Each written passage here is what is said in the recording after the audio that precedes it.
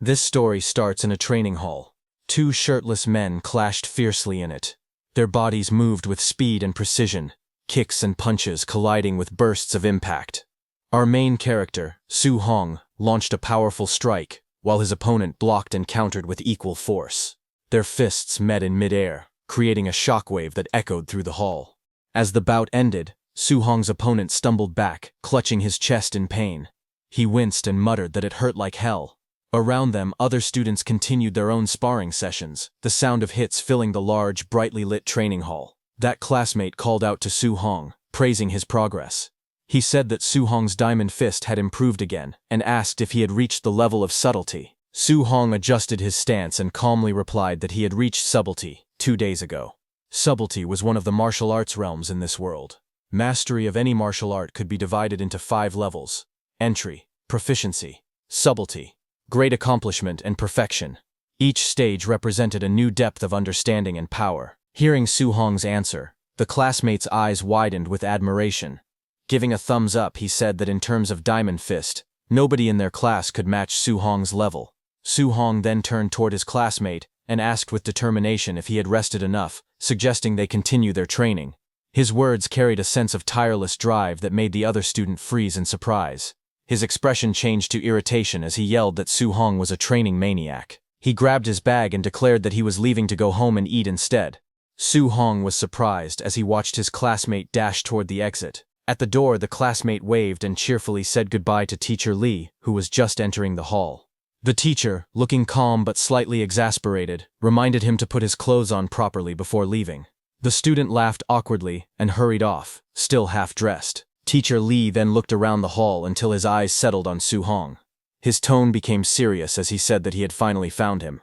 He asked Su Hong if he was applying for the martial division, his voice firm and expectant.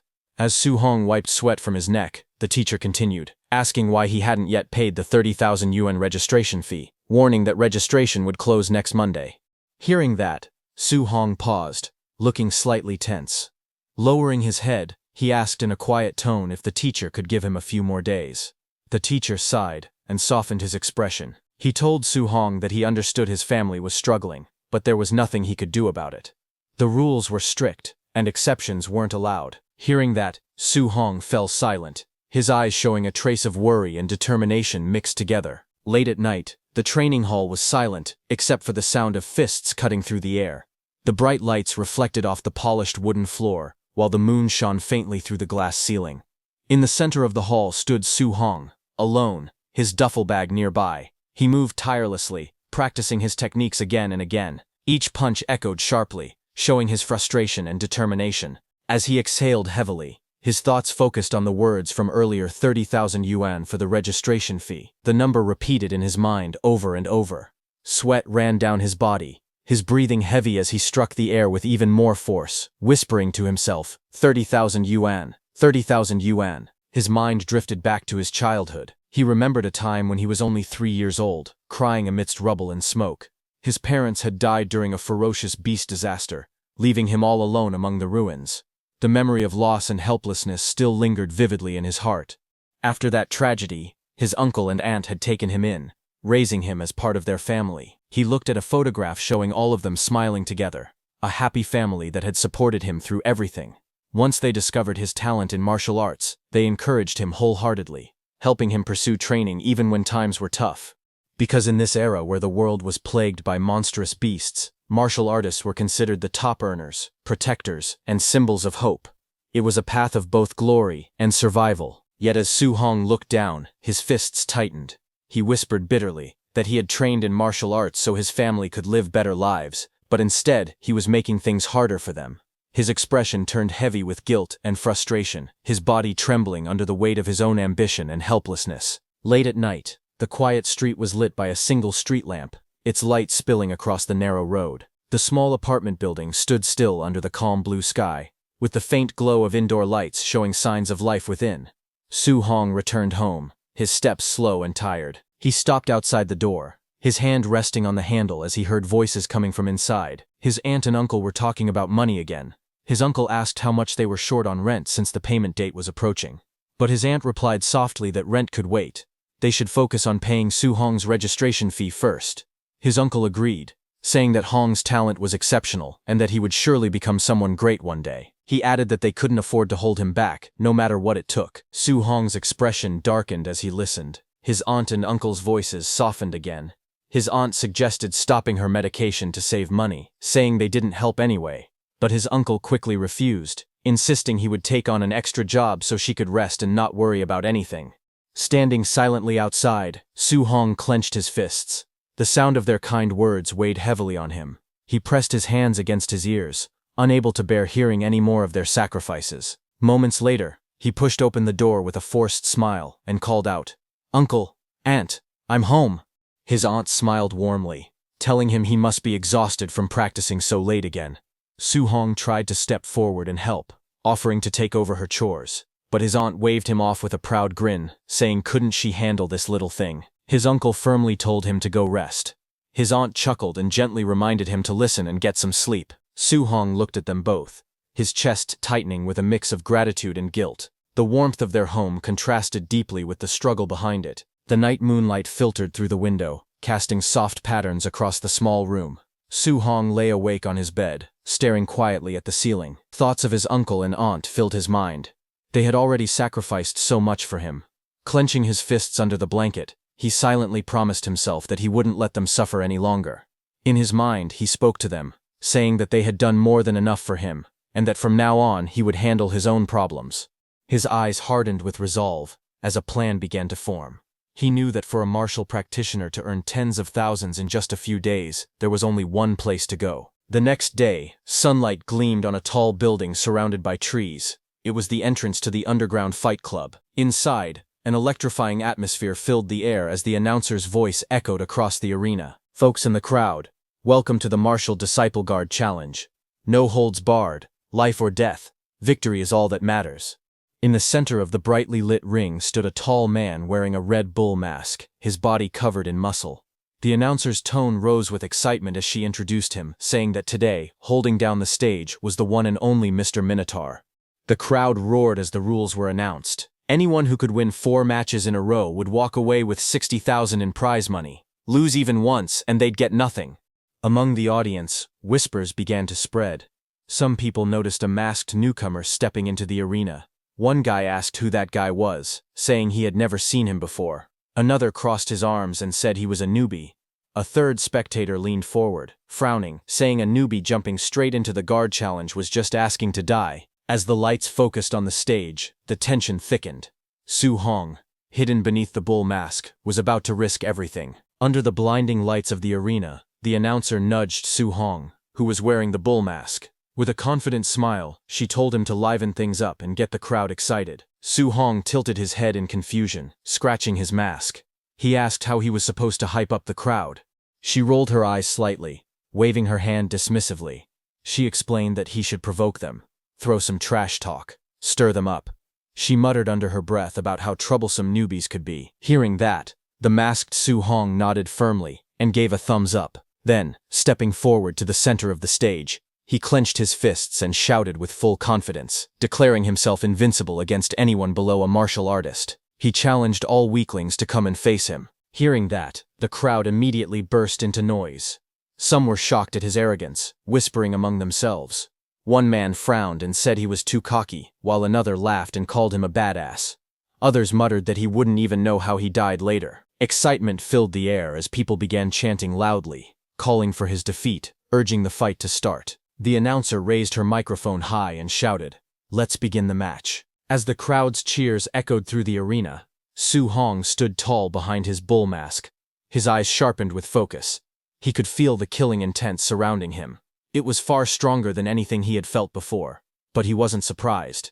This was the underground fight club, where life and death were always close. Taking a deep breath, he thought to himself that this was the only way to earn the tuition money quickly. He tightened his fists and murmured in determination, hoping that his diamond fist would bring him the victories he needed. The moment the match began, one of the fighters, a man wearing a mouse-shaped mask, stepped forward and shouted angrily at Su Hong. "Cocky punk. I'll play with you," he yelled, his body already in motion as he lunged forward with sharp momentum, standing calmly in the center of the ring. Su Hong watched the opponent's movements with a steady gaze from behind his bull mask. His sharp eyes analyzed the man's form in an instant. He noticed the speed and aggression, but also saw the weakness in the man's footing. His lower stance was unstable, his balance off. Su Hong smirked slightly, thinking to himself that this opponent would be easy to handle. The mouse-masked fighter closed in on Su Hong fast, shouting, "What are you daydreaming about?" He swung his fist towards Su Hong's head with a burst of power, but before the strike could land, Su Hong's arm moved like lightning. Energy gathered around his hands, swirling with bright blue force. With precise control, he unleashed his martial technique, the floating light palm. His glowing hand slammed straight into the attacker's face, the impact echoing across the arena. The mouse-masked man's eyes rolled back as his body was lifted off the ground and sent crashing into the floor with tremendous force. The crowd erupted in shock as Su Hong stood over his fallen opponent, the air around him still trembling from the energy of his strike. Under the blinding lights of the arena, Su Hong, wearing the bull mask, stood tall over his fallen opponent. Raising his fist high toward the ceiling, he shouted loudly, demanding the next challenger. The crowd erupted into cheers as the announcer's excited voice echoed through the speakers. "Minotaur, 1 win," she declared, her tone filled with energy. The audience roared in approval. Shouts of "badass" and "unbelievable" filled the air, the tension in the arena growing thicker with excitement. Soon after, another fighter stepped onto the stage. He was a tall man with curly blonde hair and a red mask covering his face. His muscular frame and confident smirk made it clear that he wasn't a rookie. The man taunted Su Hong, calling it a lucky break. Cracking his knuckles, he told Su Hong that his luck had run out now that he was facing him. Su Hong, still wearing his bull mask, stood calmly. His eyes narrowed as he observed the new opponent. Then, in a steady voice, he gestured for the man to make the first move.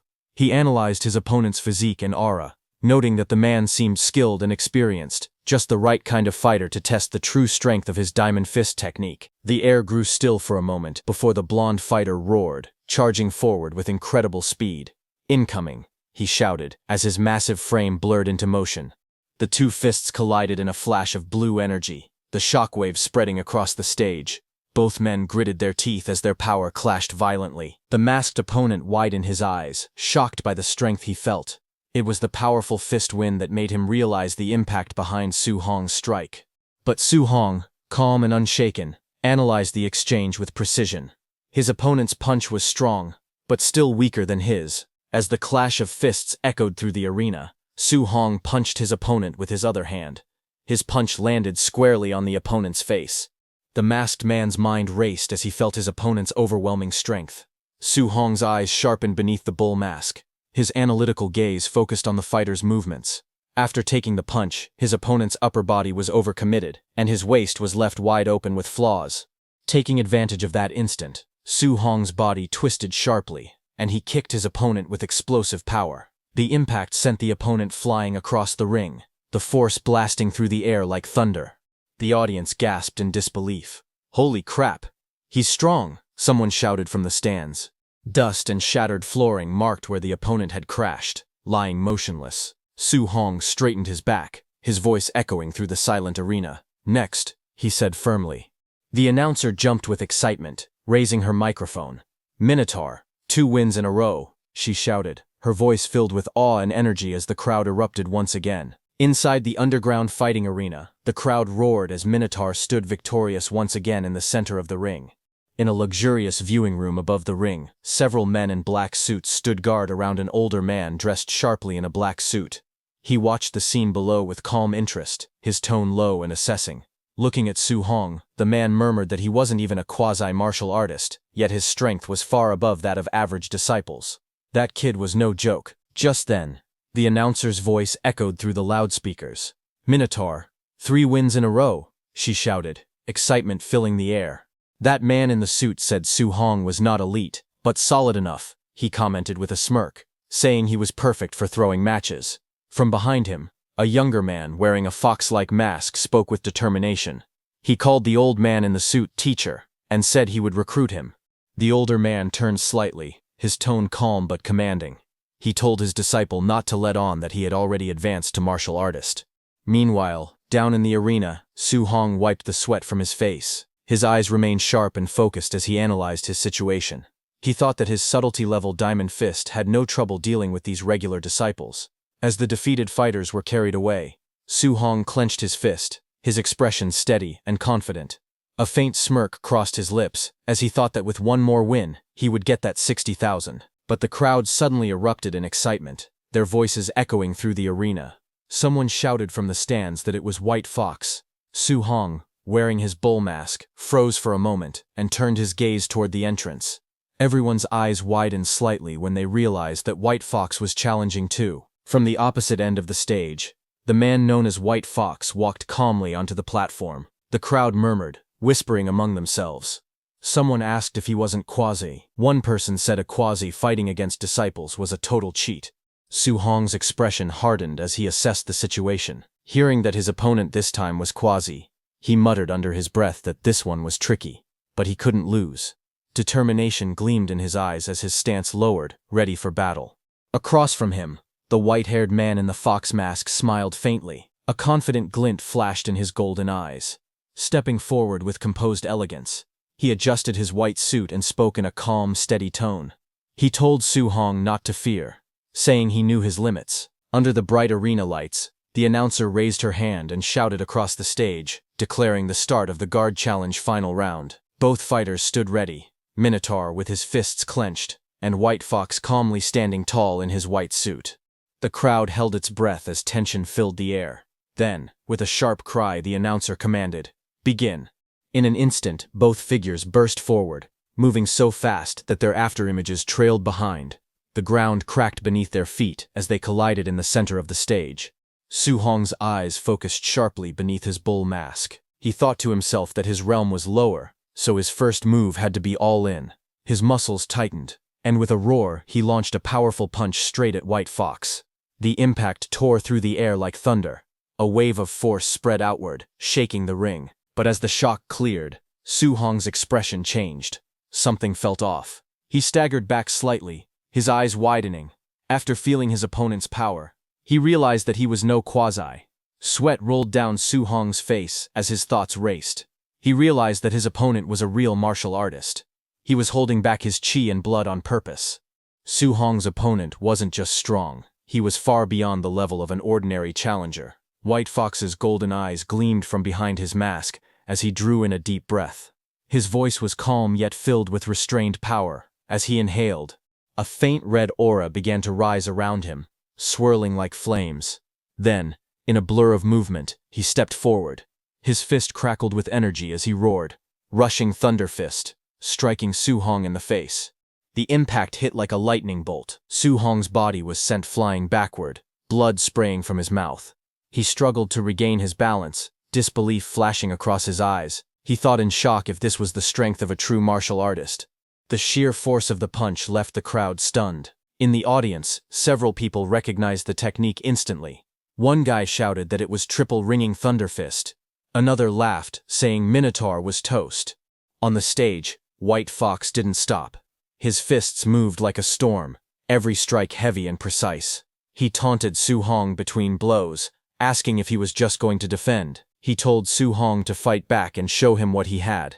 Su Hong, in the Minotaur mask, blocked with both arms, his muscles trembling under the continuous barrage. The sound of fists colliding echoed like thunderclaps across the arena. Inside, he gritted his teeth, thinking desperately that if this kept up, it was over. His mind raced as he struggled to stay on his feet. Gotta find a counter chance, he thought, scanning for an opening through the blinding flurry of punches. White Fox, surrounded by a red aura, advanced relentlessly. Each blow carried the weight of a storm, forcing Minotaur further back. White Fox's movements were sharp, precise, and merciless. Suddenly, White Fox found an opening. Minotaur raised his fists to block an incoming strike, but the force behind it still tore through his defense. His eyes widened as the impact exploded against his guard. With a roar, White Fox swung his fist, colliding against Su Hong's face with all his strength. The arena shook from the clash as Su Hong was sent flying backward. He hit the ground hard, his vision blurring as pain coursed through his body. His consciousness started fading fast, his body refusing to move. White Fox stood tall, brushing the dust off his white suit. Calmly, he stepped forward and placed his foot on Minotaur's chest. His voice was cold yet casual as he said, "Brother, This match's prize money? 0 for you. A faint mocking smile curved beneath his mask as he spoke calmly. He said that his teacher had invited Minotaur to join them, to throw fights in their favor from now on. If he agreed, they would pay him the prize money regardless of today's outcome. Su Hong, in the Minotaur mask, glared up at him through the pane, his breathing heavy but his resolve unbroken. With a strained voice, he spat out his answer, saying that he would never do that kind of dirty work. Hearing that, White Fox's expression darkened. His tone dropped as he leaned closer, warning Minotaur to think it over carefully, because refusing them was something he couldn't handle. But even while lying bloodied on the floor, Minotaur's voice carried defiance. He shouted that people like them dared to call themselves martial artists while doing such disgraceful things. White Fox let out a small laugh and straightened up. "Guess no deal then," he said coldly. In the next moment, his expression turned vicious. His aura flared red as he charged forward, shouting that he would end Minotaur right there, and that from now on he could dream of being a martial artist only in his sleep. He raised his leg to attack. At that moment, Minotaur's eyes widened, blood dripping down his face, as fury and determination burned within them. White Fox lunged in to deliver the finishing blow, but Su Hong moved swiftly and dodged his attack. White Fox's golden eyes widened in shock as something unexpected happened. Minotaur's body trembled, flames of determination burning around him as he rose to his feet. His breathing was heavy, but his voice carried unshakable resolve. He muttered to himself that he couldn't fail here. He couldn't fail at all. Step by step, he forced his battered body forward, his fiery aura growing brighter with each breath. White Fox froze in disbelief as he watched. His eyes widened behind the mask, and his mind screamed in shock. He couldn't believe it. Minotaur had taken a direct hit from his rushing thunder fist and was still standing. As memories flashed before his eyes, Minotaur's expression hardened. He remembered his family, the uncle and aunt who had sacrificed so much for him. He whispered that he wanted them to live good lives, that he couldn't let their years of effort go to waste. But another thought tore through him. Could he really abandon the martial artist's code just to survive? The question burned inside his heart. A vision of his family appeared before him, but the image shattered like glass. His voice rose in defiance as he shouted, "No, that future, hell no." At that moment, a glowing system screen flickered before him, its cold light forming words. "Then, for your family, for your faith, what price will you pay?" Minotaur's eyes blazed red. Lightning crackled around his body as he clenched his fists. His voice erupted with power and conviction as he shouted that he would give everything. In an instant, his aura exploded outward, engulfing the arena in a storm of fire and electricity. His eyes glowed fiercely as he stood tall once again, reborn through sheer willpower. A glowing screen appeared above Su Hong, asking what he was willing to give. Su Hong's body burned with red flames as he stood firm, and he answered with a powerful shout that he would give everything. Just as he said that, the scene in front of him shifted. His bull mask disappeared as he opened his eyes in a strange digital-looking space filled with vertical blue lights. His expression showed confusion as he looked around. He stood alone inside a large hall, and a huge dark shadow stretched behind him, forming monstrous shapes on the ground. He whispered a question, asking where this place was. A burst of golden light filled the hall.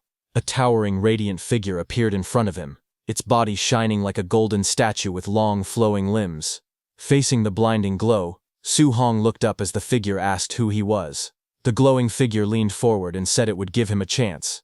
Its light began to scatter around the hall. Golden energy circled Su Hong. Rings of light wrapped around his body as the power gathered around him, swirling faster and brighter. The next second, a golden tablet appeared in front of him, with a loud shattering light. Su Hong stumbled back, staring at the shining screen, forming before his eyes. The tablet displayed his information. Su Hong looked at it in confusion as the words formed clearly. His name, Su Hong. His blood energy, 85. His spirit, 23. His physique, mortal body at 3%. His first quest, Path of the Arena. His diamond fist subtle mastery at 7%. Floating light palm proficient at 35%. Void step proficient at 56%. And his martial Dao points at 0%. He raised his hand toward the tablet, tapping it carefully. He wondered if the strange thing was touch-operated. The glowing screen continued to float before him, listing his quest. Su Hong saw the description telling him to train his martial arts and face White Fox outside. The quest objective was to hone his skills, raise Diamond Fist to Grand Achievement, and raise Floating Light Palm and Void Step to Subtle Mastery. For the quest reward, The system told him that this was a beginner tutorial, so there was no reward. Current progress showed his Diamond Fist subtle mastery at 7%, Floating Light Palm proficient at 35%, and Void Step proficient at 56%. It also noted that this quest could unlock a beginner tutorial. Su Hong read through it with narrowed eyes, quietly repeating the words beginner tutorial as he tried to understand. While he was thinking about that, something suddenly appeared behind him, forming from the blue light. The next second, Su Hong's head snapped sharply as a fast blow came toward his head from behind, cutting off his thoughts in an instant. It was a clone of Su Hong. It rushed toward him with a fierce strike, forcing Su Hong to lower his body and dodge. The two figures moved at high speed, their motions blurring as their blows passed each other by inches. Su Hong's eyes widened in shock. He realized the attacker looked exactly like him. He understood that the figure was his clone, and the clone was using Diamond Fist just like he did. As he watched the movements, he noticed that the clone's technique looked even more polished than his own, clean and precise, like a perfect demonstration. Su Hong's breathing steadied as he analyzed the fight. Seeing such a refined example in front of him, he thought it was a chance he could not waste. He tightened his stance and moved forward, deciding to learn from the flawless execution displayed by the clone.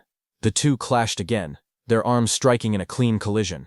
Suddenly, the clone grabbed Su Hong's arm and moved to attack.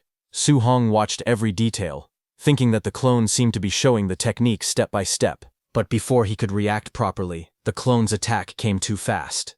Su Hong's expression changed in panic as the punch hit him squarely in the torso. His body bent from the impact, and he cried out as the force blasted him backward. Su Hong slid across the floor, coughing lightly as he steadied himself. His clone stood firmly on the other side, the force of its last attack still rippling through the air. For a moment, Su Hong glanced at the golden panel glowing beside him. The progress bar under Diamond Fist showed a new number. He stared in surprise, remembering it had been 7% before. Now it displayed 10%.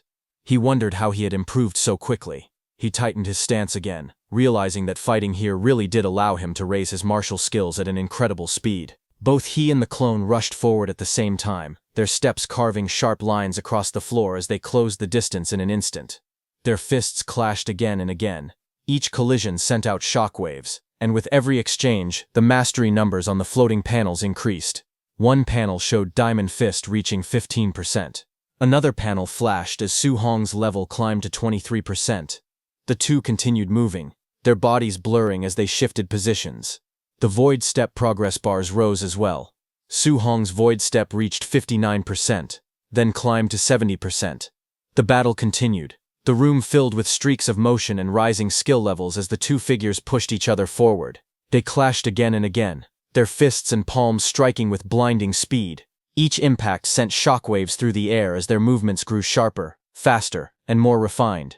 As they exchanged blows, glowing system panels appeared around them. The panels showed the progress of their skills. Floating Light Palm rose from 39% to 47%. Diamond Fist, subtle mastery increased to 62%. Void Step, proficient climbed from 82% to 88%. Diamond Fist, subtle mastery surged to 88%. Floating Light Palm, proficient reached 95%. Void Step, proficient pushed even higher to 97%. Their movements grew even more explosive as their mastery continued rising. Then, one panel flashed brightly. Floating Light Palm, proficient hit 100%, and the technique evolved into Floating Light Palm, proficient subtle mastery. The fighter unleashed the newly mastered technique, striking forward with overwhelming force. Another panel lit up. Void Step, proficient reached 100%, changing into Void Step, proficient subtle mastery. His body blurred as he stepped through the air with perfect precision. A final golden panel filled the screen. Diamond Fist, subtle mastery reached 100%, transforming into Diamond Fist, subtle mastery grand achievement. He threw a crushing punch, the blow landing cleanly and sending his clone flying. With this, the battle ended. He stood alone in the quiet hall, breathing heavily, as golden fragments of the clone drifted around him. He lowered his fists and exhaled with exhaustion. He breathed out softly. A moment later, a system window appeared in front of him. The notification congratulated player Su Hong, telling him that he had completed the quest Path of the Arena. The quest rewards had been issued, and the system asked if he agreed to return to reality. He looked at it and whispered with a faint smile, "Thanks a lot." The next second, he returned to reality, where not even a second had passed. Wearing the bull mask, Su Hong stood calmly as flames rose around his body. His eyes glowed through the bull mask, and he gave a short reply, saying that he agreed. Across from him, White Fox watched the transformation with narrowed eyes. White Fox suddenly rushed forward. He called Su Hong a show-off and shouted for him to take his attack. His body shot across the arena in a straight line, wind trailing behind him. He attacked with explosive force and launched a fierce technique, his punch cutting through the air at high speed. But Su Hong moved even faster and dodged all his attacks easily.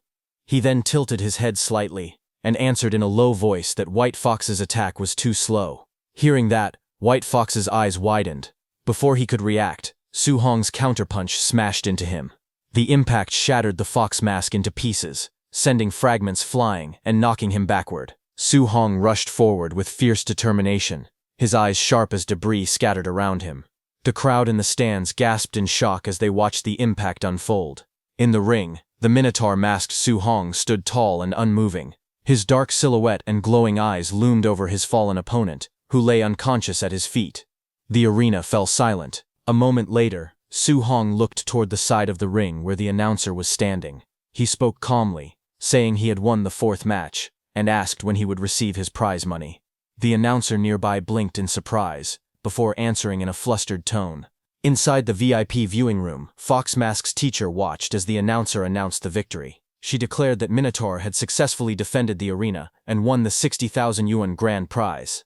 The old man stared ahead in disbelief as he questioned how a martial apprentice could reach grand achievement in Diamond Fist, something even trained warriors struggled to do.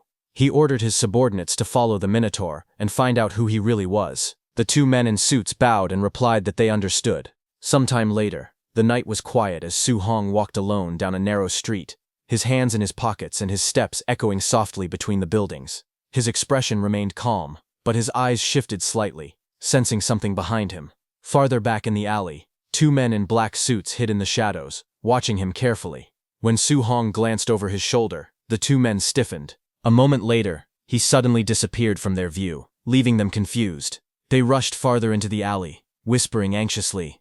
One of them complained that the boss had ordered them to uncover Su Hong's identity, yet they had already lost him. Above their heads, Su Hong clung effortlessly between the walls, suspended high above the alley. He watched them with a relaxed expression and muttered that they were still trying to tail him. The night sky hung quietly above Su Hong's neighborhood.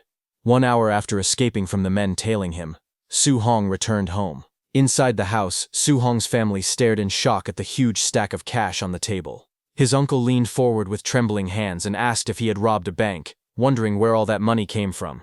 His aunt looked equally stunned, unable to believe her eyes. Su Hong sat across from them with a calm smile. He explained that he had been working as a sparring partner at a dojo. He said the dojo master thought he had potential, so he decided to sponsor Su Hong's training. His father frowned and reminded him that he had once said the dojo was extremely stingy. Su Hong reached out and held their hands, smiling brightly as he asked if they still didn't trust him. Hearing that, both his uncle and aunt softened. His aunt smiled with relief, and his uncle sighed happily. They said Xiao Hong would never do anything wrong, and praised him for finally making something of himself. Later that night, Su Hong moved quietly across the rooftop. Under the night sky, he sat beside a large, round water tank. He looked relaxed as he thought about his situation. He noted to himself that the martial exam registration fee was settled, and the rent was also settled. He added that his aunt's medical expenses would no longer be a problem either. A glowing system screen appeared in front of him. As he looked at it, he said that getting through this crisis was all thanks to the system. The screen displayed his name, Su Hong, along with his talent and stats. It showed his blood energy, spirit, and physique levels, along with 3 martial skills. Diamond Fist at Grand Achievement, 5%, Floating Light Palm at Subtle Mastery, 8%, and Void Step at Subtle Mastery, 9%.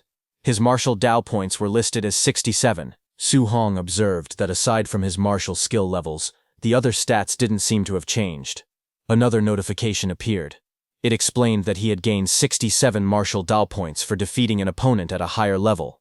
It said that martial Dao points could enhance blood energy and martial skills, and reminded him to allocate them wisely. Su Hong looked at the screen and said he should try it right now. He reached forward to adjust the numbers. A system sound followed, and the screen showed his blood energy rising to 90. Su Hong's eyes widened as energy surged through him. his entire body filled with heat and power. Flames of aura rose around him as he stood with a sharp, awakened expression. His clothes fluttered from the force of the energy as he felt the change taking place. Su Hong looked at the glowing screen in front of him. He whispered that a blood energy value of 90 was already equal to a quasi-warrior. Sweat slid down his face as he breathed out slowly. He then moved his hand across the transparent panel and said that he would pour all the remaining martial Dao points into blood energy. As he confirmed the action, lines of text appeared one after another, showing blood energy increasing by small amounts. As the numbers rose, he lifted his shirt slightly and examined his body. He noticed that his physical toughness had clearly improved, and even his injuries were almost healed. A strong wind swirled around him as he stood on the rooftop under the night sky. He could feel endless power gathering inside him. He realized he needed to find a place to test his current strength. He looked out across the rooftops, then leapt away from the building, moving quickly toward his next destination. He decided to go to the school's martial arena because they had a combat power tester there. Soon, he arrived at the outdoor martial arena of Star City No. 1 High School. His figure landed at the center of the wide circular platform under the moonlit sky. A Tier 1 combat power tester stood alone at the center. Su Hong walked toward the machine with steady footsteps. He stopped in front of it and prepared himself. He said that for his first punch, he would use 70% of his strength. Red energy flames rose around his body as he took his stance. His eyes sharpened, and a bright red glow flashed in one of them.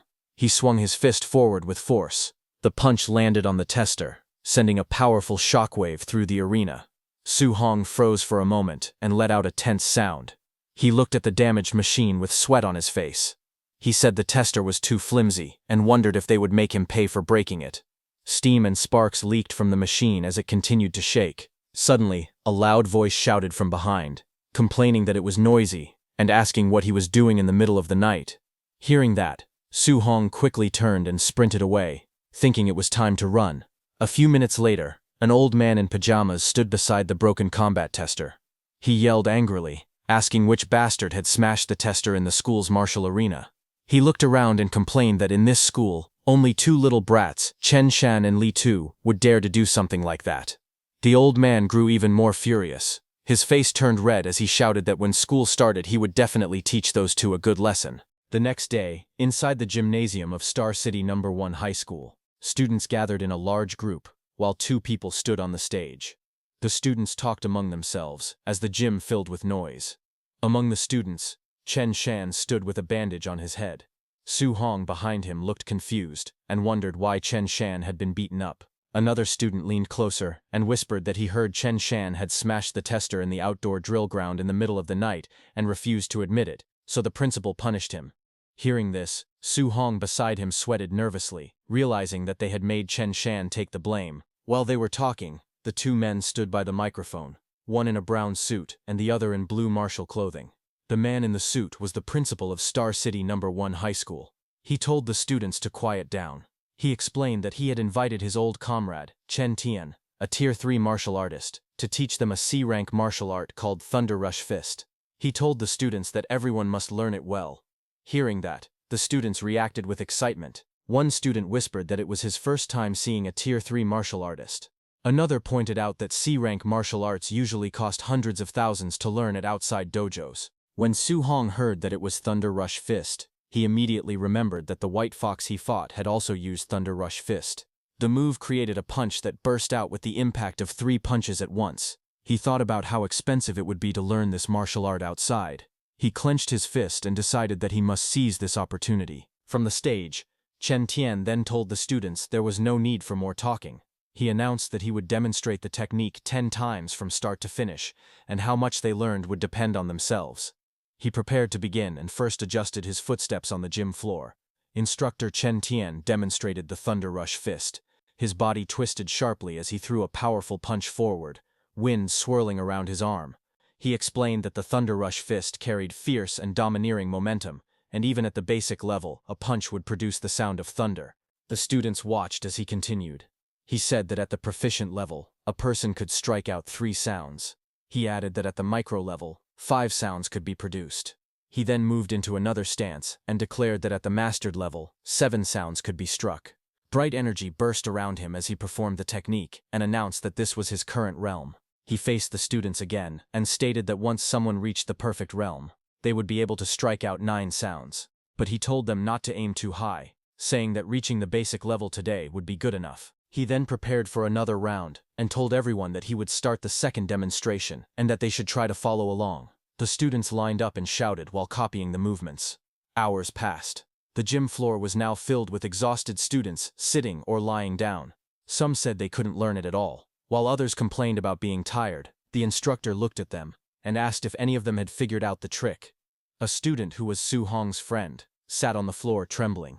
Sweat dripped down his face as he cried out that C-rank martial arts were too hard to learn. He looked around beside him in confusion. He asked Su Hong if he had managed to learn it, but when he turned his head, Su Hong's spot was already empty. But before he could panic, a short distance away, Chen Shan stood proudly in a martial arts stance. Flames of energy rose faintly around him as he shouted that he had successfully reached the basic level. The other students stared in shock. Su Hong's friend wondered how Chen Shan's brain was built to learn it so quickly. He muttered that no wonder people called Chen Shan a genius. Across the gym, the principal stood with Chen Tian. The principal told him that the boy showing off was their school's #1 genius, Chen Shan, and asked if Chen Tian was interested in guiding him. Chen Tian watched calmly and replied that this level was only considered basic in other cities. Then a few minutes later, outside the gymnasium, sunlight fell across the stairs. Chen Tian walked beside the principal. He said that this batch of students wasn't impressive and that coming here was pointless. The principal answered that having even one student reach the basic level was already good enough. He asked if Chen Tian really expected them to find a top-tier genius. In the courtyard, as they walked side by side, Chen Tian told the principal that martial Dao cultivation was extremely cruel and that talent was simply too important. The principal nodded and replied that relying only on hard work without any opportunity was absolutely impossible. Just as they were talking, suddenly both of them stopped. Their eyes widened as loud explosive sounds echoed around them. They turned and saw that a burst of lightning appeared on the training grounds. Su Hong stood there with lightning wrapped around his body. Seeing him, Chen Tian shouted in shock, saying it was the 7-sound Thunder Rush Fist and that the school actually had such an expert. The principal beside him said it was impossible because he had never heard of it.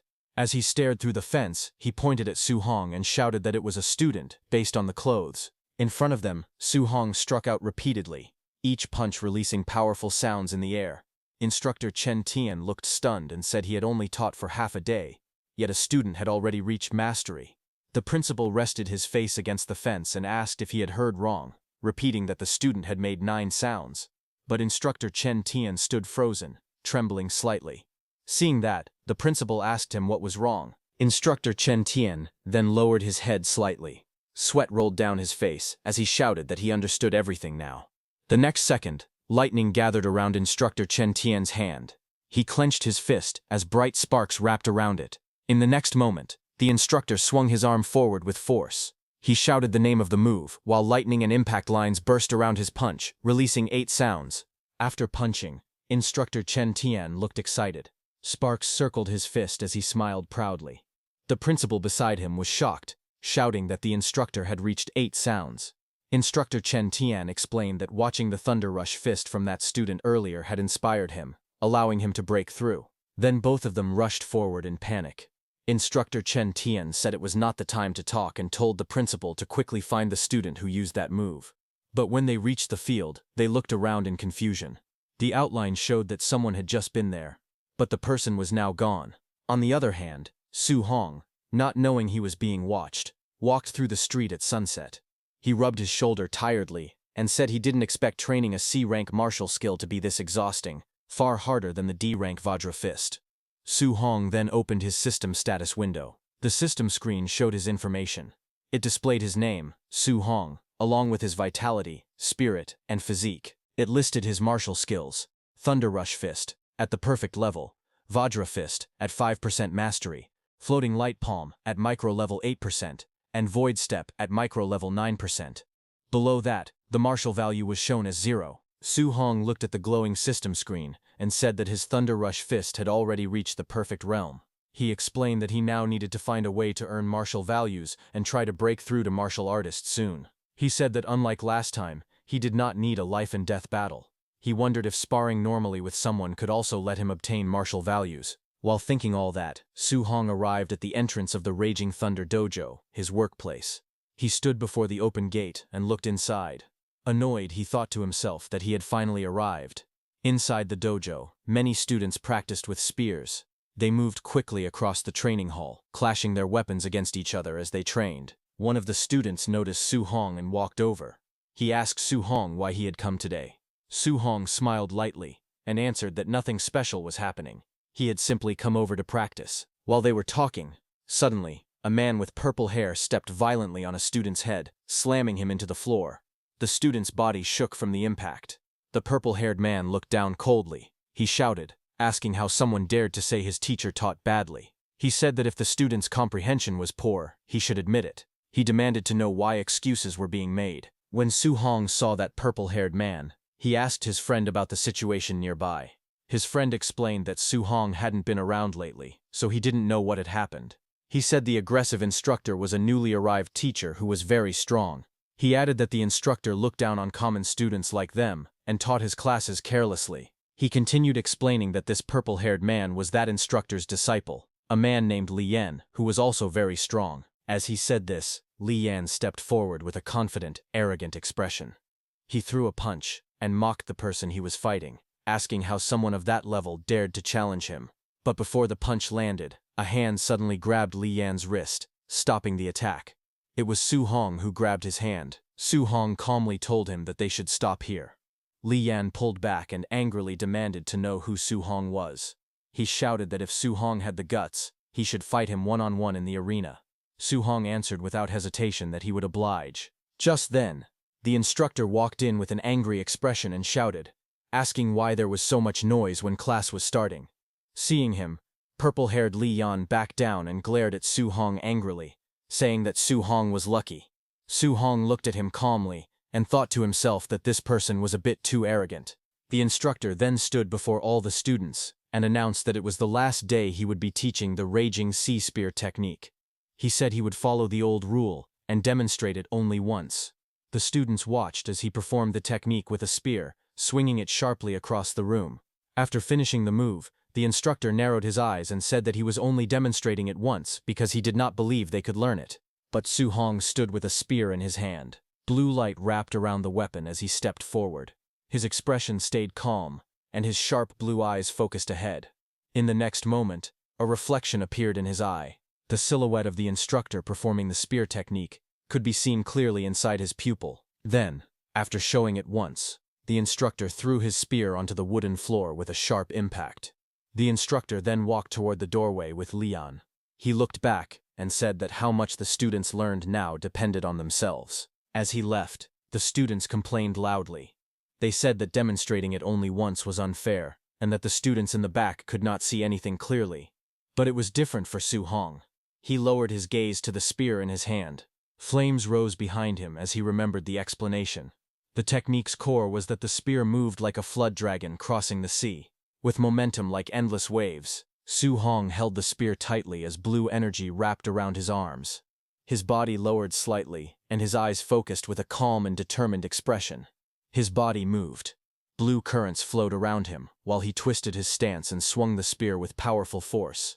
He stepped forward, spinning the spear as the blue energy followed each movement. The watching students widened their eyes in shock, unable to believe what they were seeing.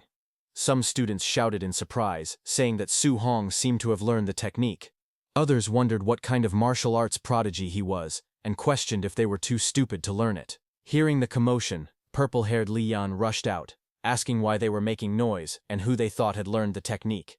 He came forward and saw Su Hong swing the spear again, his movements sharp and smooth as the blue energy trailed behind him. Li Yan watched silently, his expression turning serious. He admitted to himself that Su Hong seemed to have really learned it. He thought that he needed to test Su Hong further, wondering if he truly was a genius. As Su Hong stood with his spear lowered, Li Yan called out to him, saying he would give Su Hong some pointers. Su Hong listened quietly and answered, saying okay. Hearing that, everyone moved back. Leaving space in the center, Li Yan stepped forward and spun his spear with force. Seeing that, a student beside Su Hong warned him not to be impulsive. He said that Li Yan had a bad personality, but very high strength. Su Hong told him not to worry. Su Hong then stepped out. He lifted his spear and asked Li Yan to enlighten him. Li Yan's expression turned sharp. He swung his spear fiercely and shouted that Su Hong was arrogant. He asked Su Hong to watch as he used the Raging Sea Spear technique at the micro level, releasing waves of energy. Su Hong closed his eyes for a moment, then focused. Water-like energy swirled around his spear. In the next moment, his whole body moved like flowing waves. His spear technique became smooth and powerful. Blue energy burst out as Su Hong performed the Raging Sea Spear technique at the proficient level. His movement formed a huge water-like arc across the room. Li Yan stared in shock. He could not believe what he was seeing. He shouted in disbelief, saying it was impossible for Su Hong to reach the proficient level in the Raging Sea Spear technique. Su Hong swung his spear as blue energy wrapped around his arms. He used the Rage Sea Spear technique at proficient level. Water-like light spiraled around him as he stepped forward with sharp movements. The spears crashed with a heavy impact, sending shockwaves across the arena. Across from him, Li Yan was forced back by the collision. Shock flashed in his eyes as he watched the blue aura lash forward. He couldn't understand how Su Hong had reached the proficient level so quickly. He wasn't even a warrior yet his mastery had already grown at an unbelievable rate. Just then, Su Hong's eyes glowed gold for a moment, shining with intense determination.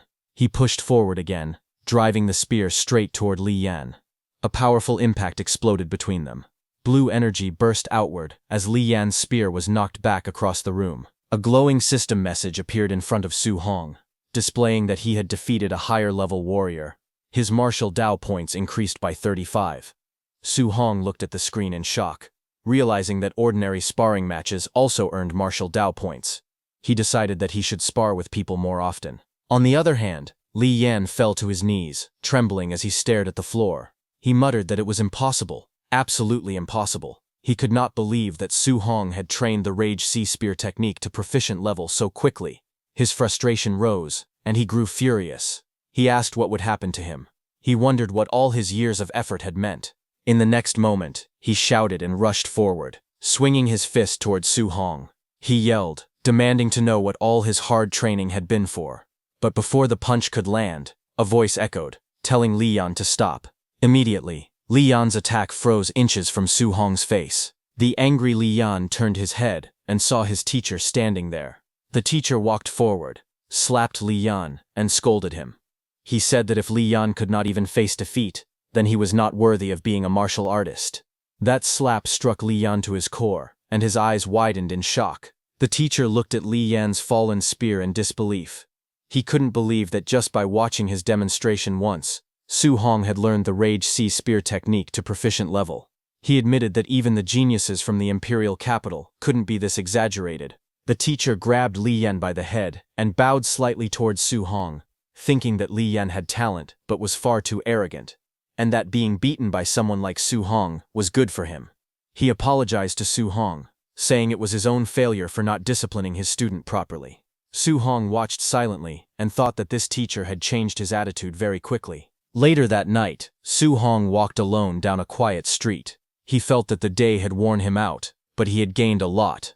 As he looked at the glowing status window beside him, he noted that he had learned Thunder Rush Fist and the Rage Sea Spear technique, and had also earned martial Dao points. On the screen, his information appeared.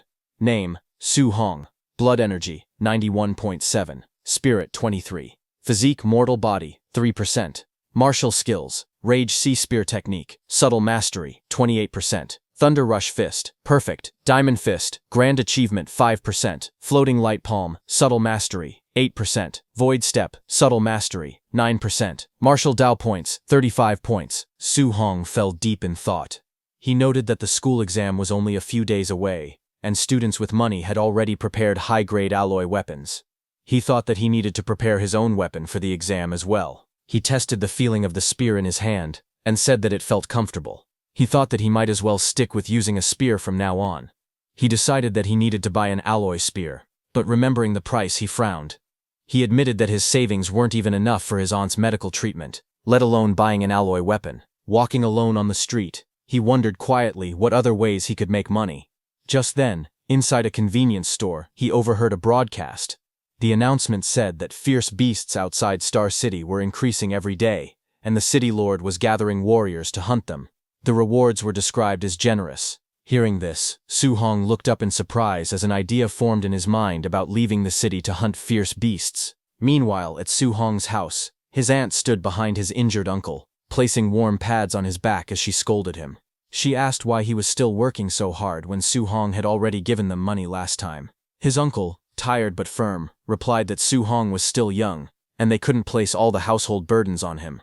He said that as long as he could still work, he needed to save more for the kids. Just then, the door opened, and Su Hong stepped inside, calling out that he was home. Both his uncle and aunt turned in surprise before greeting him warmly. Su Hong walked over with a smile and offered to take over the chores. His aunt reminded him that they had told him to rest whenever he came home. Su Hong then turned to his uncle and gently placed a patch on his back. He told his uncle that he could earn money now and suggested that it would be better for him to stay home and take care of his aunt instead of working so hard. His uncle admitted that it sounded nice, but said he couldn't just sit still. With a confident grin and a thumbs up, he reassured Su Hong that he was only earning a bit for daily expenses and wouldn't push himself too hard. Su Hong's aunt smiled softly and told Su Hong that he would still need a lot of money for his martial arts training in the future. She said that both of them wanted to save as much as they could for him. Su Hong looked down at the hot patch in his hands and softly murmured to himself, calling out to his uncle and auntie. A determined look appeared in his eyes. He thought about how his uncle and auntie had always lived frugally. Unless he earned enough money to support them for a lifetime, they would never feel safe enough to retire and focus on their health. His expression hardened. He told himself that he absolutely could not miss the opportunity to hunt fierce beasts for the bounty. Sometime later, on his rooftop, Su Hong considered the idea of hunting down fierce beasts but remembered the dangers outside the city. The wilderness was unpredictable. To stay safe, he needed to raise his strength as much as possible. He decided to put all the martial Dao points he had earned into increasing his blood energy. That night, blue system panels appeared around him as he allocated his points. One by one, new notifications popped up, each showing his blood energy rising by small amounts. Eventually, a larger panel appeared before him, displaying that his blood energy was now 95.2. Su Hong sat cross-legged in a circle of burning red aura. Flames curled around his body as he checked his progress. He realized that he was now just one step away from becoming a warrior. 2 days later, at the school gymnasium late at night, Su Hong lay on the floor, drenched in sweat. System panels floated around him, displaying each of his martial skills: Rage Sea Spear Technique, Thunder Rush Fist, Diamond Fist, Floating Light Palm, and Void Step, all marked as perfect. After 2 full days of intense training, he had finally brought every martial skill to its peak. Breathing heavily, Su Hong stared upward. He told himself that all preparations were complete. It was finally time to leave the city. It was Saturday at the Star City Warrior base. Su Hong finally arrived and muttered that the place was really far away. As he walked through the gates, he looked around with curiosity. He thought that although he had seen the base many times on TV, this was his first time visiting it in person. Inside, he noticed warriors everywhere. Warriors who were rarely seen in daily life appeared all around him in the bustling streets. He opened a sheet of paper and read the bounty list silently. Unranked fierce beasts were worth 300 blue star coins each. Tier 1 lower stage fierce beasts were worth 1,000. Tier 1 middle stage fierce beasts were worth 3,000. Then he reached the line mentioning Tier 2 lower stage fierce beasts. Another line in the rules stated that after killing a fierce beast, its left ear must be cut off as proof. Without that, no payment would be issued. He stared at the rule with an awkward expression and wondered why it was so primitive. Nearby, a warrior walked up to the payment window and placed a bag on the counter. He asked the clerk to calculate how much everything inside was worth. Watching him, Su Hong thought that the bag must be filled with the left ears of fierce beasts. Just then, a loud shout echoed through the area as a group of people pushed forward. Someone at the front yelled for everyone to move aside. Su Hong turned his head and saw a group approaching. Among them was a blond young man walking confidently, while others cleared the path for him. One of the men shouted that young Master Ye was coming. As Su Hong observed, he quietly noted that the blond man's outfit and attitude looked similar to White Fox from the underground arena. Nearby, a few warriors whispered among themselves. One of them complained that the blond man was always showing off, saying that if his uncle were not the base director, he would have been beaten up long ago. Another person added that the blond man had already been beaten by someone a few days earlier, and it had been satisfying to watch. A third person responded that this explained why he hadn't been seen recently. Hearing that, Su Hong looked back. The blond young man passed by and glanced in his direction. The large masked warrior beside him also turned slightly. The blond man wore a faint smile on his face as he looked toward Su Hong. Su Hong stood silently, his expression calm as he looked ahead. He thought to himself that the danger did not only come from fierce beasts, but also from humans. Because of that, he reminded himself that he needed to be extremely careful. As he walked through the warrior base, someone approached him and asked if it was his first time there and if he was planning to enter the wilderness alone. He answered quietly that he was. The staff member watched him walk further into the passage and sighed, thinking that he was just another ignorant and fearless kid. Su Hong took another step forward, his shoe pressing down on the grass as he exited the tunnel. A bright light shone ahead. He stepped out of the dark passage and into the wilderness, where tall trees stretched out in every direction and sunlight spilled through the leaves above him. Su Hong stood with determination in his eyes. He tightened his grip on his sleeve and thought to himself that he must return with a full haul. 2 hours later, the forest around him was quiet. Sunlight filtered through the leaves as he walked deeper among the trees. He looked around and realized that he had not seen a single fierce beast. He wondered if all the beasts near the forest outskirts had already been hunted. He leaned against a tree with confusion on his face, holding his water bottle. Question marks hovered above him as he tried to figure out the situation. A moment later, he decided to head further inside. His body shot forward in a leap, speeding deeper into the forest. Su Hong rushed forward through the forest, his breathing sharp as the wind whipped past his face. Sweat formed along his cheek as he heard a sound ahead of him. A moment later, a white wolf, with glowing red eyes, burst through the trees. The beast lowered its body and growled, its claws digging into the dirt as it prepared to attack. Su Hong stopped and faced it cautiously. He looked at the creature and recognized it. According to his textbooks, this was a Tier 1 lower stage fierce beast, the Shadow Moonwolf. He thought to himself that this was the first time he had ever seen a living one. The wolf suddenly roared loudly, saliva flying from its jaws as it lunged toward him with its fangs bared. Su Hong tightened his stance as the beast leapt at him. Its crimson eyes locked onto him while it howled. The attack came down from above, straight toward Su Hong. Su Hong stood still as the fierce beast lunged at him with its claws extended. The wolf's red eyes glowed with killing intent as it swung its massive paw toward him. The wolf's attack cut through the air, but Su Hong dodged it by leaning back. The beast missed its strike. Lightning gathered around Su Hong's fist. His hand glowed with bright golden energy as he clenched it tightly. He stepped forward and struck the wolf with a powerful blow. Lightning exploded across the wolf's body as the impact sent it flying backward. The wolf crashed into a tree, rolling across the forest floor while letting out a weak howl. Su Hong then stood over the fallen beast. Lightning still flickered around his arm as he looked down at the defeated wolf lying motionless on the ground. Su Hong then looked at his trembling hand with bright eyes. He wondered if this was what fighting monsters felt like. It was even more exciting than he had imagined. His fingers shook as he remembered the battle. The feeling made his heart race. He clenched his fist with confidence. He thought to himself that he could now kill a Tier 1 initial stage ferocious beast in a single move. He wondered how he would perform against a Tier 1 middle stage ferocious beast. While he was thinking that, 2 glowing red eyes appeared quietly in the forest behind him. The next second, a huge figure stepped out. The scene revealed a Tier 1 middle stage ferocious beast, a raging black bear. The bear roared from behind him as Su Hong stood calmly with his fist raised. A powerful strike flashed across the darkness. In the next moment, the raging black bear collapsed with its eyes rolled back, beaten in a single blow. Standing over the fallen beast, lightning still flickered around Su Hong's arm. He thought that with his current strength, as long as he didn't provoke a Tier 2 beast, he wouldn't face too much danger. Finally, he crouched beside the defeated bear with a smile. He held up the bear's ear and thought proudly that 3,000 prize money was secured. A blue system window appeared in front of him. It displayed a reminder saying that his accumulated martial value was now enough for him to break through into a martial artist, and he should upgrade as soon as possible. Su Hong looked at the screen with excitement. He thought that he could finally break through and become a martial artist. But suddenly, he felt a very powerful aura behind him, shocking Su Hong completely. He turned quickly, sweat covering his face.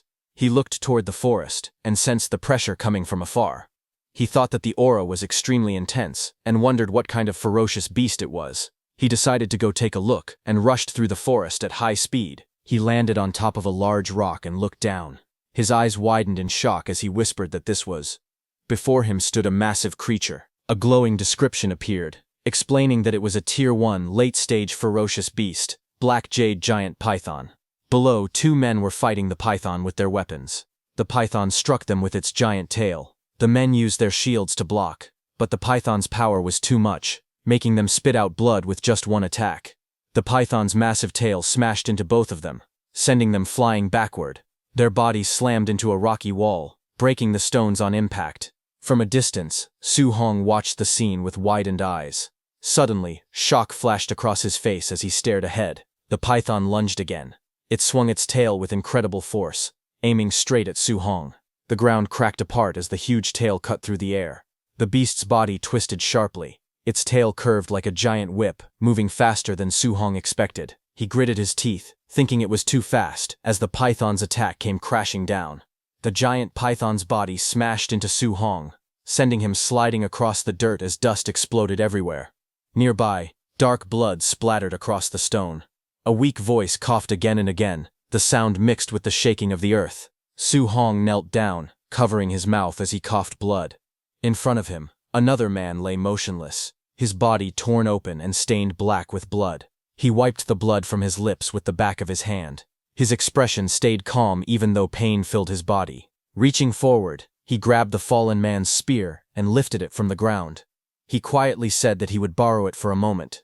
Then he stood up again and faced the enormous python. The python rose high into the sky, its golden eyes glowing fiercely. Wind whipped around them as it hissed loudly, towering over him. Su Hong held the spear tightly and stepped forward to face the beast.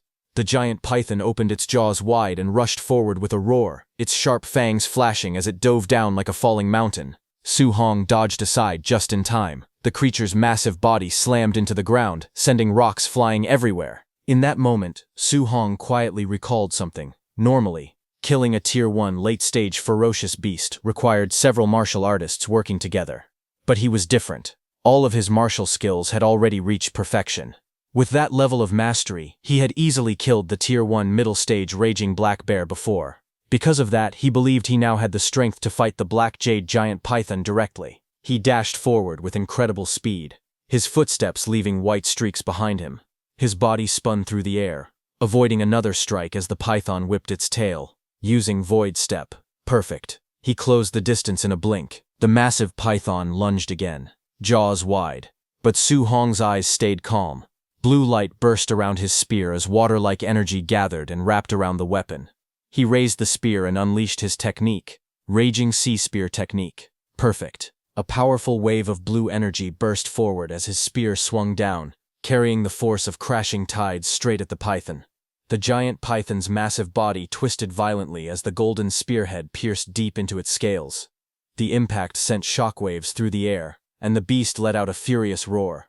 Its jaws opened wide in pain, revealing rows of sharp fangs. Su Hong moved swiftly, stepping across the python's body with quick, precise motions. Each step left a sharp mark on the ground as he moved toward the spear. His hand tightened around it, gripping it firmly while power surged along his arm. Blue energy swirled around him, wrapping his entire body in a flowing, water-like aura. He lowered his stance, spear ready, eyes sharp and focused.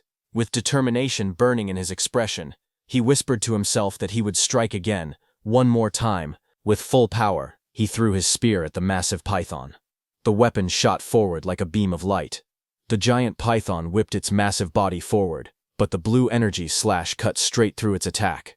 Su Hong's spear pierced the python's body as it roared in pain. Enraged, the giant python swung its massive tail to attack, but Su Hong moved at extreme speed, circling around the creature again and again as faint blue trails followed behind him. He thought that the difference in their size was too great. Landing a fatal blow in a single strike would be difficult. He decided he had to weaken the python as much as possible first, then wait for the right chance to finish it. Just then, the python's tail swept toward him. Seeing this, Su Hong raised his fist, and a surge of bright energy formed around it. He used his Thunder Rush fist, perfect technique, as his entire arm shone with crackling power. He launched himself forward, delivering a powerful strike that sent waves of lightning bursting across the battlefield. The ground shook as the giant python's tail whipped across the battlefield. After landing a successful strike, Su Hong quickly leapt back, widening the distance between himself and the massive creature. Dust rose behind him with each step as he prepared his spear again. He reminded himself that after every attack, he needed to back away fast. Only by keeping his distance could he avoid being crushed by the python's huge body. The python twisted angrily, its scales scraping against the ground. Su Hong stayed alert. He told himself to wait for an opening, attack again, and then retreat right away before the monster countered. The constant movement tired him. His breath grew heavy, and sweat rolled down his face. Still, he knew this method kept him safe. He exhaled as he steadied his stance. Across from him, the python trembled. Its growls grew weaker. It seemed to be nearing its limit too. Seeing this, Su Hong realized he only needed to circle it a few more times and strike carefully to bring it down. He gripped his spear and called out in determination, ready for another round. But just as he prepared to move, something caught his attention. A sudden sound behind him. Su Hong sharply turned his head, his eyes widening as he sensed something approaching. He demanded to know who it was. A large masked man suddenly leapt toward him from above, laughing loudly with a flaming fist raised.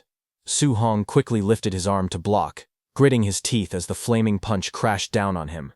The force of the attack sent him flying across the ground, rolling until he came to a stop. He pushed himself up with difficulty, coughing as he tried to regain his breath. When he looked up, several figures were standing in front of him. He shouted, asking who they were. The man in the long coat stepped forward, surrounded by his group. It was the White Fox. He looked down at Su Hong with a confident smile and told him that they were meeting again. He then asked Su Hong to hand over the black jade giant python. The group of 5 stood together on the rocky path, watching the injured Su Hong kneel in exhaustion. His spear lay stuck in the ground beside him, its blade cracked from the earlier battle. White Fox stepped forward with a calm smile. His eyes narrowed slightly as he recalled the moment he saw Su Hong leaving the city alone. He said that when he first witnessed that reckless decision, he was certain Su Hong would die somewhere outside the city walls. He spoke again, amused. He admitted he never expected Su Hong's luck to be so strong. Not only had he survived, but he had even managed to encounter a critically wounded black jade giant python, one that was already on the verge of death. Hearing that, Su Hong stared at him quietly, realizing that if they thought he had merely found the python, that meant these 5 had just arrived. He observed them carefully. All 5 were martial artists. He realized that they had the numbers advantage. Fighting them head-on was impossible. Suddenly, the large masked fighter stepped forward aggressively. He shouted at Su Hong, asking if he hadn't heard young Master Ye's words.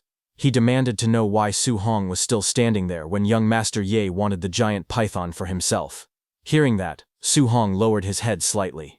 His fists clenched. His jaw tightened. He said nothing, but his body trembled with anger. Su Hong glared forward, electricity crackling around his fist as he spoke. He said that they had only pushed him back earlier because of a sneak attack, and he asked if they really thought he couldn't defeat them.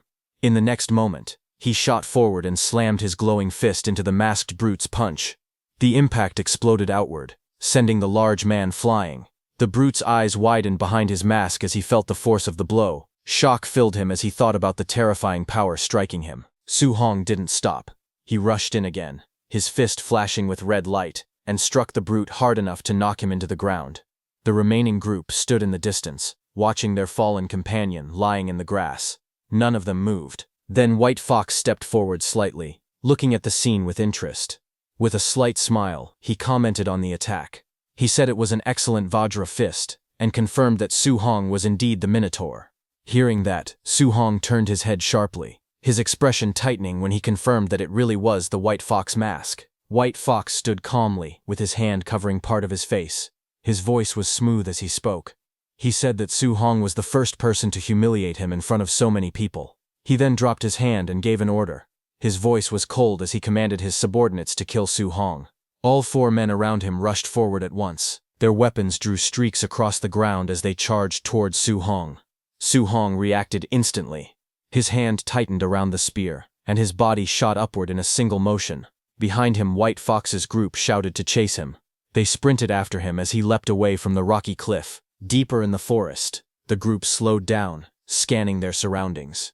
Dense trees and scattered sunlight surrounded them as they searched the area. One of them shouted, asking where he went. Another warned that the woods ahead were thick and easy to ambush in, telling everyone to stay alert. The masked man with brown hair looked ahead as he walked through the forest.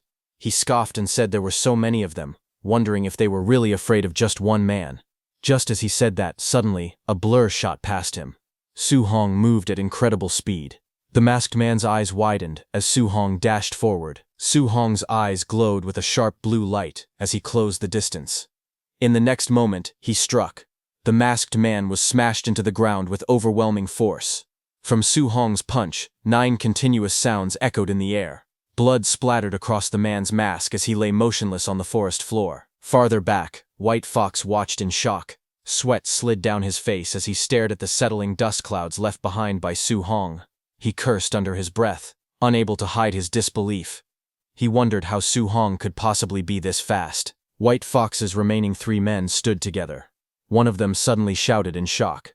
He told young Master Ye that the technique being used by Su Hong was the Thunderclap Fist, specifically the 9 Echo Thunderclap Fist.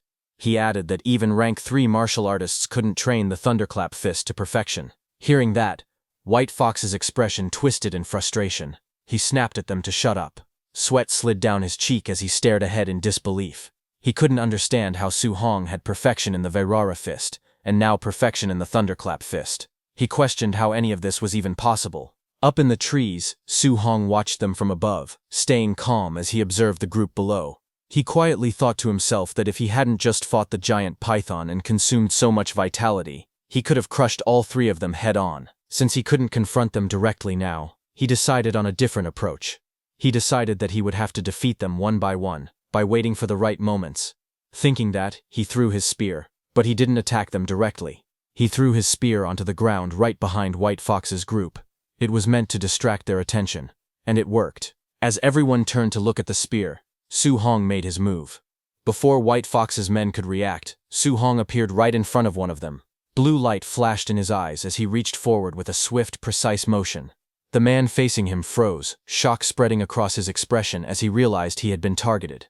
Su Hong kicked the man in the face. His strike landed with explosive force, sending blood scattering as the man's head snapped back violently. The impact launched the man's body into the air before it crashed onto the ground. Nearby, the remaining attackers turned in shock.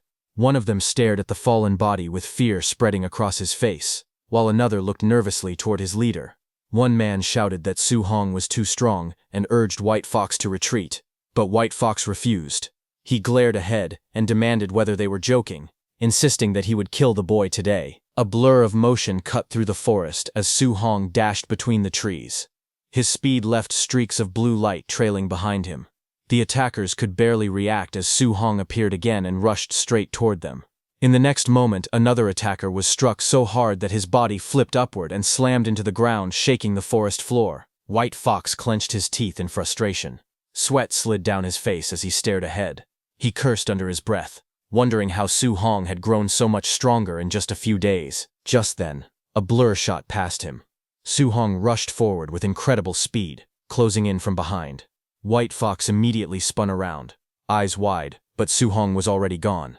Leaves scattered in every direction as the ground shook from his steps. White Fox shouted in anger, repeating his frustration again and again. In the next moment, Su Hong appeared behind White Fox again, saying it was finally his turn. But little did he know, White Fox had already detected him. White Fox immediately turned and raised his arm, blue light gathering around it. Energy sparks shot outward as he charged forward, shouting and telling Su Hong not to think he had already won. White Fox thrust his glowing finger upward, shouting the name of his technique, Void-Shattering Finger. Seeing that, Su Hong raised his spear to attack, but his senses warned him that it was dangerous. He bent down and dodged as the blue arc of energy sliced across the forest with incredible force. The blast struck a nearby tree, instantly blowing a massive hole through its trunk. Bark and dirt exploded outward as the tree shook from the impact. The entire tree burst apart, collapsing under the force of the attack. Across the forest, White Fox thrust both hands forward, using the same void-shattering finger technique again and again. Blue beams shot from his glowing fingers in every direction, filling the air with intersecting streaks of light. Su Hong jumped around the forest, dodging all of it. He watched White Fox with a sharp gaze. Sweat slid down his cheek as he assessed the attack's power. He noted that the martial skill wasn't weak, its level seemed high, possibly Class B. Then White Fox glared back with rage twisting across his face. He screamed that he had memorized Su Hong's face. He shouted that if he was injured today, he would kill Su Hong's entire family once he returned. This was White Fox's biggest mistake. Hearing the threat, Su Hong's expression darkened instantly. Blue light flashed across his eyes as White Fox's words rang in his mind. Su Hong sprinted through the forest. He zigzagged through the trees, leaving trails of destruction in his path. Ahead of him, White Fox glared nervously. He held up his glowing finger and shouted that his uncle was a supervisor at the martial artist base, and that his father held even higher status. But before he could finish, Su Hong appeared behind him. White Fox's eyes widened with fear as he sensed him closing in. Su Hong appeared behind him with lightning-like speed. Red light crackled around his fist as he spoke calmly, saying he preferred White Fox when he was acting arrogant a moment ago. His punch connected instantly. White Fox's face twisted as the blow sent him flying, blood spraying from the impact. Su Hong didn't stop. With one more sweeping attack, a red arc cut across the air and smashed into White Fox again, throwing him violently backward as his body spun out of control. White Fox was sent flying out of the forest. He fell from the cliffside and hit the ground with a violent impact, sending dust exploding into the air. Thick clouds of smoke rolled across the rocky ground. Through the haze, White Fox slowly pushed himself up. He coughed and panted heavily as the smoke began to clear. Su Hong, surrounded by a red aura, walked out of the shadows. His eyes were dark and cold. He looked straight at White Fox and said that he should never have used his family as a threat. Blood covered White Fox's face and clothes as he struggled to lift his head. He asked why Su Hong was so strong, and said it shouldn't be possible. He panted weakly and stared in disbelief, saying the other wasn't even a martial artist. White Fox screamed, asking Su Hong what he actually was. Just then, behind him, a massive black python rose from the ground, its eyes glowing and its tongue dripping blood. Terrified, White Fox's eyes widened as he turned around after sensing the black python. Just then, the black python slammed its tail onto the ground with tremendous force, cracking the earth. Seeing that, Su Hong got ready to face the giant python directly, gripping his spear. He said he had spent too much time fighting the others. As the monstrous snake coiled and lifted its head, he realized it had already regained its stamina. On the other hand, White Fox's 3 men whom Su Hong had knocked out before stood in the forest, shaken and confused.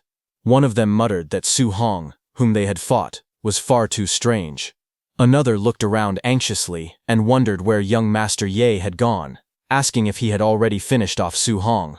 Suddenly, the man in the red jacket lifted his head, alerted by a sound. Before they could react, they saw Su Hong running toward them from behind. He sprinted straight at them with his spear in hand. One of the men shouted that he would not spare him, while another yelled that Su Hong had finally come out, but Su Hong ordered them to move out of the way. Just as he said that, a loud rumble burst from behind. All 3 men froze when a massive python erupted from the ground, lunging toward them. Their eyes widened in shock. As the python crashed forward, Su Hong dodged aside, causing the giant creature to slam into the 2 martial artists. One of them screamed as the monster struck. A notification appeared, stating that Su Hong had indirectly killed an opponent martial artist and earned 30 martial value. A moment later, the python whipped around again, knocking the man in red into a tree. The notice appeared once more, another indirect kill, another 30 martial value. Su Hong stared at the scene in surprise. He hadn't expected to gain martial value this way too, but suddenly, the giant python's tail swung across the ground and came toward him. Seeing this, Su Hong was alerted, a bead of sweat sliding down his face as he reacted to the sudden movement behind him. He thought to himself that after so many battles, his martial value was finally enough for him to break through and become a martial artist. With a powerful leap, he spun into the air. He moved with lightning speed, jumping from tree to tree, until he made a large distance between himself and the python. He wished he could find a safe place to break through. His eyes sharpened when he spotted a cave in the distance, deciding that he would choose that spot. He shot straight down toward the cave entrance as the serpent followed. As he entered, the massive python crashed into the cave entrance, sending dust and rocks exploding upward upon impact. In the dim cave, Su Hong landed on one knee with his spear pressed against the ground. Dust and rocks fell around him as the giant serpent crashed down, its glowing eyes locked onto him. The python lurched forward, its jaws opening wide as it dove straight at him with a violent roar. But it couldn't enter. Inside the cave, Su Hong quickly pulled up his system status screen, while the serpent's body thrashed behind him. The python roared again as the system interface displayed Su Hong's information. Name: Su Hong, Vitality 96, Spirit 23, Physique, mortal body 3%. Martial skills, raging sea spear technique, perfect thunder rush fist, perfect vajra fist, perfect floating light palm, perfect void step. His martial value showed 504. Su Hong furiously tapped the vitality stat on his screen, shouting for it to increase faster. Numbers flashed rapidly as vitality rose by plus 0.1 again and again. A burning red aura erupted around him. Vitality surged through his body, making his entire frame tremble from the heat. Red light wrapped around him like flames as he gritted his teeth, thinking that it felt as if magma was flowing through his veins. The status screen flashed again, displaying that vitality had reached 100. Red energy burst outward. Seeing this, the serpent stopped, its eyes widening as a wave of crimson power surged across the cave. A red notification appeared above Su Hong, announcing his breakthrough and that he had become a Tier 1 martial artist. Flames of power burst around him as he stood in the center of the glowing circle. He looked at his own body, feeling the heat rising from within, and said that he had finally become a real martial artist. His fist tightened, energy crackling around it as bright light wrapped around his arm. In front of him, the giant serpent shrank back in fear, sensing the change in his strength. Su Hong stepped forward, flames burning around his body, and told the serpent that it was now his turn. His eyes sharpened, and with a swift motion, he launched himself forward. His glowing fist shot straight ahead, tearing through the air like a beam of light.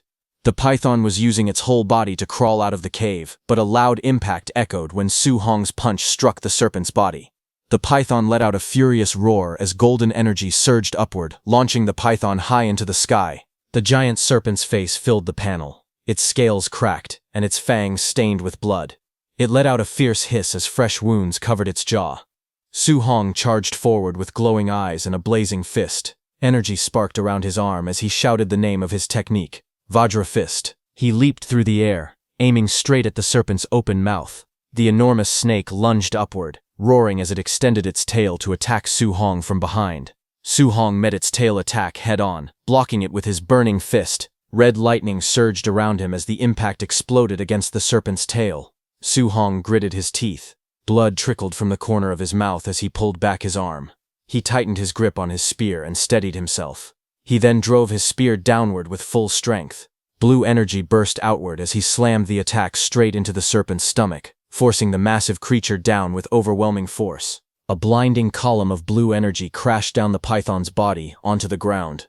Lightning burst outward on impact, making the creature roar in shock and pain. From high above, Su Hong descended with flames wrapped around his arm. His fist burned like molten fire as he shouted the name of his technique, Thunder Rush Fist. He dove straight toward the thrashing serpent. Su Hong's fiery punch slammed into the creature's skull, sending waves of sound force rippling through the air. The impact echoed through the forest. The serpent's head recoiled violently, as golden lightning swallowed it. Su Hong's attack smashed it downward, driving its head deep into the ground. The earth cracked beneath the blow, and the forest shook from the impact. Smoke and dust rolled across the battlefield in thick waves. When the dust slowly cleared, Su Hong stood firmly on top of the python's massive head. His red aura flickered as he looked down at the defeated beast. He noted that although the giant python had already been heavily injured, he was now strong enough to withstand its attacks directly. A glowing panel appeared beside him, confirming that his martial value had increased by 94. The enormous serpent lay motionless beneath him. Its threat finally ended. Su Hong then sat on top of the giant python's severed head, holding a knife in his hand. As he looked at the huge corpse beneath him, he muttered that hunting ferocious beasts normally required cutting off their left ear to exchange for money. But then he paused. The thought trailed off into silence as he stared at the massive serpent. Snakes didn't have ears. He wondered helplessly what he was supposed to do in this situation. After a moment, he sighed and stood up. He said it was better to forget it and head back quickly. The scene shifted to a distant view of the cliffside where he had first fought that massive python and white fox. His footsteps echoed softly as he approached someone lying bloodied on the ground. It was White Fox, but he was already dead after being crushed by the giant python's tail. Su Hong looked down at him calmly. He said that ending up like this, White Fox had gotten off easy. Su Hong then crouched beside the fallen body and began searching through his belongings. While checking his pockets, he wondered if he might find the high-level martial technique White Fox had used earlier. His hand paused when he pulled out a small booklet. The cover was worn, but the words were clear. He read the title out loud, Void Breaking Finger. Later that night, As the massive corpse of the giant python rested motionless, something shone nearby. It was a small fire flickering inside a cave, whose entrance was covered by a wall of stone. Inside the cave, the warm glow of the fire lit up the rocks. Su Hong sat cross-legged with the void-breaking finger manual open on the ground. He calmly stated that he had already memorized the entire introductory method of the void-breaking finger, and the next step was to use the system to master it quickly. Soon, the surroundings shifted into a dark, digital-like space. Su Hong sat in the center and called out for the system to begin. In front of him, a glowing blue projection of himself slowly appeared. Training began instantly. Light beams surged around him, and a sharp force shot past his body as he practiced. He narrowed his eyes and continued. One by one, streaks of blue energy burst from his fingertips as he repeatedly used the void-breaking finger. His voice echoed as he shouted the name of the technique. System panels floated beside him, showing the mastery level rising rapidly, 51%, 63%, and 93%. Blue light filled the entire space as he continued to train, pushing the technique closer and closer. Suddenly, a faint blue screen flashed before Su Hong's eyes, showing a message that void-breaking finger had reached the basic stage. But before Su Hong could celebrate, a sharp beam of blue light shot into his forehead, causing his body to tremble. His eyes widened in shock. He coughed weakly, holding his chest as he returned to reality. He looked at the manual in his hand and thought that, as expected of a B-rank martial skill, even reaching the basic level put heavy pressure on him. While catching his breath, he decided he needed to find a monster to test the technique's power. 3 days later, deep in the forest, a massive bear with glowing red eyes burst through the trees. The beast roared furiously as it charged forward. Just then, Su Hong stepped in, raising his arm. Blue energy gathered at his fingertip. As he released his attack, he unleashed the void-breaking finger, sending a piercing beam of energy straight into the bear monster. The bear was struck violently, its body shaking under the force of the blow. Su Hong stood calmly with blue energy swirling around his finger. He realized he had finally reached the perfect realm of the technique. He felt satisfied, thinking that its power was truly worthy of a B-rank martial skill. Just then, a glowing notification appeared, displaying that he had mastered void-breaking finger to perfect void-breaking finger.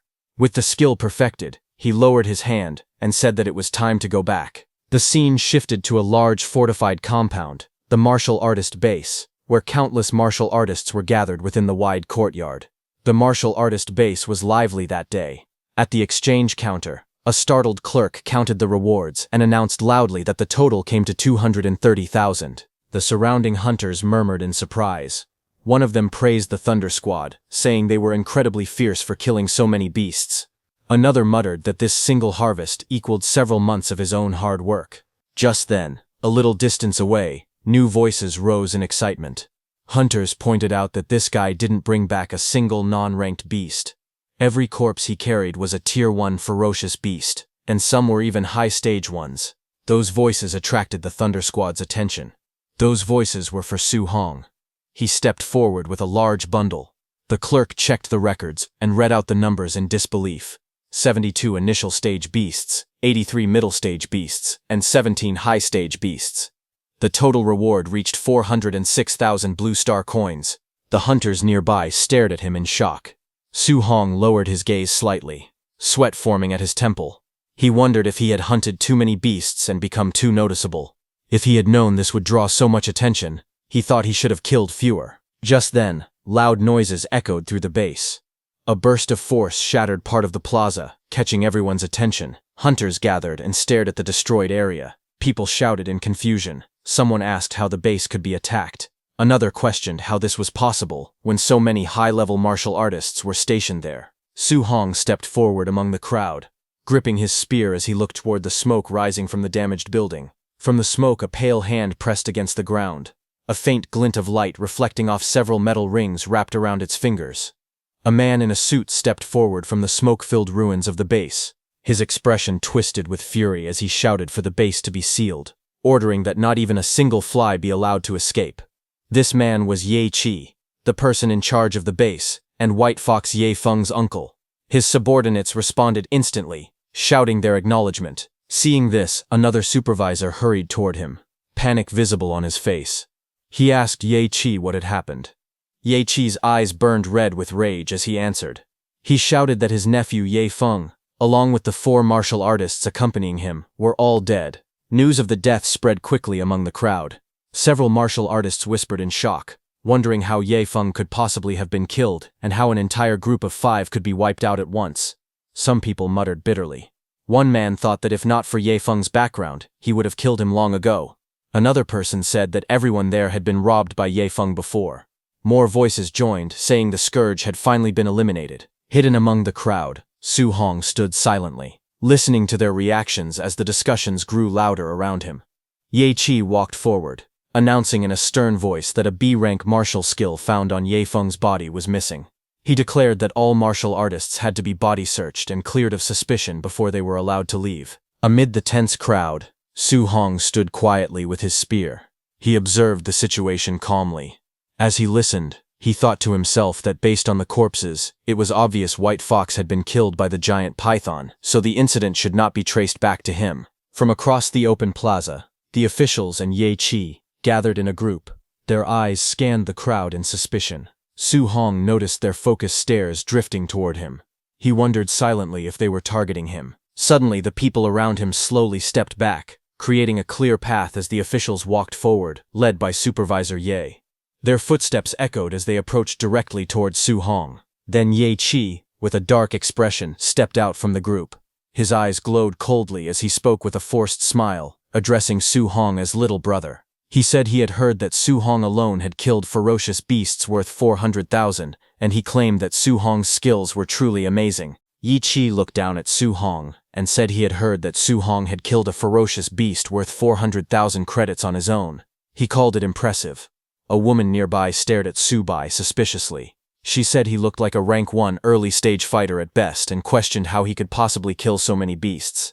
She insisted that he must have scavenged young Master Yi's belongings and ordered the guards to search him immediately. 2 suited enforcers stepped forward, flames burning around their arms. One of them warned Su Bai not to resist, saying things would get ugly if he did. But before they could touch him, Su Hong moved. In an instant, his spear was at one guard's face. The guard froze in shock. He asked Su Hong what he was doing. The guard was stunned because he couldn't even follow how fast the spear had been drawn. Su Hong then asked calmly if they truly wanted to search him. He reminded them that he was a student of Star City High No. 1. Hearing that, Investigator Ye Qi narrowed his eyes as he thought about the situation. He knew the principal of No. 1 High was fiercely protective of his students, someone no one wanted to provoke. But to him, Su Hong still seemed extremely suspicious. He walked forward with 2 guards beside him. He thought that if Su Hong truly hunted all those beasts by himself, then he was a genius, and if they accused the wrong person and offended him, it would become a big problem. Facing Su Hong directly, Ye Qi explained that his nephew had been attacked and their family's secret technique had been stolen. He said he needed to find the culprit and hoped Su Hong would cooperate. Su Hong replied calmly, saying he only hoped they weren't accusing the wrong person. Seeing Su Hong's attitude, Ye Qi got angry, but he offered 10,000 credits as compensation for the search. Su Hong raised his hand and countered with 30,000. In his mind, he reasoned that Ye Feng had been killed by a giant python, and as long as the technique wasn't found on him, they couldn't blame him. After thinking for a moment, Ye Qi agreed. He told the guards to search. Su Hong lifted his arms slightly and told them to check carefully, saying he didn't want any false accusations. The guards began searching through his belongings, while the woman searched his bag. Ye Qi and the others watched closely. One of the guards finished checking and reported that there was nothing on Su Hong.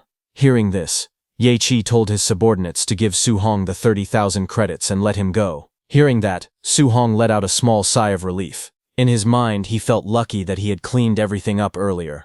Otherwise, he would have been in serious trouble today.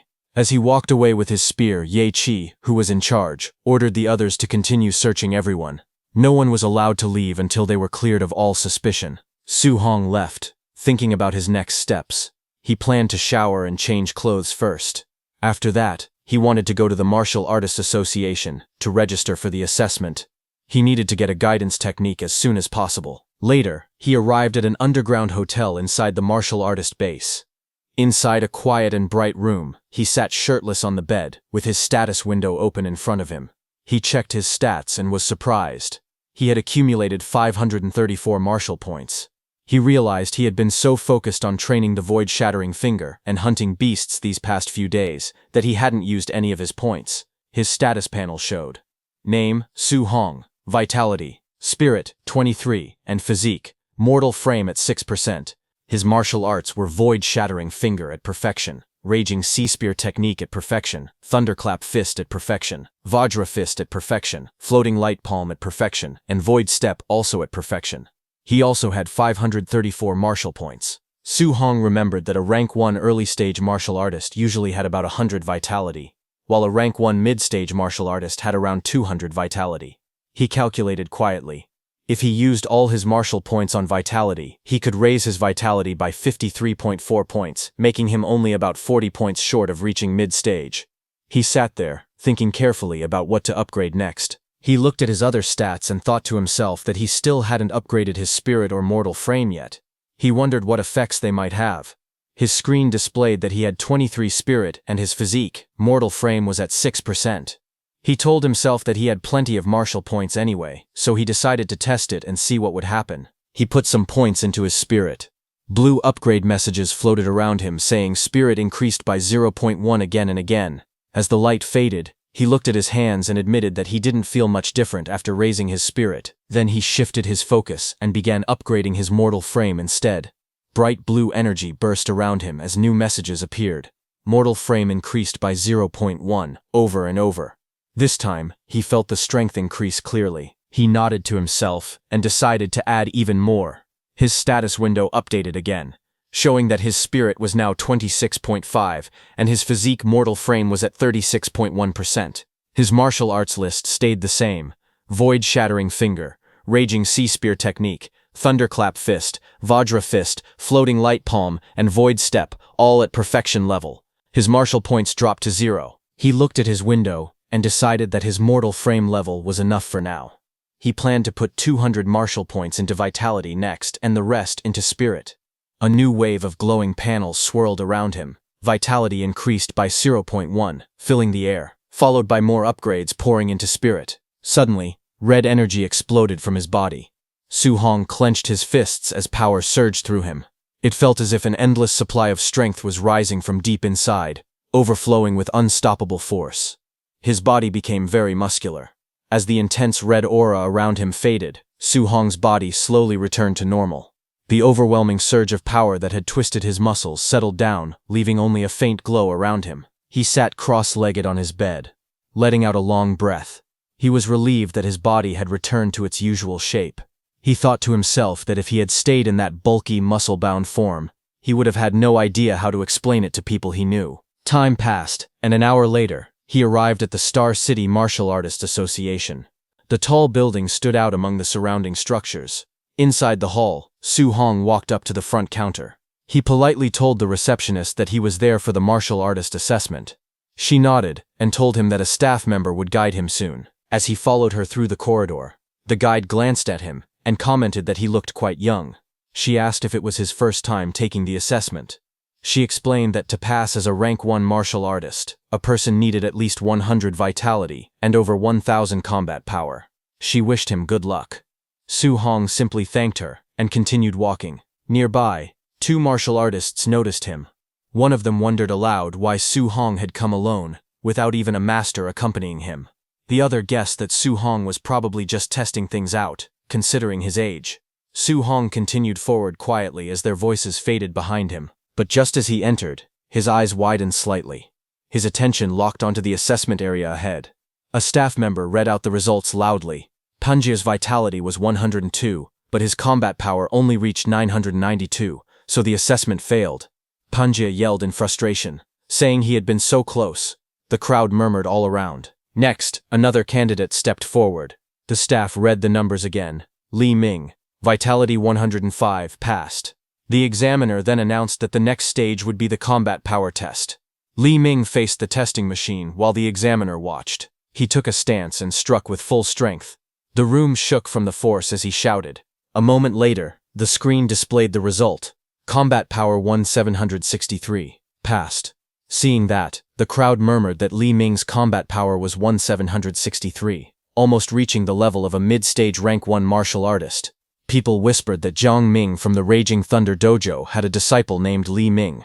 They guessed he must be that disciple and praised his talent, noting that he even used the thunderclap fist. Su Hong listened quietly. He wondered to himself why they mentioned Jiang Ming's disciple.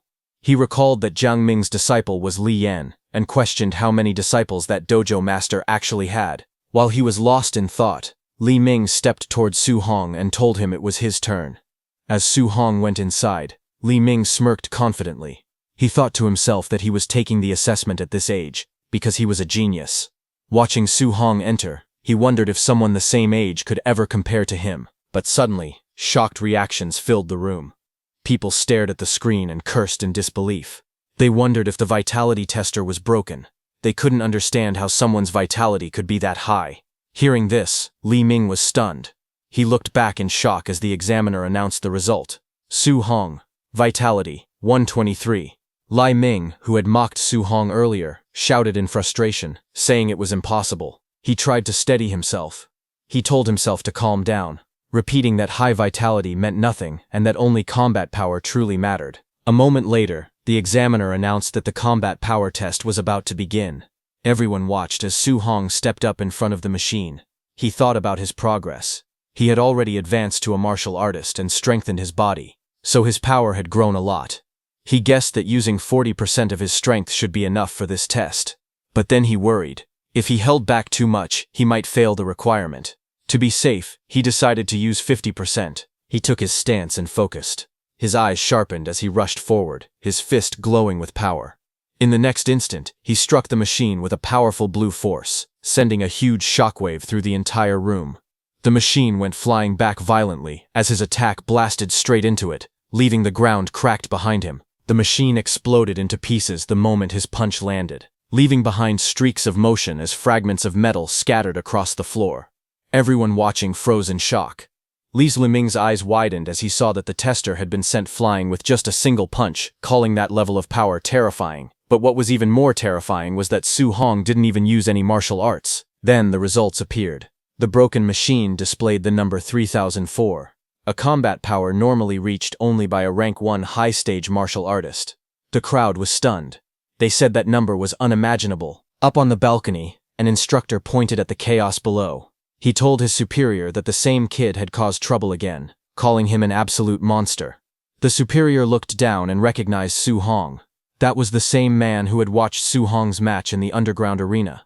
With a calm expression, he said that it all made sense now. Meanwhile, in a bright office filled with sunlight, the president of Star City's Martial Arts Association, Wu Linshen, sat at her desk.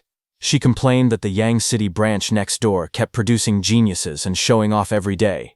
She worried that if Star City didn't produce any geniuses soon, she would lose her job. Suddenly, an assistant burst into the office in a panic. He yelled that a monster had appeared in the martial artist assessment. Wu Linshen was startled enough to nearly drop her phone. He quickly explained that a rank 1 early-stage youth had sent the testing machine flying using only raw physical strength, and his combat power had reached 3000. Hearing this, Wu Linshen's eyes widened. She stared ahead, shocked by the news. Meanwhile, the Martial Artists Association's central hall was busy, filled with people walking around and talking. Su Hong stood near the escalators, with a staff member dressed in a suit. The staff member told Su Hong that he would first take him to the second floor to register his martial artist identity. After that, they could go collect his allowance. Su Hong nodded and thanked him. As they spoke, someone walked down the escalator. A pair of high-heeled boots appeared at the top, and a woman's voice said that the staff member could leave because she would personally handle Su Hong. The staff member froze. Then the woman stepped fully into view. It was the president. Her long golden hair flowed behind her as she looked down at them from the escalator. The staff member called out in surprise. The president walked up to Su Hong and asked if he was Su Hong. She introduced herself as Wu Linshen, the president of the Star City branch of the Martial Dao Association, and told him to follow her. Su Hong replied politely, calling her president. At the same time, he thought to himself that this person was the president of Star City's Martial Artist Association. He had heard rumors that she was a Tier 5 martial artist. She looked different from what he had imagined. The scene then shifted to the president's office. A bright and spacious room filled with warm sunlight. Su Hong sat on a couch while the blonde president reclined casually on another seat. She looked at him with a relaxed smile and began speaking. She said she knew he was a student from Star City No. 1 High School, and mentioned that Principal Lee Chengshan had complained to her before. According to him, the school had produced only 2 ordinary Tier 1 martial artists this year, yet Lee Chengshan somehow hit a major genius like Su Hong. Su Hong looked confused, and asked why she had brought him to her office. He explained that he only wanted to register as a martial artist, and collect his allowance and guidance technique. The president waved her hand confidently. She told him not to worry, saying the people downstairs had already handled his martial artist ID and monthly allowance. As for the guidance technique, she said she would teach him personally. She stood before him and asked how much he currently understood about guidance techniques. Su Hong thought for a moment. He said the textbook mentioned that heaven and earth spiritual chi had different attributes, and that guidance techniques were methods to absorb those spiritual energies to strengthen the body. He also added that absorbing spiritual chi of different attributes required a matching guidance technique. The president lifted her hand, and a warm orange flame appeared in her palm.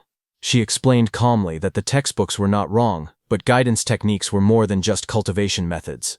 She gave an example. The heavenly flame guidance technique she practiced mainly absorbed fire attribute spiritual chi. While it strengthened her body, it also gave her attacks the power of fire. As she spoke, the flame in her hand burned brighter and sharper. She then released the flame outward. A stream of fire shot across the room like a blazing whip, lighting up the entire office. She said that if someone could release attribute attacks externally, it would also increase their attack range. But for a Tier 1 martial artist, even carrying a small trace of attribute power was already impressive. Su Hong stared in surprise. He asked if guidance techniques could actually be used for attacking. He thought they were only for absorbing spiritual chi to cultivate. The textbooks never mentioned this part. The president raised her hand again, and symbols representing different elements appeared beside her. She explained that heaven and earth spiritual chi had 7 attributes: metal, wood, water, fire, earth, thunder, and wind. Each had its strengths and weaknesses, but in pure attack power, thunder ranked first, metal second, and fire third. She added that the guidance technique someone could cultivate depended on their compatibility. As she spoke, she lifted a glowing red crystal ball from the table. Su Hong nodded slowly. He realized it wasn't possible to cultivate any guidance technique freely. One had to match their own compatibility first. The president held the glowing crystal ball in her hands. She explained that it was used to test a person's compatibility. The brighter and larger the glow, the higher the compatibility. She said that ordinary martial artists usually had only 20 to 30%. Her own compatibility was around 80%, which was already considered extremely high. She looked at Su Hong with confidence, and told him that someone as talented as him would definitely go beyond 90%. As she spoke, the flame inside the crystal disappeared, and she handed the ball to him. Su Hong looked at the crystal ball quietly. He thought to himself that President Wu had become a Tier 5 martial artist at such a young age, and was already considered a genius, yet her compatibility was only 80%. If he reached 90%, it would be too unbelievable. When Su Hong placed his hands on the ball, a blinding light erupted instantly. President Wu's eyes widened in shock. The entire crystal ball burst with intense red light, filling the whole room. The president jumped in excitement, and shouted that it was completely full. His fire attribute compatibility had reached 100%. She rushed to Su Hong and grabbed his shoulders, asking if he understood what this meant. He admitted that he didn't. She explained with great excitement that this meant he could absorb 100% of fire attribute spiritual chi from heaven and earth, without wasting even a single trace. She then explained calmly that her own compatibility was only 80%.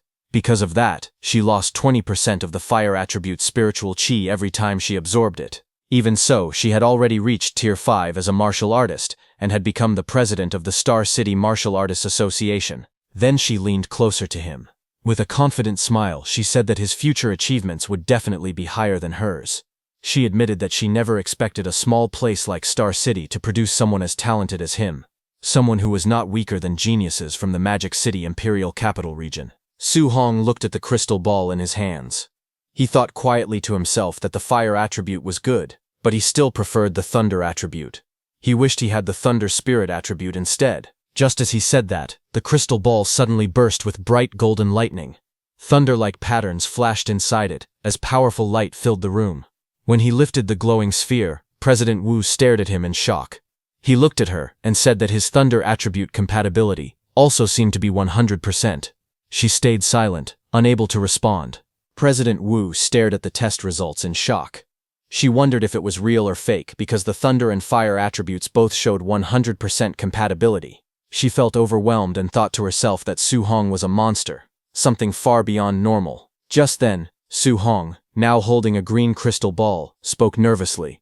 He told the president that the wind attribute also seemed to be 100%. Hearing this, the president looked even more stunned, unable to believe what she was seeing. She quietly muttered that the situation was too outrageous. A few minutes passed. The room became calm. Sunlight spilled in through the windows, while the two of them sat on separate couches. The president leaned back weakly, still trying to process everything. She slowly sat up and wiped the sweat from her forehead. She whispered that something was not right. All the attributes she tested were full. Every single one was at 100%. She wondered if she was dreaming. Her thoughts drifted back to her past. She once believed she was a top-tier genius. Becoming a 30-year-old Tier 5 martial artist was as rare as phoenix feathers or unicorn horns. But when she once faced an opponent beyond common sense, she realized she was just an ordinary person. She remembered standing before a massive monster. The ground cracked beneath her feet as the beast roared loudly. In that moment she understood that to defeat something beyond common sense she would need someone just as extraordinary. She then recalled a man standing atop that fallen creature, looking down with calm eyes. Only those who were also beyond common sense could fight such beings. Back in the room, she looked at Su Hong and thought that he was an existence ordinary people could never understand. On the other hand, Su Hong was lost in thought. Thinking seriously, he muttered that all 7 of his attributes were at 100%. If he focused only on thunder and ignored the other 6, it felt like a waste. He sighed, saying the situation was distressing. Then he turned to the president with a smile and asked if she could give him copies of the guidance techniques for all 7 attributes. The president stared at him speechlessly. She explained slowly that human energy was limited. No matter how talented someone was, it was recommended to cultivate only 1 or 2 attributes. She gave an example. In the past, someone had tried cultivating all 7 guidance techniques at the same time. Even after training for decades, that person remained only a Tier 1 martial artist. Hearing that, Su Hong told her that he could not choose a path yet, so he wanted to cultivate all attributes first and decide later which one to focus on. President Wu agreed, but warned him not to fool around and not to waste such rare talent. She then asked Su Hong if his school's monthly exam was coming soon. Su Hong nodded and asked why she suddenly mentioned it. President Wu explained that tensions on the All-Heavens battlefield were growing stronger. A huge war between the 10,000 races and the human race could break out at any moment. Because of this, nations had invested a lot of resources to create a genius training camp, and she wanted to recommend him. She said that if he could take first place in the school's monthly exam, she would give him a recommendation spot. Su Hong repeated her words softly, thinking about the war of the 10,000 races and the training camp. He then remembered the tragedy from over 10 years ago, the war that took the lives of all his relatives except his uncle and aunt. He clenched his fists and agreed, saying he would definitely work hard. Images of his past flashed in his mind, crying as a child, his uncle comforting him, and scenes of fear and chaos. He whispered to his uncle and aunt in his heart, promising that he would never let that tragedy happen again. Finally, Su Hong strengthened his resolve. He told himself that he must become strong enough to protect everyone around him. Late at night, Su Hong's home stood quietly under the dark sky. Inside, Su Hong sat at the table with a bright smile. He held an identification card in both hands and told his uncle and aunt that he had officially become a martial artist. His aunt wiped the tears from the corner of her eyes, happy and emotional. His uncle trembled with excitement as he held the card, unable to believe that Su Hong had really succeeded. They both praised him, saying that he had become a capable young man. Su Hong explained that a Tier 1 martial artist received a monthly allowance of 10,000, so his uncle no longer needed to work with such difficulty. His uncle laughed happily and said that Su Hong had now become the pillar of their family and that they would listen to him from now on. Su Hong smiled gently and promised that he would support the family from this day forward. Later that night, Su Hong sat alone on the rooftop. He crossed his legs and began cultivating. Orange energy flames burst out around him as he breathed steadily, focusing all his strength on training. Su Hong's eyes suddenly lit up with a bright, fiery glow. Power surged inside him, and his stare turned sharp and intense. The next second, he punched the air with determination. Energy gathered around his arm, spinning wildly as flames wrapped around his fist. He punched out with full force, sending a wave of heat and wind across the rooftop. When the energy faded, Su Hong looked at his fist. It was smoking lightly, He stared at it in confusion and wondered why the technique felt so weak. He asked himself if this was really the basic level of the guidance technique and why it had no power at all. Then a glowing system panel appeared in front of him. It showed his name and different stats. It also displayed a new line for guidance technique. He realized that he had actually learned the Heavenly Flame guidance technique. But it was only at level 1 with 5%. Su Hong became even more surprised. He wondered since when guidance techniques had levels. President Wu had never mentioned anything like that. If techniques could be leveled up, she would have told him. He looked back at the panel, thinking deeply. Maybe this guidance technique was different. Then a thought struck him. Su Hong stared at the glowing screen in shock. He couldn't believe it, but excitement spread across his face as he realized the truth. Only he could level it up. Su Hong stood before the glowing blue panel and stared at it seriously. He asked himself how he was supposed to upgrade guidance techniques, wondering if they were improved the same way as martial value. Just as he touched his system window, a red warning screen flashed in front of him. The panel showed the message: insufficient martial value. Seeing that, Su Hong sighed. He decided to first cultivate the rest of the guidance techniques. He told himself he would figure out how to earn more martial value later. He then sat cross-legged on the rooftop, surrounded by books. Flames of spiritual energy burst around his body, brightening the whole surrounding. Several hours later, Su Hong's inner view appeared, showing 7 glowing points of spiritual qi. Each point represented a different guidance technique. Thunder guidance technique, level 1. Water marsh guidance technique, level 1. Thick earth guidance technique, level 1. Spirit wind guidance technique, level 1, and others. The 7 different attributes of spiritual qi pushed against each other. Su Hong gritted his teeth as sweat rolled down his face. He understood why President Wu once said that a genius who cultivated 7 guidance techniques had stayed a Tier 1 martial artist for decades. He continued to channel the power. Flames rose around him, and he tried to control the energy. He noticed that although all 7 types of spiritual qi existed in his body, he could only use one attribute at a time. A ball of fiery spiritual qi formed in his hand as he breathed heavily. That bright flame swirled in Su Hong's hand as he watched it closely. He had realized that if he forced himself to use a second attribute, the 2 glowing forces instantly collided, followed by a violent explosion. It was a huge explosion of spiritual energies that shook his rooftop. The clash made both attributes disappear. Su Hong narrowed his eyes. He wondered if thunder and fire really couldn't be combined. Their natures felt similar, so why did they keep rejecting each other? He tried again. Thunder light and fire sparks wrapped around his fingers. The 2 forces touched. Another explosion burst out, and the energy scattered into the air. Still sweating, Su Hong clenched his teeth. He refused to give up. He yelled in frustration, telling himself to try one more time. Flashes burst from the rooftop again and again through the night, as he repeatedly attempted to fuse the attributes. When dawn arrived the next day, the building still glowed faintly from the leftover sparks of Su Hong's non-stop training. He breathed heavily, sweat running down his face. He told himself he just needed a little bit more. In his hand, the lightning and flame flickered and shook. He stared at it, insisting softly that he only needed a tiny bit more. He gritted his teeth and shouted for the power to fuse. Lightning and fire wrapped around his arms as he forced the 2 energies together. He raised his hand again and yelled, calling for fusion. A bright flame exploded in his palm. After trying through the whole night, he finally succeeded. He looked at the flame in his hand with relief and satisfaction. He then straightened his clothes and said it was time to go out and test the power. The scene shifted to Star City's Citizen Martial Arts Square, a large open plaza with a tall clock tower at its center. Training robots stood ready around the area. Su Hong stood in front of the spider-shaped combat tester. He pointed at it and said that he had switched to a Tier 3 combat power tester. Hoping it wouldn't break this time, he remembered that 50% power had reached 3,000 combat power. So he decided to try 30% power first.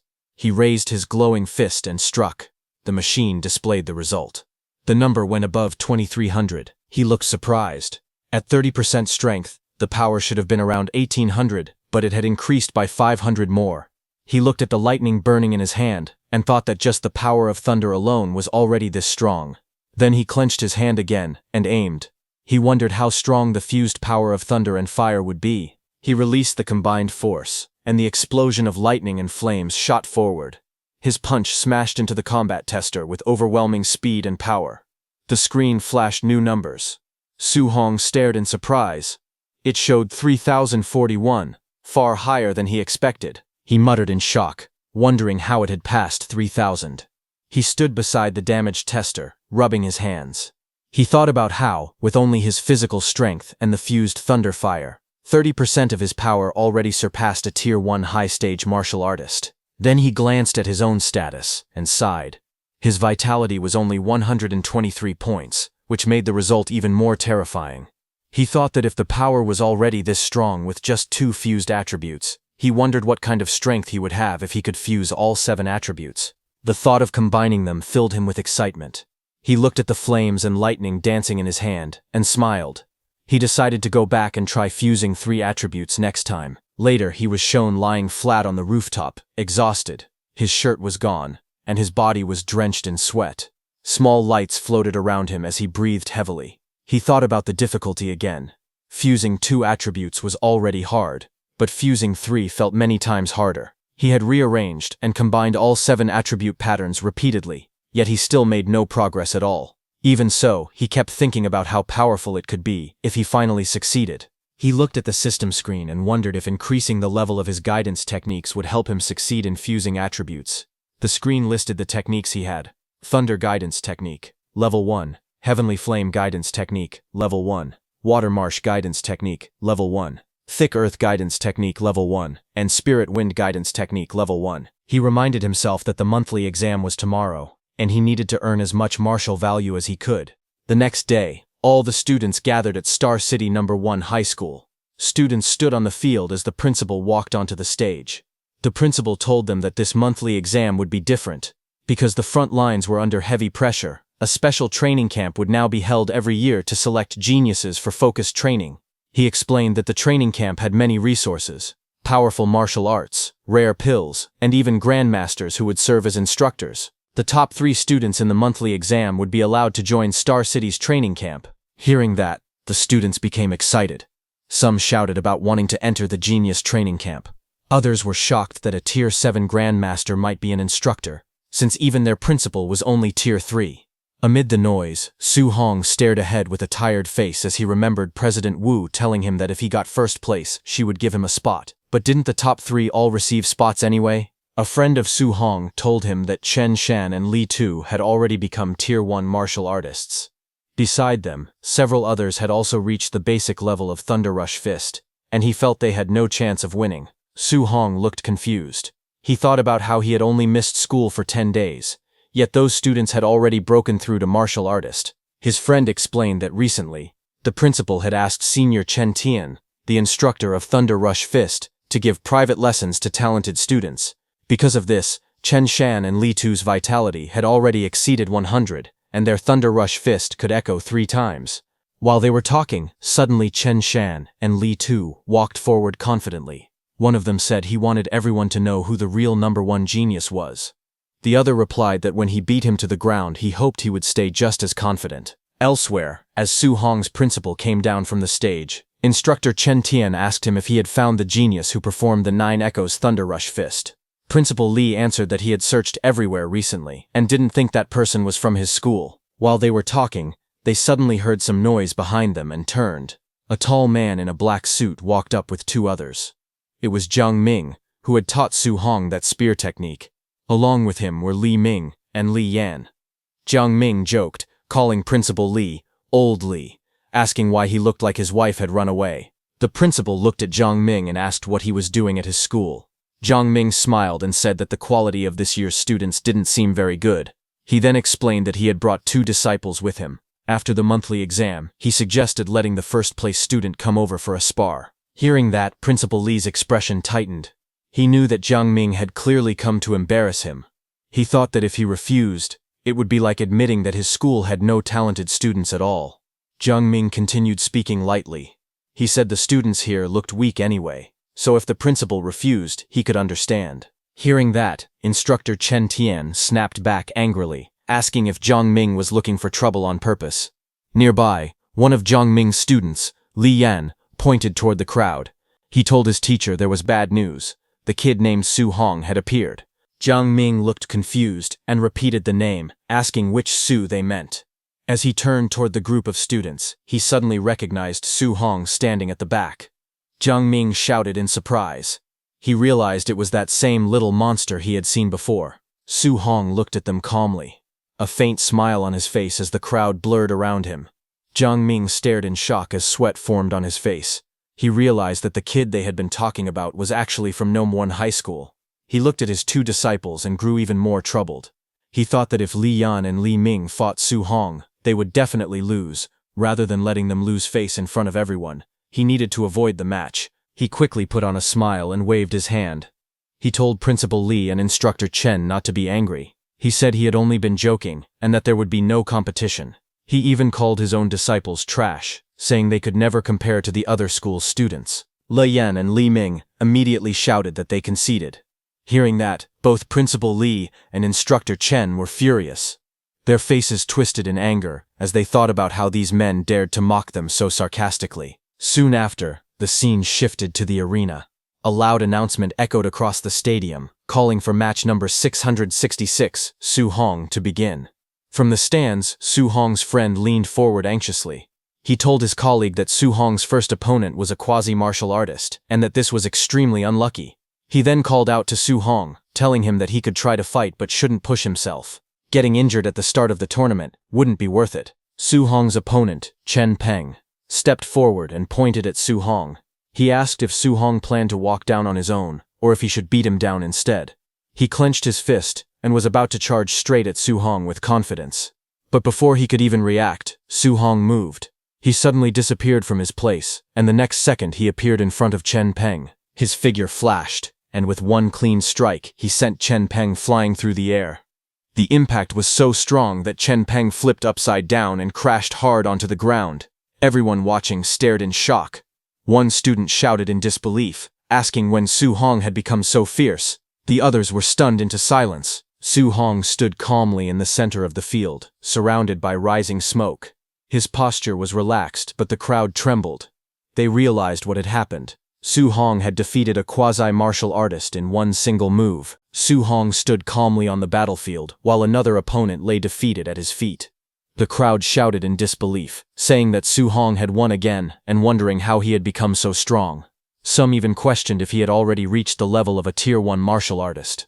They announced that the next match would be the final battle. From the stands, Instructor Chen stared at Su Hong in confusion, wondering where this student had suddenly come from and why he hadn't appeared when private tutoring was offered. Principal Li blamed himself, calling it a failure in his own duties. Both of them discussed Su Hong further. Principal Li wondered how he had never noticed such a promising student before. By not training him early, he felt he had wasted a real talent. Instructor Chen said he felt Su Hong looked familiar, but he couldn't remember where he had seen him. They then turned their attention to the ongoing semi-final match between Chen Shan and Li Tu, saying the winner would be decided soon. Watching their fight, they noted that the two fighters were evenly matched, making it difficult to tell who would win or lose. On the stage, Li Tu shouted at Chen Shan. He said that since they both used the same technique, the Three Echoes Thunder Rush Fist, Chen Shan would need to use his strongest move if he wanted any chance of winning. He then launched forward, using the Thunder Rush Fist with full force. Li Tu charged forward with a fierce expression, his fist slamming down with explosive force. Chen Shan answered with a sharp shout as he blocked, the impact blasting wind across the floor. Chen Shan's voice rose in anger as flames burst around his fist. He yelled at Li Tu to watch carefully, declaring himself the true number one of the school. From the sidelines, the students stared in shock. They shouted that Chen Shan was performing attribute externalization, unable to believe he had already mastered it. They recognized the blazing fist as the fire attribute, known for its immense power, second only to thunder. Li Tu stepped forward with a calm smirk as water-like energy flowed around his arm. He replied that attribute externalization was nothing special, and anyone could do it. The students gasped again. They shouted that Li Tu could also externalize attributes, and his was the metal attribute, a force even stronger than fire in combat. Li Tu dashed ahead, chains of metallic energy swirling around his fists. He announced that he also possessed this power as he launched his attack. His punches echoed with 5 sounds. Chen Shan, who charged forward, was shocked when he saw Li Tu unleash the 5 Echoes Thunder Rush Fist. A violent impact followed as Li Tu's strike landed cleanly. blasting his opponent backward in a streak of motion and shockwaves that tore across the arena floor. From the viewing platform, Principal Lee and Instructor Chen watched with widening eyes. Principal Lee muttered that Lee Tu had been hiding his strength deeply. Instructor Chen added that within just 10 days, Lee Tu had managed to master attribute externalization and even bring the Thunder Rush Fist to the micro level. They agreed that Lee Tu's talent was exceptional. Principal Lee then said there was no need to watch the final match. With micro-level Thunder Rush Fist and the metal attribute, he believed Su Hong had no chance of beating Lee Tu. Instructor Chen sighed that if Su Hong had learned a guidance technique and mastered Thunder Rush Fist as well, he might have stood a chance. Just then, Jiang Ming walked over and confidently placed a bet. He wagered 50,000 that Su Hong would take first place.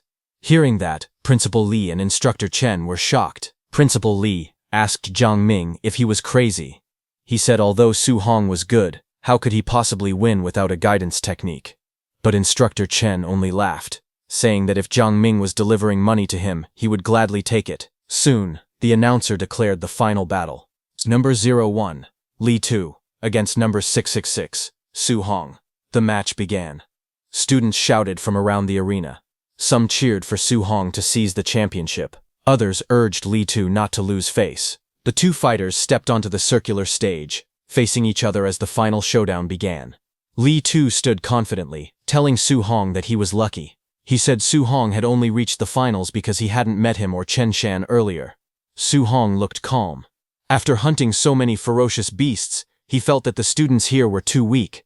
Now he finally thought someone worth watching had appeared. Lis Tu stepped forward with a grin. He said that since Su Hong reached the finals, he could call himself the second strongest in the school. Su Hong simply asked who the first was. Lis Tu stomped on the ground and declared that the number one was himself. He rushed in with a fierce attack, saying he only needed one move to show how big the gap between them was. The students watching gasped in panic. One of them exclaimed that Lee Tu was using the 5 Echoes Thunder Rush Fist right from the start, wondering if he was actually taking things this seriously. Another student nervously said it was already over. With the Thunder Rush Fist coming out, there was nothing left to fight. Su Hong was bound to lose. But Su Hong's eyes glowed with a sharp golden light, as power built up inside him. In the next moment, flames burst from his fist, and he shot forward. He said he only wanted to see where the limits of his physical body lay. The students panicked even more when they saw him rushing straight in. One shouted that Su Hong must be crazy, he didn't even dodge, choosing to meet the attack head-on. Another yelled that even if he wanted to die, this wasn't the way, urging the referee to save him quickly. The two fighters collided in the middle of the arena, their fists smashing together with explosive force. Shockwaves blasted outward as the impact shook the ground. They clashed again and again, their blows sending bursts of energy through the air. Su Hong met his opponent's thunderous attack directly, the impact scattering chains of water and sparks in every direction. Lee Tu stared in shock, realizing that Su Hong had actually neutralized his 5 Echoes Thunder Rush Fist instantly with just 5 punches. The two fighters clashed again, their fists colliding in a storm of blows as chains of energy whipped around them. Lee Tu gritted his teeth, wondering if Su Hong was a monster, because every punch Su Hong threw felt overwhelmingly heavy. Up in the stands, students watched with wide eyes. Su Hong's teacher exclaimed that Su Hong wasn't using any martial skills at all, yet he was evenly matched with Lee Tu, who was using the 5 Echoes Thunder Rush Fist. Su Hong's friend shouted that Su Hong's strength was far too terrifying. Principal Lee and Instructor Chen also looked stunned. Instructor Chen said that Su Hong must possess some kind of special physique, otherwise his strength wouldn't be this exaggerated. Principal Lee burst into laughter, proud that his school had actually produced a genius with a special physique. But Instructor Chen beside him shook his head.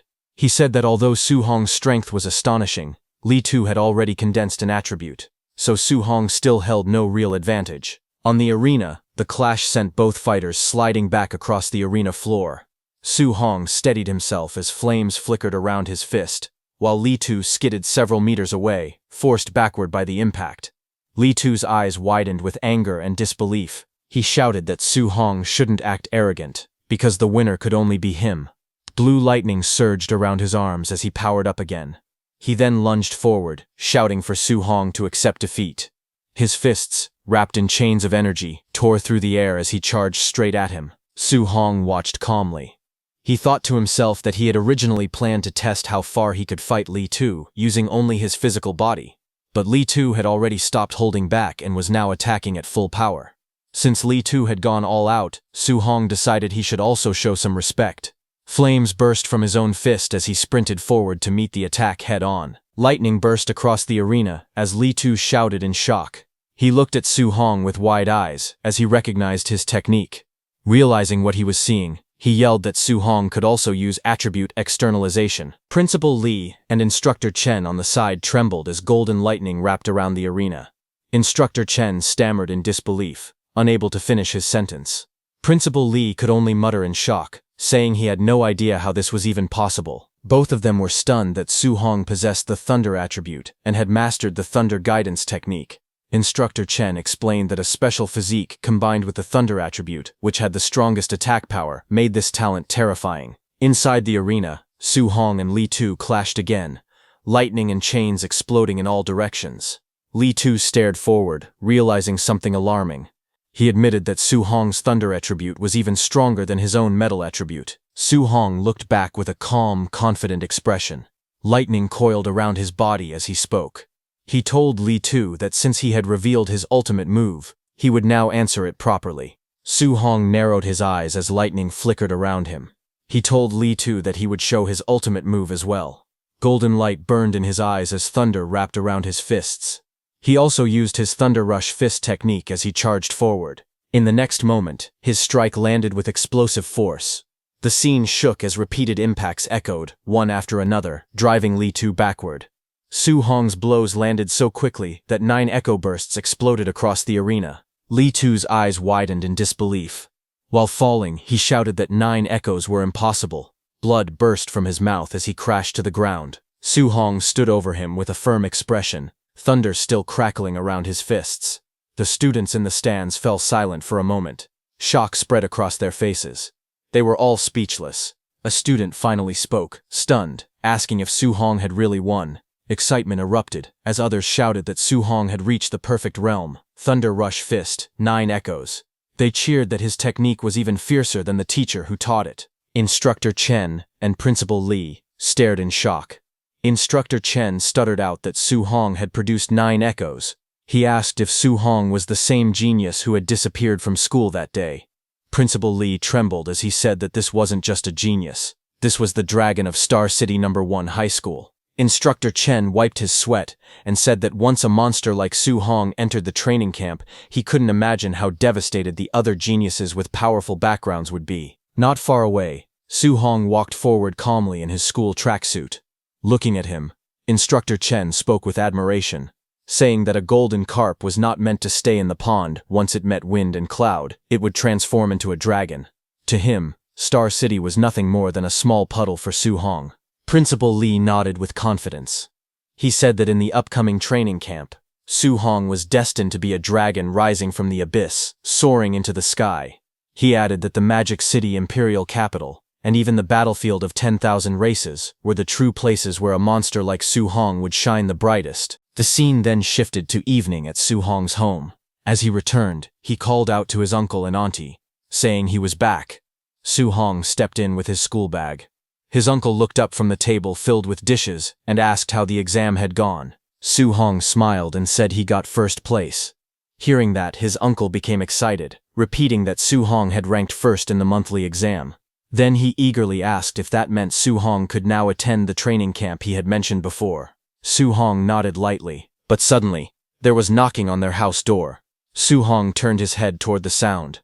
A woman stood outside, knocking firmly and calling out, asking if this was Su Hong's house. Su Hong opened the door slightly and looked at her. Behind him, his aunt and uncle peeked curiously from inside. Su Hong asked who she was. The woman stood at the doorway, addressing Su Hong. She introduced herself, saying she was the parent of Lin Nian, from his school. She explained that only the top 3 students in the monthly exam were allowed to attend the training camp, and since her son ranked 4th, she wanted to discuss Su Hong giving up his spot.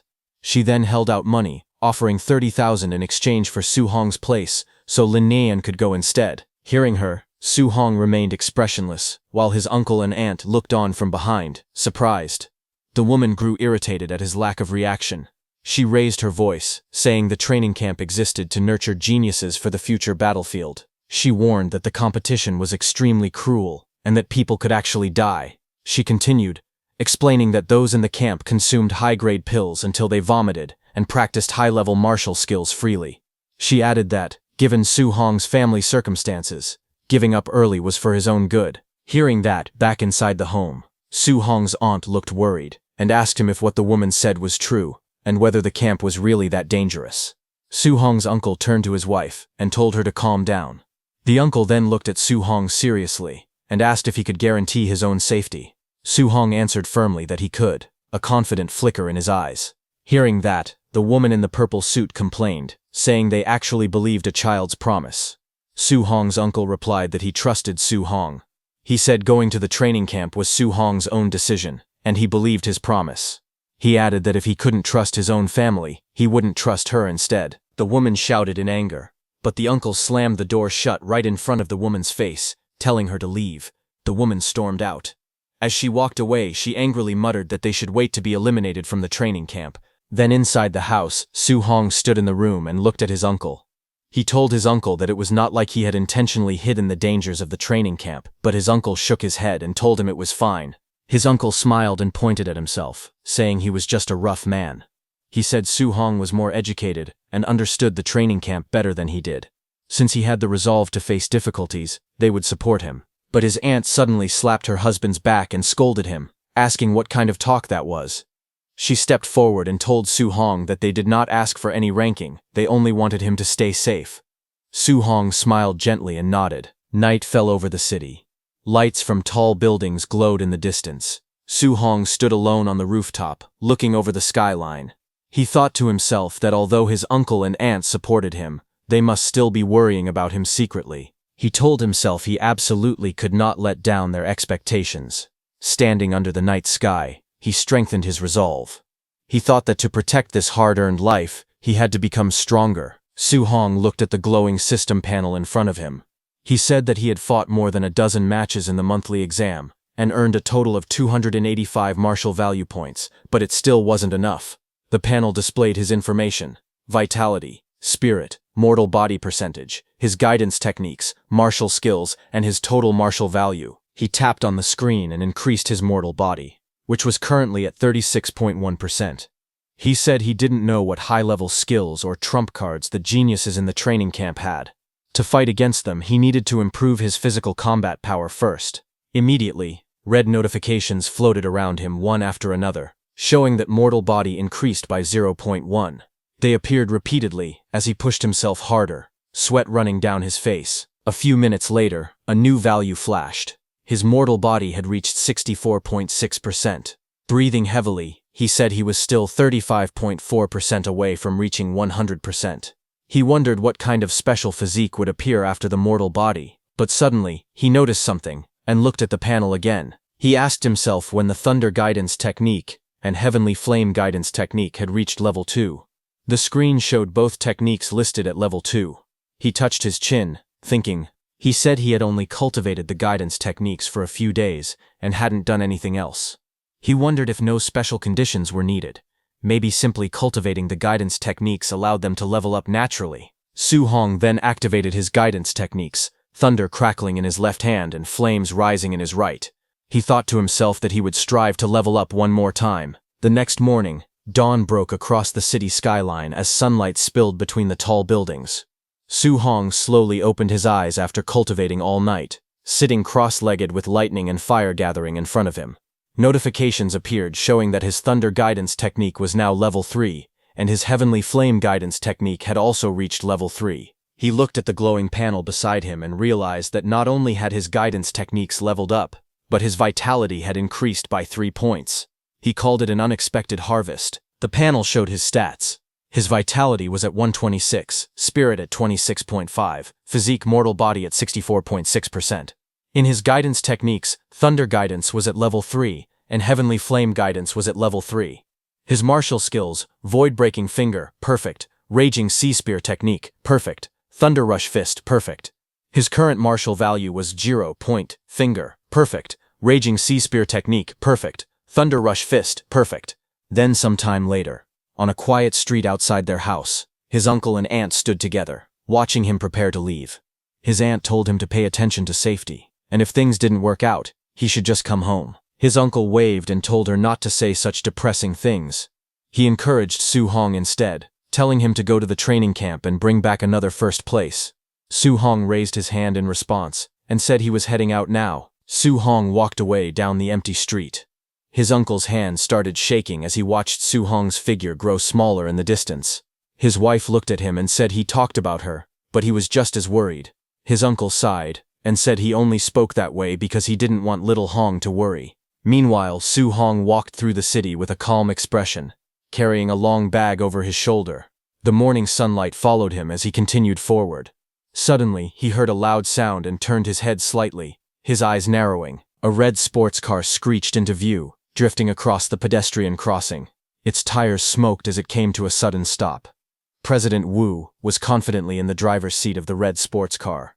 She looked toward Su Hong and told him to get in. The scene shifted to the highway as the red car sped across elevated roads, sunlight reflecting off its surface as it cut through the city.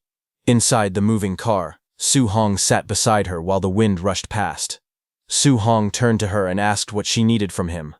President Wu, still driving, explained calmly.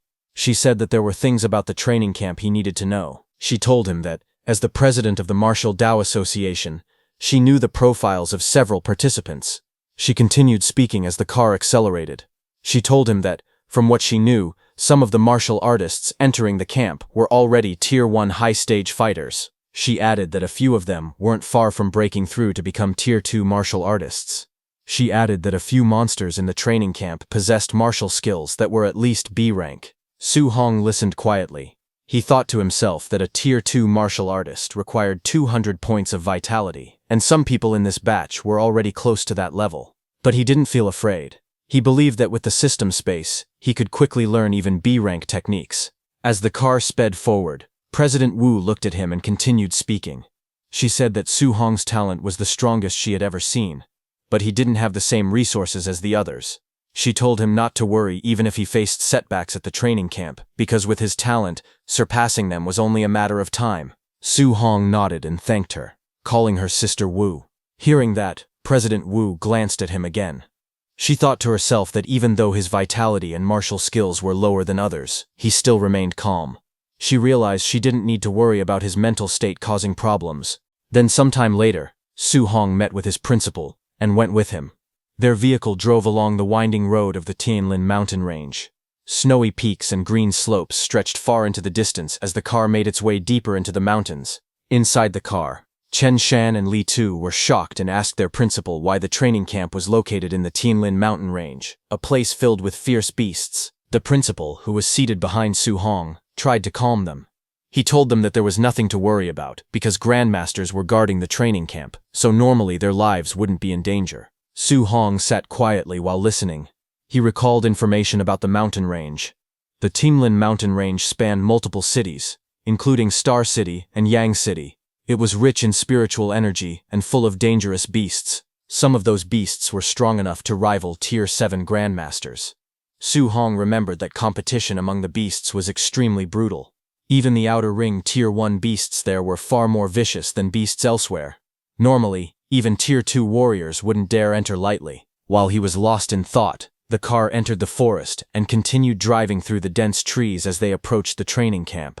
As they moved through the dark forest, pairs of red eyes slowly appeared between the trees. Growling sounds echoed as many large beasts stepped out of the shadows, their eyes glowing brightly as they watched the road. Seated inside the vehicle, Li Tu started to shiver. He said he felt like something was watching them. Chen Shen frowned and asked if Li Tu thought a fierce beast might ambush them. Su Hong looked ahead calmly. He thought to himself that the competition in the training camp would probably be just as brutal as the beasts tearing each other apart in the mountains. A strange smile formed on his face as he admitted that he must be crazy because he was actually starting to enjoy the feeling. Their vehicle eventually arrived at a fenced-off training area. Groups of students were already gathered near a large tent. As Su Hong and his group approached, Li Tu laughed and wondered how strong the other people there were. Just as he said that, a crowd of students turned to look at them. Their expressions were mixed, some curious, some hostile, and some cold and confident, as they judged the newcomers walking into the camp. Seeing them, Chen Shen and Li Tu turned silent. their expressions stiff as they looked ahead. Su Hong stood calmly in front of them, holding his wrapped weapon while a relaxed smile rested on his face. He turned slightly and told them it was time to go. Chen Shen and Li Tu quickly agreed, following behind him as he led the way through the training camp. But suddenly, a hand reached out from an approaching supervisor, signaling them to stop. It was an instructor. He informed them that they would wait until everyone arrived. After that, the entrance assessment would begin. Su Hong was surprised to hear that, and asked if there was an entrance assessment as well. Just then, a sudden shout went up from the crowd, announcing that those rich kids had arrived. Whispered complaints followed. Some of the students muttered that the big clans always acted like they owned the place, making everyone else wait for them. Behind them, a line of luxury cars sped down the dirt road, engines roaring as they approached the training camp gates. When the vehicles stopped, several men in suits stepped out first, opening the doors for their young masters. From the red car, a white-haired man in elegant clothes appeared. From another car, a muscular man in a sleeveless shirt climbed out confidently. Nearby students began whispering. One of them admired how beautiful and cool Xiaoyan looked, calling spiritual mind masters enviable. That white-haired man scoffed at the surroundings, saying the place wasn't elegant. Someone pointed out Lin Xinghe, from the Lin family, saying he was almost tier 2, but far too flashy. The muscular man in front adjusted his gloves and told his group to move. Someone else in the crowd explained who he was, the city lord's son, Wang Tantuo. With 95% fire attribute compatibility and a special physique, he stood out even among geniuses. The three elites walked forward together, surrounded by bodyguards. Their arrival drew everyone's attention across the training grounds. Su Hong watched them calmly from the side. His classmates stood beside him, taking in the sight of the flashy newcomers. In his mind, Su Hong recognized the trio. They were the top Star City geniuses President Wu had mentioned.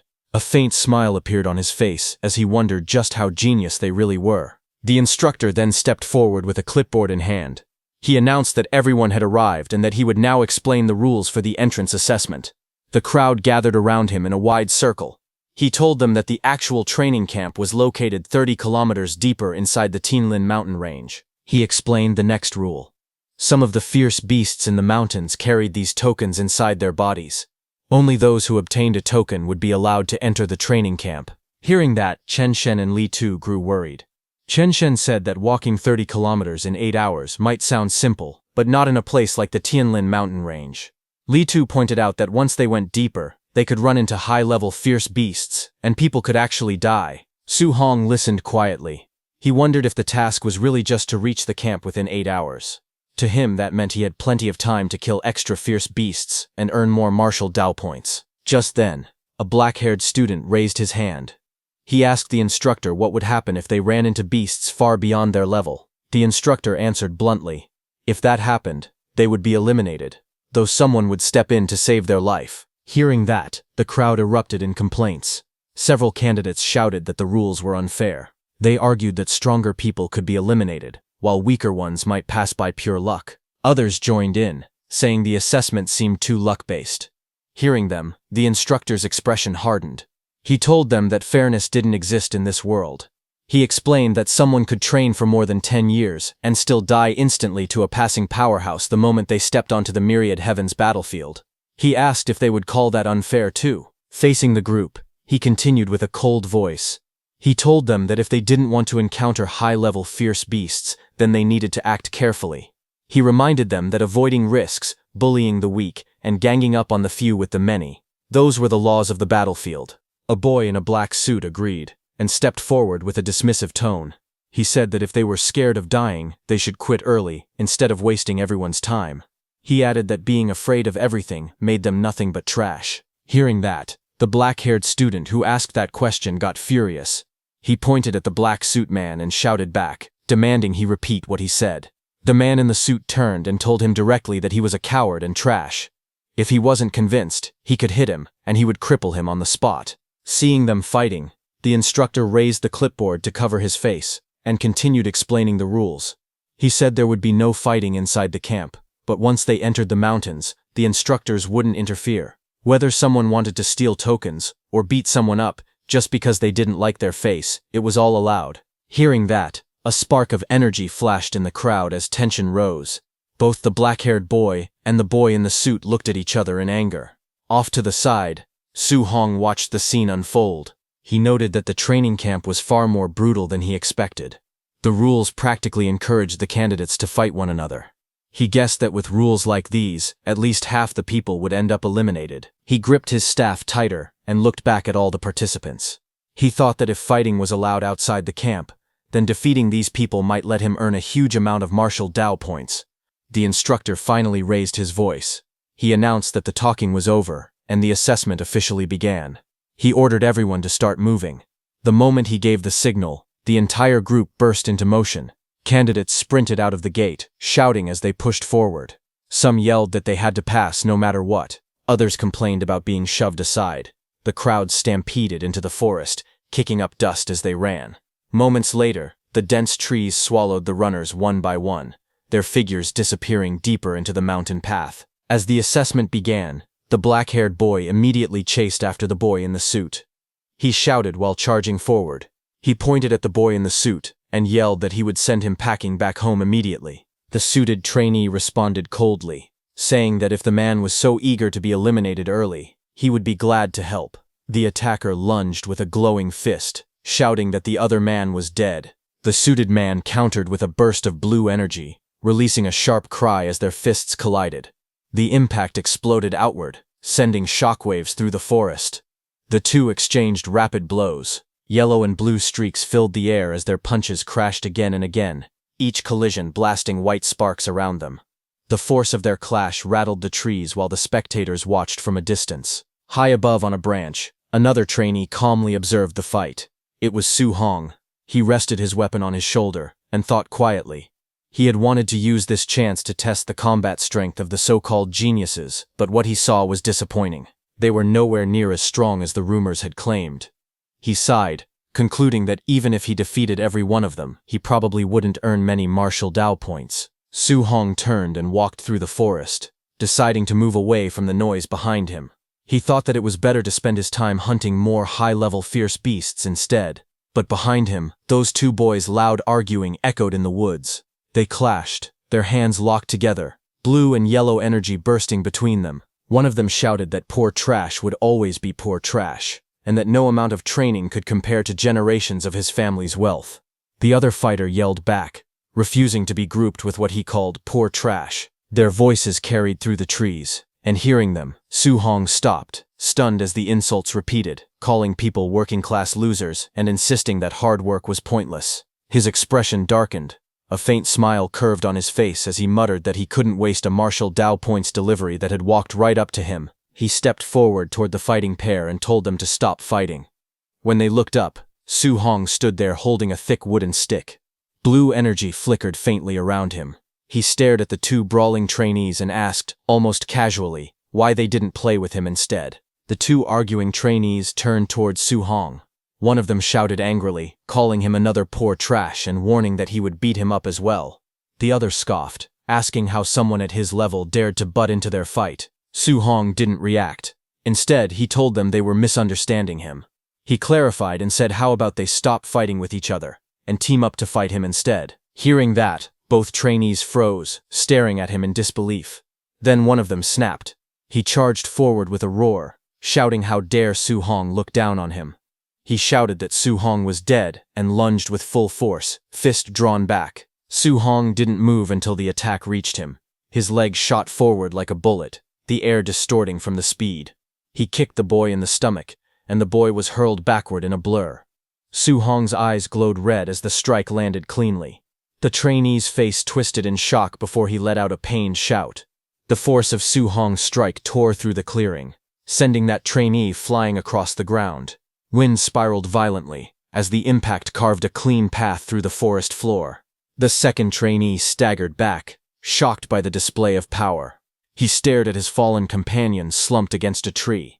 Fear crept across his face as he wondered how someone with equal strength could be defeated in a single move. Before he could react, Su Hong disappeared and rushed toward him in a blur. Su Hong appeared instantly, moving at a speed the trainee couldn't follow. The boy in the suit was overwhelmed by how fast his opponent had suddenly become. Su Hong raised the wooden stick calmly and told him that it was now his turn. The trainee froze, sweat dripping down his face as he tried to brace himself. But Su Hong had already closed the distance. In the next instant, the wooden stick smashed into the trainee with overwhelming force. Blood burst outward as the boy in the suit was launched back through the air, skidding violently across the ground. The man in the suit was sent flying through the air, crashing into a tree with a loud thud. His eyes rolled back as he screamed, unable to resist the force that overwhelmed him. On the ground, Su Hong stood calmly with the wooden stick resting on his shoulder. He looked down at the two defeated men and said that this was what they got for looking down on ordinary cultivators. Inside the monitoring room, instructors watched the scene on a large screen. One of them pointed at the display and wondered where this guy even came from. He complained that the two men had been having a normal duel, and the newcomer just walked in and one-shotted both of them. Another instructor asked if the two who got knocked down counted as eliminated. The supervisor shook his head and explained that they hadn't called for rescue, so the assessment would continue. The staff member bowed slightly and replied with a respectful acknowledgement. Back in the forest, the man in the suit slowly opened his eyes and groaned. He held his aching face and muttered that it really hurt. As he pushed himself up, his expression changed when he noticed the wooden bat beside him. He jerked back in panic, yelling for him to back off. His legs scrambled beneath him as the wooden stick rolled on the ground nearby. The man who had been beaten earlier screamed furiously, his face twisted with rage, and he shouted that he had never been humiliated like this in his life. He swore that Su Hong should never let him catch him again. Nearby, the other defeated man also woke up. He sat against a tree, clutching his chest. He muttered in frustration, blaming himself for underestimating Su Hong. He insisted that he never would have lost if he had taken the fight seriously from the start. The two men sat silently for a moment, looking at each other with awkward expressions. Neither spoke, but both shared the same bruised pride. Then one of them apologized. He said not to take his earlier words to heart and admitted that the other really was strong. The man in the suit nodded and apologized as well, saying he shouldn't have mocked him. They shook hands, the hostility between them fading. Before long, the two stood up and walked side by side through the forest, arms around each other like brothers. One of them urged the other to go find Su Hong and get their revenge. The man in the suit agreed, saying he absolutely had to hit Su Hong a few times with the stick to vent his frustration. On the other hand, Su Hong sprinted through the forest with incredible speed, a spear in his hand.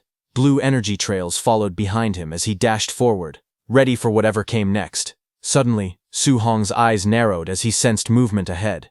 His expression remained calm, but he could already tell trouble was coming. Moments later, an entire herd of giant tusk boars burst through the trees. Their red eyes glowed fiercely as they charged forward, shaking the ground. Su Hong looked at them and complained that it was yet another Tier 1, lower-stage giant tusk boar group. He muttered that the Tianlin mountain range was filled with fierce beasts, and wondered how many groups he had run into already. The boars snorted and kicked up dust, growing louder as they approached. Their massive tusks cut through the air with a heavy whooshing sound. The herd roared together and rushed straight at him, their steps thundering across the forest floor. Seeing them coming, Su Hong's eyes sharpened, a golden flash reflecting in them as his focus intensified. In the next instant, golden lightning burst out around him. His spear swung in a wide arc, and glowing lightning lines cut through the charging boars. The entire area lit up as his attack struck them head-on. Su Hong passed by quickly with golden light wrapped around his arm as he swung his spear. The force of his attack slammed into the giant tusk boars, sending them crashing to the ground. Dust and shockwaves rippled through the forest. When the fight ended, he stood quietly among the fallen beasts. System floating screens appeared around him, showing the martial Dao points he gained. He looked at them and said that before, defeating one beast would earn him several dozen points. But ever since he leveled up and became stronger, the rewards had been getting smaller and smaller. He let out a small sigh and said he should hurry up and find a token. He used his spear to cut open a boar's stomach. As he searched through the bodies, he muttered that the dozen or so Tier 1 lower-stage beasts he killed earlier had no tokens at all. He wondered if this new batch might have one. Soon, he crouched beside each fallen boar and searched them one by one. Every corpse turned up empty. He stood up again and said that, as expected, not a single token appeared. It seemed like only higher-level fierce beasts would have tokens inside them. Then, half an hour later, he moved swiftly through the forest. His spear cut through the wind as he dashed between trees, leaving long streaks of motion behind him. As he ran deeper into the forest, he thought about how things used to be. When he moved 3 to 5 kilometers inside, he could encounter more than 10 low-level fierce beasts in just 1 hour. But now, no matter how far he went, he couldn't find even a single one. Just then, a sudden roar cut through the silence. A massive black tiger, its eyes glowing red, leapt out from the trees and pounced toward him with incredible speed. Wind tore through the air as its claws descended. Su Hong looked up sharply, his eyes glowing blue. A smile appeared on his face as he recognized the creature. He finally found one. This was a Tier 1 upper stage Dark Knight black tiger. Blue energy gathered at his fingertips. The power swirled and brightened until it burst outward. He thrust his glowing finger downward. A piercing blue beam shot straight into the tiger, splitting the ground beneath it. The Dark Knight black tiger roared in pain, its jaws wide open as blood sprayed from its mouth. The Dark Knight black tiger hit the ground hard, cracking the earth beneath its body. Dust scattered around it as it struggled, its body twitching from the impact. Su Hong didn't slow down. He gripped his spear tightly and lunged forward with incredible speed. His body spun through the air, and the spearhead glowed with bright light as he brought it down. He struck the tiger directly on the head. Blue energy exploded outward, shaking the ground again. The beast roared one last time before its strength faded. A screen appeared beside Su Hong, showing he earned 35 martial Dao points. He looked down at the fallen tiger and said that with his current strength, killing a Tier 1 upper stage fierce beast was as easy as breathing. He crouched beside the giant corpse and began searching. He said he hoped this high-tier black tiger would have a token inside. After cutting it open, he froze for a moment, then pulled out a blood-covered token.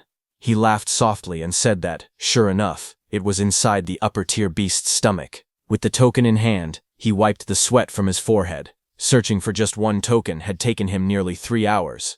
Looking at the token in his hand, Su Hong thought about the beasts he had encountered. Tier 1 lower stage boars appeared everywhere, while upper stage black tigers only showed up once every half hour. As he walked, he realized something.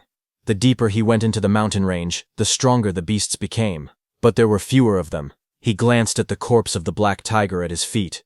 Tier 1 upper stage black tigers gave more martial Dao points, but seeing only one every 30 minutes made it inefficient.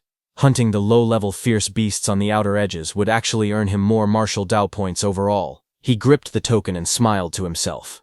Instead of chasing quality, he decided he might as well make it up in quantity. He raised his head and continued forward. There were 5 hours left in the assessment. He needed to gather enough martial Dao points to max out his mortal body progress. As he walked deeper, the forest shifted from sunlight to shadows. A blood-soaked clearing came into view.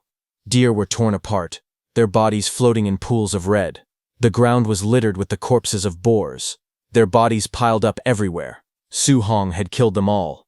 Just as Su Hong killed another boar with his bare hands, suddenly a massive bear with glowing red eyes lunged forward, roaring as it swung its claws down. Blood splashed across the ground as he moved to dodge the sudden attack. He spun to the side with incredible speed. Flames wrapped around Su Hong's fist as he charged at the bear.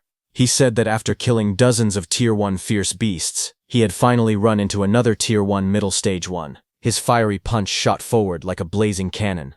The bear was blasted off the ground, flying through the forest as an explosion of light followed behind it. The bear hit a rock wall hard, roaring in pain. Blood poured from its mouth as it tried to raise its head. Su Hong appeared in the reflection of the bear's eye, already leaping toward it with another strike prepared. The bear's eye trembled as he closed in. Su Hong slammed his fist down with blazing force, driving a beam of fiery energy straight onto the bear's head. The impact sent shockwaves through the ground as the beast's body was pushed backward.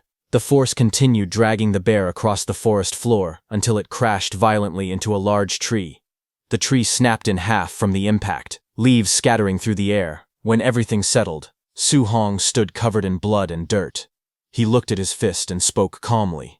He said that once his mortal body reached 60%, he could kill Tier 1 middle-stage fierce beasts with physical strength alone. A system panel appeared in front of him, showing his stats. He noted that he had already earned 254 martial Dao points. With a little over 100 more, he could max out his mortal body progress. The panel listed his name, Su Hong, along with 120 blood energy, 26.5 spirit, and 64.6% mortal body physique. It also displayed his guidance arts, Thunder Guidance, and Heavenly Flame Guidance, both at level 3, and his martial skills, such as Void Piercing Finger, Rage Sea Spear Technique, and Thunder Rush Fist, all in perfect state. Below it, his martial Dao points total was shown as 254. Su Hong then looked ahead and tightened his grip on his weapon.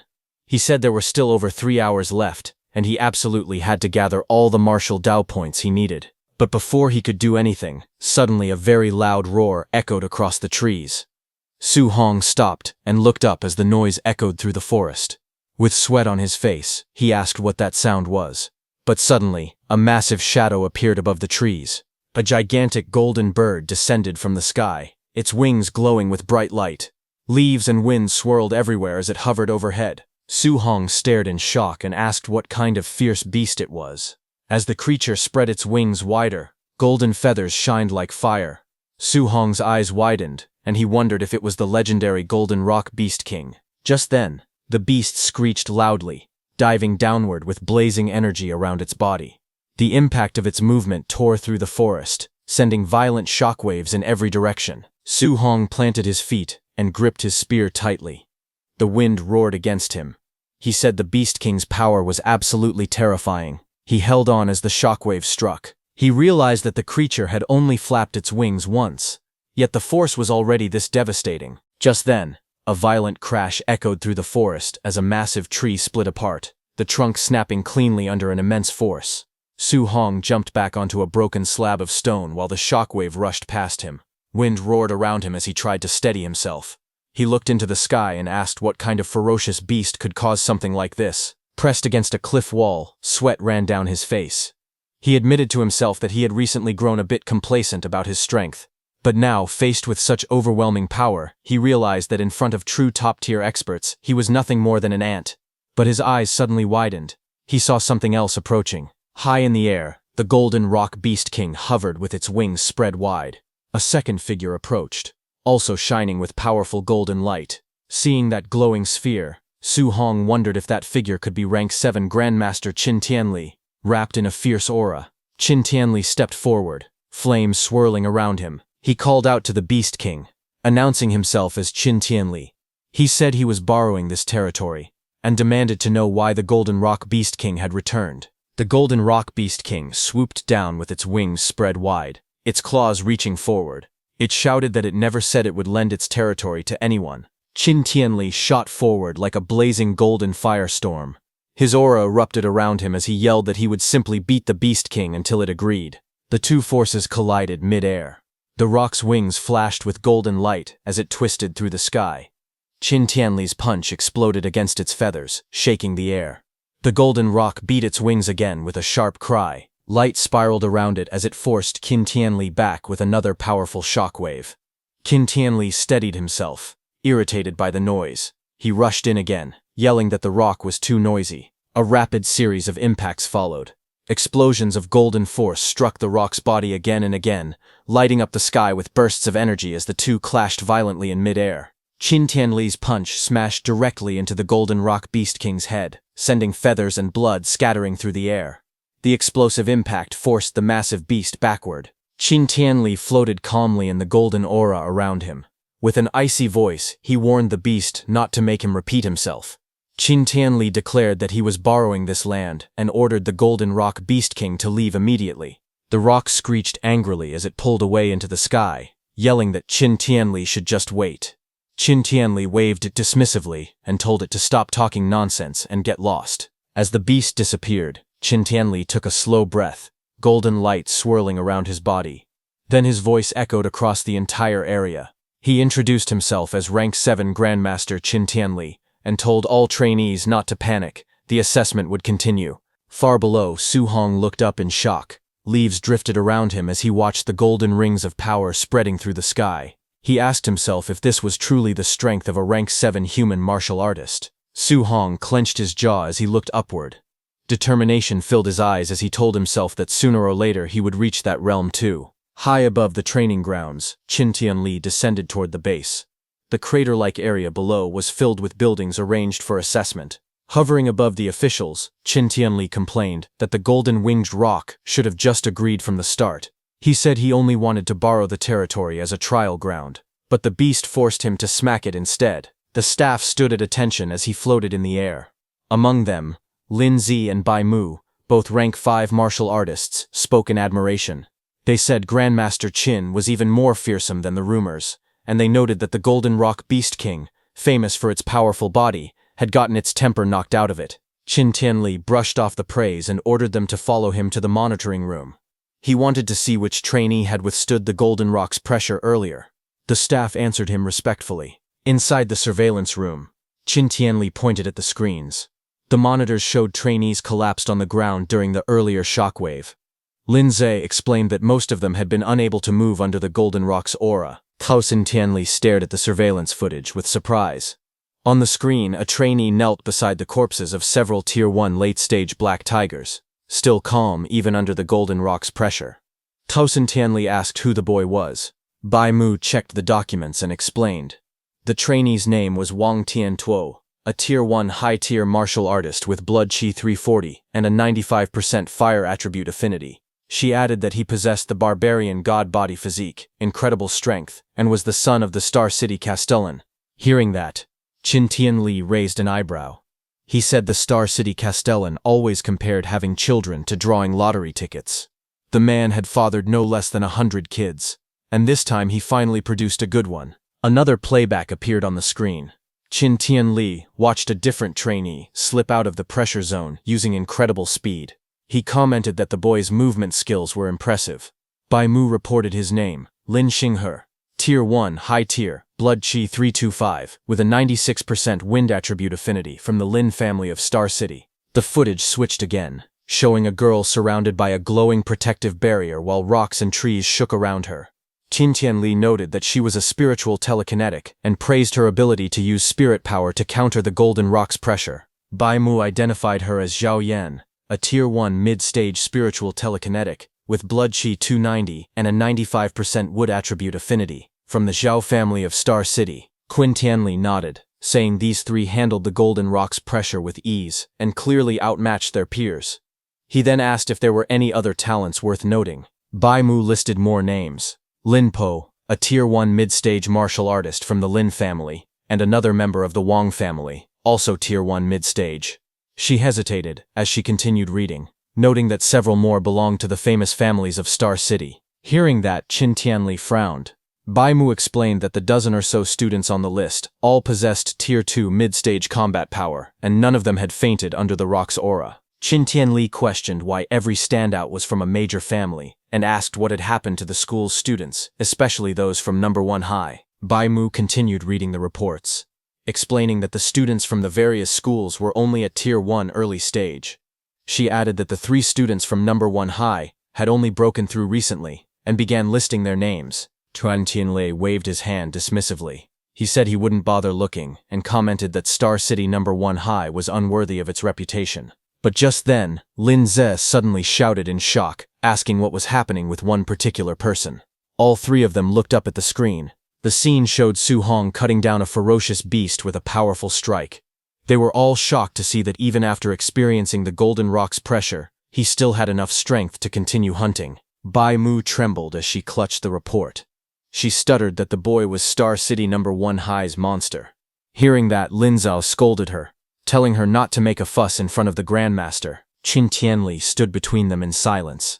But after glancing at the report himself, Lin Zhao also began shaking. With wide eyes, he repeated the same word, monster. Qin Tianli glanced at the 2 of them. He reminded them that both of them were rank 5 and should have seen countless geniuses before. He asked why they were making such a big fuss. He added awkwardly that they were still young and their temperaments weren't that steady. But when Qin Tianli looked at the report, his eyes widened in shock too. He stared at the report and screamed internally, asking if the boy they were looking at was even human. The report displayed Su Hong's profile. 18 years old, from Star City number 1 high, Tier 1 early stage, blood chi 123. It stated that he had perfected the C-rank martial art, Rushing Thunder Fist, and during the assessment, his physical strike alone produced 3,004 points of combat power, enough to rival a Tier 1 high-level martial artist. It also explained that he likely possessed a special physique and had 100% affinity for all 7 elemental guiding techniques. He was cultivating all 7 at the same time. Qin Tianli trembled as he read the file. He muttered in disbelief that such a freak could come from a backwater place like Star City. He compared the boy to a once-in-a-century talent, then corrected himself, calling him a once-in-a-millennium rarity. His expression shifted from shock to joy. Clenching the paper, his eyes glowed red with excitement. He shouted that he had struck gold. Then he suddenly paused. Something didn't add up. He demanded to know why someone with Su Hong's talent was still only at Tier 1 early stage, and why his blood chi was only 123. With a monster like this, that shouldn't be possible. Bai Mu quickly explained. She said that Su Hong was cultivating all 7 guiding techniques at the same time. Hearing that, Grandmaster Qin erupted in frustration as he read Su Hong's details again. He said it was no wonder the boy's blood chi was so low. Anyone cultivating 7 guiding techniques at once would destroy themselves. Even an immortal would be doomed. With that kind of strain, Qin questioned how Su Hong's cultivation could rise at all. He growled that the president of the Star City Martial Arts Association, Wu Linxin, should have explained this to the child but hadn't. Just then, a staff member stepped into the room, reporting that trainees were now arriving at the training camp one after another. Qin nodded and said they would go take a look. Outside, the first 3 trainees quickly greeted him. Wang Tiantuo stepped forward and saluted, addressing himself as a junior before Grandmaster Qin. Qin praised them, saying the 3 of them were very good. Then, 6 hours after the assessment began, more students staggered toward the camp. Some complained they thought they were going to die. Another reminded them they had faced the Golden Rock Beast King. At 7.5 hours, more trainees gathered. Qin stood above the group, while the students who arrived earlier said that there shouldn't be anyone left behind. One student suggested ending the assessment early. Another scoffed that anyone who still hadn't arrived after all this time must be incredibly weak. But Grandmaster Qin wondered why Su Hong, his newly discovered freak, still hadn't shown up. He worried that Su Hong might be lost somewhere in the forest. A hint of panic crossed his face as he thought that his precious treasure might get eliminated. Then, a few minutes later, Grandmaster Qin finally spotted a figure walking out of the forest. He let out a sharp snort, thinking that the brat had finally decided to show up. Su Hong stepped into the light, dragging his spear behind him. Dirt and blood covered his clothes. He muttered to himself that he had made it in time. He admitted he had been so focused on earning martial value that he had almost forgotten the deadline. When he entered the camp, the other trainees looked at him in shock. One of them whispered that Su Hong was even more ruthless than he was. Another said he didn't see any injuries on Su Hong at all, and wondered how many beasts he had killed to end up so dirty. 2 men who had been embarrassed by Su Hong earlier glared at him from the ground. One shouted that he had finally waited long enough for Su Hong to arrive. The other stopped him, saying not to rush. Once they entered the training camp, there would be plenty of opportunities to deal with him. Nearby, the 3 elite trainees watched Su Hong approach. One commented that Su Hong had passed right at the deadline and called him an expert. Another simply said it was interesting. Wang Tiantuo, resting with his eyes closed, only gave a short nod in agreement. As the sunset cast a warm glow over the camp, Instructor Lin Zi stepped forward. He announced that the 8-hour limit had ended. Anyone who hadn't arrived by now was completely eliminated.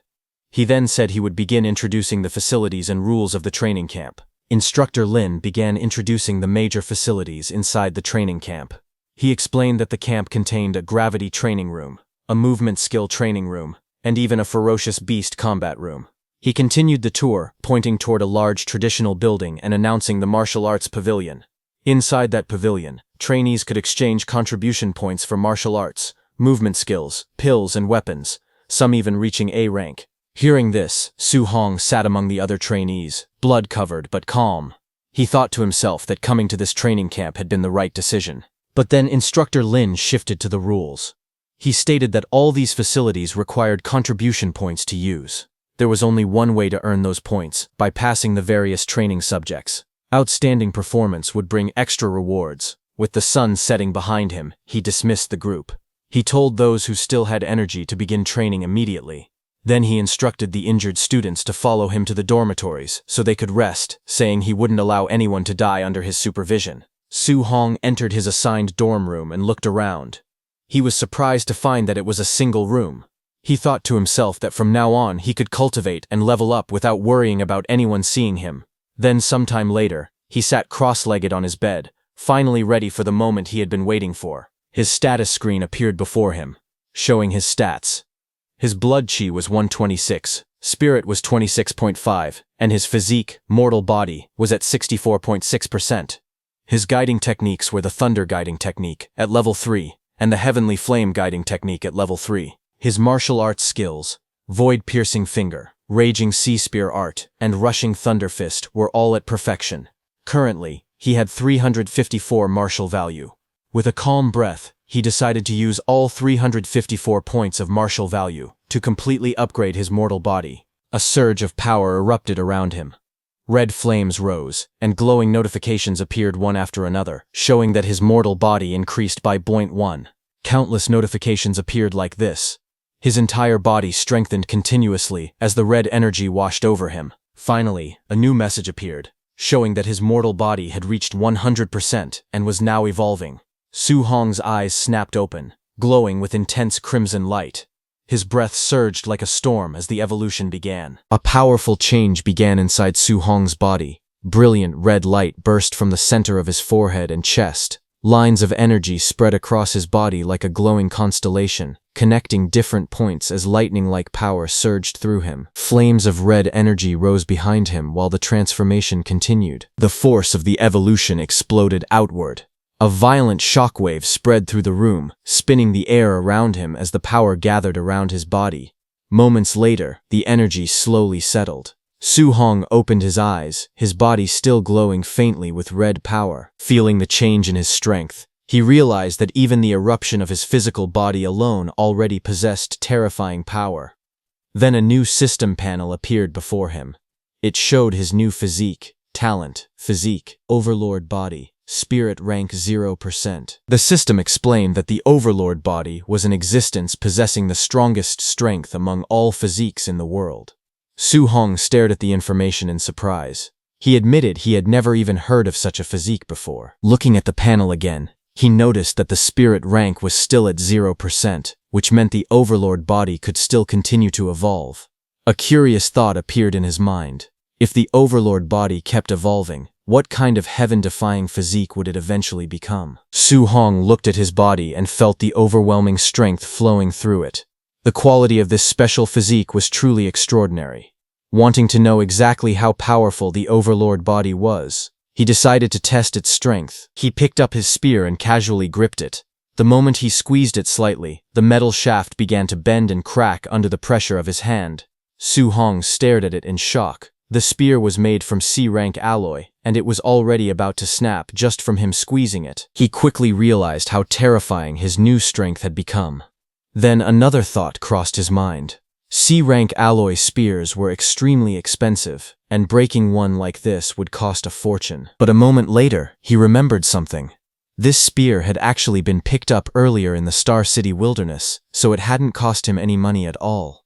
Still, he understood that he would need a stronger weapon from now on. Su Hong decided that he should gather enough contribution points as soon as possible so he could exchange them for an A-rank alloy spear. As he thought about his next step, a new idea formed in his mind. He realized that contribution points could be earned simply by wearing a weight vest and training. With a determined expression, Su Hong wondered whether his new Overlord body would allow him to carry several hundred kilograms of weight. Without wasting any more time, he prepared to begin training. On the other hand, inside the warehouse training area, many martial artists gathered around the testing equipment. Suddenly, someone shouted in shock. The weight being tested had reached 3,000 kilograms. The crowd stared in disbelief.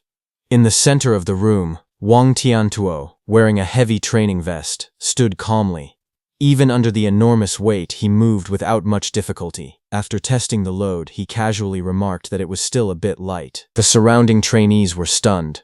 One of them shouted in disbelief, asking if he really thought 3,000 kilograms was light. Another person looked at him jumping with the massive weight and exclaimed that he could still leap into the air despite carrying such a load. Everyone knew that a normal Tier 1 martial artist could only carry a few hundred kilograms at most. What they were witnessing completely broke their understanding. From the side, Lin Xinghe and Xiao Yan watched the scene carefully. Xiao Yan commented that Wang Tiantuo's strength was as huge as a monster's.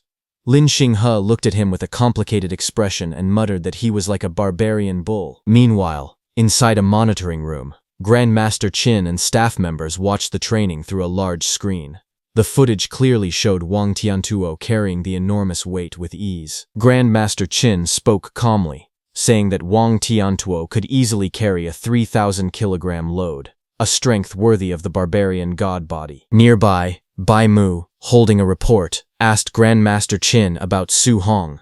She asked when they should find him to explain the matter of him simultaneously cultivating 7 guidance techniques. Grandmaster Qin shook his head slightly and said they could not approach him directly. He explained that geniuses always had strong pride. If they spoke to Su Hong too directly, it might only backfire. Instead, Grandmaster Qin decided they needed to use other methods, allowing Su Hong to understand the situation by himself and give it up voluntarily. Grandmaster Qin turned to Lin Zhe and asked if the night raiders he had arranged had finished assembling. Lin Zhe, standing beside him, replied that it would still take some time. Since they had to match the combat power of different students, arranging the personnel was a bit troublesome. Lin Zhe then smirked slightly and explained that the trainees had just finished the camp entrance assessment, so their mindset was probably very relaxed right now. Because of that, if they suddenly encountered a night raid, they would definitely panic and howl in misery. Grandmaster Qin then gave another order. He instructed them to arrange a Tier 1 high-stage martial artist to fight Su Hong, saying that he wanted Su Hong to be overwhelmingly defeated. After that, he planned to personally explain the disadvantages of simultaneously cultivating 7 guidance techniques. Once Su Hong experienced defeat, he believed that he would obediently listen and give it up. Hearing that, Lin Zhe hesitated and spoke carefully. He pointed out that a Tier 1 high-stage martial artist usually had more than 400 vitality and around 5,000 combat power points, while Su Hong's vitality was only a little over 100. Worried, Bai Mu said that this might not end well. If Su Hong were beaten too badly, his Dao heart might collapse from the defeat. Grandmaster Qin immediately rejected the concern. He said that he was doing this only to correct Su Hong's mistakes. With a cold expression, he added that if Su Hong's Dao heart collapsed so easily, then it would only prove that he was nothing but trash. Later that night, as Su Hong was going toward the warehouse, he heard someone shouting loudly that Wang Tiantuo was going to train in the gravity room, and everyone hurried over to watch the scene. Su Hong stood inside the training equipment room. When he heard that everyone had gone to watch Wang Tiantuo's training, he thought that he should also go take a look later. Before leaving, he noticed some equipment inside the room. On a nearby table was a box labeled "Scoring Bracelets, pick up on your own." Su Hong picked up one of the bracelets and examined it carefully. He wondered if this was the smart bracelet used for calculating points. After putting it on, he walked further inside the room and looked at the training equipment arranged there. In front of him were several weight vests used for training. He stopped in front of a rack labeled 1,500 kilograms and looked at the heavy vests hanging there. Then he continued walking and eventually saw another rack with an even larger label, 10 tons. Su Hong stared at it in surprise. He wondered if the heaviest one really weighed 10 tons, and whether it was forged from some kind of super heavy alloy. Looking at the massive weight vest, he couldn't help but question who could possibly wear something like that. After thinking for a moment, Su Hong decided to try one. The moment he lifted it and held it in his hand, his body immediately trembled under the terrifying weight. He realized that the vest was extremely heavy. Even though he could still wear it, the weight greatly reduced his speed, and he knew he wouldn't be able to last very long under such pressure. He then removed his jacket and picked up 5 tons of weight. With the heavy vest strapped to his body, Su Hong began testing his movements inside the training room. Each step slammed heavily against the ground as he moved, the tremendous weight making every motion difficult.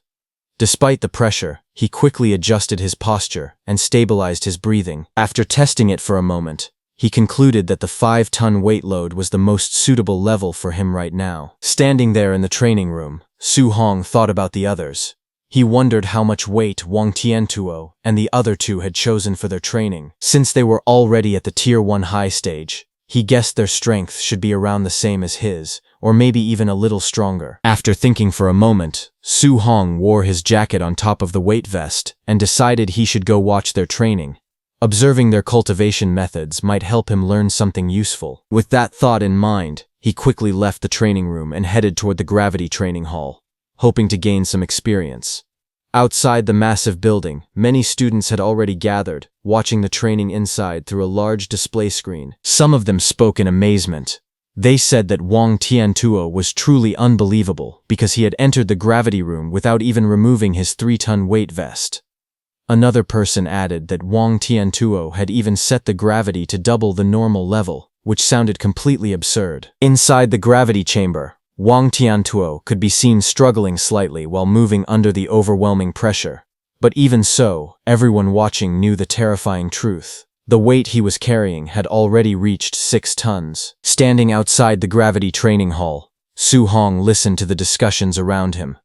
When he heard that Wang Tiantuo's weight vest was only 3 tons, he was slightly surprised. To him, that sounded unexpectedly light. Realizing this, Su Hong understood that he might have misjudged the true toughness of the overlord body. Nearby, several students were gathered together, talking quietly. Su Hong recognized them as Chen Shan and Li Tu. He walked over and asked them what was going on. He wondered why they were standing outside instead of entering the gravity room to cultivate. Chen Shan explained with a sigh that the people inside were far stronger than they had expected. Compared to them, the 3 of them were lagging far behind. Because of that, they didn't want to go inside right now. If they entered the training room, they would definitely be singled out for comparison, which would be extremely embarrassing. Su Hong listened to their explanation and simply sighed, wondering if that was really the only reason. Without hesitating, he began walking toward the entrance of the gravity room. Seeing this, the others called out to him in surprise. They asked if Su Hong was really planning to go in right now, warning him that he might embarrass himself. They suggested waiting until there were fewer people before entering. However, some of the students watching from a distance began mocking him. One person sneered, asking if Su Hong was missing a brain. Another guessed that he probably wasn't even wearing a weight vest and was simply trying to surpass Wang Tiantuo by increasing the gravity multiplier instead. Someone else mocked him further, saying that a person with no sense of shame could become invincible in the world. But Su Hong ignored them and walked straight into the gravity room, without hesitation. He knew that gravity training rooms were extremely expensive to build, and usually only powerful aristocratic families could afford to use them. Ordinary martial artists rarely had the chance to train in such a place. Because of that, Su Hong was determined not to waste this rare opportunity. Inside the room, he quickly calculated the pressure he would face. Wearing a 5-ton weight vest, if the gravity were doubled, the pressure on his body would reach 10 tons.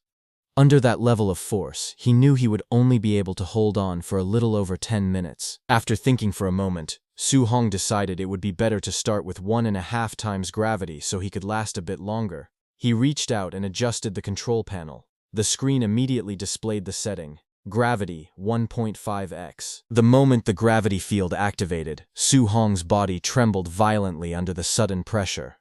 The weight pressing down on him felt overwhelming. Outside the gravity room, the students watching through the screen began talking among themselves. Some of them mocked him, saying that he wasn't even wearing a weight vest, yet he only set the gravity to 1.5 times, which made no sense. Others laughed and pointed out that he had arrived last during the assessment, so they assumed his strength must be weak. To them, the situation looked ridiculous. But inside the gravity room, Su Hong ignored the outside voices. He sat down cross-legged and began circulating his energy, activating his guidance technique while enduring the heavy gravity. Under the crushing pressure, cultivating the technique became much more difficult than usual. Yet Su Hong quickly realized something important. Even though the difficulty had increased significantly, the speed of his cultivation had also accelerated greatly. 2 hours later, Su Hong was still inside the gravity room.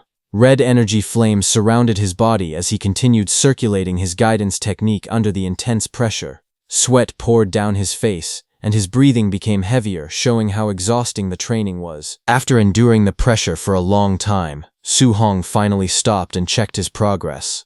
Aside from the Thunder Guidance Technique and the Heavenly Flame Guidance Technique, all of his other guidance techniques had leveled up by 1 level. A system panel appeared in front of him, displaying his updated status. His vitality had increased from 126 points to 130 points, and his other techniques had improved as well. The results clearly showed that training inside the gravity room had greatly boosted his cultivation progress. Su Hong realized that the gravity room's effect was far better than he had expected. If the gravity training could produce such results, then the movement technique room and the ferocious beast room would probably be just as effective. Feeling completely exhausted, Su Hong slowly stood up and reached toward the control panel. With trembling hands, he turned the gravity machine off.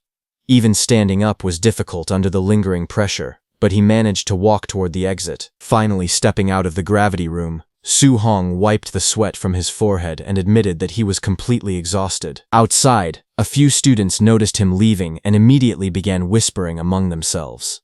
They mocked him, saying that the student who ranked dead last in the assessment had come out of the gravity room very quickly. One of them laughed and said that Su-hong wasn't even wearing a weight suit, yet he still couldn't handle 1.5 times gravity and came out drenched in sweat. Another student arrogantly claimed that if it were him, he could easily sleep inside the gravity room overnight. Just then, Su-hong removed his jacket, revealing his weight suit, and complained about how uncomfortable it was. The suit had terrible breathability, and wearing it made him feel extremely hot. This caught the attention of the two students watching him. Their eyes widened in shock as they stared forward in disbelief. The two students stared at Su-hong with surprise as they realized that he had actually been wearing a weight vest before, and they wondered how heavy it was. In front of them, Su-hong slowly removed the heavy vest from his body. Watching him struggle, one of the students commented that for someone who ranked last, even 500 kilograms would already be hard to handle. However, since he managed to stay inside the gravity room for 2 hours, his strength could at least be considered acceptable. Another student added that even if Su-hong had some strength, he still couldn't be compared to Wang Tiantuo at all. Ignoring them, Su-hong carefully placed the weight vest on the ground. Meanwhile, the others continued talking, saying that comparing anyone to Wang Tiantuo was a joke, because no one among them could match that monster. At that moment, someone suddenly shouted that Wang Tiantuo was coming out. Everyone immediately turned their attention toward the gravity room. They were shocked as they realized that Wang Tiantuo had endured 6 tons of pressure for more than 2 hours. Wang Tiantuo then came out, sweating heavily. Seeing that, one student exclaimed that Wang Tiantuo's physical strength was incredible, and that he was clearly number 1 in the training camp. Another added that even with a 500-kilogram weight, they themselves could only last half an hour at most. Right then, the heavy vest Wang Tiantuo was wearing dropped on the ground with a loud impact. The ground cracked slightly under the force, and dust rose into the air. The surrounding students froze, their eyes widening in shock as they stared at the scene. At the same time, Wang Tiantuo stepped out, stretching his arm as sweat dripped down his body. He let out a breath, feeling relaxed after finishing his training. Looking at him, the students remarked that the weight was truly terrifying. After finishing the gravity training, Lin Xinghe approached him, admitting that in terms of raw strength he was indeed inferior to Wang Tiantuo.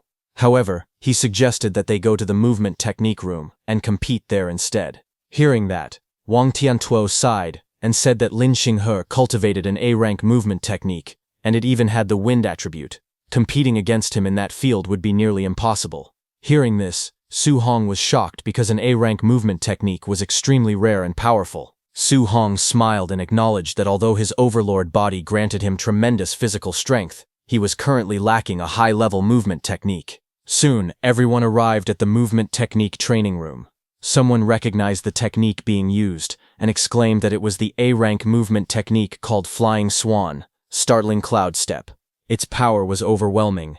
One of the students admitted that when he set the training difficulty to level 3, the room became densely packed with flying arrow projectiles. He couldn't even dodge them properly. And Lin Xinghe had actually set the difficulty to the maximum, level 10. Seeing this, all the students were stunned. They watched as Lin Xinghe moved inside the room, his figure flashing through the air like a streak of light. Arrows shot toward him from every direction, crisscrossing the space at terrifying speed. The attacks were so fast that the other students' eyes couldn't even keep up. One of them admitted that he wouldn't last even a single second under that level of speed and pressure. As Lin Xinghe moved gracefully through the training room, pink petals suddenly began to swirl around him. His figure looked almost unreal, like a scene from a dream. Someone in the crowd couldn't help but shout that he actually had spare energy to show off, wondering where those petals even came from.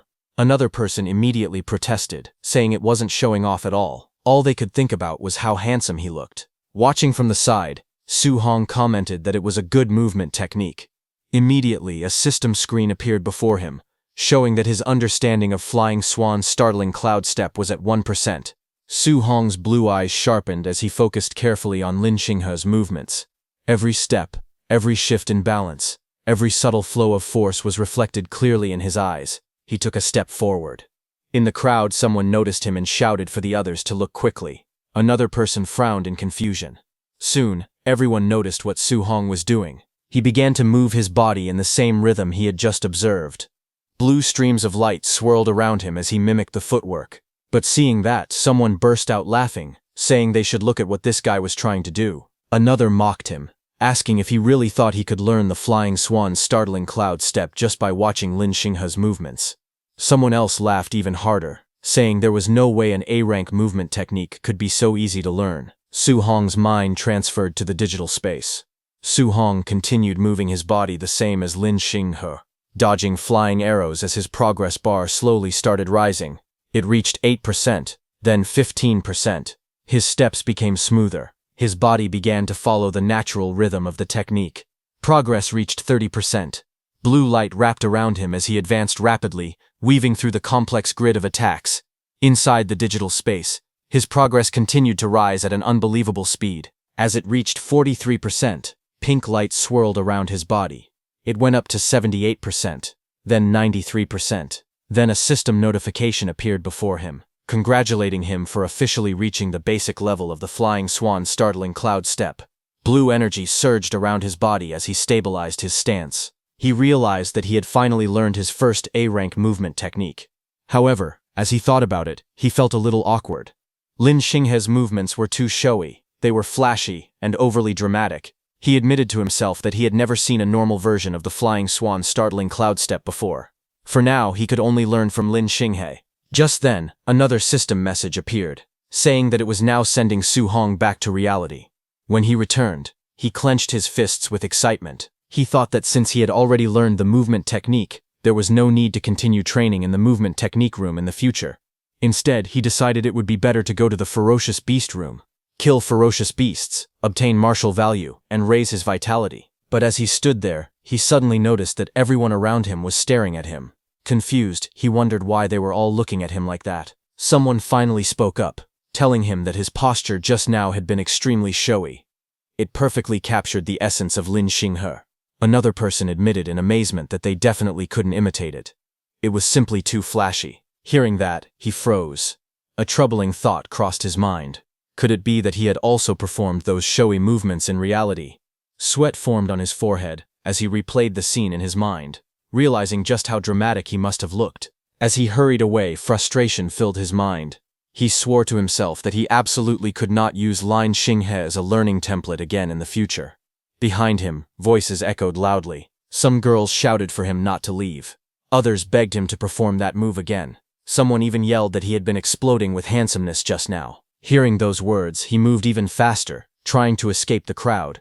While running, he suddenly narrowed his eyes as he sensed that someone was following him. Not far away, those two men who had been beaten up by Su Hong in the forest watched him from the shadows. One of them said they had finally found him and that he should be heading to the ferocious beast room. The other smirked and suggested that they block the door.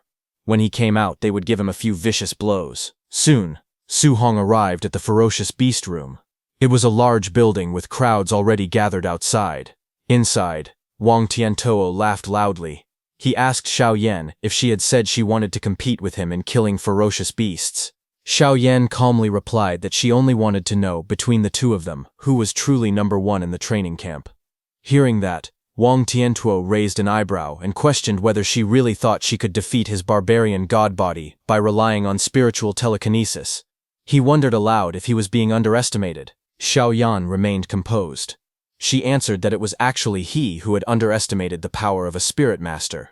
Hearing the words spirit master, Su Hong paused because he had never actually seen a spirit master's fighting method before. He decided that he might as well go take a look first. He could always come back later to fight ferocious beasts and earn martial value.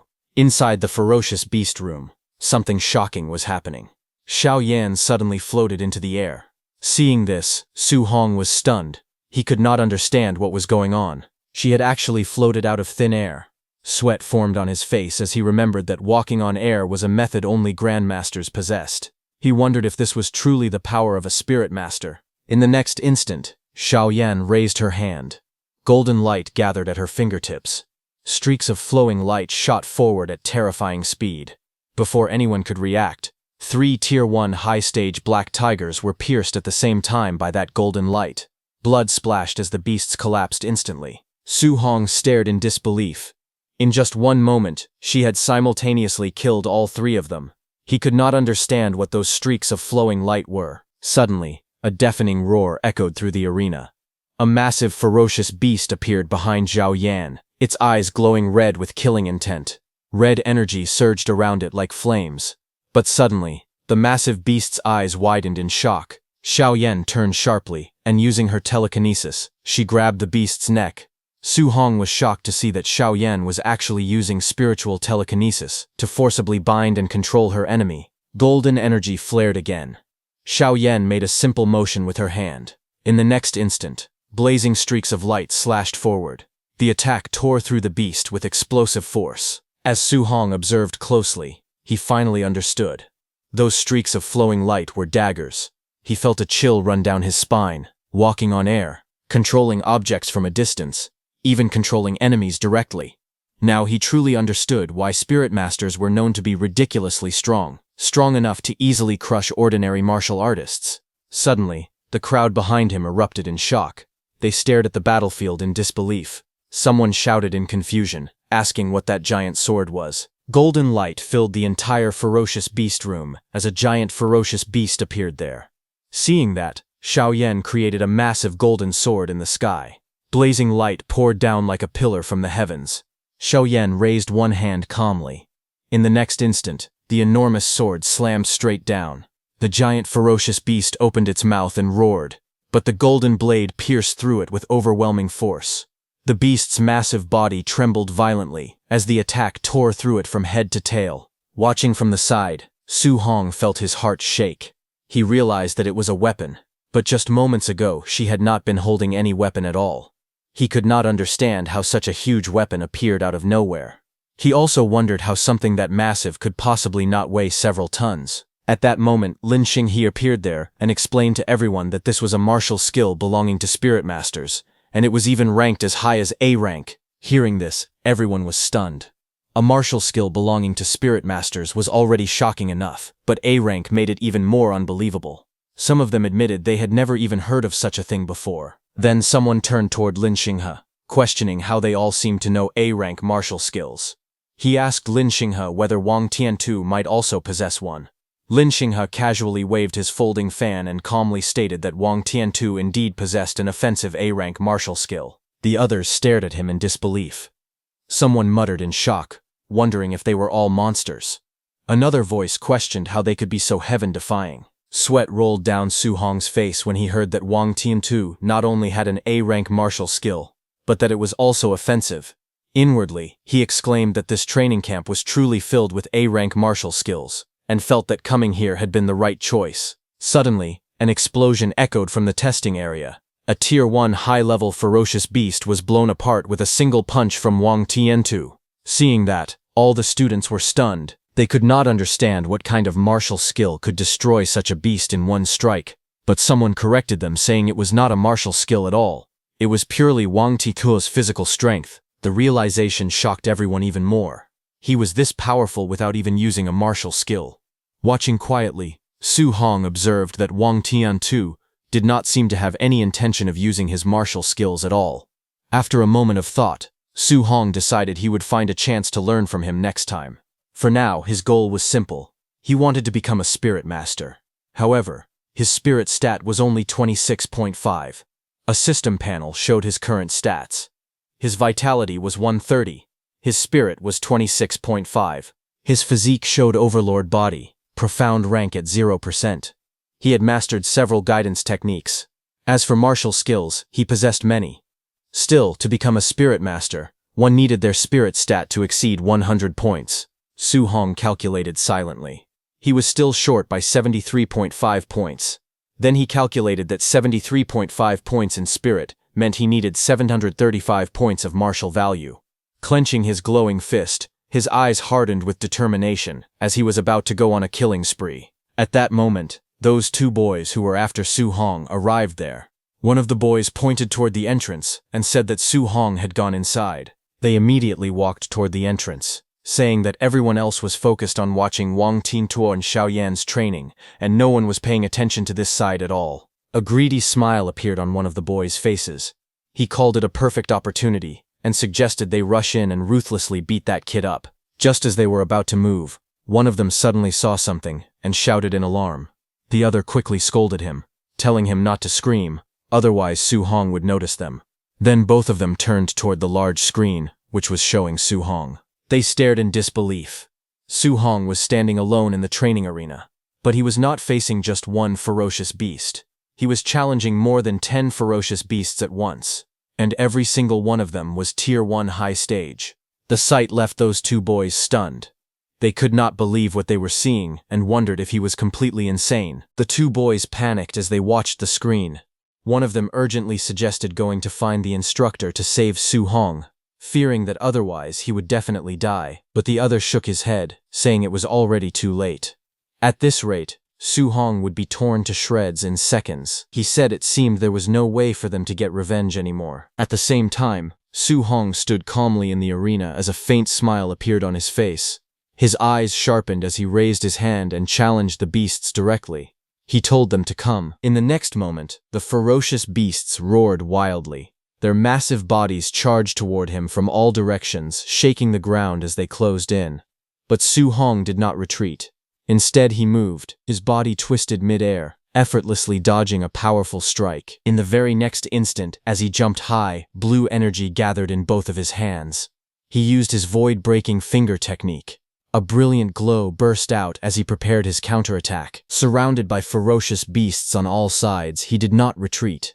Instead, his body twisted mid-air as blue energy beams surged violently from his palms.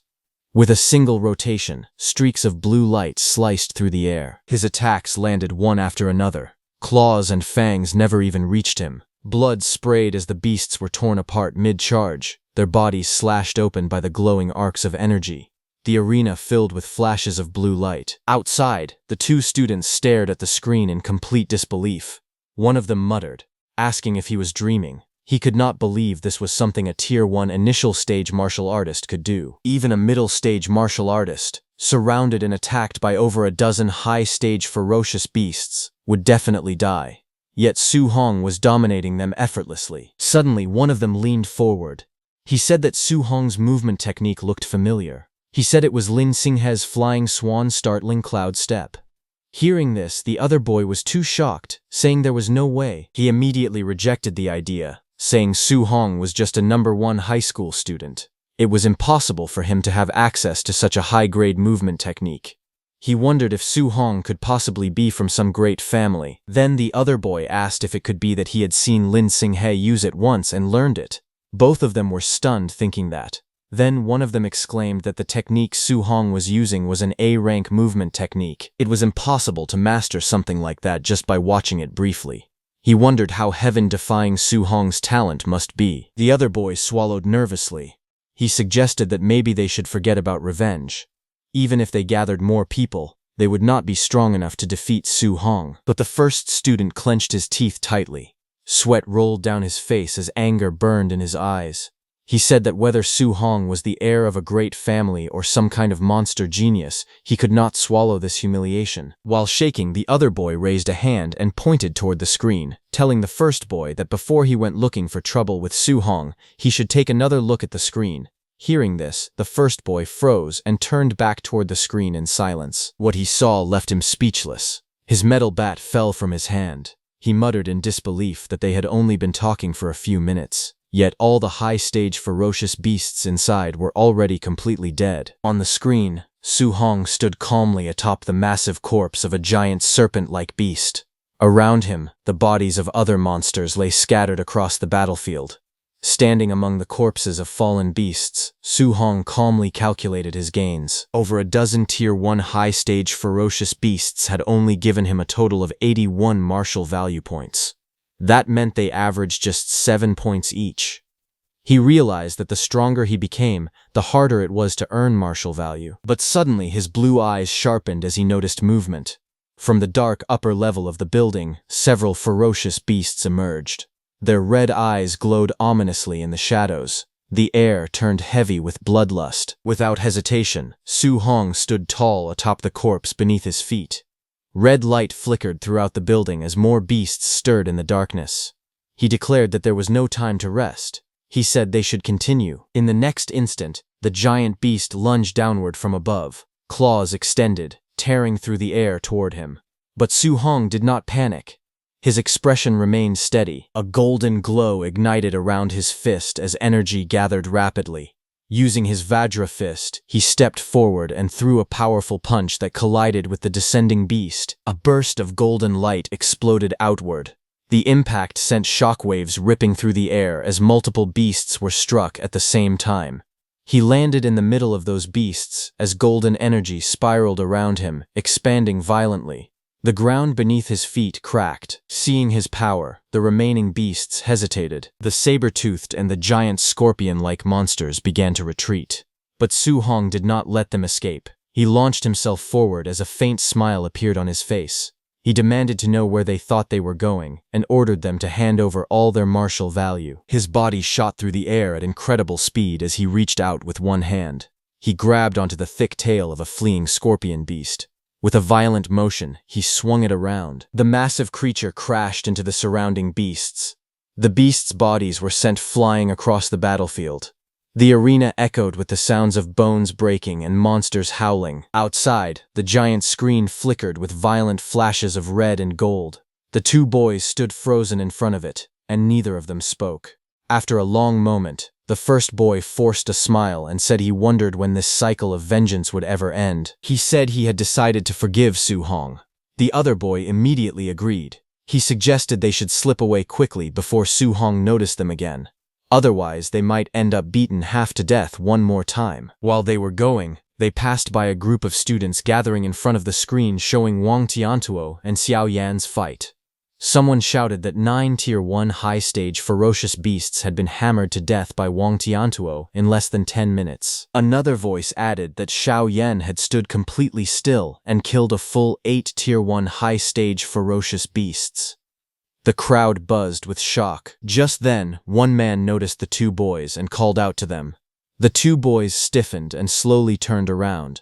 The man asked if they were back already. He asked if they were supposed to be getting revenge and whether they had already beaten that kid up. The two exchanged nervous glances. One of them scratched the back of his head and laughed awkwardly, saying yes. Both of their expressions stiffened completely as they admitted the truth in their minds. If they had not been clever enough to retreat in time, they would have been lying on the ground like dead dogs right now. They complained that this training camp was outrageous. It was filled with heaven-defying monsters everywhere. Just then, the massive doors of the training ground opened with a loud sound as Wang Tiantuo and Xiao Yan came out. Seeing that, someone shouted that they had come out. Xiao Yan was surprised to see that Wang Tiantuo had killed so many ferocious beasts. She said that even with the overlord body, he must be exhausted. She asked how many contribution points he had earned. Wang Tiantuo glanced at his wrist display and announced that he had earned 280 points. Xian Han also checked her own screen and said she had 270 points. Hearing this, the surrounding crowd instantly fell into an uproar. Someone shouted in disbelief that it was far too many. A Tier 1 high-level ferocious beast was only worth 5 contribution points. If calculated that way, the two of them must have killed 50 or 60 high-level ferocious beasts. Wang Tiantuo then checked the results of the weight vests and said that the contribution points for the weight vest had been settled at 100 points. Xiao Yan looked at her display and said she only had 50 points from it. Around them, other students began checking their own scores. One muttered that he had only gotten 20 points. Another complained that he had carried a 1-ton weight and only received 30 points. Someone in the back whimpered that he had only gotten 10 points, nearly on the verge of tears. The gap between them was painfully obvious. Just then, Lin Xinghe appeared and asked Wang Tiantuo and Xiao Yan who had won their ferocious beast hunting competition. Xiao Yan pointed at Wang Tiantuo and answered that it was him. From the side, people remarked that Lin Xinghe's points must also be heaven-defying. A guy sighed that with those 3 monsters around, everyone else could only fight for 4th place. Hearing everyone, the 2 boys standing behind who had seen Su Hong's power smiled. They called all those people ignorant because they knew that there was an even more terrifying monster in the training camp. Someone standing above those 3 so-called monsters. On the other hand, at Su Hong's side, 1 hour later, The battlefield had turned into a gruesome scene. The walls and surroundings were splattered with blood, and the bodies of ferocious beasts lay piled across the ground. The air felt heavy, filled with the aftermath of intense battle. On top of those corpses sat Su Hong, his body covered in sweat. He exhaled in exhaustion and let out a long breath. After continuously killing ferocious beasts for over an hour, even with his overlord body, he could feel the strain taking over. Even after everything, he was still far from reaching 735 martial value points. He then checked his training watch for points. Despite the exhaustion, he had gained 700 contribution points. He wondered what kind of rewards he could exchange for them at the martial art pavilion. His watch showed that for hunting ferocious beasts, he got 400 contribution points, and for the weight vest, he got 300 contribution points. The total stood at 700. After confirming it, he arrived at the martial art pavilion. Under the night sky, the grand building stood tall, glowing warmly with light. Inside the martial art pavilion, behind a long wooden counter, a receptionist in a pink suit lazily leaned back in her chair, resting her chin on her hand. Across from her, Su Hong stood calmly, flipping through a thick catalog. His eyes scanned the list carefully. A Tier 1 Vitality pill was for 10 points. A Tier 1 Blood Recovery pill was for 20 points. A Tier 1 Spirit Gathering pill was for 30 points. Another Tier 1 Spirit Gathering pill was for 50 points. He continued turning the pages and saw that an A-rank martial art, Explosive Palm, was for 2,000 points. Another A-rank martial art, Bone Netherfire Fist, was for 2,880 points. Then another A-rank martial art, Startling Swan Heavenly Roam, was for 3,000 points. Looking at it, Su Hong thought that A-rank martial arts were extremely expensive. The cheapest one cost 2,000 points. Compared to that, the prices of the pills were still acceptable, especially since there were spirit gathering pills available here. The receptionist looked at him with mild curiosity and asked whether he had decided what to exchange for. She examined him briefly and assumed he was only at the Tier 1 initial stage. In her mind, she guessed he probably could not afford to exchange for anything significant. Ignoring her assumption, Su Hong then asked calmly whether the spirit-gathering pills referred to the kind that could increase spiritual power. The receptionist said yes and explained that the spirit-gathering pills were only effective the first time they were taken. The higher the grade of the pill, the better the improvement effect. Hearing that, Su Hong immediately checked the book. He saw that the highest grade of spirit-gathering pill available there reached Tier 4. Costing 500 contribution points. The catalog listed clearly. A Tier 4 Vitality pill was for 100 points. A Tier 4 Blood Recovery pill was for 200 points. A Tier 4 Energy Gathering pill was for 300 points. And a Tier 4 Spirit Gathering pill was for 500 points. After a brief moment of silence, Su Hong made his decision. He asked the receptionist to give him a Tier 4 Spirit Gathering pill first. Hearing this, the receptionist froze. Her eyes widened in shock as she blurted out, telling Su Hong that a Tier 4 Spirit Gathering pill cost 500 contribution points, not 50. Su Hong showed his point-calculating watch and said that was right, a Tier 4 Spirit Gathering pill. Still stunned, she quickly checked his contribution balance. The number displayed 700 points clearly in front of her. She was stunned seeing that he actually had a full 700 contribution points. Her attitude instantly changed. With a bright smile and sparkling eyes, she carefully brought out an ornate wooden box and handed it to him politely. She told him that it was his spirit-gathering pill. He thanked her and then asked if they had any dual thunder and fire attribute alloy spears. Without missing a beat, she nodded enthusiastically, saying they did have them for only 200 points. She thanked him warmly for his patronage, calling him handsome with a cheerful expression. Outside, the night sky stretched wide and clear as Su Hong returned to his room. Inside, he placed his new spear with his old spear. His new spear was a C-rank dual thunder and fire attribute spear named the Thunder Fire Spear. Later that night, Su Hong reviewed his progress.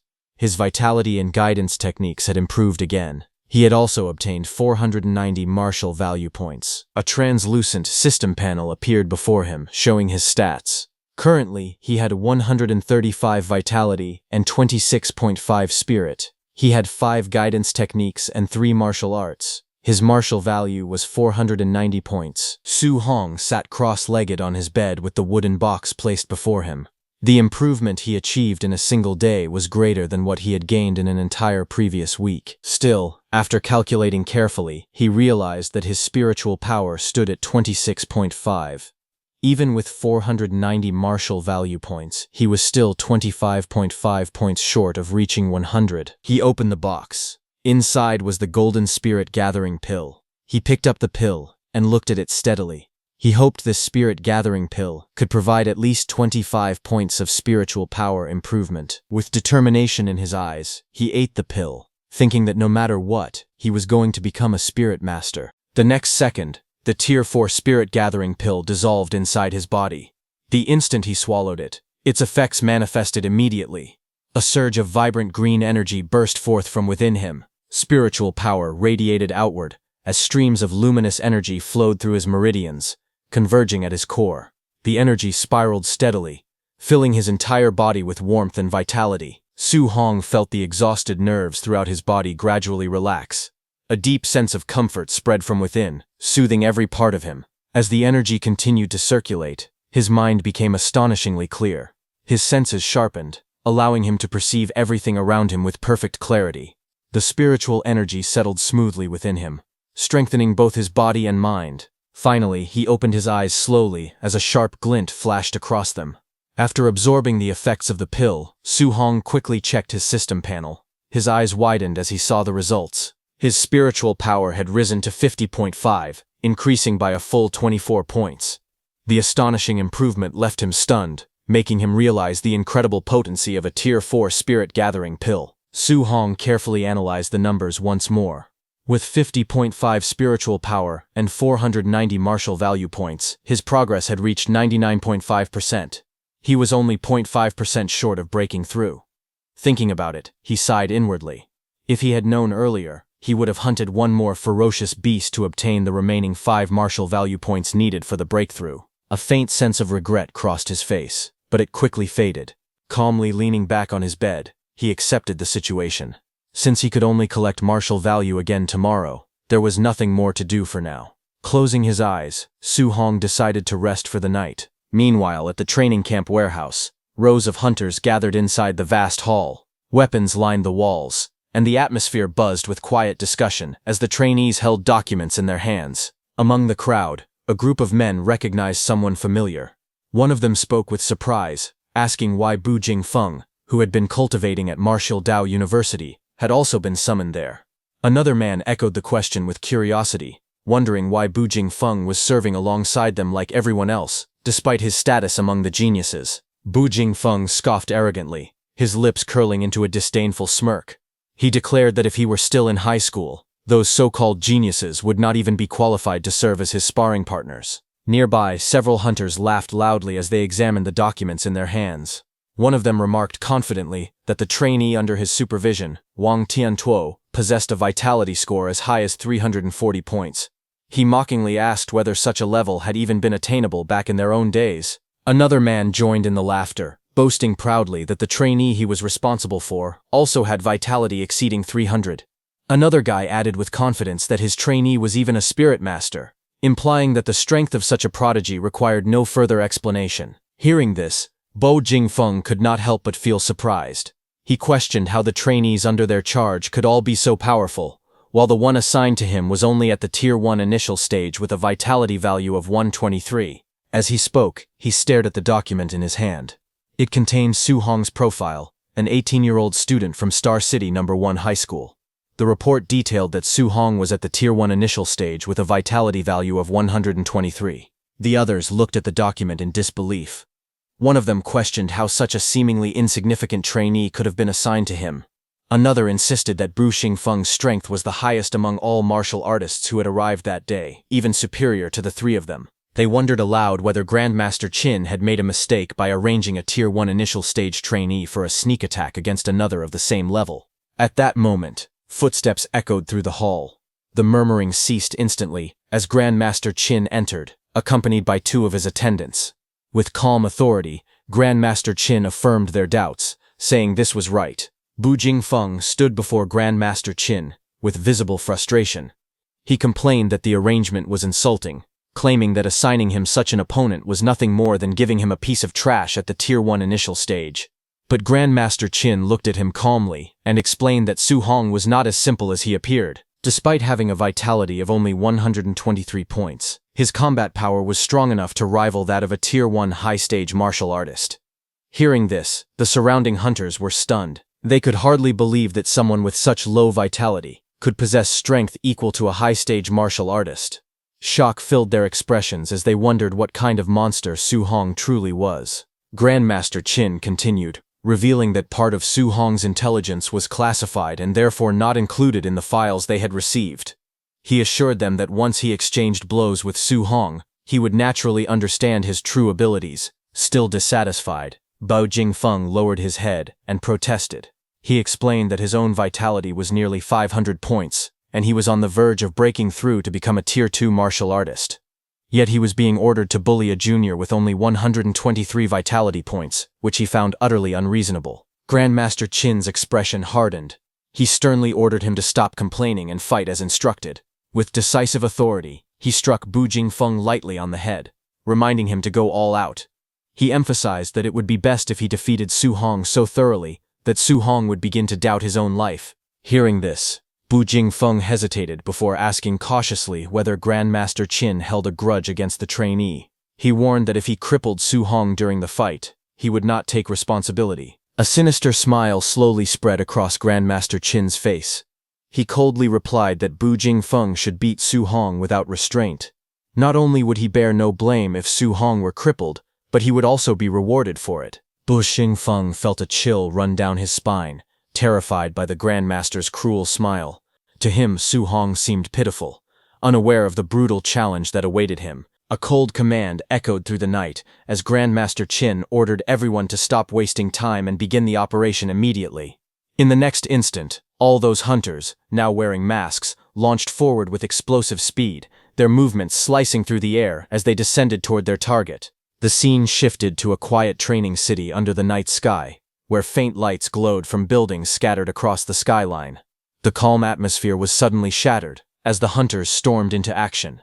Inside a building corridor, one of the masked hunters struck swiftly, while another attacker advanced relentlessly with a weapon in hand. From inside, voices rang out in alarm. Someone shouted, demanding to know who they were, while another voice declared that it was a sneak attack. Amid the chaos, a frightened voice pleaded desperately, asking if he could at least put on some underwear before the assault continued. Awakened by the commotion, Su Hong jolted upright in his bed. Shock filled his eyes as he realized that it was a sneak attack. The next second, he turned his gaze toward his door. Deep slashes suddenly tore across its surface. Bu Jingfeng, wearing a mask, broke through the door and jumped inside, gripping a weapon glowing with a fierce purple aura. With a confident smirk, he unleashed a powerful strike, sending a blazing arc of energy crashing down toward Su Hong. The violent impact shattered the floor as the purple energy exploded outward, forcing Su Hong to leap back to avoid the devastating blow. Regaining his balance amid the chaos, Su Hong quickly assessed the situation. A tense thought crossed his mind, as he recalled a disturbing rumor. There were whispers that the All Heaven's 10,000 races frequently hunted down human geniuses across the world to weaken the strength of humanity. He wondered if these attackers were among them. Without hesitation, he clenched his spear from the side, steeling himself for the battle. Though uncertain of the enemy's true power, he remained alert and prepared to defend himself. The next second, Bu Jingfeng jumped towards Su Hong, his blade radiating a dangerous purple glow. With a mocking tone, he declared that it was just as he expected. A mere Tier 1 initial stage brat stood before him.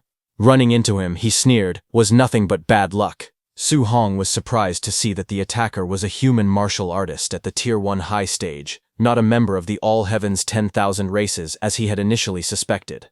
A confident smile slowly spread across his face. The timing was perfect. This opponent was exactly what he needed. Determination filled his gaze as he tightened his grip on his spear. He believed that by defeating this enemy, he could obtain the final 5 points of martial value required to break through and become a spirit master. Meanwhile, Bu Jingfeng watched in disbelief. He could not understand why a mere Tier 1 initial stage martial artist would choose to confront his attack head-on instead of evading it. To him, such a decision seemed utterly reckless, as if Su Hong had lost his mind. In the next instant, their weapons collided with explosive force. A brilliant burst of energy erupted at the point of impact, sending shockwaves through the air. Bu Jingfeng's eyes widened as he was forced backward, stunned by the overwhelming power behind the strike. Realization struck him like a thunderbolt. This seemingly insignificant brat possessed strength far beyond his expectations. Bu Jingfeng admitted that his combat power was indeed capable of rivaling that of a Tier 1 high-stage martial artist. As he struggled against the pressure of the clash, he finally understood that Grandmaster Qin had spoken the truth. Bu Jingfeng's eyes widened in disbelief as he felt the overwhelming force pressing against him. Panic surged through his mind as he realized something was terribly wrong. He shouted inwardly that this level of strength was impossible, and questioned how a Tier 1 martial artist could possess such terrifying power. At that moment, Su Hong remained calm. He acknowledged that his opponent was merely at the Tier 1 high stage, and reminded himself that he had already fought someone of that level before. With unwavering confidence, he tightened his grip on his weapon and commanded the energy around him to press forward. A crimson aura erupted from his body as he raised his spear high. With a fierce shout, he unleashed his full strength and brought the attack crashing down. His strike descended like a blazing comet, smashing toward Bu Jingfeng with unstoppable force. The impact exploded with a thunderous sound, sending shockwaves across the battlefield and forcing Bu Jingfeng backward. Staggering from the overwhelming power, Bu Jingfeng trembled as he gripped his sword. Unable to contain his shock, he wondered if Su Hong was a monster. Bu Jingfeng decided to now get serious, as purple flames covered his blade. He steadied himself, gripping his glowing weapon.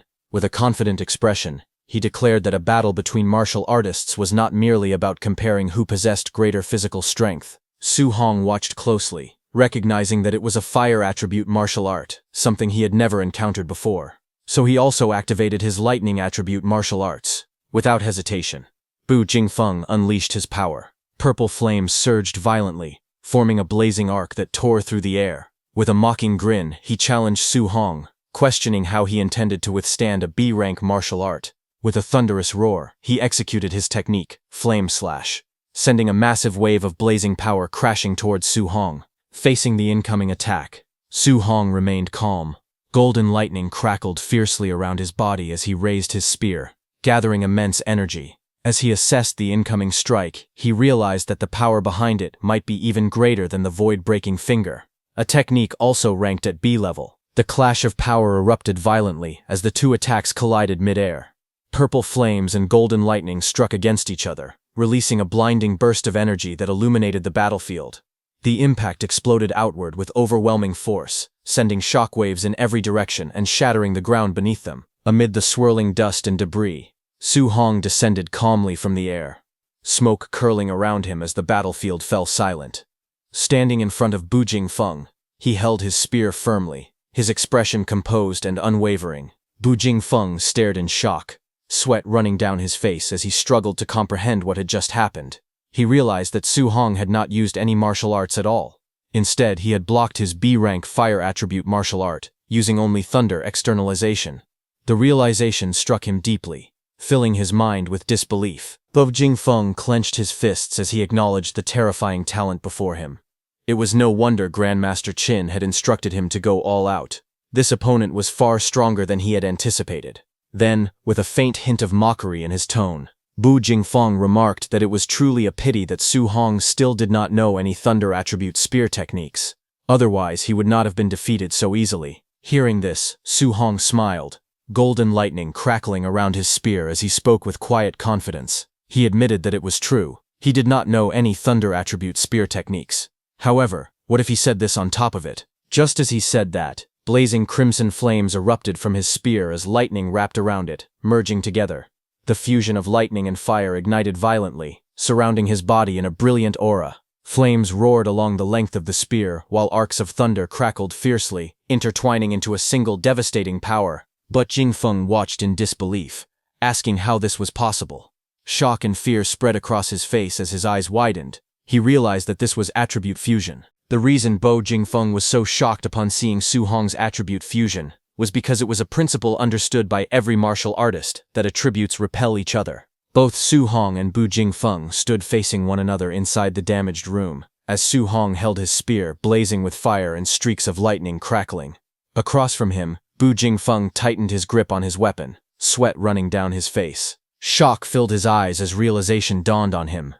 Attribute fusion. The power of thunder and fire. He had always believed it was nothing more than a legend. Just then, lightning flashed across Su Hong's eyes as golden sparks danced in his vision. Without hesitation, he attacked. His spear shot forward in a burst of flame and thunder. Seeing the incoming fast strike, Bu Jingfeng's eyes widened in alarm. He shouted in panic as Su Hong's spear tore through the air toward him. Reacting instantly, he roared out his technique, Flame Slash. Purple flames spiraled around his blade as he swung with full force, unleashing a blazing arc of energy. The two attacks collided violently. Flames and lightning clashed in a blinding explosion of light. Bu Jingfeng wanted to deflect Su Hong's attack, but just as Su Hong's spear touched his sword, thunder crackled violently along the shaft while flames spiraled downward, gathering into a single devastating strike. The fused power of thunder and fire crashed toward Bu Jingfeng like a descending pillar of destruction. Caught in the center of the blast, Bu Jingfeng could only stare in disbelief. He admitted that this power was far too outrageous. Bu Jingfeng groaned in pain as he was blasted away, completely overwhelmed by the fused elemental force. Ripping through the wall, he went flying out of the room. When the dust slowly began to settle, the flame and thunder around Su Hong's spear calmed down. Amid the swirling smoke, Su Hong stood calm and steady as a notification popped up, stating that he had gained 7 martial value. A faint smile appeared on his face as he realized that the martial value required to become a spirit master. He finally had enough. A system panel appeared before him, showing his stats. Su Hong's vitality was 135, spirit was 50. His guidance techniques. Thunder guidance technique was at level 4. Extinguishing heaven guidance technique was also at level 4. Water marsh guidance technique was at level 3. Origin earth guidance technique was at level 3. And spirit wind guidance technique was also at level 3. His martial skills. Flying cry sweeping cloud step was at basic 3%. Startling thunderfinger was at perfect, and raging sea spear technique was also at perfect. His current martial value was 497, but the number increased by 7. On the other hand, a few seconds earlier, outside the trainees' rooms, Grandmaster Qin and Bai Mu stood waiting. Grandmaster Qin looked calm and confident. He remarked that it was about time.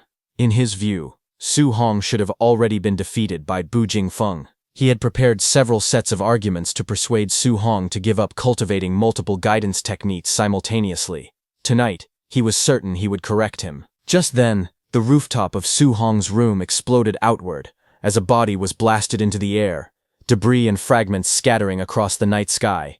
Both Grandmaster Qin and Bai Mu looked up in shock as the figure came hurtling down at terrifying speed. In the next instant, the body slammed violently into the ground right in front of them, cracking the pavement and sending dust and stone flying everywhere. The fallen man lay sprawled in the rubble, blood trailing from his mouth. His eyes were wide with disbelief, his face twisted in pain. Bai Mu gasped as she recognized that it was Bu Jingfeng. Grandmaster Qin's expression changed instantly as he stared down at the injured Bu Jingfeng. Bai Mu stared ahead in shock, sweat running down her face as the realization struck her. Bu Jingfeng was lying here now, which meant Su Hong had defeated him. Before she could fully process it, violent beams of energy tore through 3 more rooms' rooftops. Covered in golden, blue, and purple light, 3 more figures shot downward like meteors, crashing into the ground with explosive force. The impact shook the surroundings. Grandmaster Qin and Bai Mu stood frozen as those new figures fell beside Bu Jingfeng. Those 3 were hunters who had gone after trainees like him, and now all of them lay there completely defeated. Suddenly a voice came from above. It was Lin Xinghe. With a faint chuckle, he addressed Grandmaster Qin and remarked that next time he should send someone stronger because this opponent had not been enough of a fight. Beside him stood Wang Tiantuo, and Shan Yan floated quietly inside a glowing golden sphere. Just then, Wang Tiantuo noticed that there were 4 hunters lying on the ground instead of the 3 they had defeated. Shan Yan questioned why there was 1 more body. Had someone actually won faster than them? From the rooftop above, Lin Xinghe spoke dismissively, saying that this 4th martial artist must have been too weak and was easily dealt with. Hearing that, sweat rolled down Bai Mu's face, because she knew that Bu Jingfeng was not weak. He was the strongest among the 4. Seeing them, Grandmaster Qin fell into deep thought. He stroked his beard while observing the situation carefully. He reasoned that Wang Tiantuo and Lin Xinghe were both at Tier 1 late stage, and Xiao Yan was a spirit master. For them to win was normal. However, Su Hong was only at Tier 1 initial stage. Yet he had faced a quasi-Tier 2 martial artist and won even faster than Wang Tiantuo and the others. The more he thought about it, the more unsettled he became. He wondered how on earth Su Hong had done it.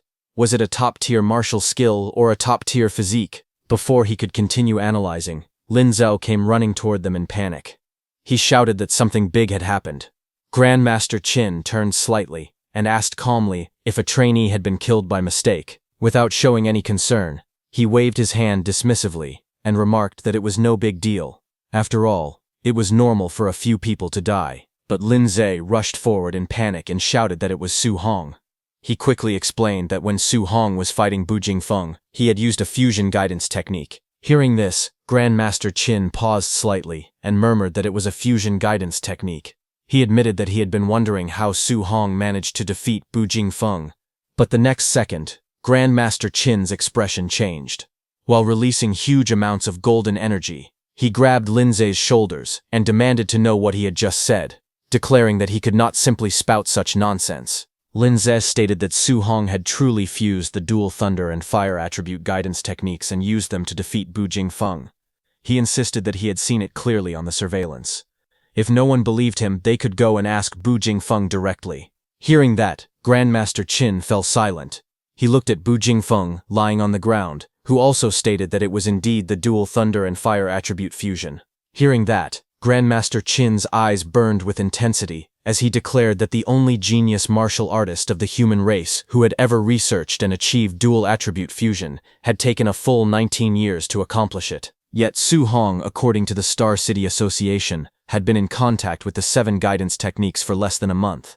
The comparison left him deeply shaken. He clenched his fists and called Su Hong a monster, but immediately corrected himself, saying this was not merely a monster. This was a heaven-descended Emperor Star, a true dragon appearing in the world. Beside him, Bai Mu pulled the trembling Lin Zhao backward, as he struggled to steady himself after Grandmaster Qin had shaken him completely. Bai Mu then asked Grandmaster Qin whether attribute fusion was truly that powerful. Could it really allow someone at Tier 1 initial stage to defeat Tier 2 Bu Jingfeng? Grandmaster Qin explained to her that back then, the martial artist who researched attribute fusion had been able to suppress and fight Tier 2 opponents while still at Tier 1. Hearing that, Bai Mu wondered aloud that with such formidable combat power, why it was not widely promoted for cultivation. Although the difficulty was high, what if the fusion succeeded? Grandmaster Qin answered with a grave expression that many people had tried in the past, but they discovered that attribute fusion was not only extremely difficult, it also carried a very high probability of crippling oneself. Even if someone truly succeeded in cultivating it, if they remained stuck at the Tier 1 martial artist realm for their entire life, what use would it be? But Su Hong was different. He had succeeded in fusing them in less than a month. Such comprehension was simply too heaven-defying. Moreover, he possessed 7 attributes simultaneously. If he were to fuse them all, Grandmaster Qin wondered with excitement how massive that power would become. Grandmaster Qin imagined the future.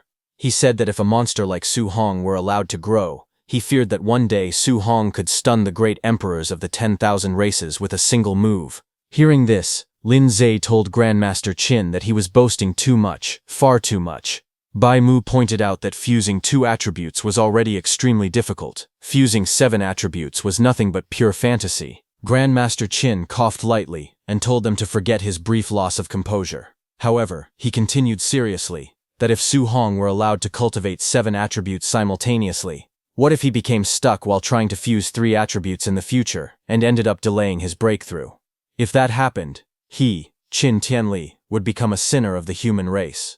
At that moment, Lin Zhao suddenly remembered something important. He told Grandmaster Qin that Su Hong definitely possessed a special physique. His raw strength had even crushed Bu Jingfeng. Hearing that, Grandmaster Qin's expression changed instantly, and he demanded to know why such an important matter had not been mentioned earlier. They analyzed the situation carefully. Bai Mu said that Su Hong only had 120 points of vitality, yet he had crushed Bu Jingfeng, who possessed nearly 500 vitality. Lin Zhao said that the vitality difference was almost 4 times. Such strength amplification even surpassed Wang Tiantuo's barbarian god body. Hearing all that, Grandmaster Qin concluded that Su Hong's physique might also be a heaven-defying existence. After a moment of thought, he made a decision. They would organize a martial arts competition the next day. He wanted to comprehensively test Su Hong's combat power and vitality value. He ordered that Wang Tintuo's group of 3 be brought out to spar with Su Hong. With a serious expression, he stated that he wanted to see what kind of scene would unfold when a monster like Su Hong faced the strongest geniuses of the training camp. On the other hand, a massive hole was left behind in Su Hong's room. Broken concrete and shattered stones surrounded the opening as cold night air drifted inside. Inside the ruined room, Su Hong sat quietly on the floor at the center of the destruction. While outside, Grandmaster Qin was talking with others. Ignoring everything around him, Su Hong focused inward. In one breath, he added all the martial value into spirit points. A translucent system panel appeared before him, showing that his vitality was 135 and his spirit was 50.5. Then small notifications popped up one after another, saying his spirit increased by 1. His spirit value continued rising without pause. A faint smile appeared on his face. He declared that he was finally going to become a spirit master. In the next moment, a powerful aura erupted around him. Rings of light formed behind his head like orbiting halos. Glowing against the dark sky, energy surged outward, enveloping his entire body. He closed his eyes and calmly felt the transformation. He described it as a wonderful feeling. White spiritual energy flowed around him like flames, wrapping his body in brilliance. His breathing became steady and slow as he adjusted to the change. To him, the sensation was strange yet fascinating. It felt as though a person had suddenly grown a third arm, something unfamiliar, slightly awkward, yet undeniably powerful. His body formed an energy hand. Another system panel flashed brightly before him, saying his spirit was at 100.2%. The moment it exceeded 100%, the spiritual energy around Su Hong suddenly dispersed outward. He exhaled slowly, sweat sliding down his face as the white aura swirled and gradually stabilized around his body. His gaze sharpened as he sensed the changes within himself. Nearby, fragments of broken concrete began to tremble. Then his bed vibrated against the ground. Then, slowly, it started to float. It lifted inch by inch into the air, suspended by an invisible force. Then Su Hong's body rose gently off the ground, surrounded by shattered debris and floating slabs of concrete. The white spiritual aura enveloped him completely, making him appear almost radiant in the ruined room. Su Hong realized it was done. He could now walk on air and use telekinesis to attack, just like Xiao Yan. A satisfied expression crossed his face. He thought about Xiao Yan's A-rank spirit martial art and concluded that he must learn it as well. He also set his sights on Wang Tiantuo's offensive A-rank martial art. The scene shifted to the next morning. Under a bright sky streaked with early sunlight, a voice rang out across the training camp. Everyone was ordered to gather within 1 minute. Being late by even 1 second would result in a deduction of contribution points. Hearing the announcement, the trainees rushed down the stairs, breathing heavily. One of them shouted in frustration, asking if they were kidding, and whether they were not going to let them rest. Another complained loudly that yesterday had already been the camp entry assessment, weight-bearing training, and even a night raid. Their faces were filled with exhaustion and anger as they ran. One boy shouted that this training camp was simply too outrageous. The scene shifted to the courtyard. All the trainees stood gathered in formation under the morning sky. An instructor stood calmly on a raised platform in front of them.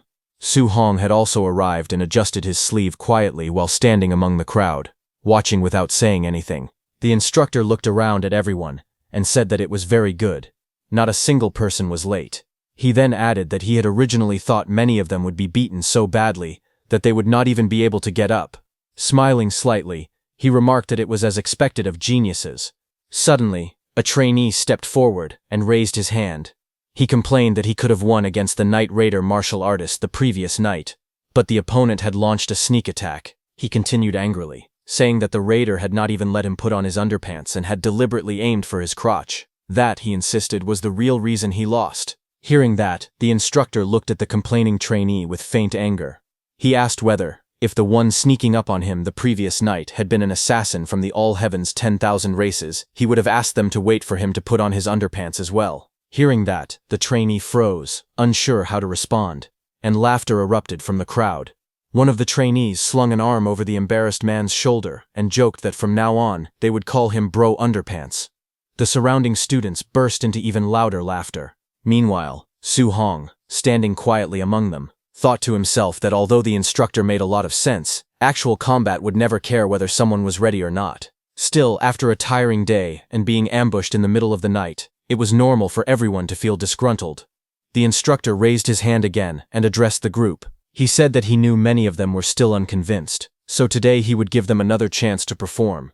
He announced that they had arranged a comprehensive test.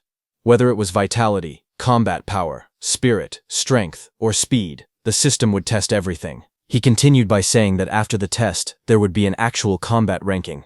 The top 10 students would receive different amounts of contribution point rewards every day. As the instructor finished speaking, all the trainees began whispering among themselves.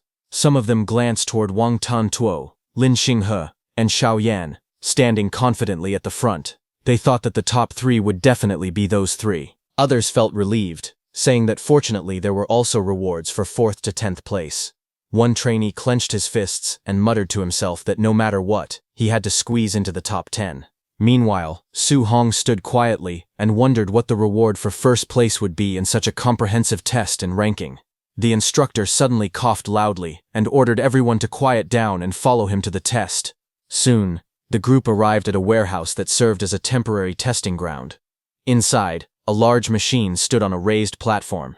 It was labeled as a Tier 2 combat power tester.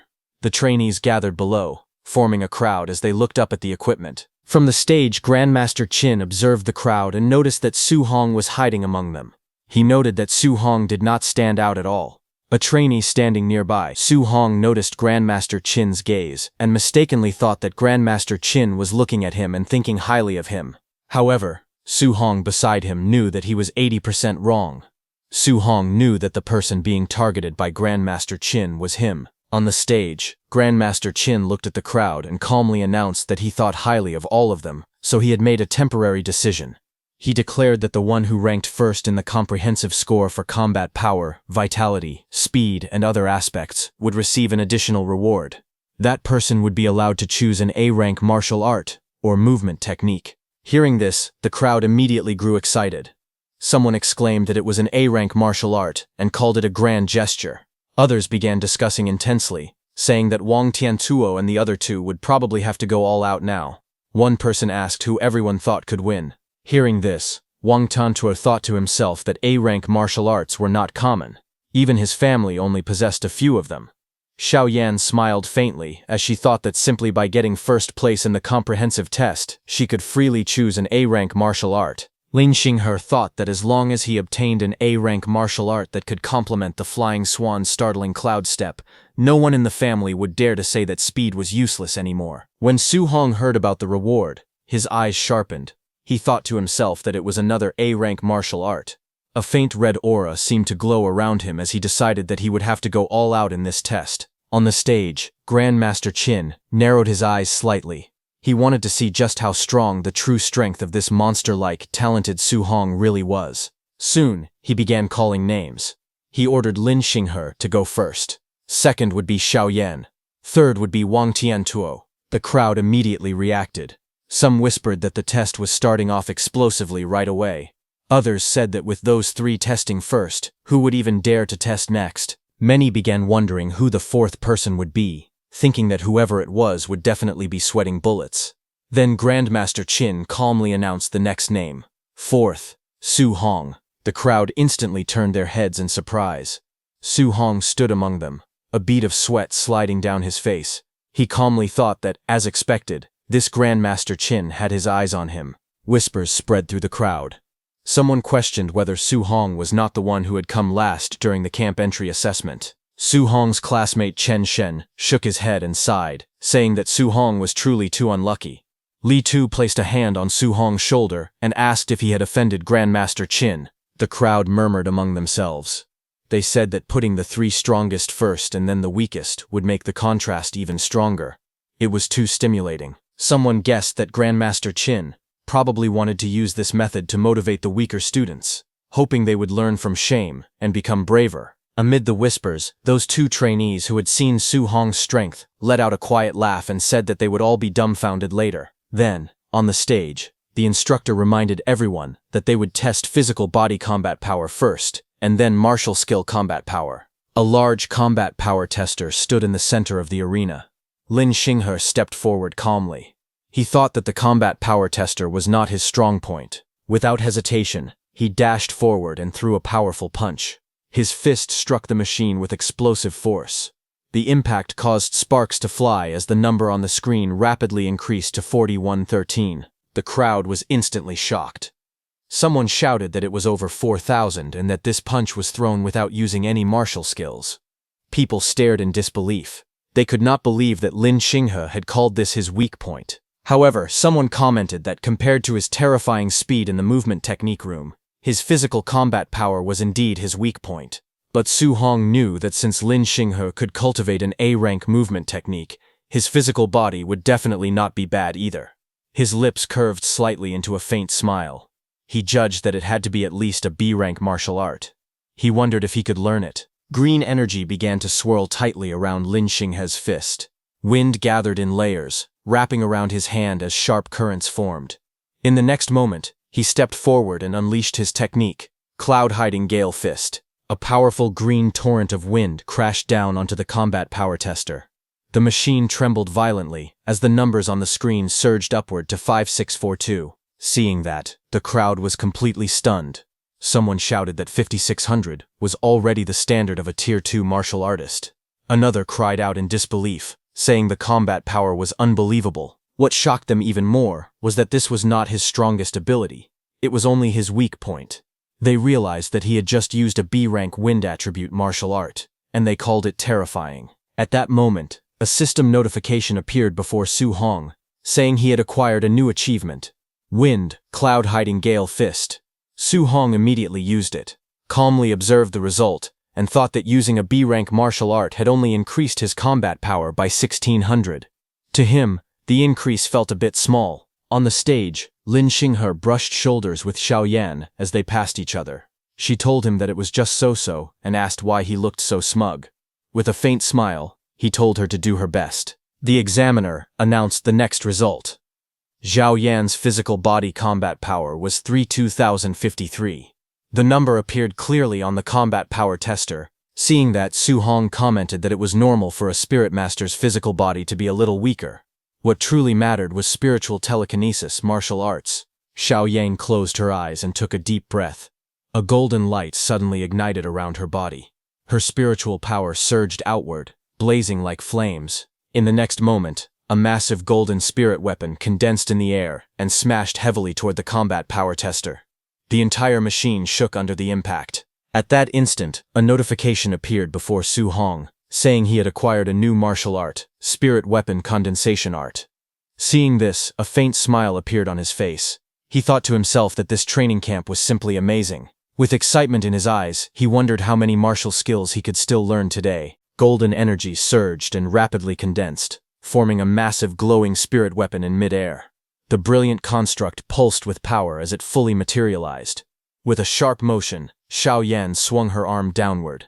The enormous golden spirit weapon followed her command and slammed fiercely into the combat power tester. The impact was explosive, sending shockwaves and sparks in all directions as the machine trembled violently under the force. Moments later, a blue holographic display appeared, showing the number 5942. Seeing that, the crowd erupted in shock and excitement. Many stared wide-eyed at the result, stunned by the overwhelming power. People exclaimed that her combat power was nearly 6,000. Even higher than Lin Xinghe's. Others recalled that she previously had just over 3,200 combat power, and now it had almost doubled. The spectators praised the terrifying explosive strength of a spirit master, calling them true darlings of heaven. Amid the commotion, Su Hong stood calmly among the crowd, surrounded by a faint blue aura as his mind went into the system space. Some trainee beside him said he felt a surge of jealousy of Xiao Yan. He reflected that the most frightening aspect of spiritual power was not only its explosive strength, but also its versatility. It could be used to walk in the air and control objects, making it extremely valuable in real combat with countless practical applications. On the other hand, in the system space, golden spiritual energy surged violently around Su Hong, spiraling upward as he raised a single finger toward the sky. The power gathered rapidly, forming a massive, radiant construct above him as the surrounding air trembled with intensity. But the next second, the condensed spiritual construct instantly dispersed, scattering into countless golden particles that faded into the air. Su Hong breathed heavily in exhaustion. He understood that the weapon condensation art could materialize not only weapons but almost anything, tables, chairs, benches, and even ferocious beasts, by using spiritual power. However, the more solid and realistic the condensed object became, the more spiritual power it consumed. After evaluating his current strength, Su Hong concluded that his spiritual power level was still insufficient to master the technique immediately. Beads of sweat formed on his face as he acknowledged the difficulty. Returning to reality, he decided that he would learn it gradually in the future. For now, his attention shifted to the next participant, Wang Tiantuo, whose martial art he was eager to see. Soon, an announcement rang out. It was Wang Tiantuo's turn. The crowd's excitement surged as Wang Tiantuo walked forward with a powerful and imposing presence. Spectators eagerly discussed his reputation, stating that he possessed the barbarian god body, a physique known for its terrifying strength. With such overwhelming physical power, he held an absolute advantage in combat power and was widely expected to secure first place. As anticipation filled the arena, many declared with confidence that the true god of combat power had arrived. Su Hong stood among the crowd, calmly observing the scene ahead. As he watched Wang Tiantuo prepare for his turn, he wondered how much of a difference there was compared to his own overlord body. Wang Tiantuo stepped forward confidently, his eyes sharp and filled with determination. Raising his fist, he declared that everyone should watch closely, because this punch would show the gap between him and them. Power surged around his arm as he launched himself forward and delivered a devastating punch to the combat power testing machine. The impact exploded outward with a thunderous force, sending shockwaves rippling through the arena. The audience was instantly stunned.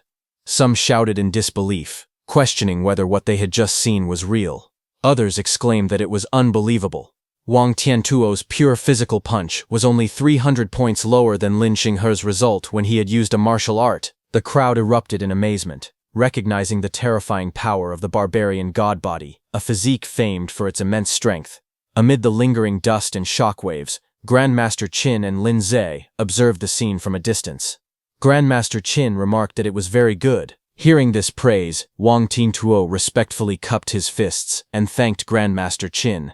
With unwavering confidence, he then announced that he would use a martial art next, preparing to demonstrate even greater power. As Wang Tiantuo prepared to unleash his next move, Su Hong grew excited, realizing that Wang Tiantuo's offensive A-rank martial art was finally about to be revealed.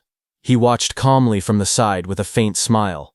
At the center of the arena, energy began to gather around Wang Tiantuo's arm. White, flame-like power surged and crackled, wrapping tightly around his hand as his aura intensified. With a powerful stance and focused gaze, he condensed the energy further, preparing to release a devastating attack. Observing the technique, Grandmaster Qin immediately recognized it. He noted with interest that Wang Tiantuo was using the A-rank martial art known as the Bone Netherfire Fist. At the same time, a system notification appeared before Su Hong's eyes, indicating that he had acquired a new martial art, Fire, Bone Netherfire Fist. Seeing that, Su Hong's eyes widened as he recalled that this martial art was also available in the martial art pavilion and required 2,800 contribution points to exchange for it. With sharp focus, Wang Tiantuo's eyes gleamed as he prepared to act. Wang Tiantuo unleashed his A-rank martial art with overwhelming force. His arm, engulfed in blazing energy, came crashing down like a meteor, and the impact shook the entire arena. The combat power testing machine flashed brightly before displaying the result, 7534. The crowd erupted in shock. Spectators were stunned, exclaiming that if it were just 500 points higher, it would meet the standard of a Tier 2 middle-stage martial artist with a vitality value of 600. Many were stunned, recalling that Wang Tiantuo's vitality was only around 350, which made his result even more astonishing. Grandmaster Qin watched with satisfaction and praised Wang Tiantuo highly. He remarked that Wang Tiantuo's elder had long spoken of nurturing a grandmaster, and now it was clear there would be no problem achieving that goal. Wang Tiantuo respectfully cupped his fists and humbly responded that he would borrow the grandmaster's auspicious words. With Wang Tiantuo's performance concluded, Grandmaster Qin called for the next participant, Su Hong. As Su Hong walked forward calmly through the crowd, whispers spread among the spectators. Many felt that after the outrageous performances of the top three, anyone going up now would be extremely humiliated. Some were surprised by Su Hong's composure, saying that if they were in his place, they would be terrified. Some guys murmured that a dead pig does not fear boiling water. Reaching the testing area, Su Hong stood before Grandmaster Qin and Lin Zhe. Grandmaster Qin explained the rule clearly. The first punch must rely purely on physical strength, and no martial arts could be used. Su Hong calmly acknowledged the instruction with a simple agreement, and prepared to begin. Su Hong planted his foot firmly on the ground, his body lowering as a powerful aura swirled around him. The air twisted with force, and dust rose beneath his feet as he gathered his strength. After a brief moment, he let out a quiet breath, steadying himself. A sharp glint flashed in his eyes as confidence filled his expression. In his mind, he declared that the test reward was definitely his. In the next instant, Su Hong surged forward like a released arrow. His fist shot out with explosive speed and slammed into the combat power testing machine. A thunderous boom echoed across the arena as a massive cloud of dust and debris erupted, stunning everyone present. As the smoke cleared, the glowing screen of the machine revealed the result, 655-1. The spectators froze in shock. The number was far beyond what anyone expected. Grandmaster Qin stared at the result, his eyes widening as cold sweat formed on his face. Grandmaster Qin admitted internally that he had still underestimated Su Hong's terrifying monster-like strength. The arena fell into complete silence as the crowd stared at the combat power tester in disbelief. The astonishing result left everyone speechless. Suddenly, murmurs erupted among the spectators. Many exclaimed in shock that the reading had exceeded 6,500 and questioned whether the combat power tester had malfunctioned. Others pointed out that Su Hong had previously ranked last, yet now he displayed strength like a monster. Some trainees admitted they had believed Wang Tiantuo was already invincible in the training camp, only to realize that an even more powerful expert had emerged. From the observation area, Wang Tiantuo, Lin Xinghe, and Xiao Yan watched with tense expressions. Xiao Yan remarked in astonishment at the exaggerated combat power. Lin Xinghe concluded that such power was impossible for a Tier 1 martial artist, and insisted that Su Hong must be a Tier 2 martial artist. Realizing the gap between them, Wang Tiantuo lowered his head and admitted that he had been too arrogant before. After the commotion settled, Su Hong calmly turned toward Grandmaster Qin and respectfully asked whether he should continue using a martial art for the next test. Grandmaster Qin looked at him with approval and simply nodded, telling him to continue. Su Hong then stepped into position and steadied his breathing. He clenched his fists as he adjusted his stance. In the next moment, his mind went into the system space as he started learning his new martial art technique. A system-like interface appeared, displaying his new martial arts learning percentages that steadily increased: 1%, 4%, 6%, 9%, 14%, and 23%. Su Hong stood calmly as a cold, blue flame-like aura surged around his body. The system displayed rising progress percentages. As the power continued to build, he realized that the bone netherfire fist suited him perfectly. He noted that learning it was even faster than mastering the flying swan startling cloud step, which was also an A-rank martial art. Watching from the observation area, Grandmaster Qin wondered how high Su Hong's combat power would rise once he used a martial art. Lin Zhe then reminded Grandmaster Qin that Su Hong came from an ordinary family, suggesting that the rank of his martial art should not be high. However, Grandmaster Qin calmly observed Su Hong and stated that in his current state, what he was executing was definitely not a low-level martial art. At that moment, the system interface completed its process.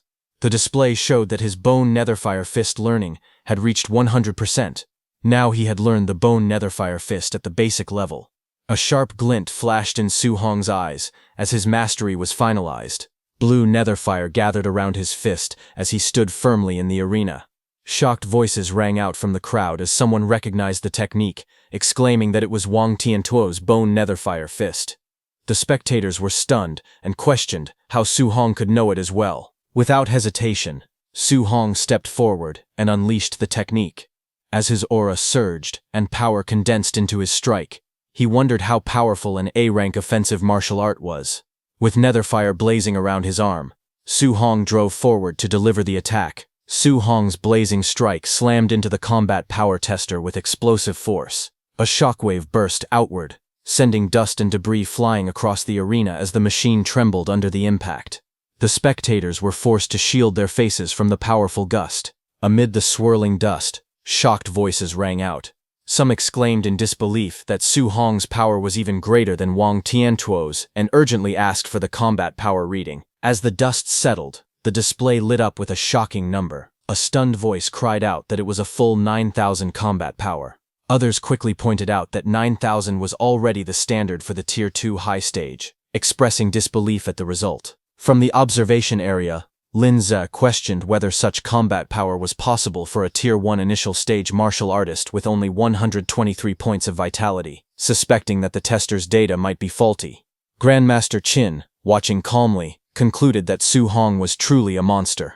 Nearby, Lin Xinghe analyzed the numbers aloud. He explained that 7,000 combat power corresponded to Tier 2 initial stage, 8,000 to Tier 2 middle stage, and 9,000 to Tier 2 high stage.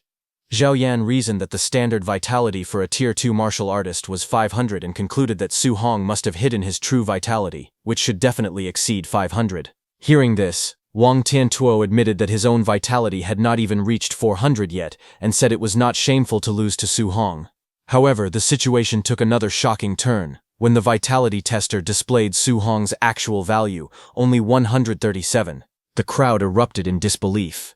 Wang Tiantuo shouted in shock that Su Hong's vitality was merely 137, while Lin Xinghe questioned whether the vitality tester itself was broken. The vitality tester displayed the number 137, leaving everyone in shock.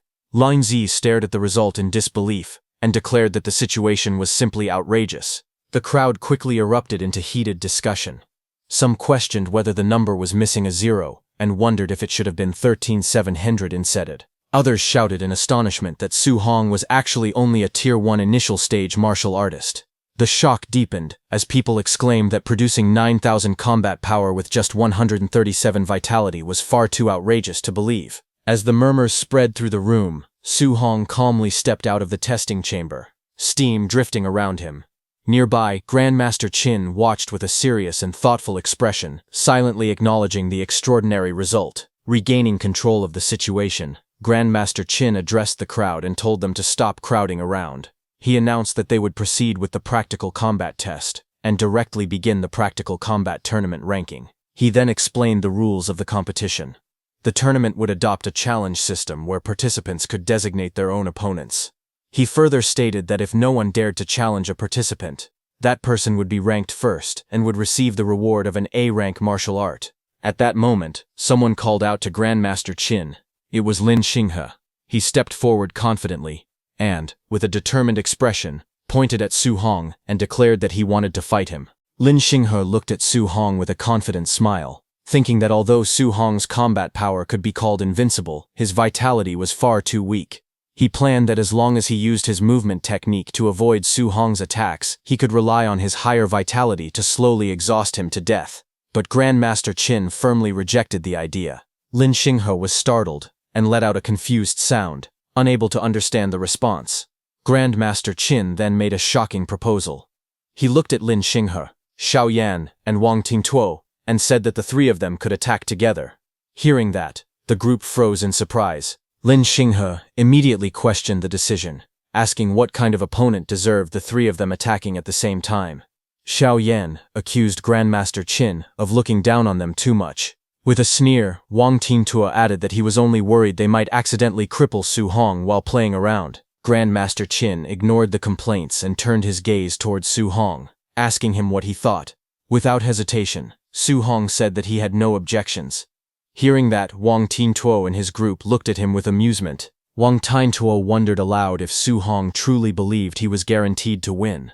Zhao Yan let out a quiet chuckle. Looking down at Su Hong, they mocked him for being so pretentious. Lin Xinghe declared confidently that, forget about fighting the three of them, he could defeat Su Hong alone and leave him completely stunned. The atmosphere grew tense as the challenge was set. Grandmaster Qin gave the signal and announced that they could begin. All four of them stood facing each other inside the vast testing hall. In the next instant, Lin Xinghe dashed forward with incredible speed. Wang Tiantuo and Zhao Yan followed closely behind, charging straight towards Su Hong. As he moved, Lin Xinghe formed a plan in his mind. He decided that he would first unleash a cloud-hiding gale fist, and then retreat. Once Su Hong was occupied with the others, he would launch a sneak attack from the flank. With the speed of his flying swan startling Cloud Step, he believed it would be impossible for Su Hong to react in time. But suddenly, Xiao Yan sensed danger and shouted for Lin Xinghe to dodge. Before Lin Xinghe could react, Su Hong had already moved. In a blur of motion, he appeared behind Lin Xinghe. Lin Xinghe was stunned, unable to comprehend what had just happened. With cold determination, Su Hong said goodbye as his fist surged forward, aimed directly at Lin Xinghe. But just as Su Hong's fist was about to land, everything came to a sudden stop. Su Hong's punch froze mid-air, inches away from Lin Xinghe's face. In a blur of motion, Lin Xinghe backed away, barely dodging Su Hong's attack. Lin Xinghe fell back and returned to Wang Tiantuo and Xiao Yan's side. He thanked Xiao Yan, who was using her golden spiritual energy to stop Su Hong's punch mid-air. Lin Xinghe warned them, saying Su Hong's speed was unusual and that they needed to be careful. Su Hong stood there with one hand vibrating non-stop. He realized what was happening. It was spiritual telekinesis. It was his first time experiencing the strange feeling of being controlled like that, and he was clearly not used to it. His eyes narrowed slightly. From the corner of his eye, he glanced toward Xiao Yan, who had used that spiritual telekinesis. In that moment, Su Hong made his decision that he needed to finish her off first. Without hesitation, he dashed forward again, moving so fast that afterimages trailed behind him. The air split around his body as he charged straight toward her. Xiao Yan's eyes widened as she immediately recognized that Su Hong was using Lin Xinghe's flying swan startling cloud step. At the same time, shock spread across Lin Xinghe and Wang Tiantuo's faces. Lin Xinghe yelled in disbelief, wondering how Su Hong could use the flying swan startling cloud step when he was supposed to be of the fire attribute. Wang Tiantuo understood and told him that Su Hong must have dual attributes and that they should stop him. Wang Tiantuo stood in front of Xiao Yan and declared that he would stop Su Hong, ordering her to use spiritual control. She agreed and activated her ability. Wang Tiantuo jumped at Su Hong, with blue netherfire surging violently around his fist as he roared the name of his technique, Bone Netherfire Fist. Seeing that Su Hong did not back down, he also used the Bone Netherfire Fist. Blazing flames spiraled fiercely, twisting through the air as his punch shot forward with overwhelming force. Seeing Su Hong's attack closing in, Xiao Yan thrust her hand out and used her spiritual control to freeze Su Hong's hand. Golden spiritual power wrapped tightly around Su Hong's body, restricting his movements. He clenched his teeth and admitted inwardly that this spiritual control was even more troublesome than he had imagined. Before he could fully adjust, Lin Xinghe leapt high into the air. He shouted fiercely, calling Su Hong a monster and ordering him to take his kick. Watching from the sidelines, Grandmaster Qin stroked his beard and thought that it seemed it was still too early for Su Hong to fight 1 against 3. The abilities of a spirit master were simply too difficult to deal with, because once controlled by a spirit master, one must either forcefully break through with physical strength or counter it using spiritual power. Otherwise, it would be extremely difficult to break free. Looking at Su Hong, he thought that although Su Hong's physical strength was very high, it probably still was not enough to break free from such control. But at that moment, Grandmaster Qin noticed that Su Hong's lips curved into a smile. Grandmaster Qin was shocked, seeing that Su Hong was actually smiling, as Lin Xinghe and Wang Tiantuo came toward him from both directions while using their powerful techniques. In that moment, with a sudden burst of strength, he shattered the spiritual restraint on his body. Blood burst from Xiao Yan's mouth as the backlash of her spiritual control struck. Her eyes widened in disbelief as she realized that Su Hong had actually forcefully shattered her spiritual power, using nothing but brute strength. At the same time, Su Hong raised his arm and blocked Lin Xinghe's and Wang Tiantuo's incoming attacks head-on. Observers stared in disbelief. They could not believe what they were seeing. Just by relying on physical strength, Su Hong had blocked it. Not only that, he had even shattered Xiao Yan's spiritual telekinesis using pure physical power. The crowd erupted in astonishment. They called it ridiculous, saying Su Hong's strength was inhumanly great. He was simply a humanoid, ferocious beast. In the next moment, Su Hong tightened his grip on Lin Xinghe's leg and Wang Tiantuo's hand. Lin Xinghe's and Wang Tiantuo's faces twisted in shock as they shouted in panic, cursing loudly. But it was already too late. Su Hong swung them violently through the air, turning the battlefield into chaos. Su Hong's eyes glowed coldly as he tightened his grip further. In the next instant, he smashed Lin Xinghe and Wang Tiantuo straight into the ground. The impact echoed loudly across the arena. The floor cracked open as their bodies slammed down headfirst. Dust and debris burst into the air. Pinned against the shattered tiles, Wang Tiantuo gritted his teeth and cursed, while blood spilled from Lin Xinghe's mouth as the force of the blow shook his entire body. Around them, the crowd stood frozen in shock. They stared at the brutal scene unfolding before their eyes. Someone muttered in disbelief that it was too savage, but Su Hong did not stop. He lifted them again and slammed them down repeatedly. The ground trembled with each impact. Lin Xinghe's and Wang Tiantuo's eyes rolled back as they completely lost consciousness. Only then did Su Hong stop. He lowered his head slightly and let out a long breath, standing amidst the drifting smoke and debris. Then suddenly his eyes sharpened as he looked to his side. A flicker of alertness flashed across his face. Standing at his side, Xiaoyan hurriedly raised both hands and backed away. Her voice trembled as she shouted at him not to come any closer. She quickly declared that she surrendered. Seeing that, the room fell into stunned silence. Someone exclaimed in disbelief that Su Hong had actually won. Another questioned whether the training camp's strongest trio had truly been defeated by him alone. They called him an absolute monster. At that moment, Grandmaster Qin frowned slightly and asked what all the noise was about. He questioned if anyone else planned to challenge Su Hong. Silence answered him. With no one stepping forward, the result became clear. He declared that Su Hong was first place in this combat test. Hearing that, the crowd murmured. A guy awkwardly stated that Su Hong was number 1 in the training camp and that there was no need for the remaining matches.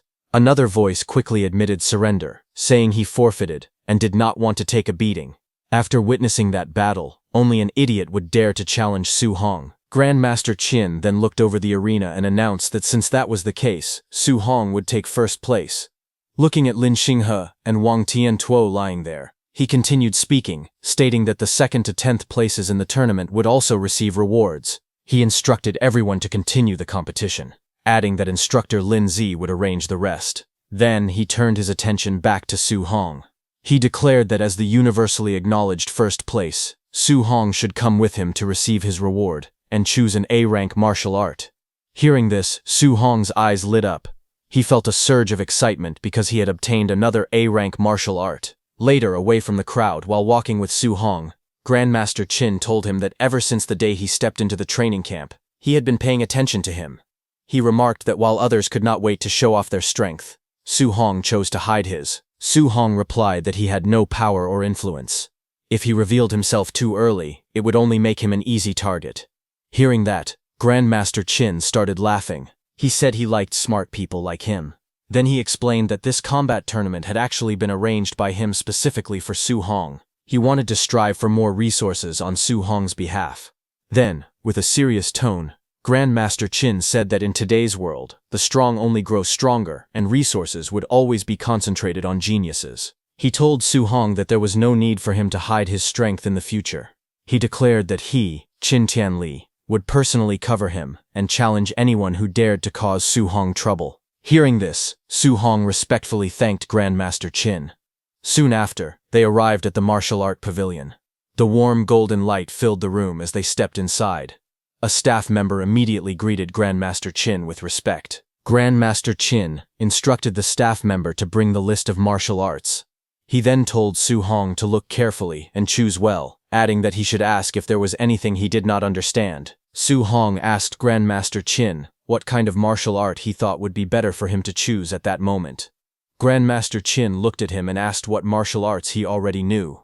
Su Hong started listing them. He said he knew Bone Netherfire Fist, Flying Swan Startling Cloud Step, Cloud Hiding Gale Fist, and Void Breaking Finger. The rest were of lower rank. Hearing that, Grandmaster Qin was surprised. He stated that he did not even have Flying Swan Startling Cloud Step and Cloud Hiding Gale Fist in his martial art pavilion.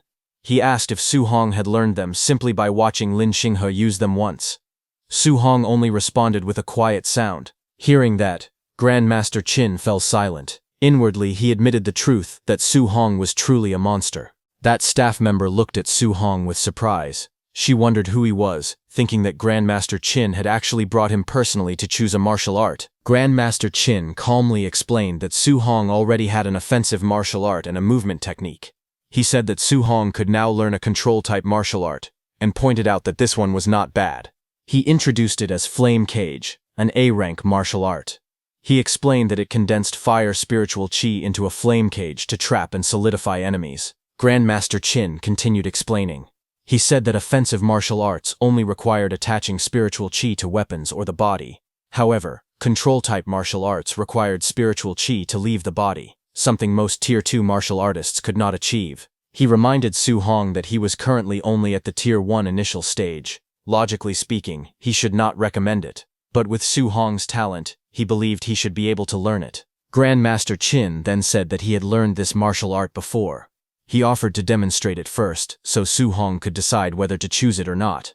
Hearing that, Su Hong respectfully thanked him. Grandmaster Qin raised his hand as spiritual chi gathered between his fingers. A small flame suddenly appeared, glowing brightly as it formed in the air. Grandmaster Qin told Su Hong not to think that control-type martial arts were inferior to offensive martial arts. He explained that their usefulness in battle was immense. As he spoke, flames surged outward and formed a blazing cage in the air. The fiery cage burned intensely, radiating powerful heat. Grandmaster Qin told Su Hong that the first step was to trap the enemy inside the flame cage. Then, after trapping them, one could launch an attack. He created a fire bow and arrows and aimed at the cage. He stated that by doing so, it would be possible to achieve a one-hit kill. He shot, and the fiery energy gathered and exploded downward with tremendous force. After the demonstration, Grandmaster Qin looked at Su Hong and explained further. He said that maintaining the flame cage while launching an attack at the same time was currently impossible for Su Hong. Even for him back then, he had only mastered it after becoming a Tier 3 martial artist. Hearing this, Su Hong shook his head. He said that since even Grandmaster Qin considered it so difficult, he would choose something else. He stated that he no longer wanted a control-type martial art. Grandmaster Qin looked slightly surprised and asked if he was giving up so quickly. Inwardly, he reflected that geniuses were usually arrogant. Yet a monster like Su Hong actually listened to advice.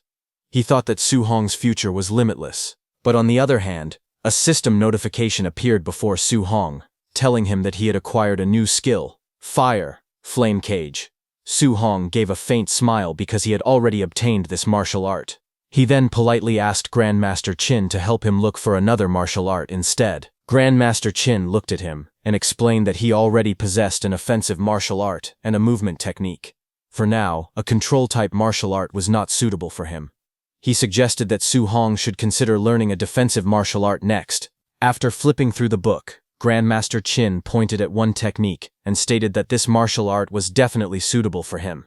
It was an A-rank Earth attribute technique called Thick Earth Armor. He explained that it condensed battle armor on the body's surface using Earth spiritual chi, providing extremely high defense. Su Hong thought to himself that with his physical body combined with this defensive martial art, the effect would certainly not be bad.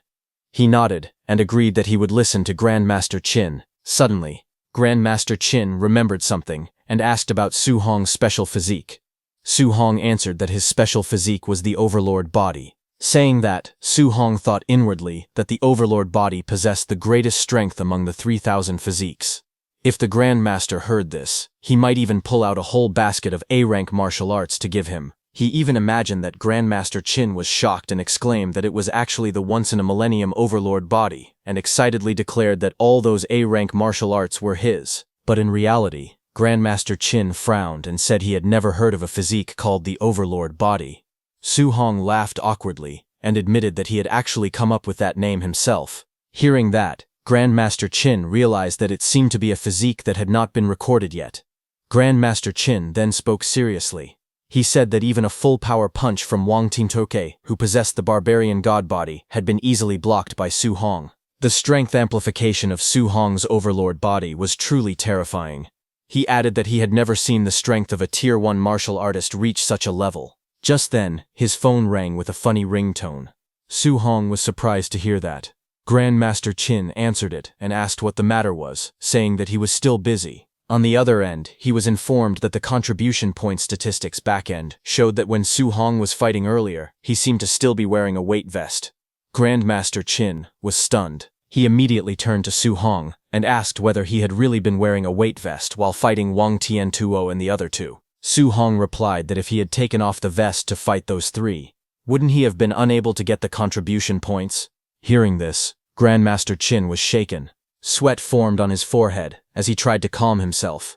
He told himself to stay calm because Su Hong was a monster, and he should not view him with a normal mindset. Grandmaster Qin told Su Hong to stop obsessing over those contribution points. He explained that as long as Su Hong successfully challenged the training camp later, there would be plenty of martial art rewards. He urged him to hurry up and take off the weight vest. Su Hong agreed and took out his weight vest. The staff member stepped forward and said she would help him. She told him to take it off and give it to her, and she would send it back to the warehouse. Before handing it over, Su Hong told her that it was a bit heavy. With a proud expression, she declared that she was the Martial Art Pavilion Administrator, a dignified Tier 2 martial artist. However, the moment she took the vest, her expression changed. She froze in shock. Before she could react, the weight vest that Su Hong gave her dropped onto the ground from her hands.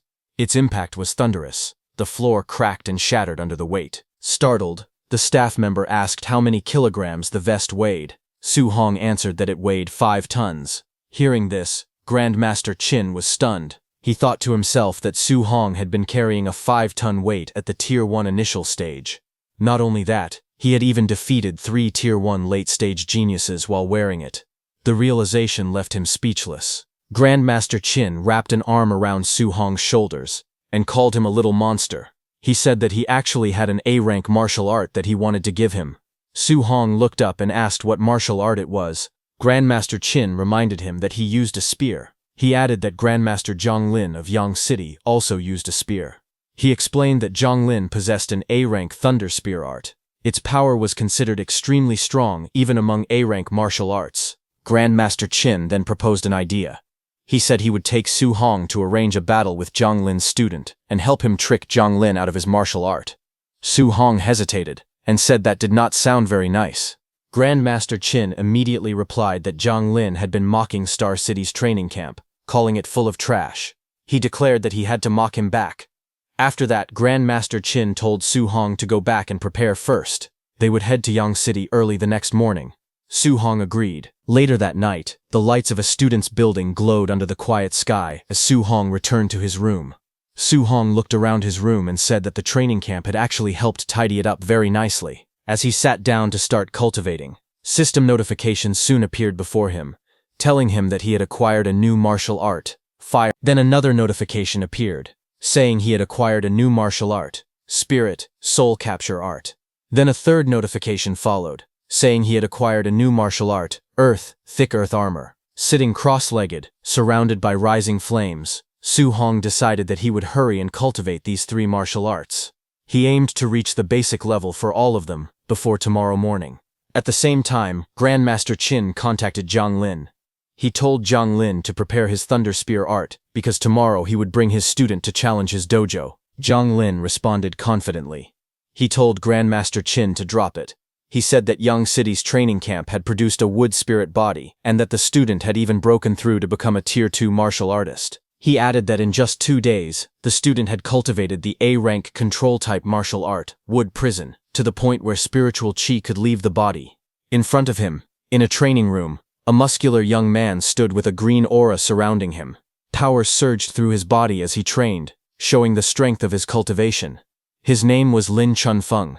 His eyes widened sharply as green light gathered within them. In the next moment, he unleashed his technique and shouted, "Wood Prison." Thick green vines burst out violently, twisting and spiraling through the air. They wrapped around everything in sight, forming a powerful wooden cage. The vines lashed forward with force, filling the room with glowing green energy. But suddenly at once, the raging vines trembled and stopped. Then the green energy shattered into glowing fragments. The wooden prison collapsed and the vines broke apart into scattered light before fading away completely. Breathing heavily, Lin Chunfeng lowered his head and admitted that he had failed again. From behind him, his master Zhang Lin told him that a control-type martial art was not something he could successfully train just because he wanted to. He warned him not to bite off more than he could chew. Lin Chunfeng clenched his teeth and looked up with determination. He told his master to give him at most 1 month, promising that he would successfully reach the basic level. Hearing that, Grandmaster Zhang Lin looked at his phone and asked Grandmaster Qin if he heard that Lin Chunfeng claimed he could learn it in a month. He recalled that back in his own day, he had spent almost 3 months on it. He remarked that the boy was truly a monster. He continued, saying that the student he was bringing was not someone that certain pieces of trash could challenge. On the other end of the call, Grandmaster Qin got furious hearing that and wanted to shout, but before he could, Grandmaster Zhang Lin abruptly hung up. After ending the call, Grandmaster Zhang Lin turned to Lin Chunfeng and told him that when Grandmaster Qin brought his student to their door, he must not win too easily. He instructed him to act as if the fight were evenly matched and to win by a narrow margin. He said they needed to leave the other side some face. Lin Chunfeng smiled confidently and assured him that there was no need to worry about his acting skills. The next afternoon, at Yang City training camp, the facility stood atop a high plateau surrounded by mountains. Grandmaster Qin and Su Hong came flying there. Grandmaster Qin pointed at the building below and told Su Hong that they were here. As the wind rushed past Su Hong's face, he thought to himself that he had never expected his first experience of flying to happen in such a situation. They soon landed in an open area surrounded by mountains. Grandmaster Zhang Lin stood there with several men waiting for them. Grandmaster Zhang Lin looked at Grandmaster Qin with a grin and asked what kind of genius he had brought this time. He told him to hurry and let him see. Grandmaster Qin introduced Su Hong calmly. He said his name was Su Hong, a Tier 1 initial stage cultivator, and that he used a spear just like him. Su Hong stepped forward respectfully and greeted Grandmaster Zhang. Seeing him, Grandmaster Zhang frowned and asked Grandmaster Qin if he was joking. He questioned whether he had gone senile, wondering how he could treat a Tier 1 initial stage as some kind of treasure. In his thoughts, Zhang found it absurd. A Tier 2 fighting a Tier 1 initial stage would be an instant kill. He wondered how he was supposed to act like the fight was evenly matched. He then looked at Lin Chunfeng, thinking that the moment to test his acting skills had finally arrived. Grandmaster Qin told Grandmaster Zhang to hurry up and start the fight, saying that after finishing, they still needed to head back for dinner. At the training camp martial arena, a large crowd gathered in the open square. Among the students, some whispered curiously. One wondered what level of strength the genius from Star City had. Another laughed and said he hoped the challenger would not be weaker than him later. Standing in front of the crowd, Grandmaster Zhang raised his hand and introduced the guest. He told everyone that this was the famous Grandmaster Qin Tianli. The students immediately greeted him respectfully. Grandmaster Zhang continued speaking and said that the one standing beside Grandmaster Qin was the genius from Star City who had come to challenge them today. Su Hong stepped forward, smiled, and greeted everyone politely. Grandmaster Zhang forced a smile when he revealed that Su Hong's realm was Tier 1 initial stage. Hearing this, the whole crowd instantly erupted in shock. They could not believe that a Tier 1 initial stage had come to challenge them with just that level of strength. Someone shouted that Lin Chunfeng was a Tier 2 martial artist and could kill him instantly with one hand. Another person mocked him, wondering whether to praise his courage or his thick skin. Lin Chunfeng forced a nervous smile as sweat rolled down his face. Hearing that Su Hong was a Tier 1 initial stage fighter, in his heart he wondered how he was supposed to act out a back-and-forth battle and barely win at the end. Nearby, Grandmaster Zhang spoke with a faint smile. He told Grandmaster Qin that if his student defeated Su Hong at Tier 1 initial stage, he would have to teach his student an A-rank martial art. He admitted that he felt a little embarrassed, even asking. Grandmaster Zhang then patted Su Hong's shoulder and told him that if he won, then besides the Thunder Spear art, he could also choose another A-rank martial art. He told him to do his best. Su Hong immediately thanked Grandmaster Zhang. Hearing that, Grandmaster Qin praised Grandmaster Zhang, saying that he was actually quite a nice person. However, Grandmaster Zhang was thinking that it was impossible for a Tier 1 initial stage to defeat Lin Chunfeng, who was already Tier 2 and possessed a wood spirit body. Soon, both fighters stepped onto the martial arts viewing platform and stood facing each other from a distance. Grandmaster Zhang warned Lin Chunfeng to know his limits.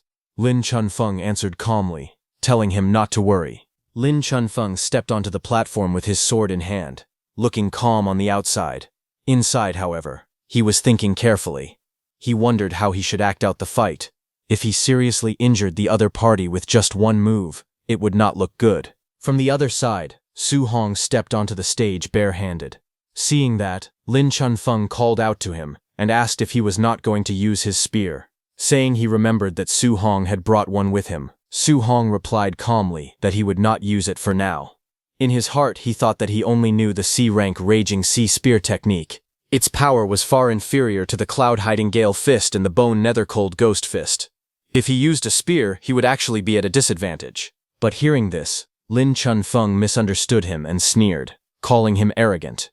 Lin Chunfeng shouted that he wanted to see exactly what gave Su Hong the confidence to be so arrogant, and rushed forward at incredible speed. Wind gathered around his body as he shot through the air like a blade.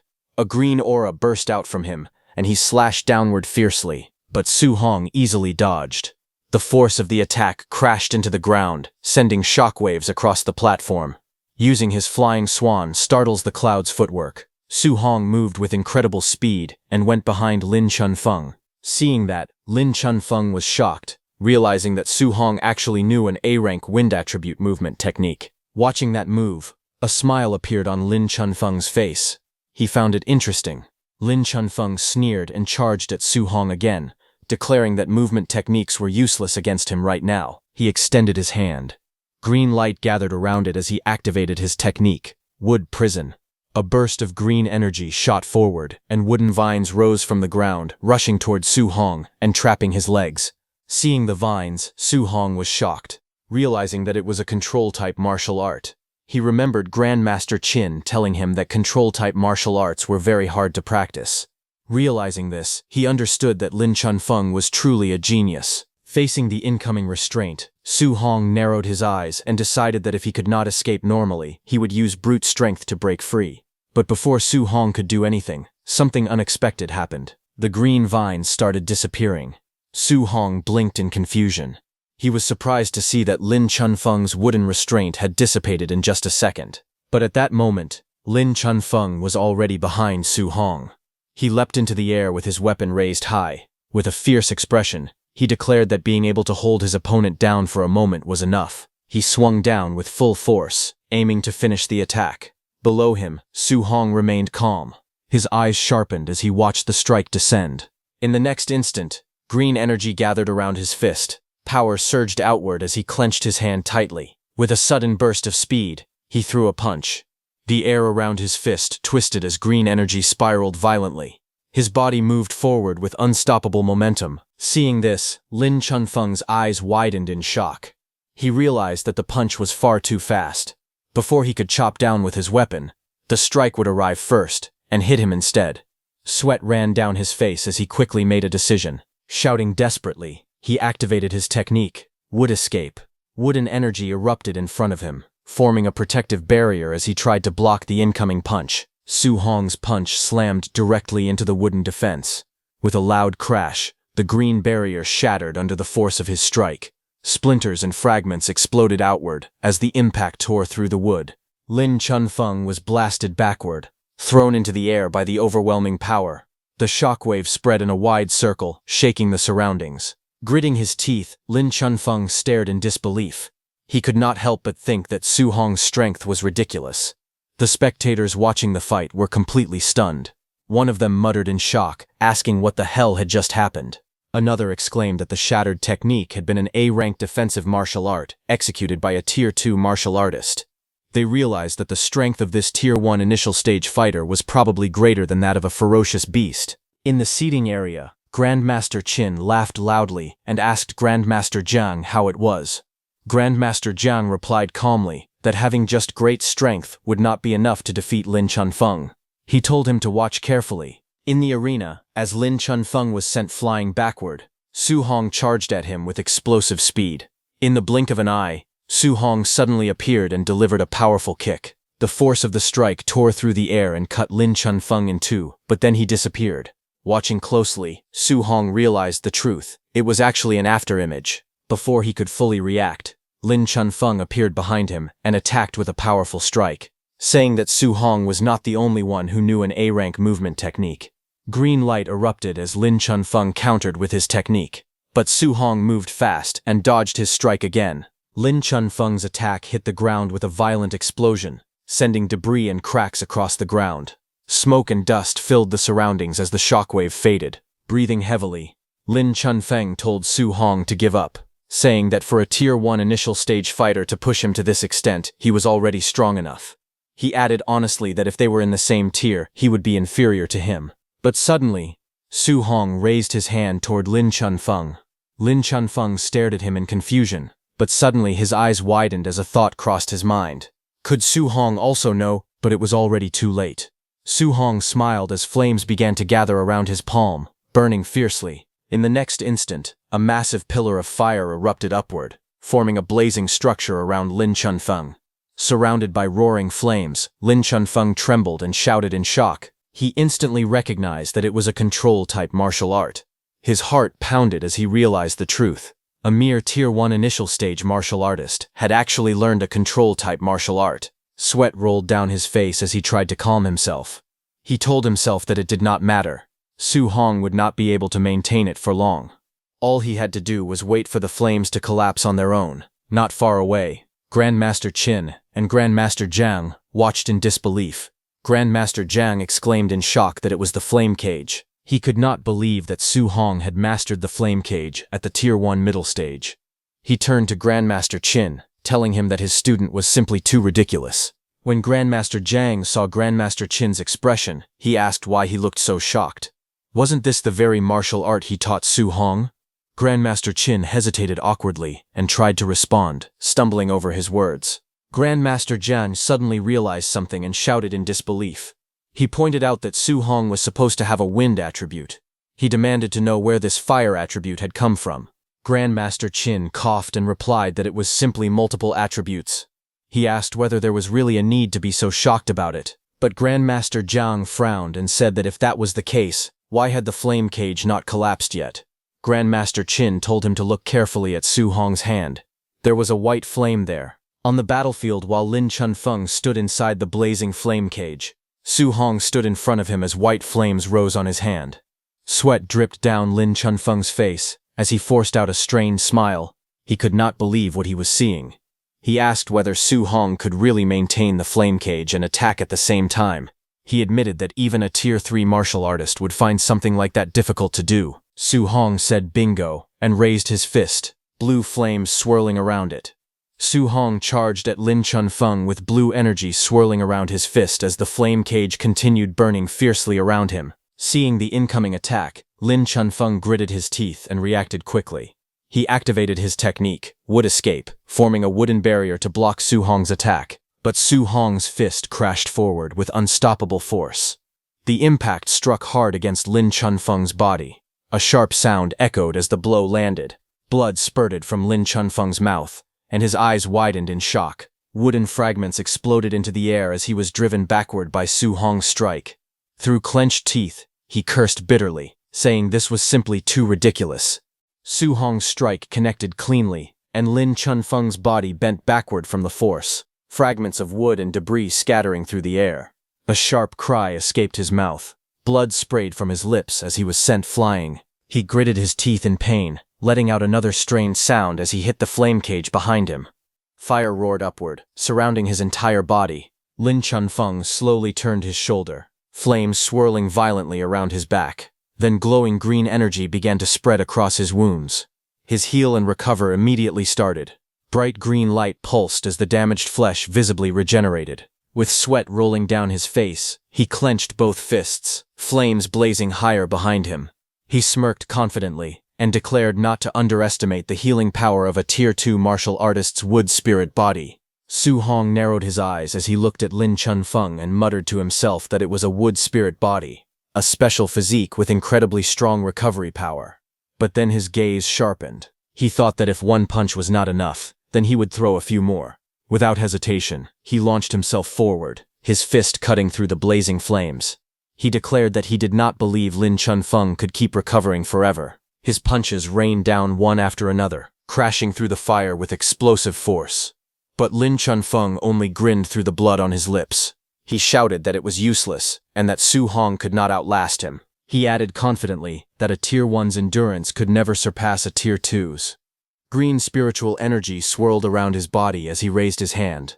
He said he wanted to see whether the flame cage would collapse first, or whether his recovery power would run out first. Hearing that, Su Hong felt the strain in his body. He realized there was not much fire spiritual chi left within him. Once the restriction of the flame cage disappeared, the situation might reverse completely. Su Hong moved his hand, and with a swing of his arm he dissipated all the flames. The fire scattered across the ground as green spiritual energy flared up around Lin Chunfeng's body. With a loud laugh, Lin Chunfeng mocked Su Hong, asking if he was already giving up. His body immediately started to recover as the green aura intensified around him. His wounds visibly began to mend under the glow of his wood spirit body. Smirking confidently, he declared that now it was his turn to counterattack, and that Su Hong was bound to lose. But suddenly, his expression changed. His eyes widened in shock as he saw something unusual. He stared forward and demanded to know what that thing was. Across from him, Su Hong stood calmly as golden lightning and flames crackled around his arm. He admitted that this move consumed a great deal of energy and that he had not originally planned to use it. Electric arcs danced wildly around his body, illuminating the battlefield. Seeing that overwhelming power, Lin Chunfeng trembled. Sweat rolled down his face as he shouted in disbelief, asking whether this was truly a power a Tier 1 martial artist could unleash. He called Su Hong a monster. Panic flashed in his eyes. He told himself that he absolutely could not let him get close. Green energy surged violently as he pushed his hands onto the ground. Lin Chunfeng clenched his teeth and used his wood escape technique desperately, repeating the words wood escape again and again. Green spiritual energy burst from his hands and slammed into the ground. In an instant, thick wooden walls shot upward from the floor, rising one after another with violent force. The towering wooden barriers stood in front of Su Hong, blocking him from attacking. Behind the walls, Su Hong lowered his gaze slightly. His golden eyes began to glow intensely, lightning flickering within them. Without hesitation, he stepped forward. Golden lightning exploded from his body as he drove his fist into the wooden barrier. A deafening crash echoed through the arena. The massive wooden wall cracked under the impact, splinters and debris flying everywhere. The lightning-charged punch tore straight through the defense. In the next instant, Su Hong burst through the broken wall in a streak of golden light.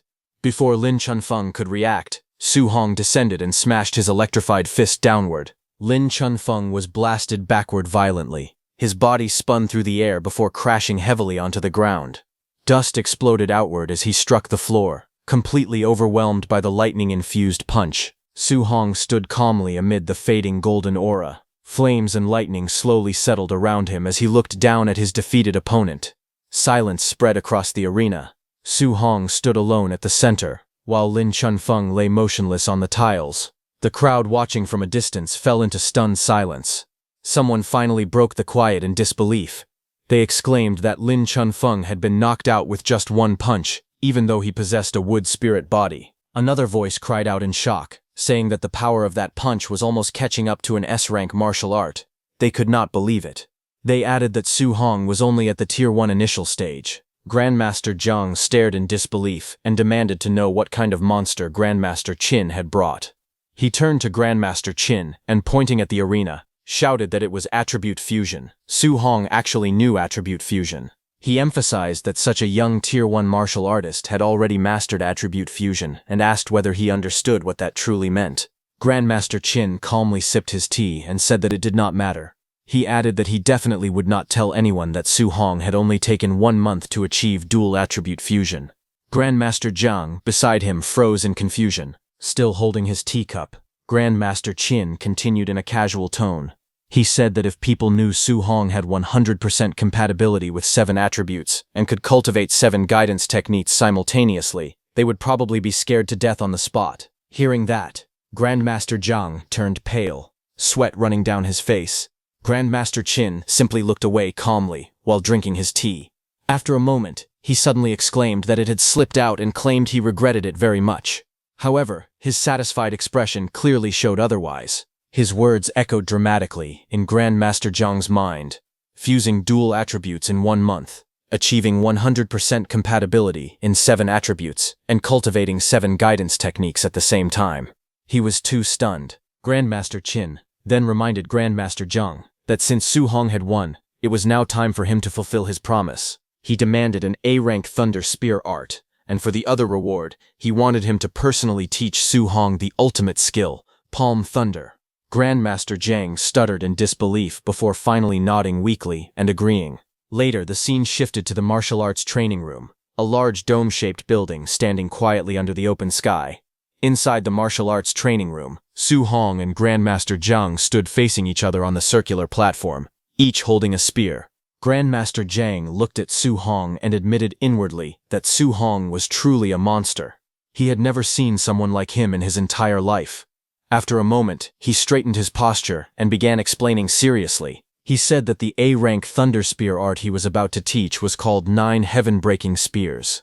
He gripped the spear firmly, and lightning suddenly surged around it, crackling with blue energy. He explained to Su Hong that in the 9 heaven-breaking spears, every 3 moves formed one stance, and there were 3 stances in total. Electricity wrapped around the spear as he continued, saying that each stance was stronger than the last, and the difficulty of learning them increased progressively. He then added that if it were an ordinary martial artist, he would not teach this technique at all unless they had reached Tier 4. However, he looked at Su Hong calmly and said that with Su Hong's talent, learning the first stance should not be a problem. Grandmaster Jiang's eyes flashed with lightning as he gripped the spear tightly. Blue electricity crackled violently around the weapon. He shouted at Su Hong to watch closely. In the next instant, thunderous power burst forth. He declared the first stance, river overturning. A massive surge of lightning exploded outward like a raging river, flipping upside down. Waves of electric energy roared across the platform, crashing forward with unstoppable force. Without pausing, he continued. He announced the second stance, sea inverting. The spear swept downward, and the lightning transformed into something even more terrifying. It rose like an enormous ocean turned upside down. A colossal wave of thunder spiraled into the sky, swallowing everything in its path. The roaring energy surged, layer after layer, each strike heavier than the last. Standing below, Su Hong felt as if he were trapped in the center of a violent thunderstorm. He thought that in this storm of lightning, he was like a lone boat drifting in the ocean. Any single bolt of thunder, or even a raindrop, could completely overturn him. As the storm reached its peak, Grandmaster Jiang's voice rang out once more. He calmly declared the third stance. The spear tip erupted with blinding light, gathering all the thunder into a single dazzling point. Grandmaster Jiang shouted its name, heaven breaking. In the next instant, he flipped his body in midair and drove the spear straight downward. Thunder roared violently as the spear pierced toward the ground like a bolt falling from the heavens. The impact did not explode wildly. Instead, the gathered lightning spiraled outward, forming enormous twisting tornadoes of electric energy. The storm churned and rotated fiercely, filling the entire training room with terrifying pressure. Su Hong watched the raging vortex carefully. He realized that Grandmaster Jiang had clearly held back on that final spear strike so as not to destroy the room. Even so, the residual power of the move still whipped up a horrifying tornado. Facing such overwhelming strength, Su Hong admitted inwardly that he was like an ant standing before the instructor right now, but his eyes remained steady. He silently declared that in the future, he would also possess such combat power. Gradually, the thunderstorm subsided. The violent winds calmed, and the lightning scattered into faint sparks across the circular platform.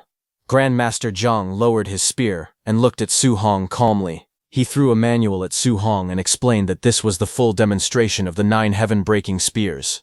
He told Su Hong to practice it himself first, and if there was anything he did not understand, he could ask at any time. Su Hong respectfully thanked Grandmaster Jiang. Grandmaster Jiang smiled faintly and told him there was no need for thanks.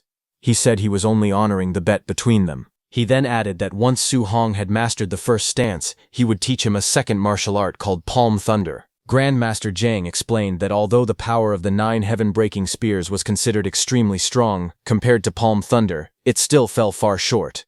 Hearing this, Su Hong was surprised. He wondered if Palm Thunder was even more powerful than the 9 heaven-breaking spears. Holding the manual in his hand, he felt a surge of determination. He told himself that he needed to hurry and learn this spear art. Grandmaster Jiang then mentioned that he still had matters to discuss with Grandmaster Qin. He said he would return later to check on Su Hong's practice. With that, he prepared to leave, leaving Su Hong alone to begin his training. Then, 1 hour later, the training hall stood quiet from the outside as Grandmaster Jiang returned. He pushed the door open and stepped inside. He asked Su Hong if he had figured out the trick yet. Calmly, he told him not to rush, explaining that this technique could not be learned in just a month or two. But before he could say more, a sudden burst of golden lightning erupted from the center of the room. Thunder roared violently as Su Hong launched himself forward, spear in hand.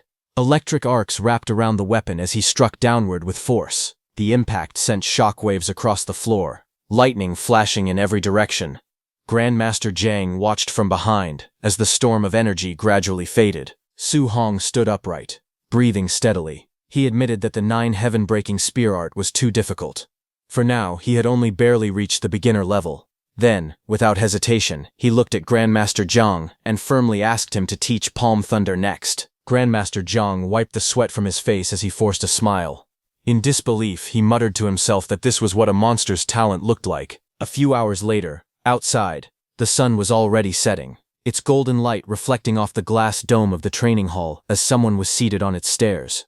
It was Grandmaster Zhang, who was staring ahead in a daze. At that moment, Grandmaster Qin approached and asked why he was standing outside, spacing out. He questioned whether he had taught Palm Thunder to Su Hong yet. Grandmaster Zhang calmly replied that he had already finished teaching it and told him to go see for himself. Grandmaster Qin narrowed his eyes and warned Grandmaster Zhang not to tell him that he had held back on Su Hong. He said that Palm Thunder was an extremely high-difficulty martial skill. If it was not taught step by step, how was Su Hong supposed to possibly learn it? Before he could finish speaking, the sound of crackling thunder echoed from inside. Grandmaster Qin looked through the doorway and saw Su Hong standing in the center of the room. Lightning surged around his body as golden arcs burst from his palms. The Palm Thunder technique had already taken form. Lightning crackled wildly around Su Hong's body as golden thunder gathered between his palms. With excitement in his voice, he declared that he had finally learned Palm Thunder. Outside the training room, Grandmaster Qin watched the scene unfold. He admitted that although he had been mentally prepared, he still did not expect Su Hong to master it so quickly. Grandmaster Zhang recalled that it had taken him 3 whole months to grasp Palm Thunder in the past. And even then, his teachers had called him a prodigy. But looking at Su Hong's performance, he concluded that Su Hong would definitely reach Tier 9 one day. His future was limitless. Grandmaster Qin then told Jan to stop sighing and said that he would treat him to a meal. It had been a long time since they had shared a proper drink together. Before leaving, he informed Su Hong that he would be going out drinking with Grandmaster Zhang. The camp assistants would arrange a temporary dormitory for him, and they would head back tomorrow. Su Hong immediately replied that he understood. That night, at the Yang City Training Camp dormitory building, Su Hong lay on his bed, thinking quietly. After defeating Wang Tiantuo and the others yesterday, and Lin Chunfeng today, he calculated that he had earned a total of 230 martial Dao points. A translucent system panel appeared before him. It displayed his current status. His vitality and blood were at 138.6, his mental power was at 100.2, and his physique, overlord body and spirit rank were at 1%. His guidance techniques were listed clearly. Thunder guidance technique had reached level 5. Heavenly flame guidance technique was also level 5. Spirit wind guidance technique was level 4. Under martial arts, his mental weapon condensation secret was still at the introductory stage. Cloud hidden gale fist, bone chilling nether flame fist, and flying swan startling cloud step had all reached the proficient level. Thick earth battle armor remained at the introductory level. Looking at the panel, Su Hong frowned slightly. He admitted that his blood energy was still too low. His spirit, physique and martial skills all needed improvement as well. The 230 martial Dao points he had earned were far from enough. He reminded himself that realm was the foundation. Increasing blood energy had to come first. With a focused expression, he began allocating points. The numbers on the panel started rising. Blood energy increased by 0.1. Then another 0.1. Again and again, the value climbed steadily. Even so, Su Hong knew he needed more martial Dao points. But inside the training camp, no one would dare to spar with him anymore. After a moment of thought, he concluded that from now on, he could only grind more fierce beasts in the beast room. At the same time, in a hotel under the moonlit sky, Grandmaster Zhang cursed loudly, calling Grandmaster Qin a bastard. Both of them were drinking at a table as Grandmaster Zhang angrily complained that Grandmaster Qin had tricked him out of 2 A-rank martial skills. Grandmaster Qin told him that he had already said that countless times. While they were talking, suddenly the door behind them burst open as someone rushed inside. He shouted loudly that he had finally found Grandmaster Zhang. He told Grandmaster Zhang that tonight's night raid event was about to begin, and everyone was waiting for his order. Grandmaster Zhang turned his head. He responded that since it was a night raid, they should begin immediately and not go easy on the participants. The messenger quickly relayed the command. announcing that under Grandmaster Zhang's orders, the night raid would begin and they were to drill them hard.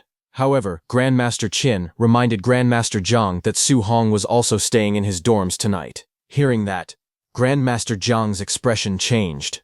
With a loud smack, he suddenly sobered up. In panic, he shouted for them to postpone the night raid and delay it immediately, but the messenger nervously replied that the word had already been sent out. The night raid had already started. On the other hand, outside under the dark blue night sky, many figures gathered on a mountain hill as the raid unfolded throughout the dormitory area. 2 warriors stood at the corner of the hill, looking down at the dormitory. One of them, Bu Jinglong, who had fought Su Hong before, looked at his companion and asked why he was still participating in night raids despite being a Tier 2 upper stage warrior. The other, Bo Jingfeng, calmly explained that there was a wood spirit body here with extremely strong regeneration and that Grandmaster Zhang had specifically asked him to come. Bo Jingfeng thought of Grandmaster Zhang and spoke helplessly. He said that the wood spirit body was only Tier 2 lower stage and that arranging this felt like bullying kids. Beside him, Bu Jinglong paused slightly. Hearing the mention of a night raid and a wood spirit body, he muttered that it sounded strangely familiar. Bu Jinglong then smirked and teased him. He said he had heard that Bu Jingfeng was reverse killed by some brat during a night raid at Star City's camp. He clicked his tongue and mocked him, saying it was a shame for his big brother's reputation. Bu Jingfeng's face flushed with anger. He immediately defended himself, saying that he had only underestimated Su Hong. If he ran into Su Hong again, he would definitely take him down. Bu Jinglong sneered and reminded him that he was only a near Tier 2 warrior. Beating a Tier 1 lower stage opponent was nothing to be proud of. Bo Jingfeng warned him not to get cocky, adding that wood spirit bodies were troublesome and that he should be careful not to end up eating dirt. Bo Jinglong let out a cold laugh, questioning whether he would really eat dirt. Then Bu Jinglong ordered everyone to put on their masks and follow his command. Immediately, all masked figures rushed forward together. Bu Jinglong shouted for his brothers to charge with him. Under the night sky, chaos erupted around the dorm buildings.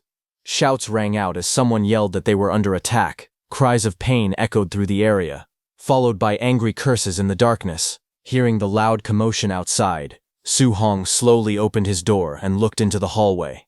He wondered if all that noise meant this was a night raid. Before he could think further, chaos erupted in the corridor. A naked boy was sent flying by a masked attacker. He shouted that they had no honor. Another masked figure lunged at Su Hong aggressively, accusing his companions of even missing one of the students. But in the next instant, a powerful punch slammed directly into the attacker's face. The masked man's head snapped back violently as he was struck. Su Hong's punch blasted the attacker into the air and smashed him against the ceiling before sending him crashing down. Dust filled the hallway as the impact echoed through the building. With a cold expression, Su Hong spoke. He said that they did not even bother asking who he was. He was not even part of their training camp. Yet they were attacking him without question. Su Hong looked up in surprise. He paused and questioned to himself if this really was a night raid. The masked attacker hung awkwardly from the cracked ceiling, his body trembling. Su Hong observed carefully and noted that they were all dressed in black outfits and wearing masks. A thought crossed his mind. If he put on their clothes and pretended to be one of the raiders, he could openly beat up students and farm martial Dao points. But then again, that idea felt kind of wrong to him. But Su Hong being Su Hong, he was not going to stop. A few minutes later, in another room, a flustered student shouted angrily, telling the attackers that if they had guts, they should wait until he put some underwear on. The masked raiders laughed and told him not to fight it, advising him to be a good boy and let himself be knocked out. But suddenly, another masked figure appeared and declared that he had his back. The atmosphere instantly grew tense. The first raider coldly announced that this section was his night raid zone and questioned what the other was doing there. Little did he know that the second raider was none other than Su Hong. Su Hong charged forward and punched that raider, sending him flying out of the room. Seeing this, the student was frightened. He stared in shock, asking what was going on. He asked if it was friendly fire. Su Hong then turned to leave. He grinned and declared that it was a jackpot. He proudly announced that he could earn a few hundred points tonight. The half-naked student looked confused and asked if they were not going to hit him. But ignoring that student, down the corridor, Su Hong rushed forward with flames blazing from his hand. Laughing confidently, he said that they were all higher tier, so he could go all out. Without hesitation, he attacked. Bright golden strikes exploded across the hallway as all the raiders and students were hit repeatedly. The victims cried out in pain, shouting and demanding to know why they were hitting them. A raider yelled that they had a mole among them, but it was already too late. Chaos intensified as Su Hong delivered a powerful blow, sending that raider crashing backward. After defeating everyone, Su Hong let out a heavy breath. He said that the first floor had been cleared, and it was time to move up to the second floor. Moments later, the scene shifted to the second floor. Su Hong's powerful golden strike crashed down the corridor, sending masked figures flying in all directions as the impact echoed repeatedly. Blue system panels appeared around him one after another, showing martial Dao points increasing rapidly. +20, +8, +22, +5, +11, +6, +14, +16, and many more. Laughter rang out as Su Hong declared proudly that he was rich. The total kept rising as he ran upstairs. The scene shifted to the third floor. Several masked figures stood together, discussing the situation. One of them said that the student named Lin Chunfeng was a beast, still holding out against Tier 2 upper stage Bu Jinglong. Another added that Lin Chunfeng's regeneration was insane. If the fight dragged on any longer, Bu Jinglong would be the one in danger. Right in front of them, the battle on the third floor intensified. Lin Chunfeng, radiating bright green energy, hovered in the corridor. Opposite him, Bu Jinglong burned with red energy as the two prepared to clash amidst the shattered hallway. But from the side, Su Hong approached them from behind. He looked at the group gathered in the hallway and asked why they were all bunched up there. One of them replied that all the other students had already been taken down. Only that Tier 2 wood spirit body was left. Another told him that he should come and watch, saying that the boy's recovery was absurd. But Su Hong smiled and calmly said there was no need for that. Golden energy began to gather around his fist as flames flickered along his arm. The others noticed his movement and asked what he was doing, but in the next moment he moved. He struck fiercely, saying that he had already gotten a feel for wood spirit bodies. His attack slammed into all the masked fighters, sending them flying. From the side, Bu Jinglong, burning with red energy, shouted, asking why he was hitting his own people. Lin Chunfeng, wrapped in bright green energy, looked at him in confusion. The corridor grew tense as green and red auras flared against each other. Finally, Su Hong unleashed his golden aura and stepped forward confidently, telling them to come at him together. Bu Jinglong, surrounded by red energy, looked at Lin Chunfeng and told him to take a break. He said that after he finished the other guy off, he would deal with him next. Wrapped in blazing red energy, he leaped forward, his fist blazing as he charged straight down towards Su Hong, saying that Night Raiders were only responsible for their own targets. Since he was not following the rules, he would teach him a lesson. Seeing him coming, Su Hong calmly gathered his power. Golden light surged around his arm as he prepared to counter. Their attacks collided violently. Red and gold energy exploded against each other, lightning-like sparks flashing through the corridor. But Su Hong's punch was more powerful, and Bu Jinglong felt it. He frowned in confusion, surprised by the resistance he felt. His hand was also injured, and he backed off. Shocked, he cursed and demanded to know what kind of power this was. Su Hong forced Bu Jinglong to retreat and put some distance between them, but Su Hong charged at him again. Seeing him charge again, Bu Jinglong turned toward Lin Chunfeng and shouted that this guy's strength was not right. He suggested they join forces. Lin Chunfeng reacted with surprise, but agreed. Without hesitation, he raised his hand and used his wood prison skill. Bright green energy burst from his palm. Thick wooden vines erupted from the ground and twisted violently towards Su Hong. Those vines tried to wrap around him and restrain his movements, but Su Hong did not get caught. Using his hand, he jumped forward and dodged. Taking advantage of the moment, Bu Jinglong rushed forward with blazing red energy and shouted for Su Hong to be defeated. He rushed forward at full speed, his fist driving down with crushing force. But instead of breaking through, his attack slammed against a strange purple armor. Startled, he realized what it was. An Earth attribute armor. He could not believe it. He looked at Su Hong, surrounded by the Earth attribute armor, and wondered where this monster had come from to actually be able to block his Tier 2 high-stage attack. In the next instant, Su Hong moved with blinding speed, closing the distance in a flash. Bu Jinglong's eyes widened in shock, and before he could react, a powerful strike slammed into his chest, smashing him back against the wall. The impact cracked the surface behind him. Bu Jinglong coughed violently, blood spilling from his mouth as the force of the blow overwhelmed him. Su Hong moved again, flames blazing fiercely around his arm as he leapt into the air to attack Lin Chunfeng. In the next instant, Su Hong's flaming attack came crashing down. The impact slammed Lin Chunfeng into the ground with explosive force. The floor cracked, rubble scattered, and dust rose into the air. Lin Chunfeng's face was buried in broken debris. His eyes were shut tight, bruises covering his face as smoke drifted around him. At that moment, 2 system notifications appeared in the air. For defeating Bu Jinglong, he gained 140 martial value. And for defeating Lin Chunfeng, he gained 75 martial value. Su Hong became very excited seeing that in just one night, he had earned over 2,400 points of martial value. He felt rich. Then a detailed status panel appeared before him, showing his vitality, spiritual power, physique, spirit rank, his 3 guidance techniques, his 6 martial arts, and his 2430 total martial value. The next morning, everyone whom Su Hong had beaten sat together in anger. Lin Chunfeng held an ice pack to his head, still clearly injured. Beside him sat Bu Jinglong with bandages on his face. They all looked worn out after the intense battle from the night before. Grandmaster Zhang angrily pointed toward the damaged area and told Grandmaster Qin to look at the good deed his so-called monster student had done. Su Hong immediately denied it. He respectfully told Grandmaster Zhang that he did not do this. Grandmaster Zhang refused to believe him. He told Su Hong to stop pretending and questioned who else could possibly have done such a thing. Grandmaster Zhang lost his patience. Furious, he shouted at them to scram. He said that just seeing them made him angry. Grandmaster Qin grabbed Su Hong and flew into the air. He burst into laughter and mockingly said goodbye to Grandmaster Zhang before leaving. As they were in the air, Grandmaster Qin turned to Su Hong and asked if he was still lacking martial arts for the 3 attributes of metal, wood, and water. Su Hong replied honestly. He confirmed that he was, and asked why the Grandmaster was asking.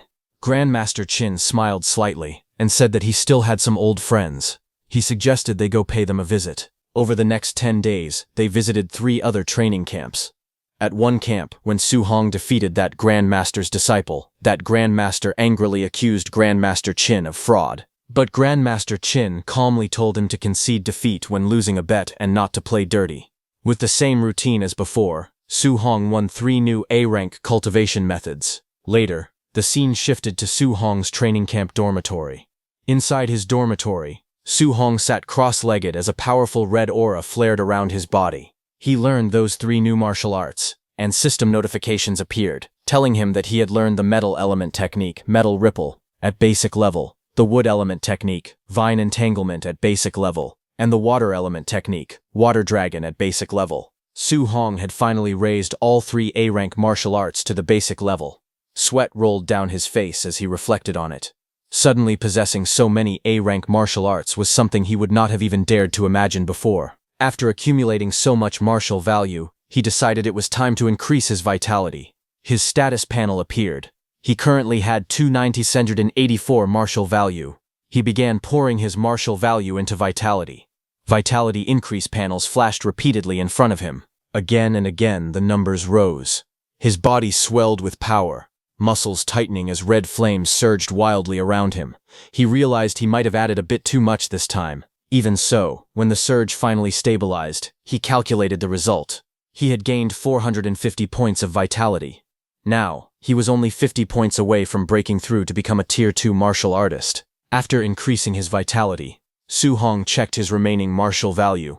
He still had 100 points left. Looking at his system panel, he wondered whether he should strengthen his spiritual power or upgrade his overlord body. After thinking for a moment, he decided to try strengthening the overlord body. He tapped the option, his 100 martial value was used, and a notification appeared showing that his overlord body spirit rank had increased by just 0.1%. Seeing the result, he was stunned. 100 points of martial value had only increased it by 0.1%. The system updated, and now his physique overlord body, spirit rank, was at 1.1%. Sweat slid down his face as he realized how difficult it was to upgrade the overlord body. He admitted to himself that this physique was far too hard to improve. After thinking it over, he concluded that from now on, he should prioritize breaking through to become a Tier 2 martial artist. With that decision made, he rushed out the door. He planned to go to the ferocious beast room to farm more martial value. But as soon as he stepped out, he saw Grandmaster Qin standing outside his door. Grandmaster Qin looked at him calmly and asked whether Su Hong was still lacking a healing martial art.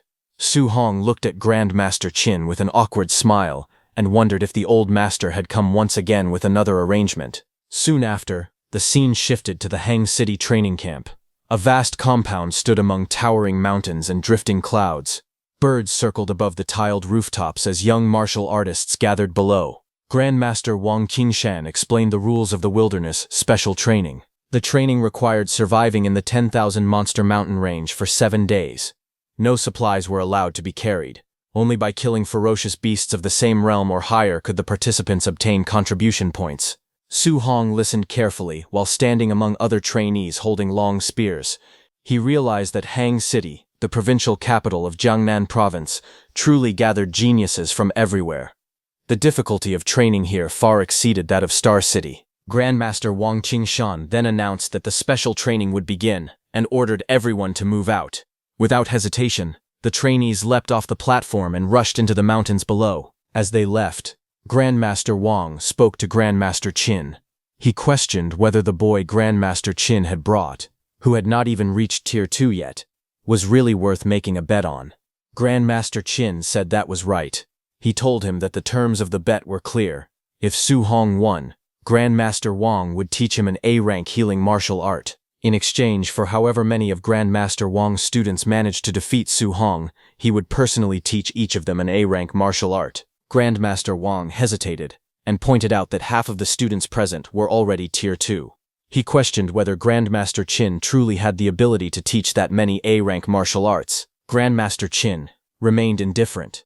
Seeing that, Grandmaster Wang said that letting the boy experience those beasts early on was not a bad thing. When Grandmaster Qin heard this, he was startled and asked if the beasts from the 10,000 races demonic cult had already arrived. Grandmaster Wang reassured him, saying that the ones who had come were merely some Tier 2 and Tier 3 small fry. Hearing that, Grandmaster Qin became anxious, saying Tier 3 beasts were no joke. Sending the students against them would be driving them to their deaths. However, Grandmaster Wang spoke firmly, saying that the war of the 10,000 races was cruel. Without enduring hardships, how could anyone become a true powerhouse? Hearing that, Grandmaster Qin sighed, as there was nothing he could do. Grandmaster Qin wanted to tell Su Hong that he was not required to take first place this time. Simply coming back alive would be enough. Meanwhile, in the mountains, Su Hong fought fiercely. Lightning surged around his spear as he launched himself forward. With a powerful strike, he pierced through a wolf ferocious beast. Blood splattered as golden lightning exploded outward. Next, he fought a boar ferocious beast. He soared high into the air, gathering blazing golden energy around him. Like a radiant meteor descending from the sky, he unleashed a devastating attack. Golden light rained down in countless streaks, crashing violently onto the beasts below. The mountains trembled under the storm of lightning as Su Hong continued his relentless assault. Next, Su Hong's spear flashed with green light as it pierced through the massive serpent-like beast. With a loud roar, the creature's body split apart. Blood sprayed into the air as the long body collapsed heavily onto the ground. Night slowly fell over the mountains. A crescent moon hung high in the sky, but Su Hong didn't stop. He charged at a black tiger beast that was wrapped in blazing red energy. A powerful wave of blue water spiraled upward like a roaring dragon and smashed down violently. The impact echoed through the valley as the beast was struck down. After the battle, Su Hong walked toward a cave, surrounded by the remains of defeated beasts. Su Hong thought to himself that the power of these newly learned martial arts was very strong. However, if he used them continuously, the spiritual qi in his body was clearly insufficient. He walked into that cave. Bloodstains covered the ground, and broken bones were scattered around him. He realized that he had finally gathered enough martial value. He needed to hurry and break through to become a Tier 2 martial artist. A system panel appeared before him. It displayed his information, and currently he had 502 martial value. Sitting cross-legged on the ground, he began to cultivate. Red energy surged around him as the system continuously displayed notifications. His vitality increased little by little. The numbers kept rising as Su Hong focused silently on his breakthrough. But outside, in the quiet of the night, suddenly a figure stepped through the grass. It was a red-haired man. He muttered to himself that it was the middle of the night, yet he had been sent to come and check the area.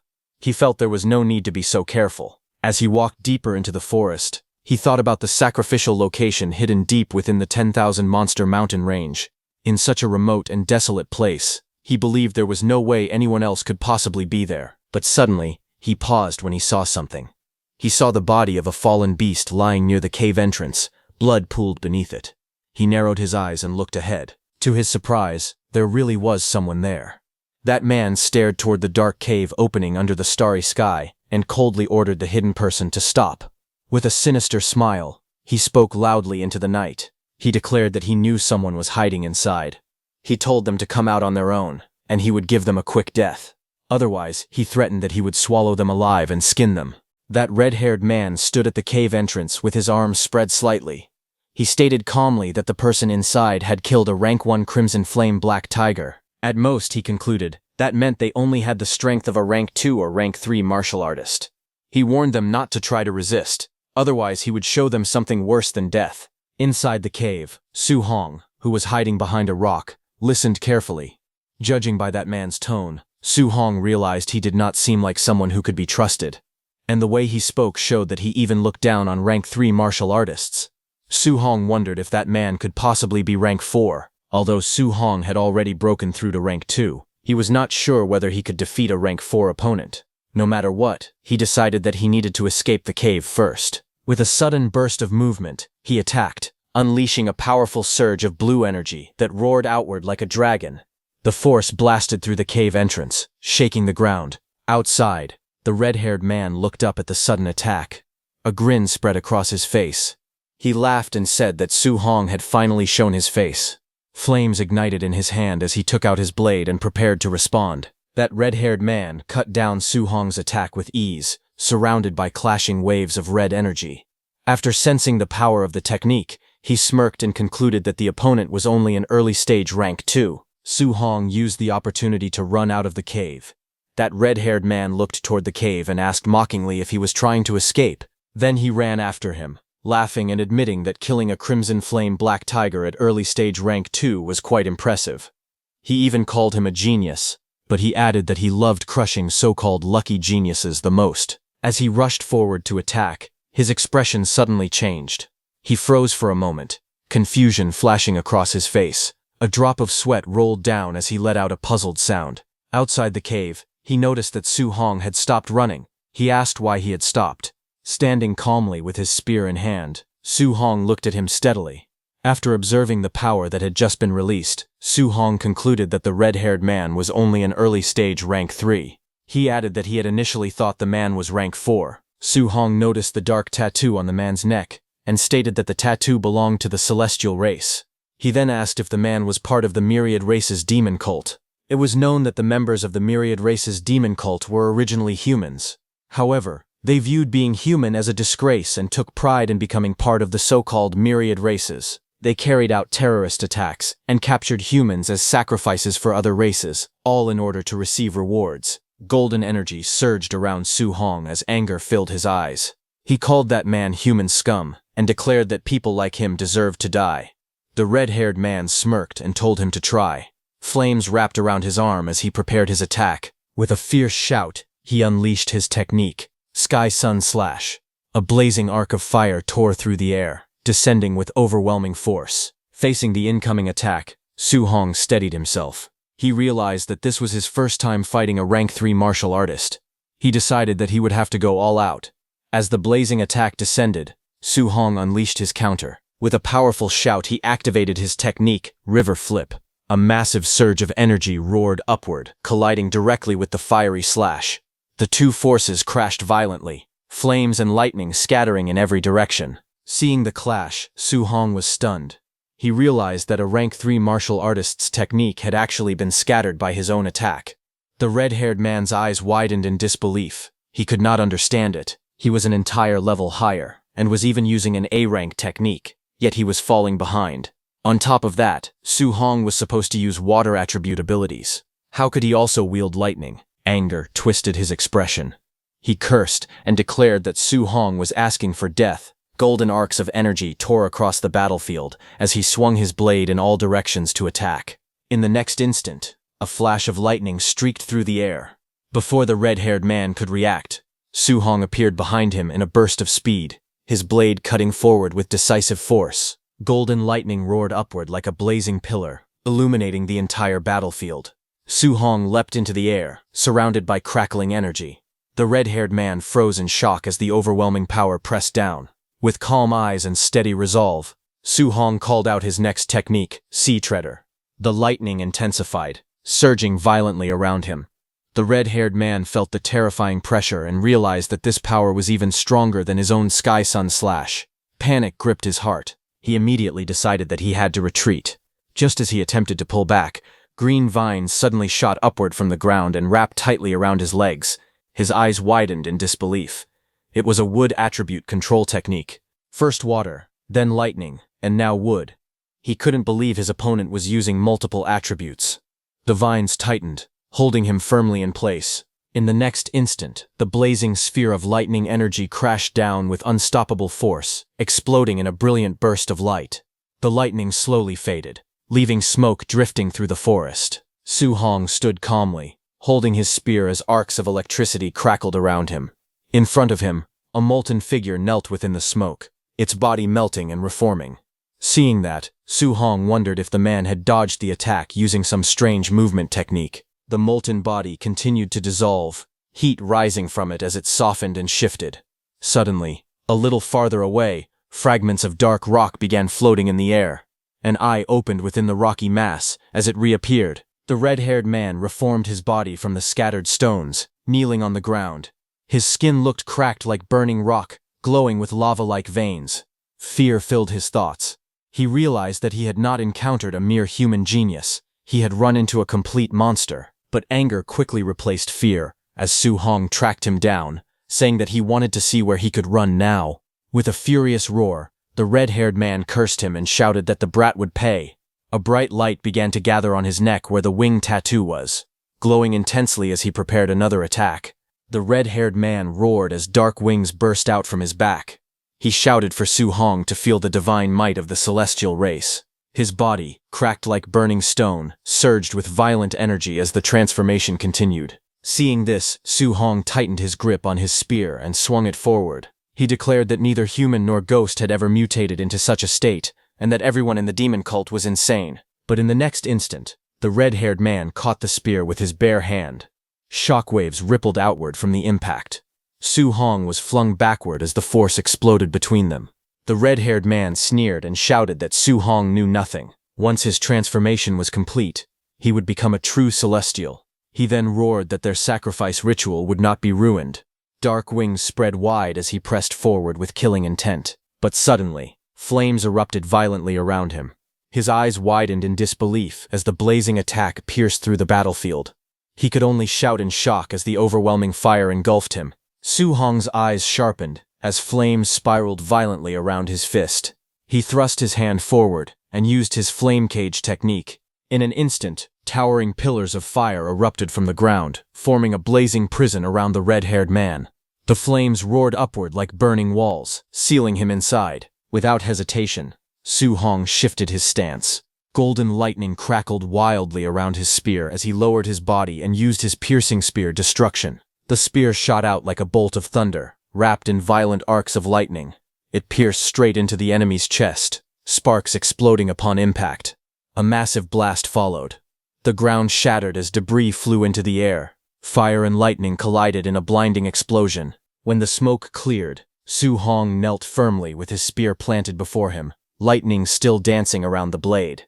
Behind him, the red-haired man's body was thrown backward, his wings torn and his cracked skin breaking apart like shattered stone. Blood spilled from his mouth as he collapsed onto the ground. With fading strength, he looked toward Su Hong and trembled. His voice shook as he muttered that Su Hong was a monster. Then the red-haired man's body began to crumble. With a cracking sound, his stone-like skin shattered into pieces, scattering across the ground like broken rock. A blue system panel appeared in the air. It displayed that Su Hong had killed a mutated celestial and gained 212 martial values. Su Hong looked at the notification in surprise. He muttered that the points for killing a demon cultist were actually this high. He reflected that he had been fighting beasts for so long and had only earned 500 points. Then his expression grew serious. He recalled that the enemy had mentioned a sacrifice ritual. He wondered if they had already captured humans. Realizing the seriousness of the matter, he decided that he needed to inform the Grandmaster. At the Hangzhou training camp, night had already fallen. Grandmaster Qin looked at his phone calmly. He said that Su Hong had reported encountering the myriad race's demon cult. He explained that Su Hong mentioned they were performing a sacrifice ritual and had called for them to save people. Sitting at a tea table, Grandmaster Wang told him that the sacrifices this time were their own cult members, so there was no need to worry about them. Hearing that, Grandmaster Qin remarked that sacrificing their own people was truly demon cult behavior. He then poured tea for himself. Grandmaster Wang looked at him and asked if he was still in the mood for tea. He questioned whether he was not going to save his student. Grandmaster Wang calmly took a sip of tea and replied that it had only been an early-stage rank 3 cultist. He said Su Hong had already taken care of him. Hearing that, Grandmaster Wang said that a high-stage rank 1 killing an early-stage rank 3 and a demon cultist at that was nothing special. He remarked that his student bragged too much.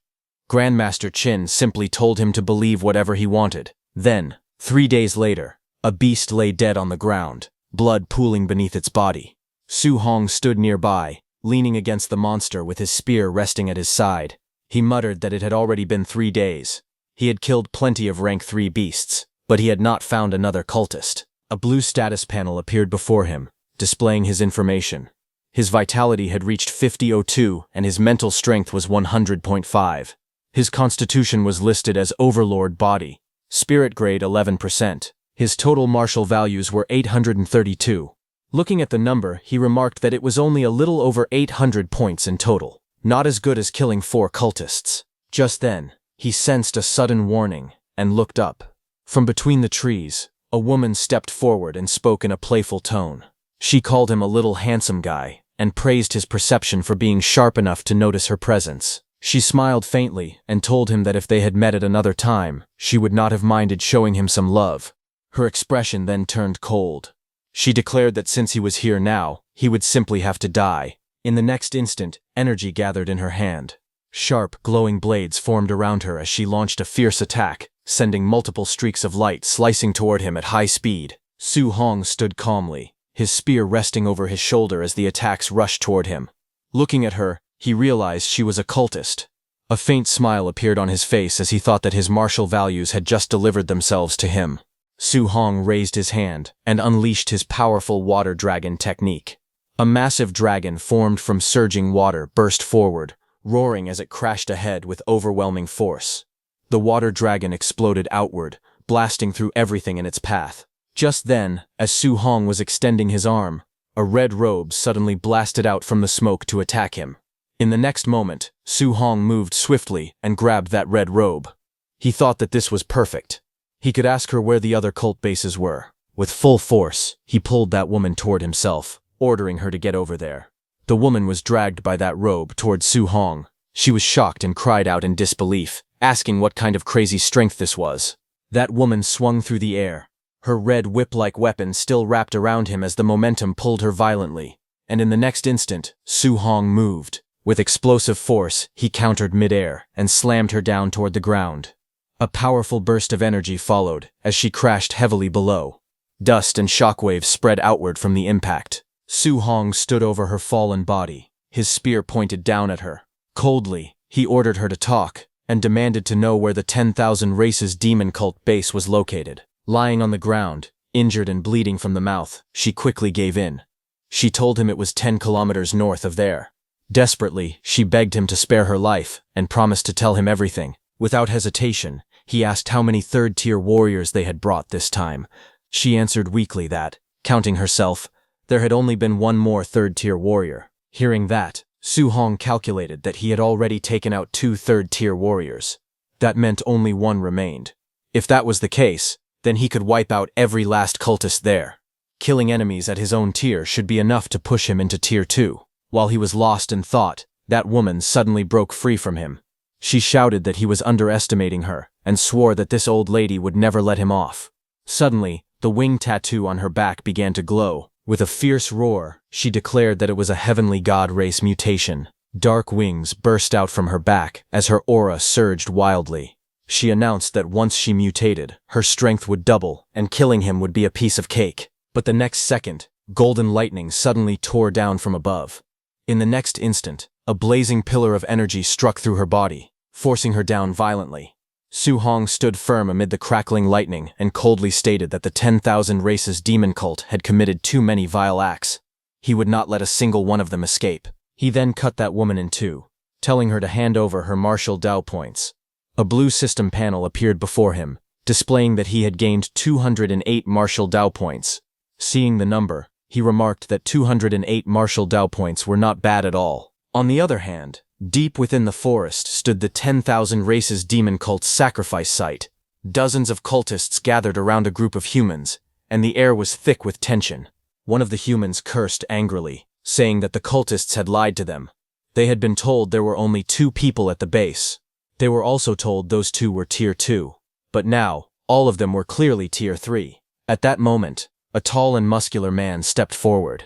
He was known as the Blood Commander. He gave a single order to the cultists to kill them.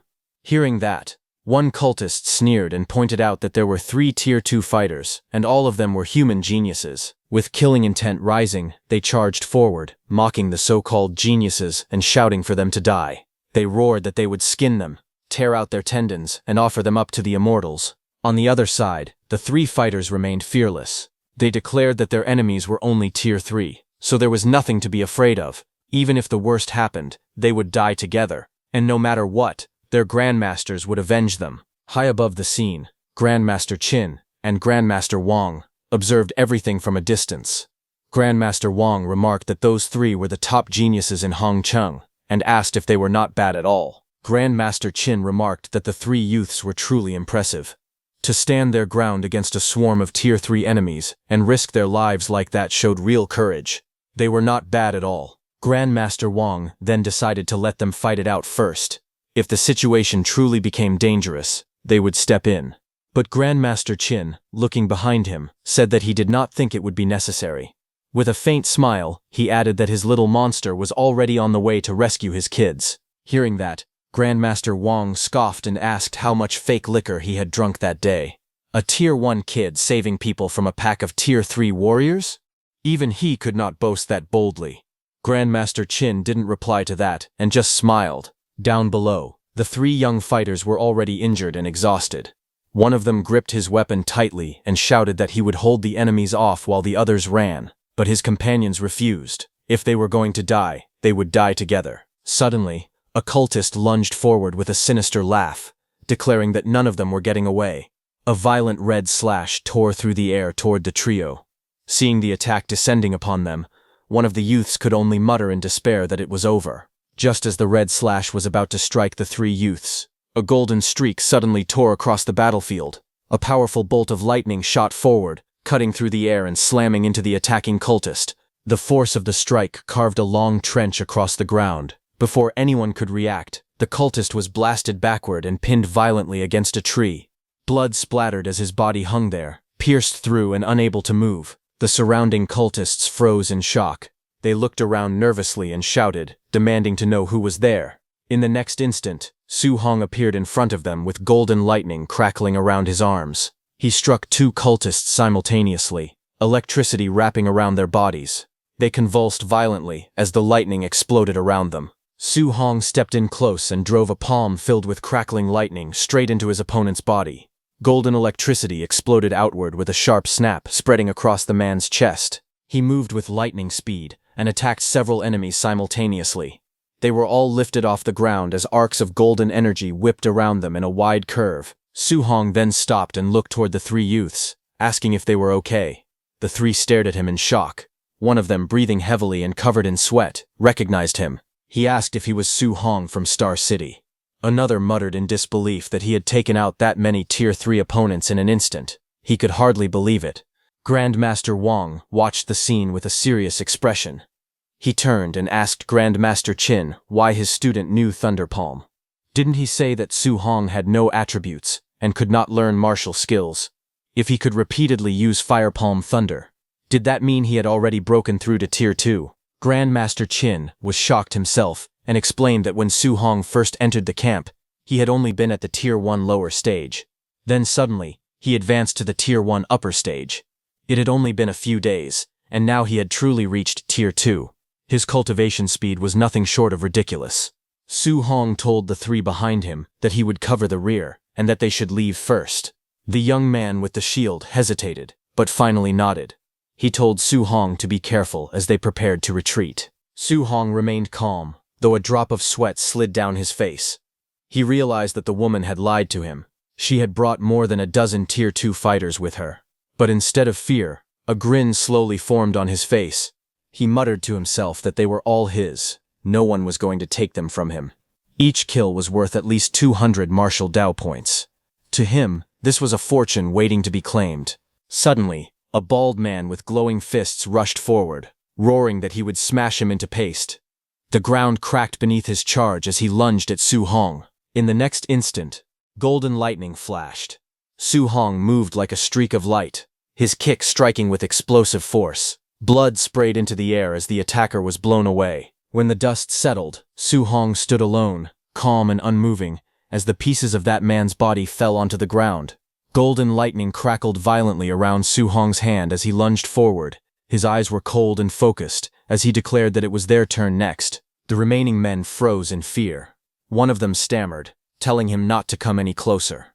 Before they could react, screams echoed through the area. A terrified voice cried out that he was a monster. Another desperately shouted for the Blood Commander to save them. Far above, a caped figure walked calmly up a long staircase, ignoring the chaos below as the screams continued to ring out. That caped figure took a deep breath and smelled the blood in the air. On a blood-soaked platform, he stood among the corpses with his arms spread wide, and declared that the holy cult of the 10,000 races would never forget the sacrifice made today, and that it was all worth it. Back on the battlefield, as Su Hong killed an enemy and blood splashed into the air, he saw something unusual and tilted his head in confusion. Su Hong looked around at the battlefield and noticed something strange. He saw that the blood was flowing in one direction. He frowned slightly and wondered what was going on. The streams of blood began rushing forward, gathering together unnaturally around that caped figure. A dark red vortex formed above the platform. Su Hong narrowed his eyes. He muttered to himself, wondering if this was the sacrifice they had been talking about. All that blood condensed into a towering figure wrapped in crimson energy. Then a cold voice echoed through the air, calling humans lowly creatures. Golden light burst from above as enormous wings spread wide. A majestic being descended slowly, radiating brilliance. Feathers drifted through the air as the figure declared that they stood before the noble heavenly god race and ordered them to kneel. The winged figure hovered over the battlefield, looking down at Su Hong from above. But Su Hong did not kneel. Instead, he gripped his weapon and looked up calmly. He remarked that killing mutated cultists had already given him a large amount of martial Dao points. With a faint smile, he wondered how many points he would receive for killing a real member of the heavenly god race. That winged man looked down at Su Hong with cold golden eyes and called him an ant. He demanded to know who had allowed someone so insignificant to look up at him. His expression turned harsh as he declared that Su Hong would pay for his insolence with death. In the next instant, the winged figure vanished in a blur and appeared behind Su Hong. Seeing that, Su Hong's eyes widened slightly. Sweat ran down his face as he realized just how fast the opponent was. Before he could fully react, the winged man struck with overwhelming force. Golden energy exploded as his attack landed on Su Hong, shaking the ground beneath his feet. The battlefield cracked apart under the impact, light bursting outward in every direction. After that clash, the winged man looked at Su Hong with a faint smile. He admitted that it was interesting to see someone like him among the younger generation of the human race. Sweat rolled down Su Hong's face as he admitted to himself that the heavenly god race was truly powerful. The winged man looked down at him calmly. He said that he had originally thought this possession would be like before, nothing more than wiping out a few human ants. However, he did not expect to meet a monster genius like Su Hong among the younger generation of the human race. Because of that, he decided it would be better to strangle the threat in its cradle and remove it permanently. But suddenly, cracks spread across his body. He cursed the physical body he was using, complaining that its vitality had not even reached Tier 4 and was already about to collapse. Even so, he smiled coldly and declared that Tier 3 peak was more than enough to easily kill an ant like Su Hong. Su Hong's eyes sharpened as he processed the information.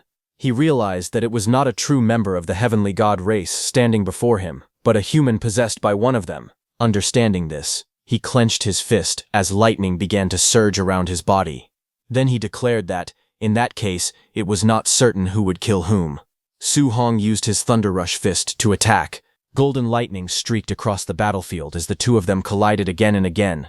Explosions burst in midair, while Su Hong and the possessed heavenly god race exchanged blow after blow without retreating. From the sky, Grandmaster Qin and Grandmaster Wang watched the battle unfold. Grandmaster Qin admitted that the physical body of the heavenly god race was truly formidable. To actually be able to exchange blows with Su Hong like that, Grandmaster Wang frowned and replied that the heavenly god race was not the main point. The real question was what exactly was going on with Su Hong. On the battlefield, the fierce exchange continued. Grandmaster Wang was shocked that Su Hong was fighting the heavenly god race using nothing but his physical body and was even suppressing his opponent. What made it even more unbelievable was that Su Hong was a whole realm lower than the heavenly god race. Suddenly, Su Hong's lightning-covered fist struck heavily against the opponent's body. The winged man's eyes widened in shock as he was blasted backward through the air. Staring at Su Hong in disbelief, he shouted, asking what kind of physique a mere human could possibly possess. He declared that even on the all-heavens battlefield, when facing the chosen ones of the 10,000 races, his physical strength had never suffered defeat. Yet today, even though he could not exert his full power, he was actually being beaten back step by a human. While he was in that condition, on the other hand, Su Hong was completely relaxed. He mockingly asked the winged man if he was tired, telling him to keep going. A fierce red aura flared around Su Hong as flames rose behind him like a blazing tide. He calmly admitted that ever since awakening the overlord body, he had never felt so exhilarated.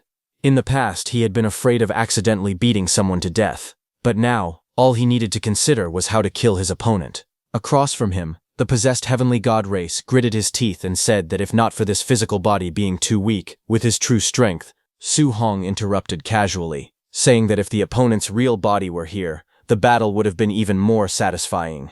Hearing that, the winged man's face twisted with rage. He shouted furiously that a mere ant dared to humiliate him like this. Golden light suddenly gathered above him as he activated a powerful technique.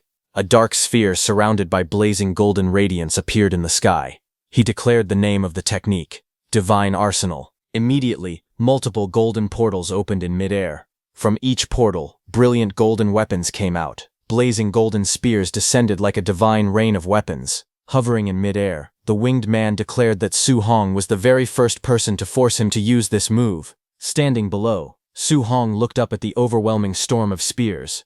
He realized that each of those golden spears possessed enough power to obliterate a Tier 3 martial artist. He wondered what kind of martial art this was. Suddenly, a blue system panel appeared before his eyes. It displayed a notice stating that this martial art could not be learned. Su Hong was stunned. He had never encountered a martial art that could not be learned. From afar, Grandmaster Wang explained that this was the heavenly god race's innate martial art, Divine Arsenal. Only those with extremely pure bloodlines could cast it. Grandmaster Qin said that the heavenly god race's bloodline was incredibly pure. He wondered whether the opponent might be an important figure among the heavenly god race. Grandmaster Wang grew anxious and urged Grandmaster Qin not to hesitate. He insisted that Su Hong was a precious treasure and could not be allowed to die. However, Grandmaster Qin remained calm. He told him not to panic and to wait a little longer, reminding him that Su Hong had not yet used his ultimate move. He then added that Su Hong's compatibility with all 7 attributes was 100% and that he had already mastered the fusion of thunder and fire attributes when he was only a Tier 1 martial artist. Hearing that, the anxious Grandmaster Wang stared at him in shock, demanding to know if that was true. Meanwhile, golden light continued to gather around the winged man. As the divine arsenal intensified, he admitted coldly that if Su Hong were allowed to grow, he would become a massive threat. Golden light blazed across the sky as the winged man looked down coldly at Su Hong. He declared that since Su Hong had the potential to become a massive threat, he should die there today. At once, countless golden spears tore through the air and rained down toward the ground like divine punishment. The forest trembled beneath the overwhelming pressure as the glowing weapons streaked downward. Standing alone on the battlefield, Su Hong faced the descending storm without retreating. Then, a faint smile formed on his lips. He admitted that his opponent was also the first person to force him to use his full strength. Golden lightning began to crackle around his body. Sparks danced across his arm as he gripped his weapon tightly. With a sharp motion, he used his 9 heaven-breaking spears. Third stance, heaven-breaking. In the next instant, blazing lightning gathered around him and condensed into a massive spear of thunder and fire. The energy surged wildly, illuminating the battlefield. Su Hong launched upward like a streak of lightning, his spear piercing through the sky. A blazing pillar of thunder and fire shot straight toward the falling golden spears. The two overwhelming forces collided mid-air, and the sky exploded in a storm of light and lightning. The winged man's eyes widened in shock as Su Hong's blazing spear of thunder and fire pierced straight toward him. A stunned expression crossed his face. He could not believe what he was seeing.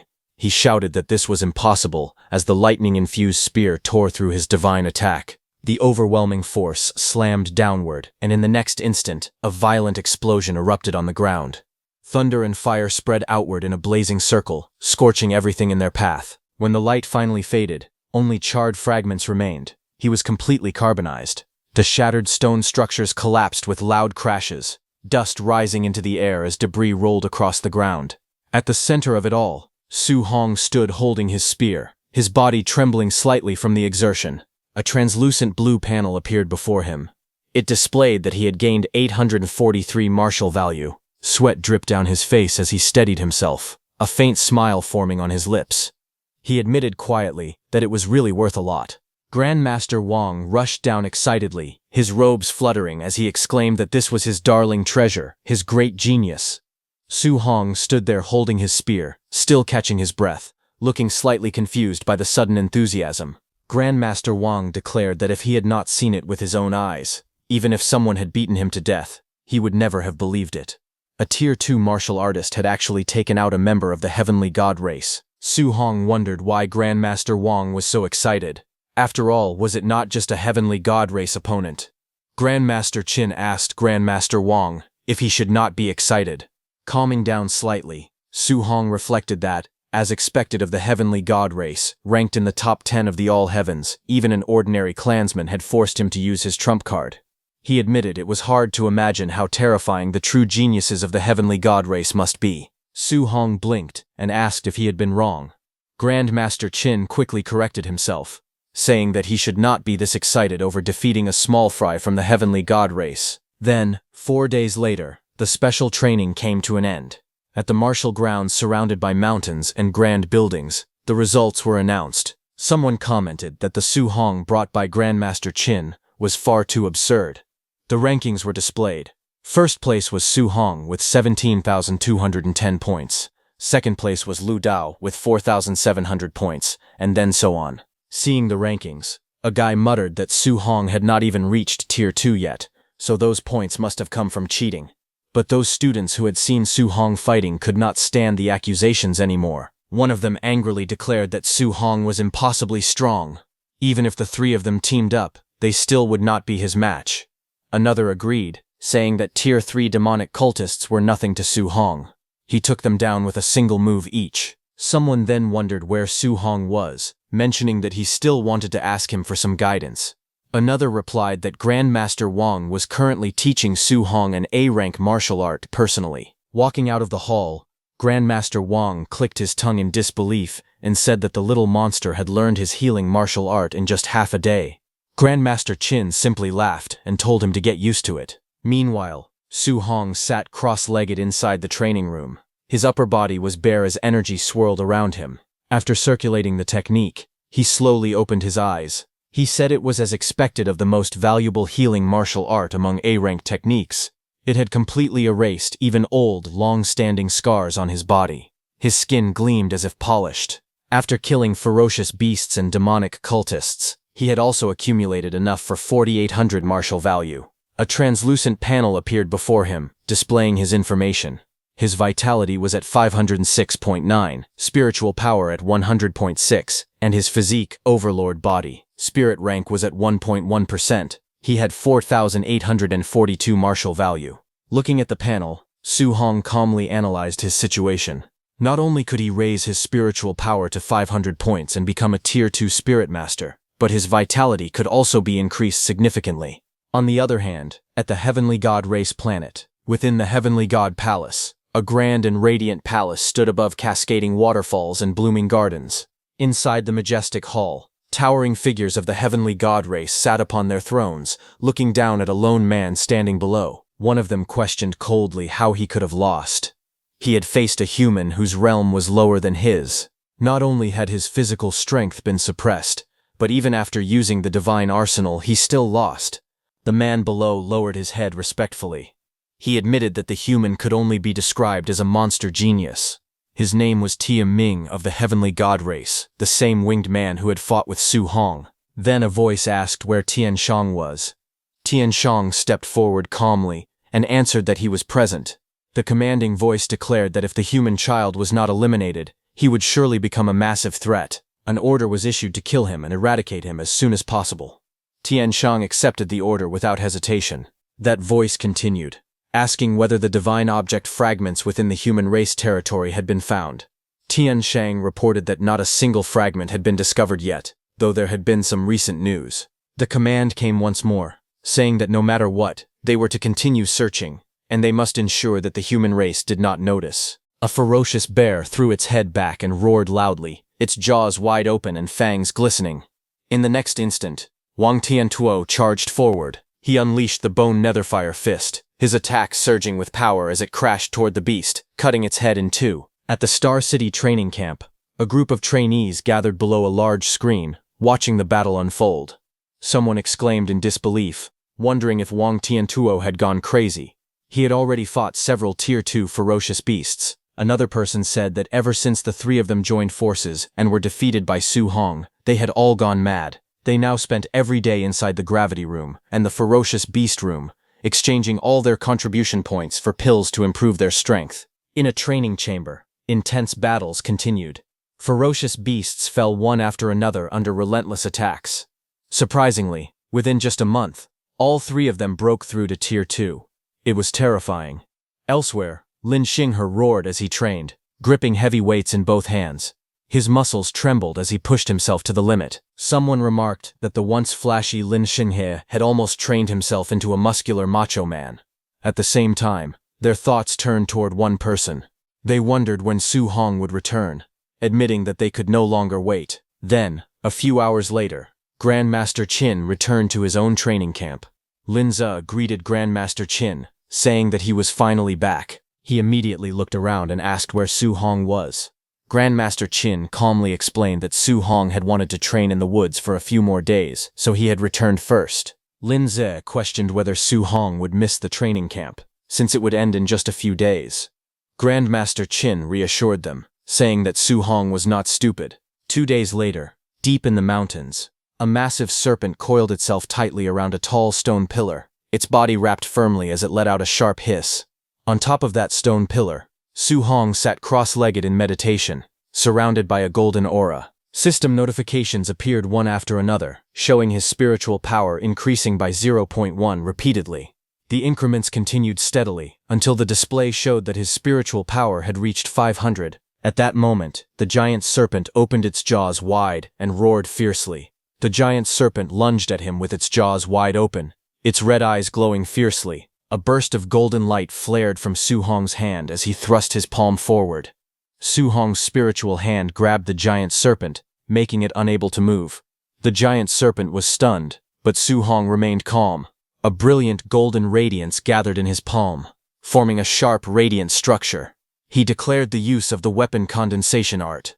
The golden energy rapidly condensed into the shape of a massive sword, shining brightly against the dark sky. The enormous golden blade formed completely and descended with unstoppable force toward the serpent below. The sword sliced through the giant serpent's body like butter, its light overwhelming everything around it. Su Hong stood calmly as the shattered remains of the serpent scattered below him. He remarked that the martial skill power of a Tier 2 spirit master was indeed terrifying. With a quiet command, he dispersed the golden sword formed from his spiritual energy, and the radiant light gradually faded away. Feeling the surge within his body, he realized that his spiritual power had greatly improved. He decided that he could now attempt the 3-attribute fusion. Standing firmly, he raised both hands. Thunder crackled in one palm, fire blazed in the other, and sharp metallic energy gathered between them. As soon as the 3 attributes of thunder, fire, and metal came together, they instantly became volatile. The energies collided violently in his hands, exploding outward in blinding light. Su Hong's expression changed as he felt the force spiraling out of control. He admitted that he was losing control of it. The unstable fusion erupted with tremendous force, lightning and flames tearing through the surroundings as the stone pillar shattered and debris flew everywhere. As the explosion subsided, Su Hong was thrown back heavily against the rocks.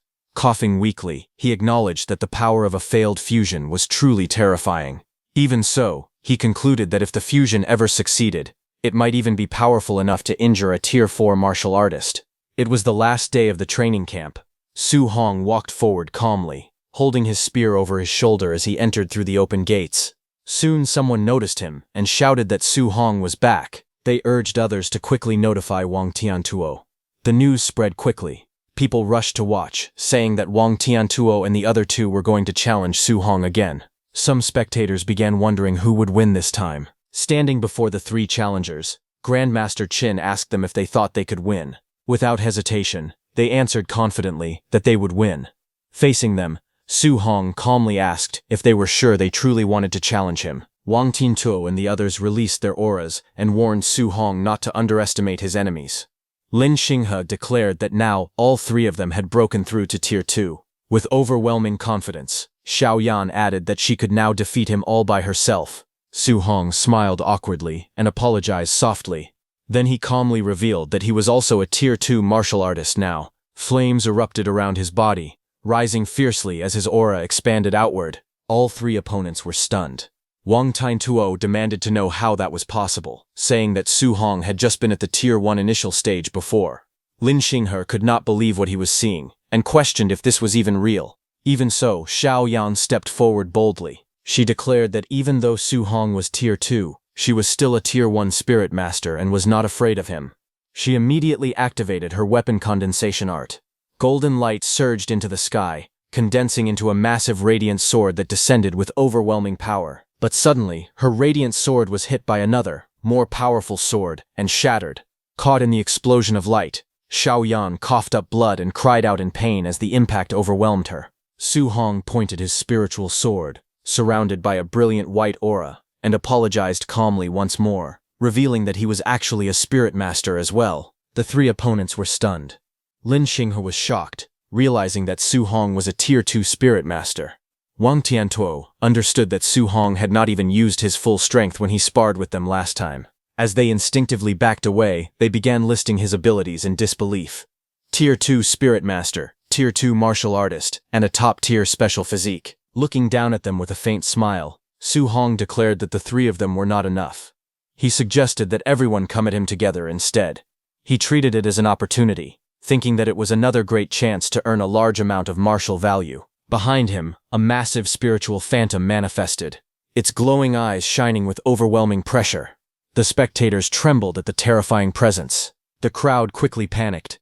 Some shouted that they surrendered immediately. Others yelled for him to go find Wang Tiantuo and Lin Xinghe instead. Many warned him not to come any closer. Fear spread rapidly as Su Hong started attacking them, radiating absolute dominance. Instructor Linze and Bai Mu confronted their grandmaster, accusing him of hiding the news that Su Hong was a spirit master. They questioned whether he was treating them too much like outsiders. But the grandmaster stood silently for a moment. Shock washed over his face as he muttered in disbelief that Su Hong was a Tier 2 spirit master. He found himself completely speechless. Bai Mu and Linze asked him directly whether he truly had not known beforehand, but the grandmaster burst into loud laughter. He declared that Su Hong was a monster among monsters. He even claimed that such a genius would only appear once in a millennium and that the human race was saved. Meanwhile, chaos continued in front of them. Su Hong was beating all the students all by himself in a completely one-sided fight. Bai Mu asked whether they should go and stop them. However, Linzi told her that there was no need to interfere. This was youth. At that moment, Grandmaster Qin suddenly narrowed his eyes, sensing something unusual. He let out a low hum, clearly having noticed the change in the atmosphere. Just then, a massive fiery phoenix descended from the sky, its wings blazing as it roared that 30 days had passed and that the humans should get out of its sight. Su Hong, who was fighting, stopped and looked up. He immediately recognized the presence. He realized that it was the Great Rock again. Grandmaster Qin's aura suddenly erupted in a violent surge of purple energy. With fury in his voice, he declared that he had already given that smelly feathered bird enough face. The ground cracked beneath him as spiritual power burst outward in waves. The Great Rock responded coldly, stating that the time had come and that it would naturally leave. It questioned whether this was now their turn to chase people away. The Great Rock called out to Grandmaster Qin Tianli, asking what he intended to do today, but before the sentence could finish, the clash had already begun. The rock roared that it was not afraid. In an instant, Grandmaster Qin punched it with his blazing purple flames. Explosions of light and energy filled the sky as the Grandmaster launched his attack, punching the Great Rock again and again. Watching from below, Su Hong felt the terrifying heat radiating through the air. He wondered if this was truly the flame of a Tier 7 Grandmaster, noting that the temperature was overwhelmingly intense. To him, this battle was no different from immortals fighting in the heavens. As the Grandmaster stood atop the golden-winged Great Rock, the massive bird shouted desperately for him to stop hitting it. It claimed that it had a powerful backer supporting it today. Grandmaster Qin warned it to call that person out, saying he would beat him up as well. But suddenly, a cold voice echoed through the sky, saying that it was enough. Grandmaster Qin's expression changed instantly, shock flashing across his face. High above the mountains, a dark shadow with glowing red eyes appeared. Purple energy spiraled around it, pressing down upon the land like a storm. A single crimson eye opened within the darkness, staring down with terrifying authority. Bai Mu realized the truth in horror. It was actually the Lord of 10,000 Monsters. Linze remembered that the golden-winged Great Rock was related to that supreme being. Su Hong clenched his fist as he knew that the Lord of 10,000 Monsters was one of the strongest entities in the entire 10,000 Monster mountain range.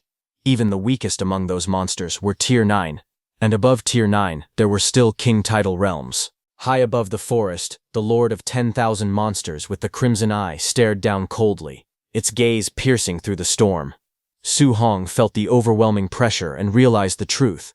Facing experts of Tier 9 and above, even a Tier 7 Grandmaster seemed insignificant. He clenched his fists tightly.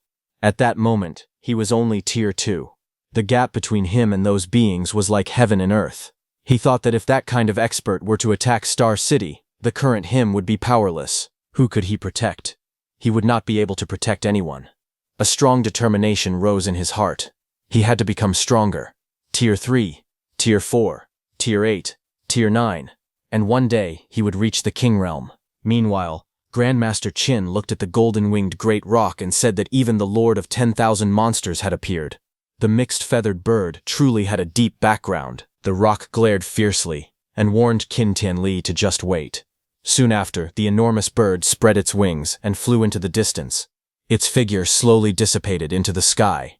Grandmaster Qin didn't panic because, in the end, he knew that the Lord of 10,000 Monsters had an old agreement with the human race and could not attack casually. Therefore, there was no need to worry about him bullying the younger generation. Despite the sudden appearance of the Lord of 10,000 Monsters, the training camp eventually ended as usual. Vehicles arrived at the camp entrance as students began leaving in groups. Su Hong walked out with his backpack over his shoulder.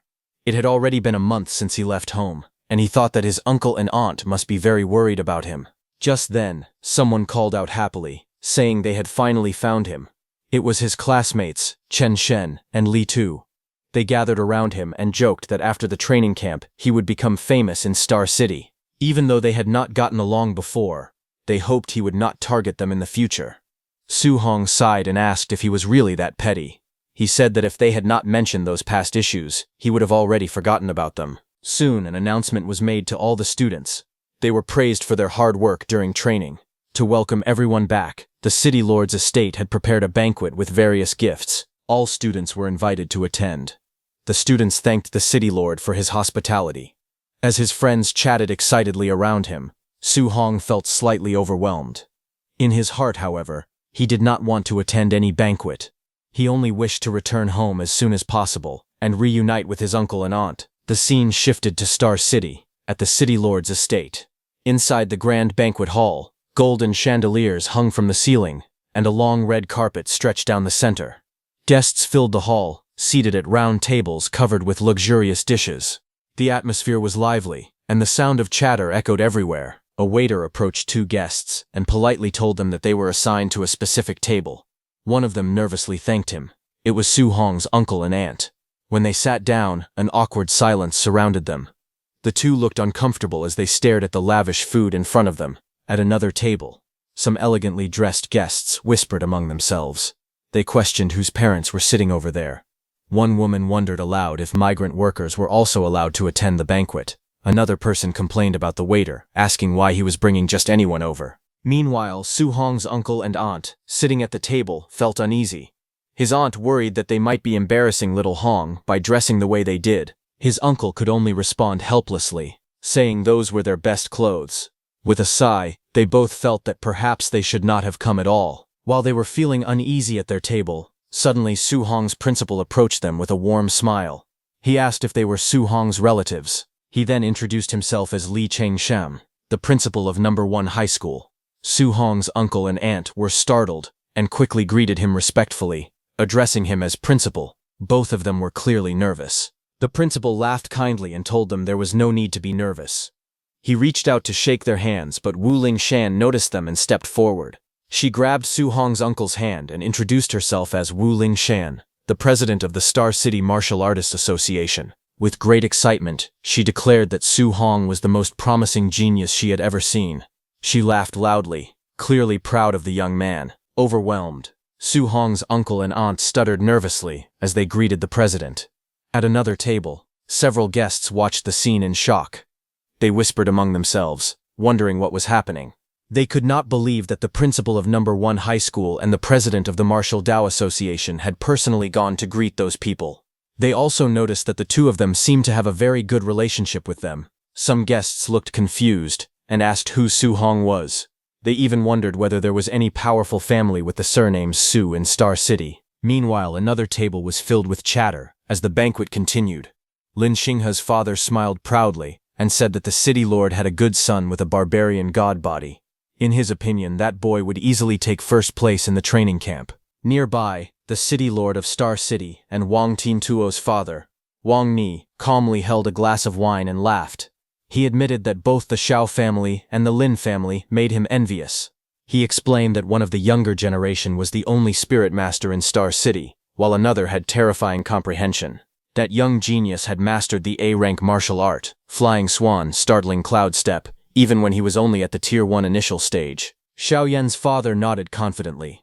He said that compared to the barbarian god body, the spirit master seemed stronger. He believed his family's Yanyan would most likely take first place. Lin Xinghe's father let out a soft laugh and said that with Xinghe's movement technique before the overlord body and spiritual telekinesis could even react, they might already be defeated. Hearing them, the city lord slammed his hand down and angrily argued that his Tiantuo's attack power far exceeded ordinary people. He firmly declared that Tiantuo would definitely be first in the training camp. Xiaoyan's father responded with a confident laugh, saying that spirit masters were extremely rare, and that his Xiaoyan had the potential to become a king. Lin Xinghe's father added that in all martial arts under heaven, only speed was unbreakable. In his eyes, Xinghe was invincible. Wang Ni stubbornly insisted that his Tiantuo would completely crush the other two. As their voices grew louder, the atmosphere at the banquet table became tense, each father fiercely defending the strength of his own child. As the fathers continued arguing, Su Hong's principal turned to President Wu and asked if she was not going to break up the fight. President Wu crossed her arms and said that if they expected her, an older leftover woman, to step in and stop a few men from showing off their children, she might not be able to resist beating someone up instead. She then added calmly that when that kid arrived, the men bragging about their children would all fall silent. The principal looked at her and asked if she truly thought so highly of Su Hong. After all, Su Hong was only at the Tier 1 initial stage. With a confident smile, she replied that it was simply a woman's intuition. At that moment, a man rushed in and loudly reported to the city lord that the special bus for the training camp had arrived. Hearing this, the city lord immediately stood up and announced that the pride of Star City had returned. He called for everyone to come out with him to welcome them. Outside the grand gates, luxury cars slowly pulled in along the red carpet as security stood guard. The atmosphere was lively and expectant. Soon, injured Lin Xinghe and Xiaoyan appeared. Xiaoyan's father looked at his daughter and exclaimed that she had lost weight and gotten tanned, saying it broke his heart. Lin Xinghe's father anxiously asked his son how he had gotten hurt, worrying that his handsome face was disfigured. When the city lord heard Lin Xinghe's father call his son disfigured, he immediately retorted angrily. Pointing at Wang Tiantuo's injured face, he asked what that meant for his own son then. Xiao Yan looked at Wang Tiantuo coldly and said that someone had refused to admit defeat, so naturally he had been beaten badly. Lin Xinghe added that he had admitted defeat quickly, so he had taken fewer beatings. Hearing them all, the fathers were shocked. They could not believe that all three of them had lost. They wondered who could possibly defeat their children. But suddenly, the city lord noticed something strange. He sensed their auras and realized that all three had broken through to Tier 2. Xiao Yan's father was stunned. A Tier 2 martial artist, combined with spiritual telekinesis, should have been nearly unbeatable. He could not understand how they had still lost. Lin Xinghe's father muttered in disbelief that perhaps Star City had produced a true monster. All three young fighters then spoke honestly. Wang Tiantuo admitted that the opponent's strength was greater than his. Lin Xinghe said that the opponent's speed was faster than his. Xiao Yan confessed that the opponent's spiritual telekinesis was stronger than hers. Hearing this, the fathers fell silent. Finally, Wang Tiantuo told them that they should see for themselves. Xiao Yan declared that the person who defeated them was a monster. At that moment, the sound of footsteps echoed as students began walking down the bus stairs. A line of injured students stood facing each other, the air heavy with tension. At last, a footstep echoed as Su Hong descended the stairs, saying that them acting like this made him feel very awkward. He casually added that he really wanted to go home. His uncle and aunt must have prepared good food for him and were waiting for him right now. The surrounding students stood in respect. In the distance, Su Hong's uncle and aunt rushed forward, shouting, "Little Hong!" Others looked confused and whispered, wondering whether he was actually their child. When Su Hong saw his uncle and aunt, his face lit up with happiness. But as his uncle and aunt were coming over, suddenly his aunt tripped. She cried out in surprise, but just as she was about to fall, her body suddenly stopped in midair. She began to float gently, surrounded by a faint force. The people behind her froze in shock as they watched her suspended above the ground. Su Hong stepped forward and quickly asked his aunt if she was hurt. His uncle, still amazed, asked what kind of martial art this was, saying it was incredible. His aunt reassured him that they were fine and had only been startled. Looking at him proudly, they said that he had grown stronger again. For the past month, they had been worried sick about him. Su Hong smiled calmly and told them there was no need to worry, since he had already returned. Not far away, the city lord and Xiao Yan's father stared at him in shock. The city lord exclaimed that Su Hong was actually a spirit master, and not just that, but a Tier 2 spirit master. Xiao Yan's father finally understood and muttered that no wonder his Yanner had lost. Su Hong's principal and President Wu turned to each other. Su Hong's principal demanded to know why the president had not told him that Su Hong was a spirit master. At the same time, President Wu angrily accused him of hiding the fact from her. After a brief pause, they both realized the truth at the same time. They had not known either. President Wu then stepped forward confidently and declared that anyone who still dared to covet her position should fight her for it. She warned them to be careful, or she would bring Su Hong to beat their disciples into a pulp. Laughing boldly, Su Hong's principal announced that his #1 high school would rise next year. He challenged them to see how they would compete with him for resources then. The others could only stand there, speechless and frustrated, as they celebrated their victory. As soon as the news spread, many influential figures reacted immediately. One person demanded all the information about Su Hong from #1 high school. Another urgently ordered someone to prepare a generous gift at once. Someone excitedly declared that he had found the perfect husband for his daughter. Another quickly instructed his people to bring their daughter to the city lord's estate and dress her beautifully. But someone had already taken out a luxurious tray, holding a bank card and property documents. Star City's city lord, Wang Ni, stepped forward proudly. He announced that student Su Hong was indeed the #1 genius of Star City, truly a dragon among men. He then offered Su Hong a villa and 3 million in cash, explaining that it was the bonus prepared for first place in the training camp, and asked him to accept it. Watching from the side, others immediately saw through it. They mocked the so-called bonus, saying the city lord had only just realized his own son was not first. They understood that he had clearly seen Su Hong's family was not wealthy, and had prepared the reward on the spot under the excuse of a training camp prize. They complained that the old fox had acted too quickly. The The city lord continued smiling and declared that as the #1 talent of Star City, Su Hong could ask for anything in the future, and he would help him with all his might. Hearing this, Su Hong thought carefully. He realized that the city lord was publicly trying to win him over. If he refused, he would offend him. But if he accepted and sided with him, he might not be able to refuse any requests from the city lord in the future. He silently weighed his options as the city lord extended his hand toward him. Su Hong carefully considered the situation. He knew that the city lord's faction was the most powerful in Star City, so he could not afford to offend him. Moreover, with the city lord protecting his family, he would be able to go out and train without worry. He also had Grandmaster Qin, President Wu, and his principals supporting him.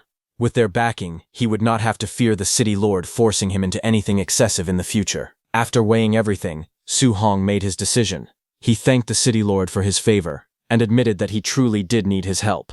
The city lord smiled broadly and shook his hand firmly, telling him to feel free to ask for whatever he needed. Su Hong then made his request. He explained that his aunt had a rare disease and asked if the city lord could help treat it. Hearing this, his uncle and aunt were deeply moved. His aunt softly called his name, her eyes filled with emotion. The city lord immediately agreed. He ordered his subordinates to handle the matter and instructed them to use the best medical resources available. His subordinate respectfully responded and promised to carry out the order. With that, the agreement between them was sealed, and Su Hong had secured powerful support for his family. The city lord looked at Su Hong with a satisfied smile and asked if there was anything else he wanted. He told him not to be polite, saying he liked straightforward young people the most. After a brief pause, Su Hong admitted that he also wanted a handy weapon.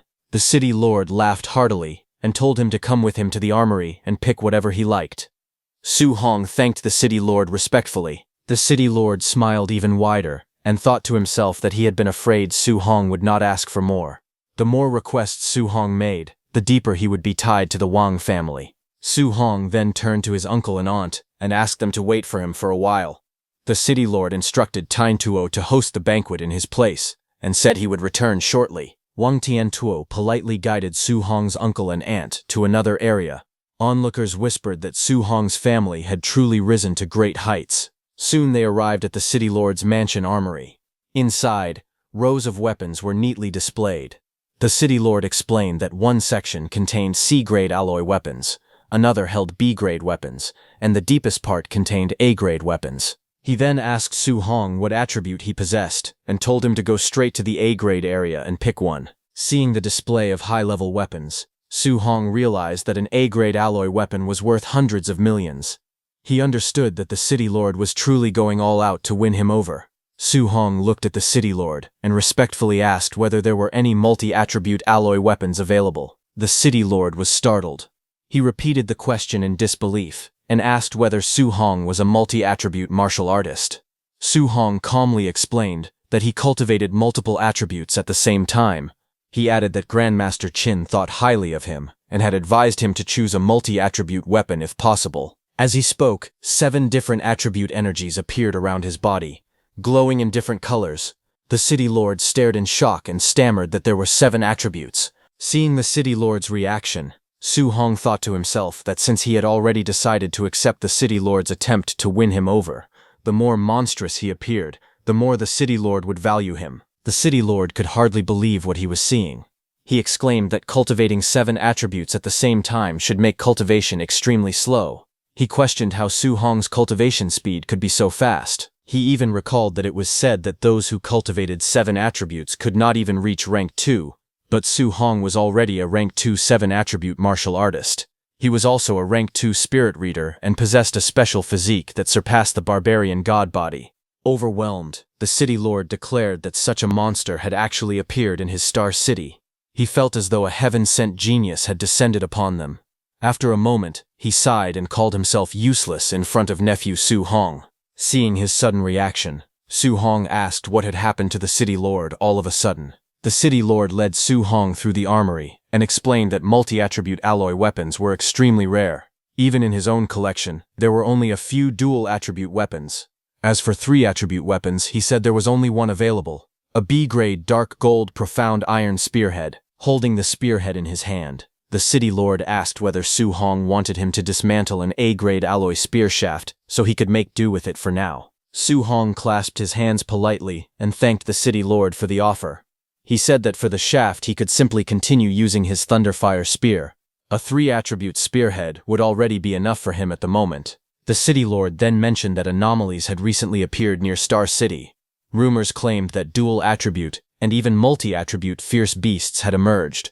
He assured Su Hong that he would have someone keep an eye out for him. Su Hong looked surprised and asked what kind of anomalies he was referring to. The city lord explained that while Su Hong had been attending the training camp, anomalies had appeared all over the world. In those places, not only had multi-attribute fierce beasts shown up, but multi-attribute natural treasures had also been born. He added that someone had personally witnessed a thunder-attributed fierce beast that, after coming into contact with a shard-like object, gained the ability to breathe both thunder and flames. The city lord told Su Hong that Stargazing Lake, located outside Star City, had also reported sightings of multi-attribute fierce beasts. Su Hong was surprised and asked about Stargazing Lake. The city lord explained that Stargazing Lake was too dangerous for him at the moment. He advised that once Su Hong entered a martial arts university in the future, he would have more opportunities to obtain multi-attribute weapons. There was no need to take risks now. Su Hong thanked the city lord for his guidance. A few hours later, outside Su Hong's house, an official vehicle from Star City arrived. The car attracted the attention of many neighbors, who gathered around in curiosity. Some people wondered why an official Star City vehicle had come to their neighborhood. Others quickly recognized the license plate number and exclaimed that it belonged to the city lord's private car.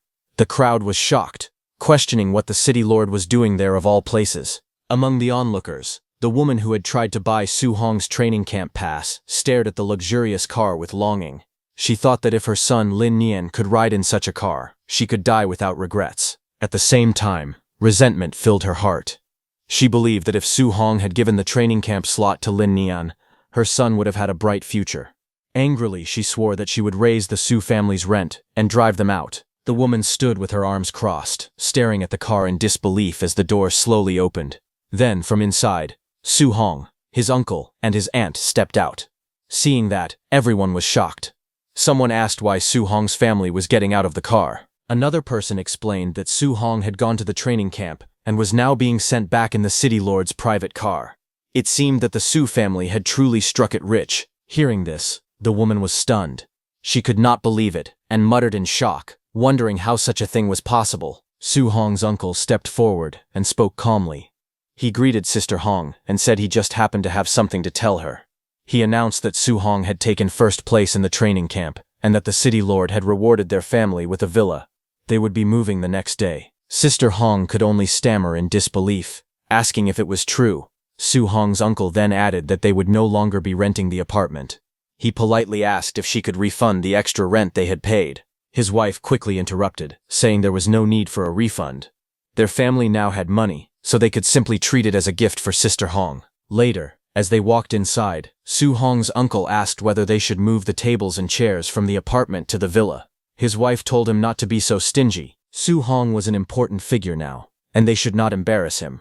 Su Hong laughed and said he was not afraid of being embarrassed as long as everyone was happy. That night, under the quiet city lights, Su Hong stood on his rooftop, watching over the silent buildings. He said that today would be the last time he trained in that place.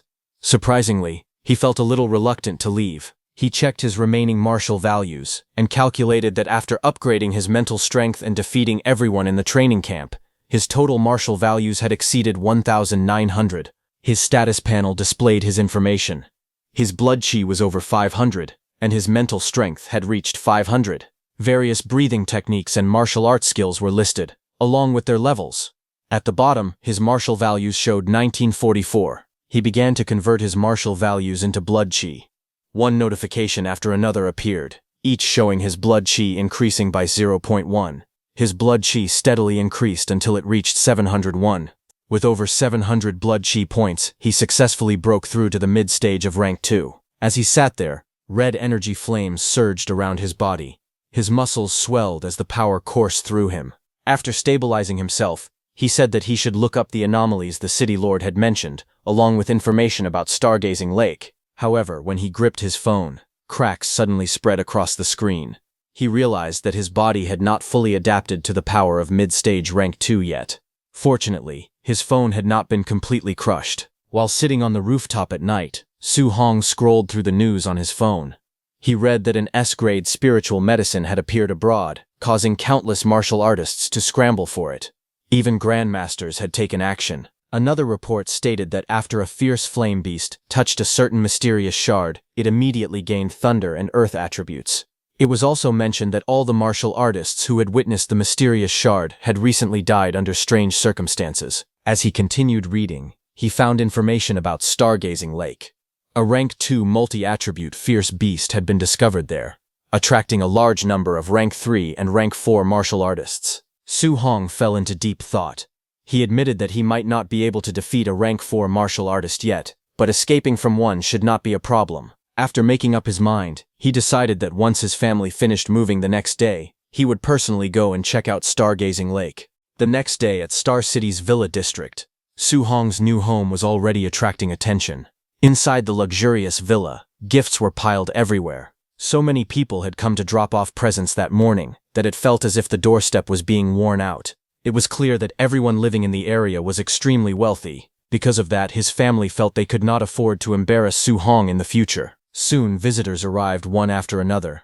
They greeted him warmly, telling Su Hong that he was welcome at their homes anytime and that their doors were always open. Others eagerly mentioned that their houses were filled with rare collectibles and invited him to visit whenever he had time. Su Hong could only smile awkwardly and respond politely, saying definitely again and again while sweat formed on his forehead. After finally seeing the last of them off, he collapsed onto the sofa, completely exhausted. He complained that socializing with so many people was even more tiring than grinding monsters and training. Even so, he reminded himself that he still had to head to Guansheng Lake that afternoon. Later, the scene shifted to the Martial Base, where activity was already underway. When Su Hong arrived at the Martial Base, he was surprised to see so many people gathered there. He wondered why the base was so crowded. Since Guanxing Lake had experienced an anomaly, he thought most people should have already gone there. As he walked through the base, he overheard several warriors talking. They questioned when the Tier 3 and Tier 4 warriors heading to Guanxing Lake would finally leave. Because of them, the Tier 1 warriors did not even dare to step outside. If those stronger warriors decided to rob them, they would not have the strength to fight back. At the same time, on the second floor of the Martial Base, Ye Qi, whose White Fox nephew had been killed by Su Hong, stood by the large window looking down at the crowd below. With a stern expression, he turned and asked the young man seated behind him if he was certain that Su Hong was the one who had killed his nephew. The young man sitting calmly on the sofa replied that he was 100% sure. Then, the young man stood up and said there was one more thing that he needed to mention. As he stepped forward heavily, the atmosphere suddenly changed. In the next moment, a powerful aura burst out from him and pressed Ye Qi onto the ground. The young man holding the wine glass stood calmly, red flames blazing behind him. His eyes glowed coldly as he warned Ye Qi to watch his mouth and address him respectfully. Overwhelmed by the terrifying aura, Ye Qi immediately trembled and admitted his mistake. He begged for forgiveness, calling him sir. Meanwhile, at Guanxing Lake, warriors were already gathering around the water. In the forest near the lake, several powerful fighters stood by the shore. Not far away, Su Hong quietly hid behind a tree, observing them carefully. He quickly noticed that there was not a single Tier 1 warrior in sight. Everyone present was at least Tier 2 or Tier 3. Among them, there were even several Tier 4 warriors. Su Hong realized that Guanxing Lake only had a Tier 2 multi-attribute beast on record. If that was the case, then other anomalous zones with higher-tier beasts must be attracting even stronger experts. Just then, one of the warriors suddenly noticed movement in the lake and shouted for the others to look over there. In the next instant, the surface of the water exploded upward. A massive column of water shot into the sky, crashing down with terrifying force as everyone stepped back in shock. From within the surge, a huge beast emerged. Su Hong immediately recognized that it was a star-spotted giant fish. The hunters confirmed that it was a Tier 3 lower-stage star-spotted giant fish.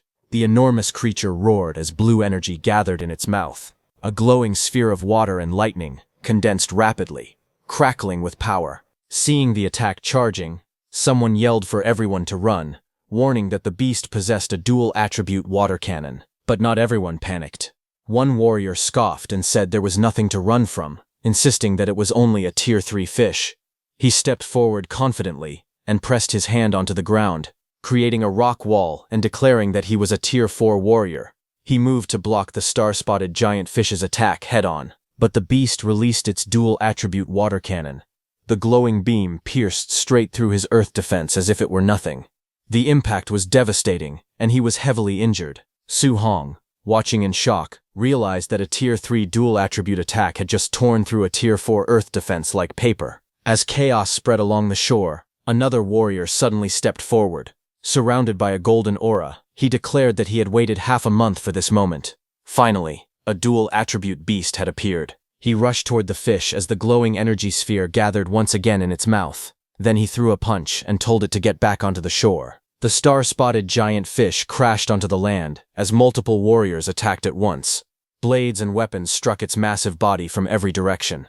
Greed quickly overtook fear. A warrior shouted that the fish belonged to him. Others yelled that it was first come, first served, and whoever grabbed it would keep it. 1 minute later, the enormous beast lay dead on the ground. The warriors quickly gathered around it, searching its body, but disappointment soon spread. Someone cursed in frustration, saying there was nothing inside. Another questioned in confusion, asking if they had not been told that the fish's belly was full of treasure. Su Hong, who stood quietly in the forest, turned away slightly, thinking to himself that a Tier 3 dual-attribute beast had been turned into sashimi in under a minute. He sighed inwardly, saying that the Tier 4 warriors were far too vicious. If he stayed near them, he would not get anything at all. Just as he prepared to leave, his eyes suddenly widened as he sensed danger. In the next instant, a masked man wrapped in crackling blue lightning appeared behind him, his blade raised high. The assassin lunged forward with explosive speed, aiming a deadly strike at his back. But for a second, the assassin's body froze mid-attack. He was stunned. Seeing that, Su Hong reacted instantly. He twisted his body and leaped upward, narrowly dodging the attack as the ground below shattered from the force. The masked man realized something shocking. He recognized that Su Hong was a spiritual mind master. Su Hong's eyes widened in shock as he realized that the assassin was a Tier 4 warrior. He immediately ran away from there. Sweat rolled down his face as the thought struck him again. A Tier 4 had tried to ambush him. If he had not used his spirit power to freeze the attack at that exact moment, he would already be dead. Before he could go far, several figures rushed out from the forest behind the masked attacker. One of them shouted at their leader, accusing him of being careless and failing the ambush. Su Hong quickly counted them. There were 6 more, and they were all Tier 3 warriors. The masked leader snapped back angrily, telling them to shut up. He revealed that the target was a spiritual mind master. Su Hong's expression darkened as he sensed even more presences. There were 7 more nearby, and they were Tier 3 as well. That meant roughly a dozen Tier 3 killers, along with 1 Tier 4 killer, all assembled just to eliminate him, a mere Tier 2 warrior. Even Star City's city lord would struggle to deal with so many at once. As he dashed forward through the forest at full speed, one thought echoed in his mind. When had he offended someone so important? As the masked assassins chased after him, frustration spread among them. One of them demanded to know why Su Hong was so fast. Another immediately recognized the technique and shouted that it was the A-rank soaring Hong steps. They decided to keep him running and wear him down, confident that a Tier 2 warrior could never outlast them. But as Su Hong sprinted forward, he merely smiled faintly. He thought to himself that no one had ever said anything about competing in stamina. In the next moment, he shot upward into the sky, moving so fast that the forest below blurred into streaks of green. The assassins stared upward in disbelief. One of them shouted in shock that he was a Tier 2 warrior who could actually fly, calling it insane. Another growled in humiliation. There were so many of them, yet they still could not kill him. Dozens of kilometers away, Su Hong finally slowed down and landed in a quiet forest. He leaned heavily on his spear, breathing hard. His blood energy was nearly drained, and his spirit was exhausted. Now, all he could rely on was the Overlord body's toughness and his raw physique to carry him as far away as possible. As he caught his breath, suspicion filled his mind. He wondered who was trying to kill him. Could it be the White Fox's uncle, Ye Qi? Su Hong knew that Ye Qi might only be Tier 3. But if the entire Ye family had paid enough money, they could easily hire that many Tier 3 killers. He was confident that he could kill all of those Tier 3 assassins. But the Tier 4 warrior was the real problem. If he focused on taking down the Tier 3 fighters first, he would leave himself wide open to a sneak attack from the Tier 4. and if he chose to fight the Tier 4 head-on first, he would end up injured and then get swarmed by the others. There was only one possible solution. Unless he could kill those Tier 3 assassins in an instant, he could not focus everything on taking down the Tier 4. His blue eye glowed faintly as lightning crackled around his body. Flames ignited in one hand, while cold mist swirled in the other. On the other hand, the masked assassin leader cursed in frustration and slammed a huge rock, cutting it in two. He angrily said that the intel had claimed Su Hong's combat strength was only on par with a Tier 3, even though he was just a Tier 2. No one had mentioned that he was a Tier 2 spiritual mind master. Another warned their leader that if Su Hong managed to escape back to Star City, they would be finished. A different man added that it was not just them. Even that mysterious lord would not dare reveal his identity by attacking Su Hong inside the city. If that lord found out they had failed, they would all be dead men walking. The masked leader suddenly shouted at them to shut their mouths. He coldly declared that if Su Hong returned to Star City, he would only die faster. At that moment, a group of robed figures appeared in the forest. One of them calmly said that Su Hong had only revealed he was a Tier 2 spiritual mind master yesterday, so there had been no time to update the intelligence. He added that they were still fortunate. Their people were stationed in every anomalous zone. He would have the others seal off the entire area. If they still could not kill Su Hong after that, they could simply wait for death. The masked leader replied that he owed them one, and told them to lock the place down tightly. As they began to move, the masked leader muttered with hatred that little bastard Su Hong would be torn to pieces. As they left, the robed man looked at the device in his hand.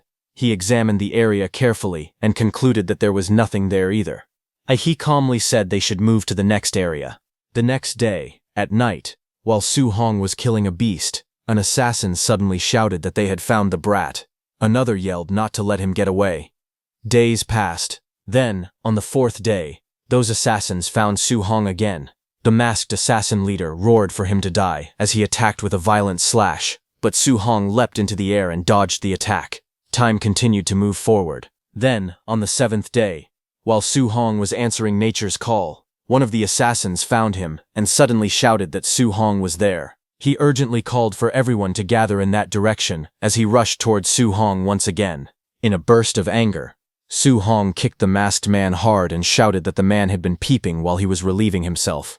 The impact sent the masked fighter crashing to the ground with a painful cry. After 7 days of running for his life, while still hunting beasts, Su Hong felt completely exhausted. Even with the Overlord body supporting him, he knew he was reaching his limit. Eventually, he arrived at the Star City official supply outpost. He thought to himself that it was risky, but he had no choice. He needed to rest at an official supply point for one night. He believed they would not dare attack him directly on government grounds. But as he walked inside carrying his spear, several men quietly watched him from a distance. This was just as he had expected. His movements were being monitored. Seeing all this, Su Hong became certain that the one trying to kill him was Ye Chi from the Martial base. Su Hong entered the temporary supply stronghold hotel to rest first.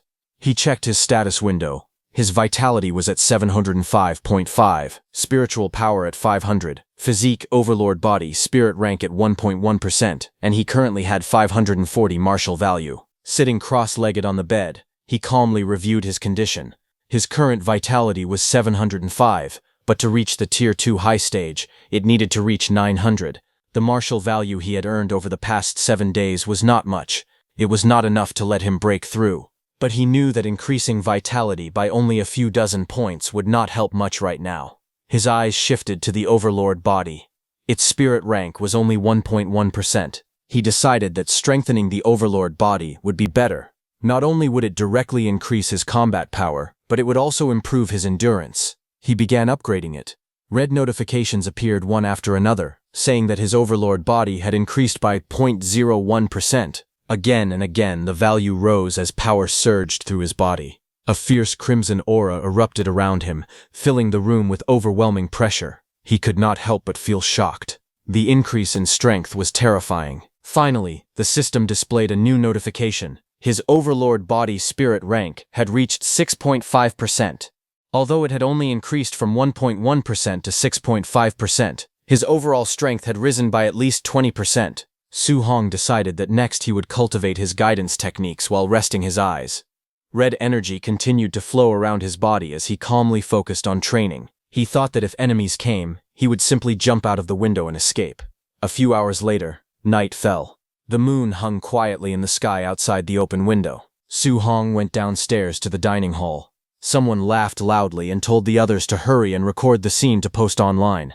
Su Hong, sitting alone with food in his hands, suddenly lost his appetite after seeing that scene. It had been a long time, yet those killers still had not found him.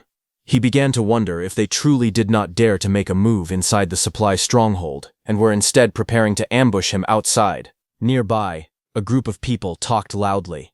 One of them complained that he had found a 3-star patterned dark purple bamboo that day, but it had been robbed by a few Tier 4 martial artists. Another man exclaimed that a 3-star pattern was a treasure comparable to an A-rank treasure. Someone else asked where exactly it had been found, and whether the man was just bragging. Hearing them, Su Hong recalled that the star-patterned dark purple bamboo was an extremely rare multi-attribute natural treasure. A 1-star patterned dark purple bamboo could contain 2 attributes of spiritual qi. With each additional star pattern, it could hold 1 more attribute. A 3-star patterned dark purple bamboo could contain 4 attributes of spiritual qi. Su Hong thought that even if he mastered 4-attribute fusion in the future, he would still be able to use it. Su Hong joined their conversation, telling them that it was said that in the birthplace of natural treasures, there were strange magnetic field rules. Even a Tier 4 martial artist would not find it easy to simply snatch such a treasure. Hearing that, someone at the table praised him, saying that he was quite knowledgeable. He explained that there was an extremely strong gravity magnetic field around the dark purple bamboo, and the higher the tier of the martial artist entering, the stronger the magnetic field became. The man who had been bragging laughed loudly and said that the Tier 4 martial artists who tried to rob the bamboo were crushed into meat paste by the gravity the moment they rushed in. Others were shocked, saying that even Tier 4 martial artists had died instantly. It was far too terrifying. Hearing this, Su Hong quietly wondered whether his overlord body could withstand that terrifying gravity. He squeezed the burger in his hand slightly, but suddenly, a violent explosion of red energy burst across the hall. Debris flew everywhere, and the people at the nearby tables shouted in shock, cursing loudly in panic. A pillar of red energy suddenly shot upward, tearing through the hall with terrifying force and rushing towards Su Hong. But Su Hong remained seated. He simply leaned back slightly in his chair and dodged it. The pillar of red energy shattered walls and sent debris flying in every direction. Su Hong turned his head and looked ahead with cold eyes. He thought that it was finally here. That group of masked men stepped forward, weapons in hand. Their masked leader mocked Su Hong, asking why he was not running this time, and reminding him that he used to be good at escaping. The onlookers trembled in shock. Someone whispered that a Tier 4 martial artist was leading the attack, accompanied by more than a dozen Tier 3 fighters, all just to kill a youth who was only Tier 2. They wondered what kind of huge trouble Su Hong had gotten himself into. The masked men ordered everyone to leave at once, declaring that they were clearing the area. Terrified, all the martial artists scrambled away, shouting in panic and urging one another to hurry. Amid the cracked ground and scattered debris, Su Hong remained seated alone, facing the approaching enemies without fear. The masked men surrounded Su Hong with weapons drawn. The masked leader mocked him, asking if he really thought they would not dare attack him inside the supply stronghold. With a faint smirk, Su Hong asked them whether they would believe him if he said that he had been waiting for them. The masked leader laughed loudly and questioned whether Su Hong truly thought he could wipe them all out by himself. In response, Su Hong grabbed his spear. Flames and lightning suddenly wrapped around the spear as energy surged violently around him. The power coiled tightly, crackling with heat and electricity at the tip of the weapon. Su Hong raised his spear as blazing lightning spread across it. The air around him trembled under the rising force as he looked at them steadily and said that he would never know unless he tried. The masked assassin leader stared in shock, sweat running down his face. His voice trembled as he realized that Su Hong possessed 3 attributes. Panic immediately spread among them. He jumped back and shouted for everyone to scatter, but it was already too late. Su Hong leapt forward and drove his weapon into the ground. Lightning burst out from the point of impact, spreading in every direction. The floor lit up as blazing energy surged outward, surrounding the masked men. With a cold, glowing eye, Su Hong commanded the power to explode for him. The masked assassin leader cursed under his breath as waves of blazing light streaked across the area. Outside, People saw the supply stronghold suddenly erupt with dazzling golden light. Flames and lightning shot out from within the building. Staring at the overwhelming glow, someone muttered in confusion, wondering what that light was. But the next second, a massive explosion erupted from the stronghold.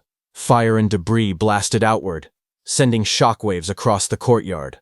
The crowd below stared in horror as flames swallowed the building. One of the onlookers shouted in disbelief, questioning whether it was truly necessary to use such overwhelming power just to kill a Tier 2 martial artist. The shockwaves swept across the ground as several Tier 3 martial artists were thrown violently into the air before crashing down. Bodies hit the earth one after another. Someone trembled and wondered why these were the ones who had died.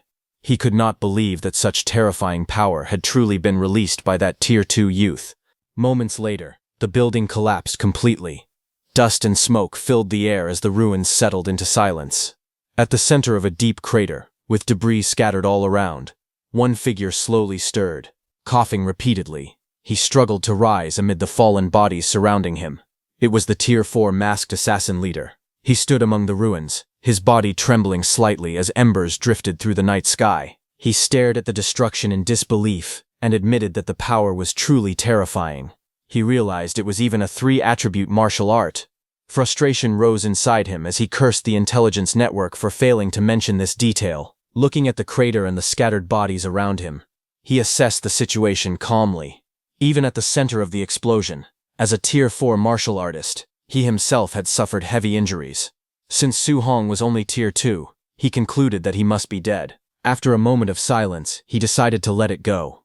Although the casualties were severe, the mission could still be considered complete. He let out a tired sigh, thinking it was far better than all of them being executed by Lord Nabu. But suddenly a violent surge of energy erupted behind him. The masked assassin leader's eyes widened in shock. From within the blazing light, Su Hong launched forward with a spear blazing with power. He used the third stance of the 9 heaven-breaking spears, the heaven-breaking technique, to attack. The masked assassin leader turned sharply, stunned to see Su Hong still alive. He swung his sword at Su Hong as Su Hong's blazing attack crashed toward him. The masked assassin leader swung his attack through the blazing red energy, but when the light faded, Su Hong was nowhere to be seen. Shock spread across his face as he wondered where Su Hong had gone. But a sudden thought struck him, and he wondered if it could be what he feared. He turned and saw Su Hong running toward the remaining Tier 3 masked assassins. Anger quickly replaced his doubt. He shouted furiously, accusing Su Hong of tricking him. He ordered his subordinates to wake up and pin Su Hong down immediately. One of the injured men, confused and barely conscious, asked what their boss was talking about. Before anyone could react, a sharp spear stabbed both of those assassins from behind. Su Hong appeared through the smoke. He stood with a spear in his hand, carrying the 2 killed masked assassins over his shoulder. Coldly, he declared that if he could not kill a Tier 4 martial artist, then killing the Tier 3 martial artists under him would be enough. Su Hong's expression turned serious as he reflected on the terrifying aftermath of the attack. He realized that the power of a failed 3-attribute fusion was far more frightening than he had expected. He knew that if he had not condensed the thick earth armor and upgraded his overlord body in time, he would have been crippled even if he had survived. Without hesitation, he flung the 2 dead Tier 3 martial artists into the air and coldly bid the Tier 4 masked assassin farewell. He immediately turned and ran away from there. In his heart, he calculated the situation clearly. The enemy's Tier 3 martial artists were almost completely wiped out. As long as he could successfully fuse the 3 attributes, he believed he still had a chance to kill the Tier 4 martial artist. Across from him, the masked assassin leader erupted in rage. His eyes glowed blood red with killing intent. Surrounded by blazing red energy, he roared that he would tear Su Hong's corpse into 10,000 pieces. The scene shifted to the Star City martial artist base. Inside the base, several martial artists gathered near the entrance, discussing recent events. Among them was the group of Wang Tiantuo, Lin Xinghe, and Zhao Yan, who were at the training camp with Su Hong. Lin Xinghe sighed and said that he had originally wanted to invite Su Hong to go to Stargazing Lake together. However, he had not expected Su Hong to leave 7 days earlier. Wang Tiantuo added that Su Hong had only rested for 1 day before heading to Stargazing Lake to train, while the rest of them had taken 7 full days to recover. Lin Xinghe told him not to compare themselves to a monster. Determined, Xiao Yan suggested that they set off quickly. Perhaps they could even run into Su Hong near Stargazing Lake. Elsewhere, a furious voice cursed those masked assassins as nothing but trash. It was Ye Qi. Sitting in a chair, he angrily smashed a teacup onto the ground. He couldn't believe that those masked assassins had not only impersonated the martial artists of his base, but had also locked down the area around Stargazing Lake. On top of that, they had dared to attack Su Hong directly at the supply stronghold. Ye Qi was very scared, because he knew that if Su Hong were to die, even a fool would suspect him.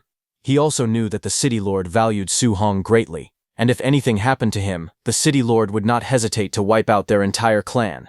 The scene then shifted to the dark purple bamboo forest. There, a terrifying purple gravity field spread across the forest. The bamboo bent under the overwhelming force. Only a single bamboo was still standing beneath that powerful aura descending from above. This was the mysterious gravity field. Several martial artists struggled within the field. One man clenched his teeth and cursed. He said the gravity was too terrifying. The treasure was right in front of his eyes, yet he simply could not reach it. Another martial artist revealed that he had only taken the 14th step, and the gravity was already more than 30 times stronger than normal. Outside the gravity field, someone calmly calculated that, assuming a body weight of 80 kilograms, 30 times the gravity would equal a little over 2 tons. He questioned how a Tier 3 martial artist could not even withstand this. Another person explained that this was not like carrying a heavy object. Instead, every single cell in the body had to endure 30 times the gravity. Even if the bones and muscles could withstand it, the internal organs and brain might not survive such pressure. While they were talking, the group that had helped those masked assassins hunt down Su Hong appeared behind them. Those martial artists were surprised to see them. The group's leader, a black-haired man holding a tablet, stepped forward. Looking at the gravity field, he said that the higher a martial artist's cultivation, the greater the gravity applied by the gravity field. He added that if a Tier 4 martial artist like himself entered, the gravity he would endure would probably be several times greater than what a Tier 3 martial artist experienced. Looking at the bamboo standing in the middle, the black-haired leader thought that although the 3-star patterned dark purple bamboo was certainly precious, it would be meaningless if it could not be obtained. The black-haired leader then turned around to leave, thinking that he should continue searching for the divine object instead. But as he walked, the compass-like tablet in his hand suddenly reacted. He froze and shouted for everyone to stop. Staring at the device, he realized with surprise that he had finally found it. He looked toward the direction indicated by the tablet, and saw that it was pointing at the 3-star patterned dark purple bamboo in the gravity field ahead. His expression darkened upon seeing that. He thought that of all places for the divine object to be hidden, it had to be inside the dark purple bamboo. Frustrated, he wondered how he was supposed to retrieve it. Just then, he sensed someone approaching. He turned sharply and saw Su Hong running toward him. He was confused about why Su Hong was there. He couldn't believe that a Tier 4 leading a group of Tier 3 martial artists had actually failed to kill a mere Tier 2 brat. With killing intent rising in his eyes, he gripped his weapon tightly and cursed his subordinates as useless trash. In the end, he would have to handle this himself. The black-haired leader immediately charged at Su Hong, thinking that there was no reason to refuse merits delivered right to his door. If he killed Su Hong, that lord would definitely reward him. At that moment, Su Hong sensed the attack and felt the overwhelming pressure approaching. He could not help but admit that it was a strong aura. The black-haired leader lunged forward with full force, his weapon slashing down fiercely toward Su Hong. But in the next instant, a blazing energy erupted. A powerful orange energy flared around Su Hong's body, forming a fiery defense that covered him completely. The attack collided with the burning aura, and a massive explosion of light and force burst outward, shaking the surroundings. The smoke slowly dispersed, and Su Hong stood at the center, gripping his staff. The black-haired leader faced him from a short distance away. Breathing heavily, Su Hong looked at the black-haired leader and admitted that he was not bad. He had actually managed to withstand his strike, but the black-haired leader's expression turned cold. He declared that Su Hong must die today. With a fierce shout, the black-haired leader swung his weapon again, a powerful wave of energy forming around the blade as he charged forward. Su Hong's eyes sharpened. He recognized the black-haired attacker as a demonic cultist, and he realized that he even knew his name. As the black-haired leader rushed closer, Su Hong understood that, aside from Ye Qi, the demonic cult also wanted him dead. Without hesitation, flames erupted along his arm and weapon. A blazing strike shot forward, colliding head-on with the incoming attack. The two forces met in midair with a thunderous crash. The two forces collided violently, and a blazing explosion burst outward, flames roaring as the impact shook the ground. The shockwaves spread across the forest, tearing through the earth and sending dust flying in all directions. The black-haired demonic cultist was thrown backward at high speed, crashing through the bamboo grove as a long trail of force carved a path behind him. Struggling to steady himself, he stared ahead in disbelief. He could not understand it. Was this power really something a Tier 2 martial artist could unleash? Clenching his weapon tightly, fear crept into his heart. He realized that Su Hong was far too monstrous. Suddenly, his eyes widened. He saw Su Hong running toward the gravity field. Panic flashed across his face as he shouted for his allies to stop Su Hong. In the next moment, several figures rushed forward together, charging through the forest toward Su Hong. Seeing the demonic cultists blocking his path in front, and Tier 4 martial artists chasing from behind, Su Hong felt that this pursuit was endless. The cultists gritted their teeth as they ran. They had seen it clearly. Su Hong had taken all of their leader Bai Ao's attacks head-on. One of them suggested undergoing a mutated transformation to deal with him. Another immediately rejected the idea. He argued that Su Hong could only cast such a tremendously powerful martial art once at most. It would be impossible for him to use it a second time.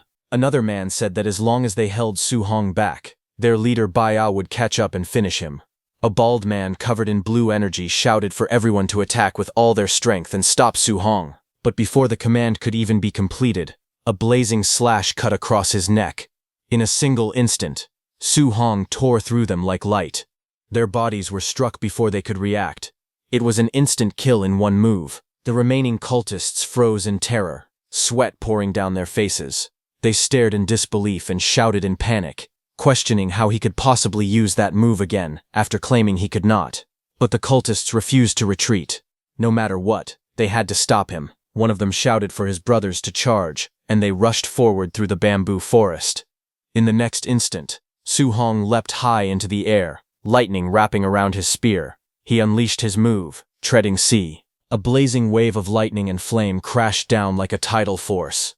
The ground split apart under the impact. The cultists were swallowed by the storm of energy. They screamed in shock, realizing that the kid was far too terrifying. Before the dust even settled, the cultist leader, Bai Ao, roared angrily and lunged forward with his weapon. He shouted that he wanted to see how Su Hong would block his move. His attack came down like a crashing waterfall of force. But just as the strike descended, Su Hong stepped onto a purple bamboo and, using his flying swan startling cloud step, jumped inside the gravity field. He moved with lightning speed inside the gravity field, thinking about why he would bother blocking the full-powered strike of a Tier 4 martial artist. The surrounding men stared in disbelief, seeing that Su Hong had stepped more than 10 paces in an instant. They wondered how powerful Su Hong's physical body must be. It was as if gravity had no effect on him at all. Seeing this, the cultist leader Bai Ao roared angrily, telling Su Hong not to think that just because he had escaped into the gravity field, there was nothing he could do. But as Bai Ao took his first step inside, the gravity intensified rapidly. With only one step, the pressure had already increased 30-fold. Bai Ao's face twisted in shock. He thought that if someone at his level continued deeper for over 10 steps, he would have to endure hundreds of times the gravity. Meanwhile, Su Hong continued forward without hesitation. Seeing that, Bai Ao cursed the crushing gravity as it pressed down on him. Even so, he gathered his strength and threw his spear at Su Hong with full power. The spear shot forward with unstoppable force. In an instant, the spear was overwhelmed by the surrounding gravity force and fell onto the ground. Seeing that from afar, the cultist leader Bai Ao shouted angrily, telling Su Hong that if he had the guts, he should not come out. Seeing that the cultist leader Bai Ao was not coming any closer, Su Hong lowered his spear and steadied his breathing. Having reached this position, he believed it should be temporarily safe. Right before his eyes stood the 3-star patterned dark purple bamboo. However, as he tried to get closer, his body trembled under the immense pressure. He could clearly feel that the gravity around him was growing stronger and stronger.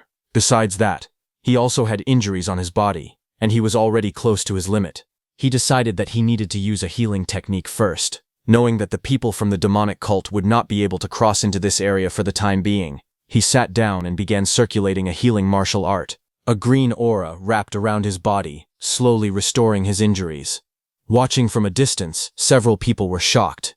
They realized that he was actually using a healing martial art to treat himself. Someone pointed out that he had just used the thunder attribute earlier. How could he also know a wood attribute healing technique? Another person exclaimed that this was not the main issue. The real problem was that he was already only a little over 10 steps away from the dark purple bamboo. The cultists' leader Bai Ao immediately ordered his men to notify Lin Chen and the rest to come quickly, saying they needed to join forces to kill Su Hong. They absolutely could not let him leave alive. Seeing Su Hong inside the gravity field, his face twisted with anger and fear because he knew that the divine object was very likely hidden inside that dark purple bamboo. If Su Hong managed to obtain it, none of them would survive. Near Stargazing Lake, a wounded cultist with dark wings lay on the ground, unconscious and battered. Not far from him, 3 people stood at the edge of a cliff overlooking the lake. It was Wang Tintuo, Lin Xinghe, and Xiao Yan who had killed that cultist. They had just discovered that the entire area around Stargazing Lake had been locked down by demon cultists. Wang Tiantuo wondered whether the cult might be targeting Su Hong. Lin Xinghe replied that it was hard to say. The demon cult could also be searching for treasure. After a brief pause, they decided to hurry back to the martial artist base to report that demon cultists had appeared in the area. As they ran through the forest, Xiao Yan frowned and said that something felt wrong. If Stargazing Lake had truly been locked down, it was impossible for the martial artist base to have no reaction at all. Lin Xinghe immediately understood the implication and asked if she was suggesting that the martial artist base might be colluding with the demon cult. Determined to confirm the situation, Wang Tiantuo decided to directly notify his father and have him send people to seize control of both the martial artist base and Stargazing Lake at the same time. At the City Lord's mansion, City Lord Wang was shocked to hear that the Stargazing Lake area had been sealed off by demon cultists and that the martial artist base might be working together with them. Wang Tintuo also told him that Su Hong was likely near Stargazing Lake and could be the demon cult's true target. Hearing this, the City Lord was furious. Without hesitation, he declared that he would personally bring men over immediately. On the other hand, at the purple bamboo gravity field, Su Hong was still inside. Not far away, several demon cultists stood in the forest. Just then, the masked assassin whom cultist leader Bai Ao had called for arrived. However, cultist leader Bai Ao was shocked and demanded to know why he was alone and where the others were. The masked assassin leader, who was injured and breathing heavily, explained that Su Hong, whom they were after, had fought dirty and caused heavy casualties among their brothers. Cultist leader Bai Ao was stunned upon hearing that over a dozen Tier 3 martial artists had been completely wiped out. He said that even if they had faced a dozen Tier 3 wild boars, they would not have been eliminated so easily. Yet they had fallen to Su Hong, who was supposedly only a Tier 2 martial artist. The masked assassin leader gripped his sword in anger and revealed that Su Hong knew a powerful 3-attribute fusion martial art. He blamed their intelligence network for failing to mention such critical information, and warned that anyone else who had gone unprepared would have died as well. Cultist leader Bai Ao scoffed at the claim, saying that a 3-attribute fusion martial art should not even exist in this world, and that the excuse sounded ridiculous. However, as he recalled the battle, doubt crept into his mind. He remembered seeing that Su Hong truly possessed 3 attributes. He began to wonder if there really could be a martial art capable of fusing 3 attributes together. In the end, they looked toward Su Hong and agreed on one thing. No matter what the truth was, if they failed to eliminate Su Hong, the higher authority behind them would kill them instead. 2 hours later, Su Hong slowly opened his eyes while seated within the gravity field. He saw that thanks to an A-rank healing technique, both his physical body and spiritual energy had fully recovered to their peak states. However, he could still see that the group of demon cultists had not left. It was clear to him that they would not stop until they killed him. He fixed his gaze on the 3-star patterned ink purple bamboo standing ahead. Once he obtained it, he planned to escape immediately. With that thought, he rose to his feet and stepped forward, gripping his weapon tightly. But the moment he moved, the ground beneath him cracked. The gravity in the area had intensified again. After only a few steps, the pressure pressing down on his body grew significantly heavier. Sweat poured down his face as he struggled to endure it. He gritted his teeth and forced himself to continue, telling himself that he could definitely do this. From a distance, the masked assassin leader watched in disbelief. He calculated that Su Hong needed only 5 or 6 more steps to reach the ink purple bamboo. He was shocked by how strong Su Hong's physical body was. Cultist leader Bai Ao cursed under his breath. calling him a genius with a rare 3-attribute constitution. Cultist leader Bai Ao concluded that the moment Su Hong pulled out the ink-purple bamboo, the magnetic field would completely disappear. As soon as that happened, they planned to immediately rush in, surround him, and kill him without hesitation. The masked assassin leader swore that he would personally tear Su Hong into pieces.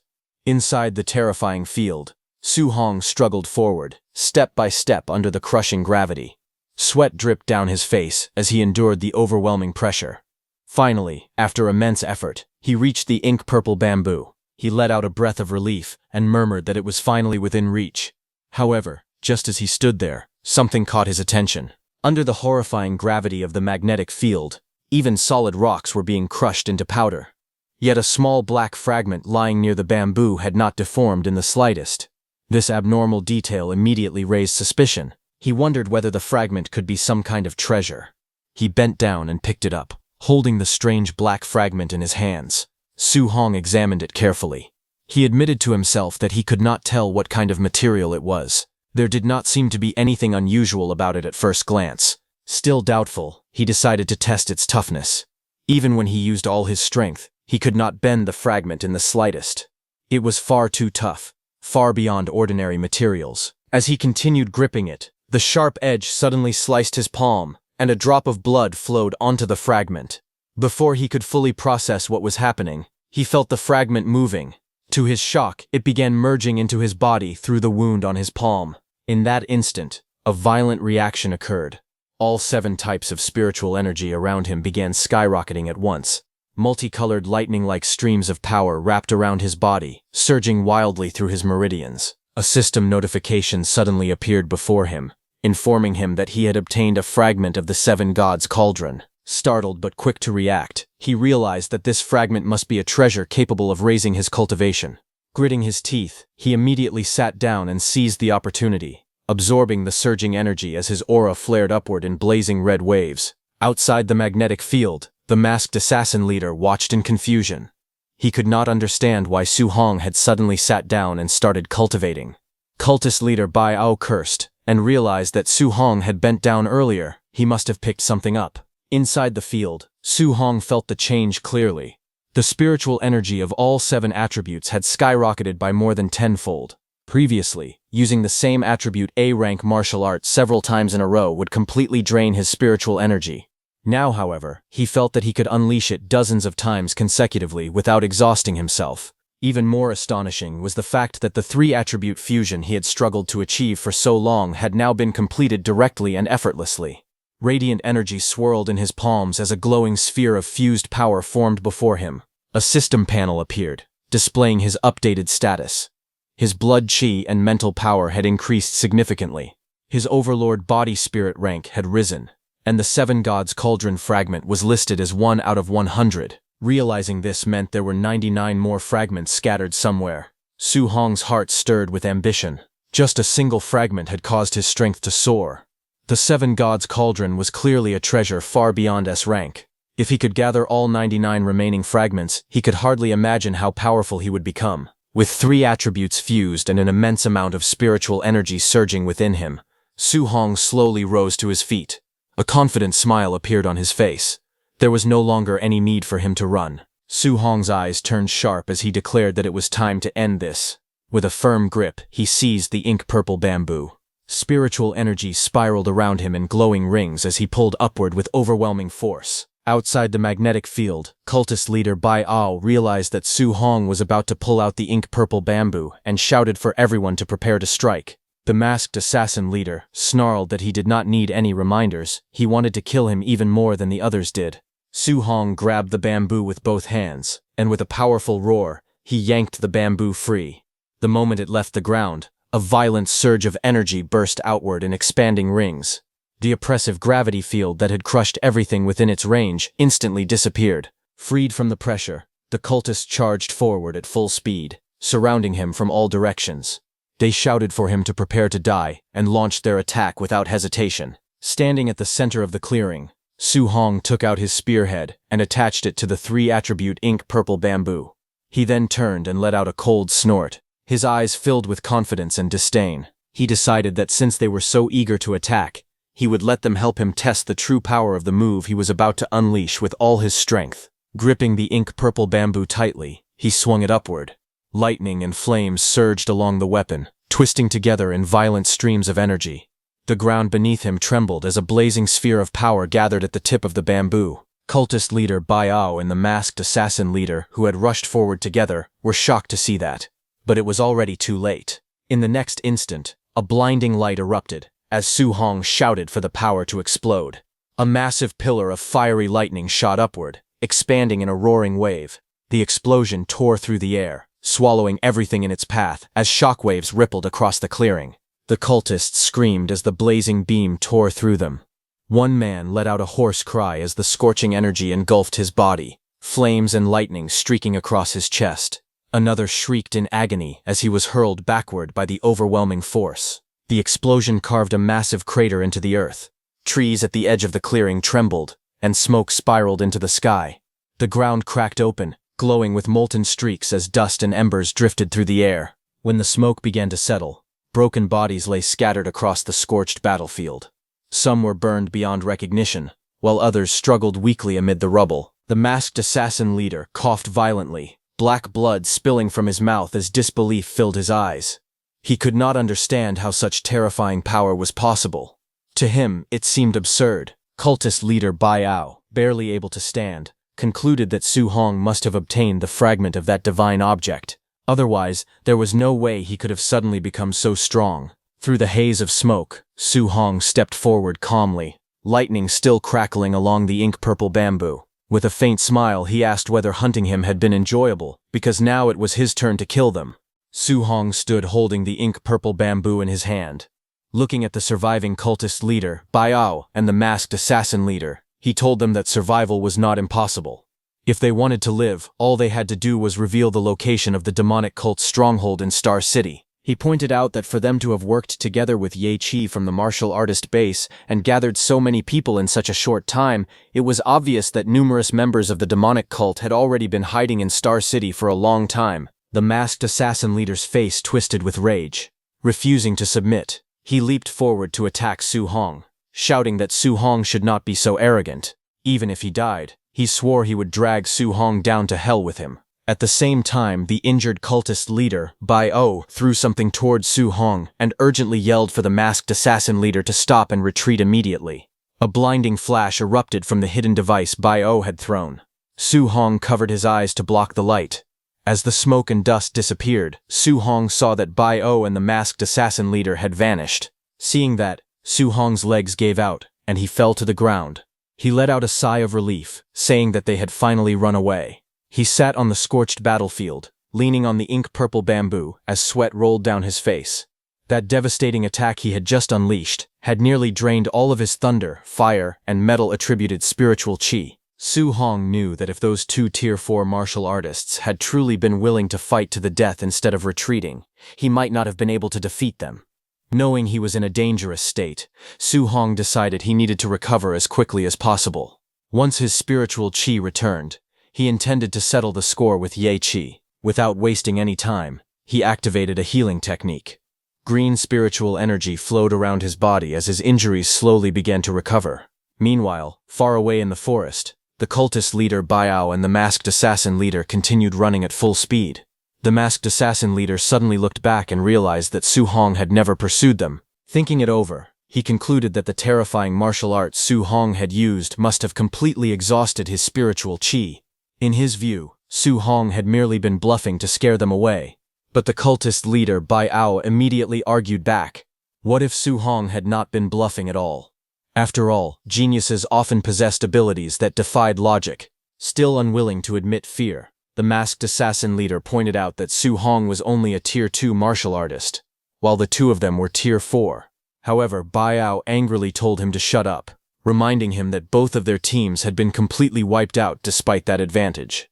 As they continued fleeing, Bai Ao said that a single Tier 2 martial artist had somehow reduced two Tier 4 martial artists to commanders without an army. If news of such a battle spread, few people would believe it, yet the reality was right before their eyes.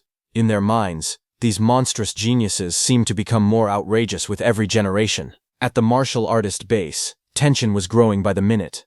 Ye Qi sat alone in a luxurious room, anxiously waiting for news. He knew the blockade around the area could not continue forever. If it dragged on any longer, the city lord would eventually discover what was happening. Just as his patience was running out, the communication token in his hand suddenly lit up. A message arrived through the token, and a smile briefly appeared on his face. At last there was finally a result. However, the moment he heard the report, his expression froze. The operation to assassinate Su Hong had failed. Shock instantly replaced his confidence. He shouted in disbelief, asking if they were kidding him. They couldn't even kill a Tier 2 martial artist. He said that if Su Hong didn't die, their secret would definitely be exposed. Ye Qi cursed repeatedly in frustration.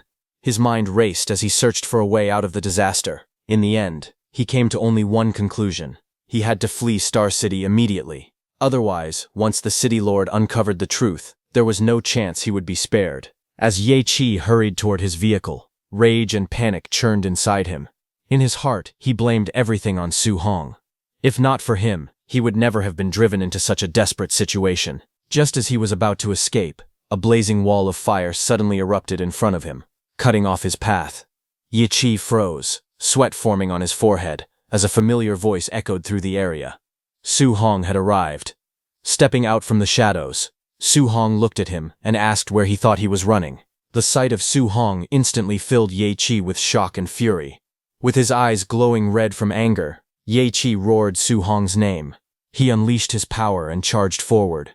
In his mind, Su Hong was nothing more than a Tier 2 martial artist, while he himself stood at the peak of Tier 3. There was no way a mere Tier 2 could threaten his life.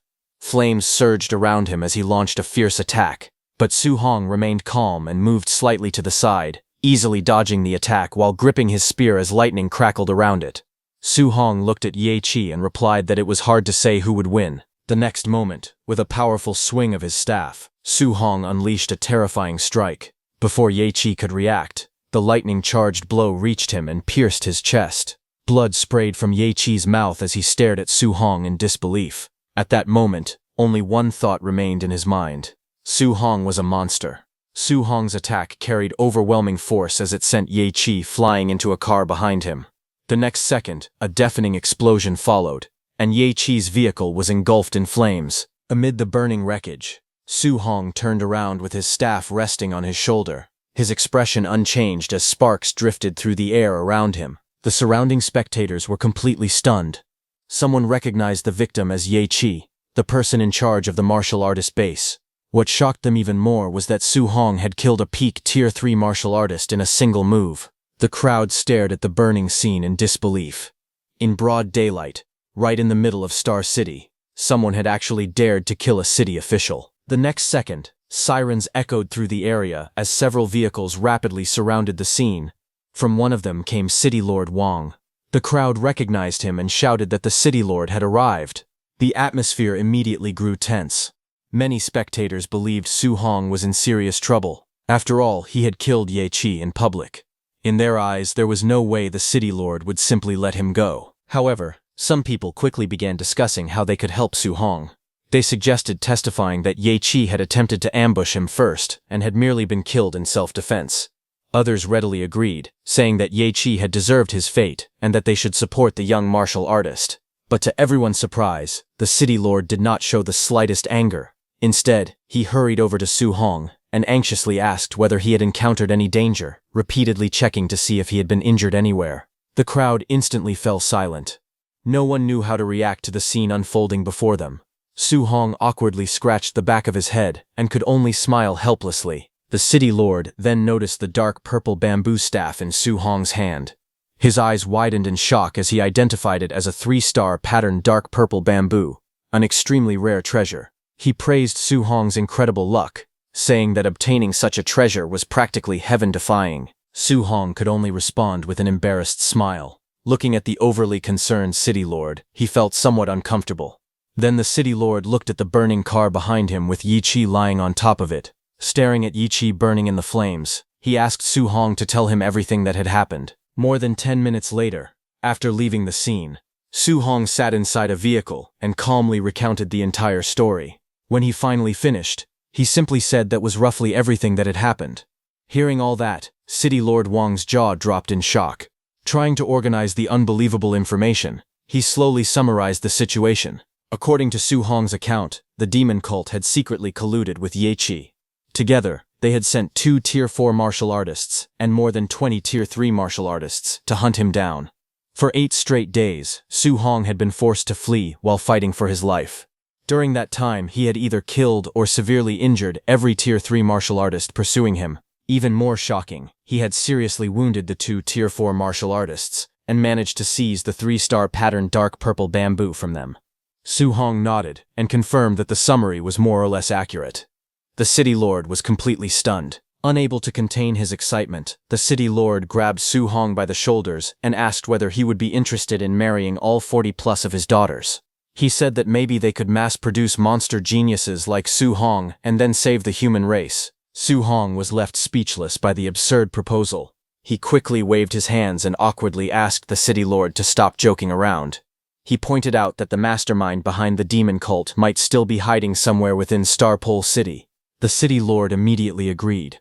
He said that although the enemy's previous attempt had failed, the next assassins sent after Su Hong could be far stronger, perhaps Tier 6 experts or even Tier 7 grandmasters. And given Starpole City's current strength, they simply did not have the ability to guarantee his safety against opponents of that level. Fortunately, the college entrance examination was only a month away. The city lord advised Su Hong to enter one of the nation's top universities, such as Magic City University or Imperial Capital University. Once he was accepted into one of those elite institutions, even a Tier 7 grandmaster would not dare attack him so easily. Su Hong nodded firmly, saying he would definitely get in. Before they parted ways, the city lord promised to send 2 teams of martial artists to patrol around Su Hong's residence, so he could cultivate without worry during the next month. Su Hong sincerely thanked him for the arrangement. When Su Hong finally returned home, his family was immediately alarmed by his appearance. Seeing him covered in blood and carrying his weapon, they rushed over in panic. They anxiously asked if he was injured and urged him to go to the hospital at once. Su Hong quickly reassured them, saying the blood covering his body belonged to ferocious beasts he had fought along the way. He himself was not seriously hurt, so there was no need to worry. After returning to his room, Su Hong sat on his bed and reviewed the results of his recent battle in the bamboo forest. The fight had rewarded him with roughly 3,100 additional points of martial value. Opening his status panel, he carefully examined his current attributes. His vitality had reached 707.5 points, while his spiritual power stood at 501. He also saw the progress of his overlord body physique, the 7 Gods Palace fragment, and the various cultivation techniques and martial arts he had mastered. As he studied the numbers, Su Hong fell into deep thought. If he invested all of his martial value into vitality, his vitality would immediately surpass the 1,000-point threshold, allowing him to advance into the realm of a Tier 3 martial artist. However, doing so would leave his spiritual power lagging behind. His spiritual power had only recently broken through to Tier 2, and neglecting it now could hinder his future growth. The situation left him conflicted. Because of the recent assassination attempts, he could not leave Starpole City for the time being. Without the opportunity to hunt powerful enemies or gather large amounts of martial value, improving his spiritual power might become extremely difficult for quite some time. Su Hong finally made a decision. He would simply strengthen both his vitality and spiritual power at the same time. With that thought in mind, he immediately began allocating his martial value. Both attributes started to rise. After distributing his martial value between vitality and spiritual power, Su Hong sat cross-legged on his bed and began cultivating. As his power surged, his spiritual energy affected the environment around him. Water rose from a nearby glass and floated through the air in shimmering streams, circling the room under the influence of his growing spiritual force. Then the next day, at Star City No. 1 High School, Chen Shan and Li Tu were telling the story of the battle at the training camp. They told the students that more than 100 enemies had surrounded Su Hong, yet he had merely swung his spear once and instantly wiped them all out. Many students praised him as an unparalleled genius. Some even joked that they could not compare to a single strand of his hair. Just then, a student from another class arrived looking for Chen Shan and Li Tu to give speeches about Su Hong's achievements at the training camp. He pointed out that it was supposed to be Class 7's turn to hear the stories, so why had they come to Class 8 instead? He said that their class had been waiting for them for a week. Chen Shan and Li Tu turned around and asked if they hadn't already spoken in Class 7 yesterday. But the student reminded them that they had spoken in Year 2 Class 7 the previous day, while they were Year 3 Class 7. At that moment, a student looked out the window and excitedly shouted that Su Hong had come to school. The announcement immediately attracted everyone's attention. Outside, as Su Hong walked through the school gates, he suddenly felt the ground tremble beneath him. The next second, countless students came rushing toward him from every direction like a tidal wave. They shouted his name excitedly, calling for him not to run away.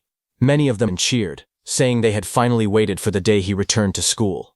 The sight left Su Hong completely stunned. Looking at the enormous crowd charging toward him, he broke out in a cold sweat. He could not understand why nearly every student in the school wanted to get to him. He started to wonder if he had somehow offended everyone without realizing it. Su Hong soon found himself surrounded by an overwhelming crowd of students, their excitement quickly turning into a storm of voices directed at him.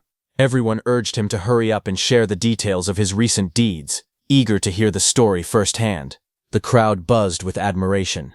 One student laughed loudly, calling him Old Su and praising him for being unbelievably amazing. He said that when Old Lee heard the news, his eyes had nearly popped out in shock. While he was saying this, Teacher Lee was standing right behind him. Su Hong coughed, trying to warn the student, but the student went on describing how the entire class had been left completely dumbfounded, laughing endlessly at the situation. Su Hong coughed awkwardly again. The student noticed and asked if he had caught a cold, wondering why he kept coughing.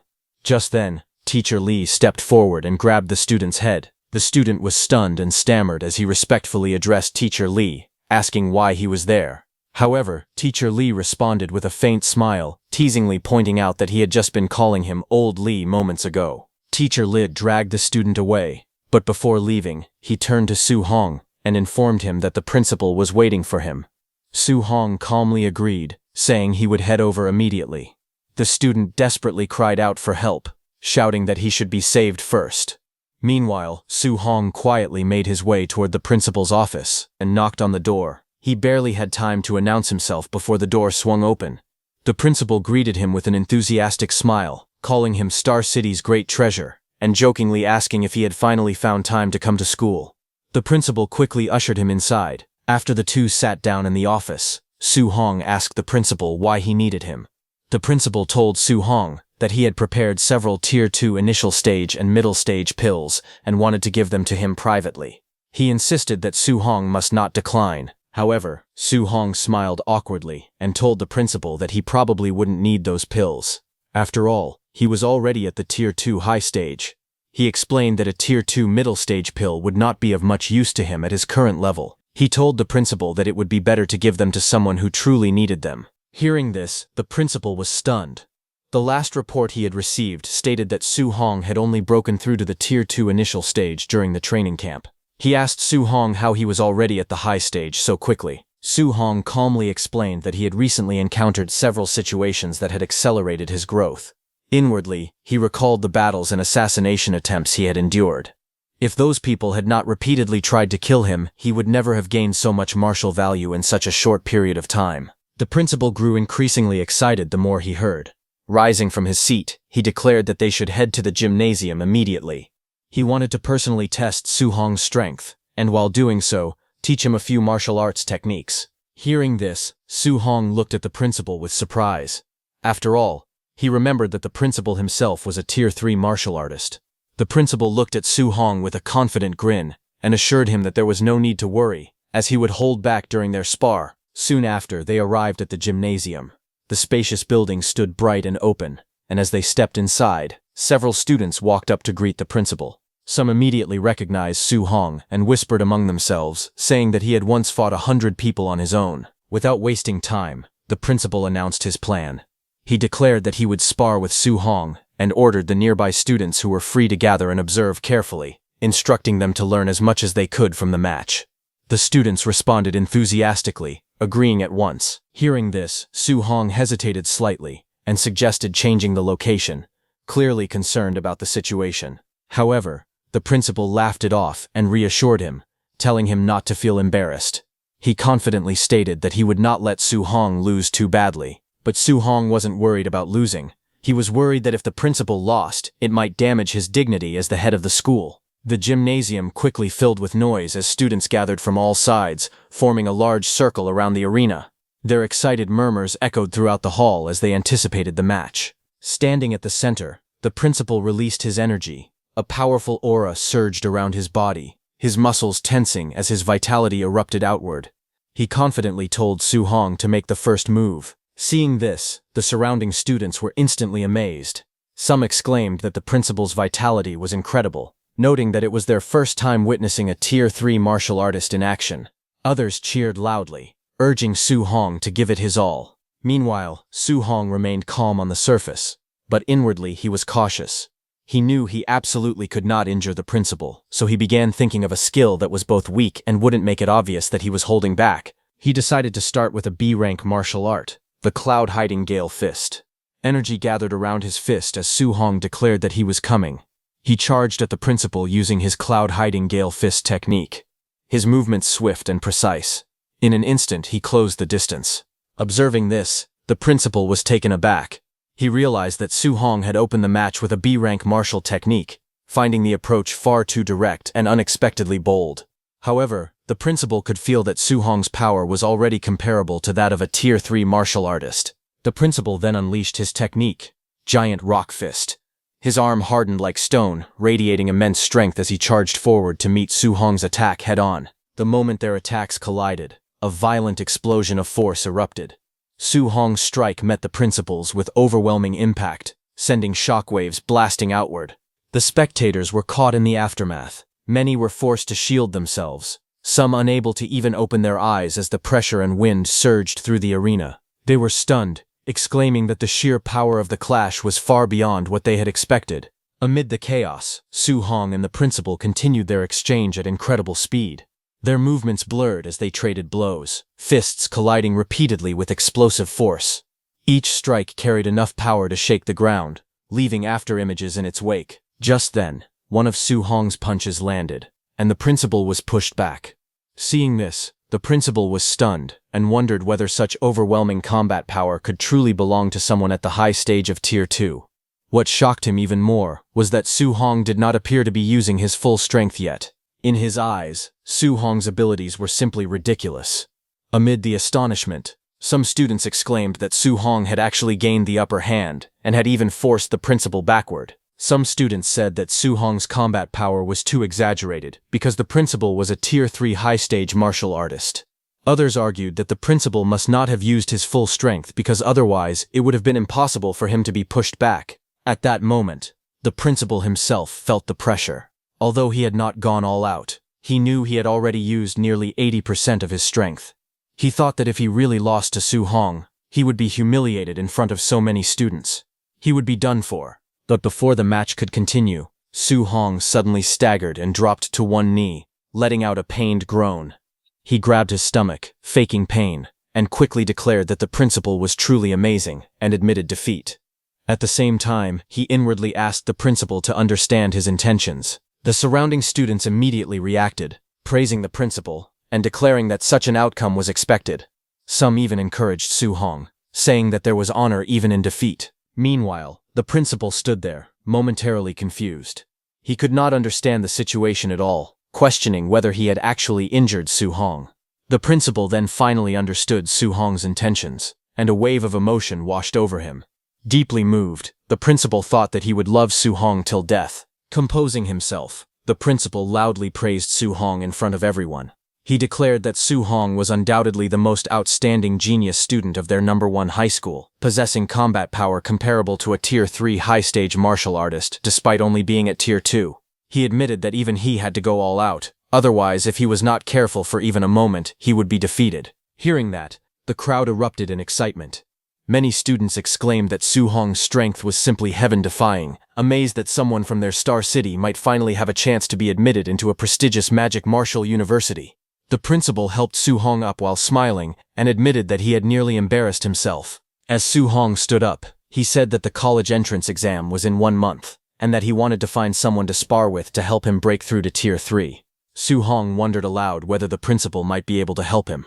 Hearing that, principal looked at him with a complicated expression, realizing that he had fallen into Su Hong's trap. From that day on, Su Hong began sparring and training with the principal during the day, using the opportunity to refine his skills and push himself closer to a breakthrough.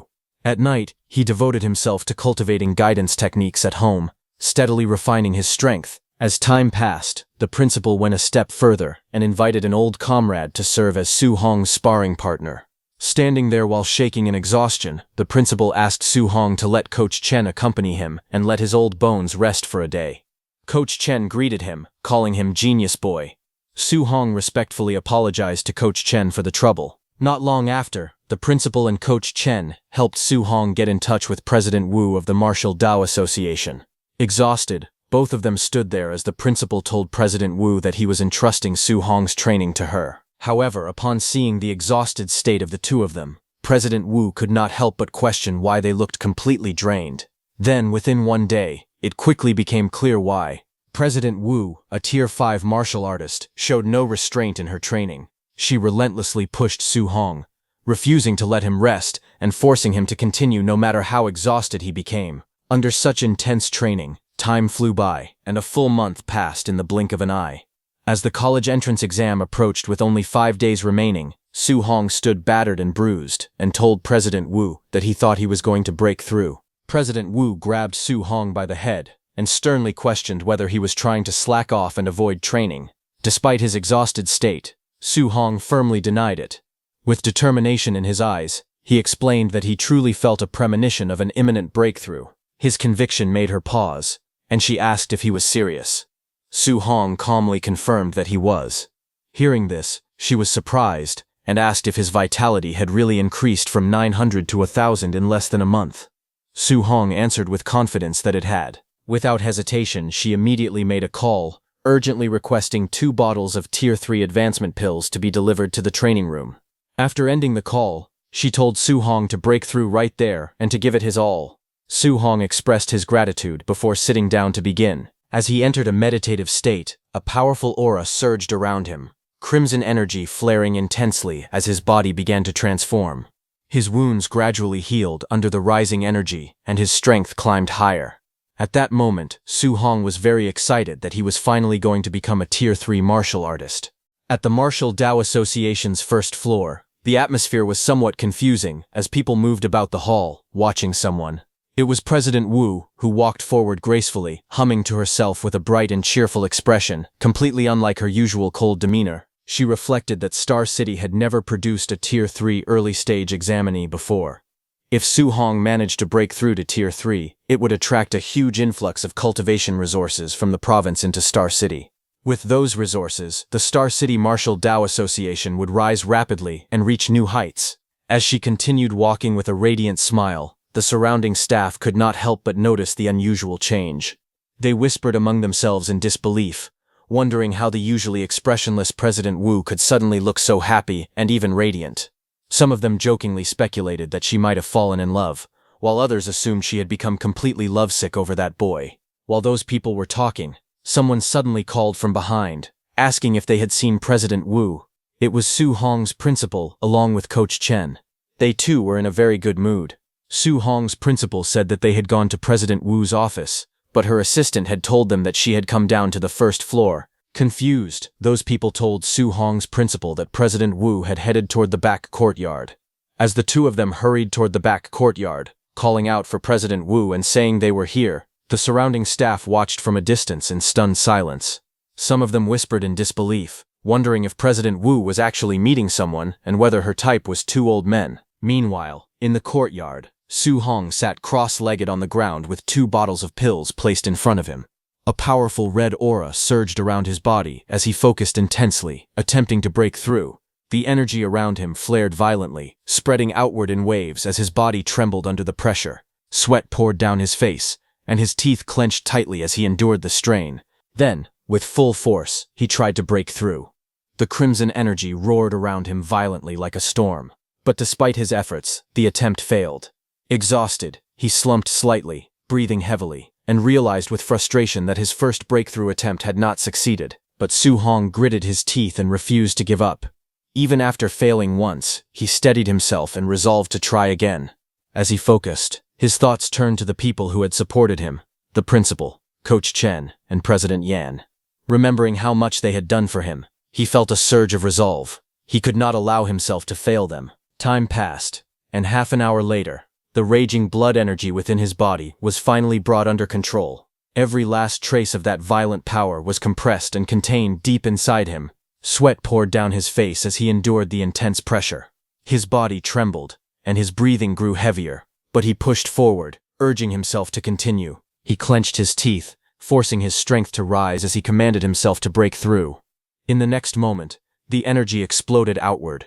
A powerful surge burst from his body, tearing through his clothes as the aura around him expanded violently. The force spread in all directions, shaking the surroundings with its intensity. After the eruption, the energy slowly settled. Su Hong exhaled deeply, his body drenched in sweat, his breathing heavy but steady. He slowly stood up, feeling the changes within his body. As the remaining energy settled, he realized that this was what it felt like to reach Tier 3. Curious, he gathered his blood energy and tested it. With a single motion, he projected the energy outward, forming a visible force from his fist. Su Hong knew that warriors below Tier 3 could only launch ranged attacks through specific sub-techniques, but a Tier 3 warrior could release blood energy freely without restriction. The gap between Tier 2 and Tier 3 was massive. A Tier 2 warrior with 999 blood energy and a Tier 3 warrior with 1000 blood energy were separated by an enormous difference in power. He then checked his status panel, which displayed his updated attributes. It confirmed that he had successfully reached Tier 3, with all his abilities greatly enhanced and his skills fully mastered. After confirming his breakthrough, Su Hong relaxed slightly and got to his feet. With a faint smile, he decided that he should go check in with President Wu.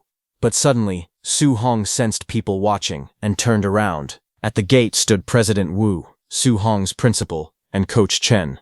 Seeing Su Hong like that, President Wu smiled and teasingly asked if he had planned to show up looking like that. She told him to have some self-respect, but Su Hong's principal and Coach Chen cheered for him, saying it was bold of him to say that. Hearing that, Su Hong quickly sat down and tried to hide his body, unable to show his face in embarrassment. Without paying much attention, President Wu made a call to City Lord Wang, telling him that Su Hong had already broken through to Tier 3 and asking him to come to the association. She even mentioned that they were preparing a small parent meeting for him. On the other side, at the City Lord's mansion, Wang Tiantuo rushed in excitedly, shouting that he had broken through to the mid-stage of Tier 2. Inside the room, City Lord Wang calmly adjusted his tie and told Wang Tiantuo to keep it up. His composed reaction surprised Wang Tiantuo. He exclaimed that he was only 18 and had already reached Tier 2 mid-stage. He asked his father why his reaction was so cold. Walking away, City Lord Wang told Wang Tiantuo that President Wu had called and said that Su Hong had broken through to Tier 3. Excitedly, the City Lord said that he had to go see it for himself. Hearing this, Wang Tiantuo was stunned and questioned whether it was really true. Soon after, the City Lord arrived at the Martial Dao Association in his car.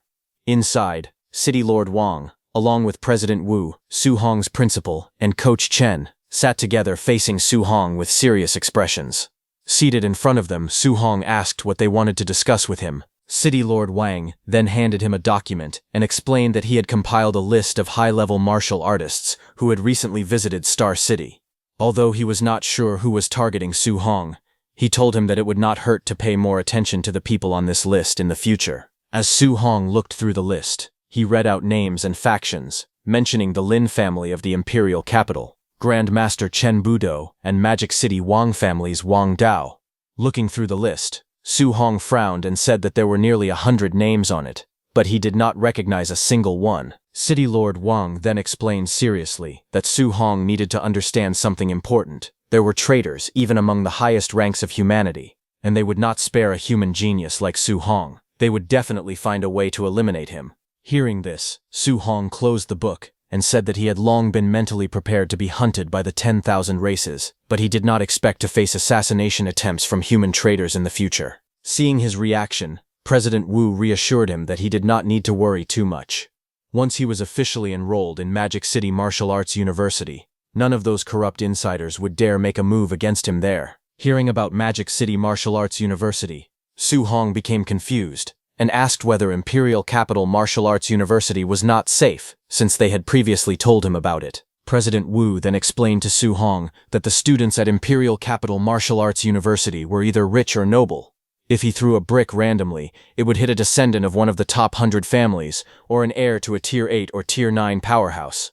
But Su Hong had no family background at all, so how could Imperial Capital Martial Arts University value him? City Lord Wang agreed with President Wu, saying that before, he had let Su Hong choose between Magic City Martial Arts University and Imperial Capital Martial Arts University on his own.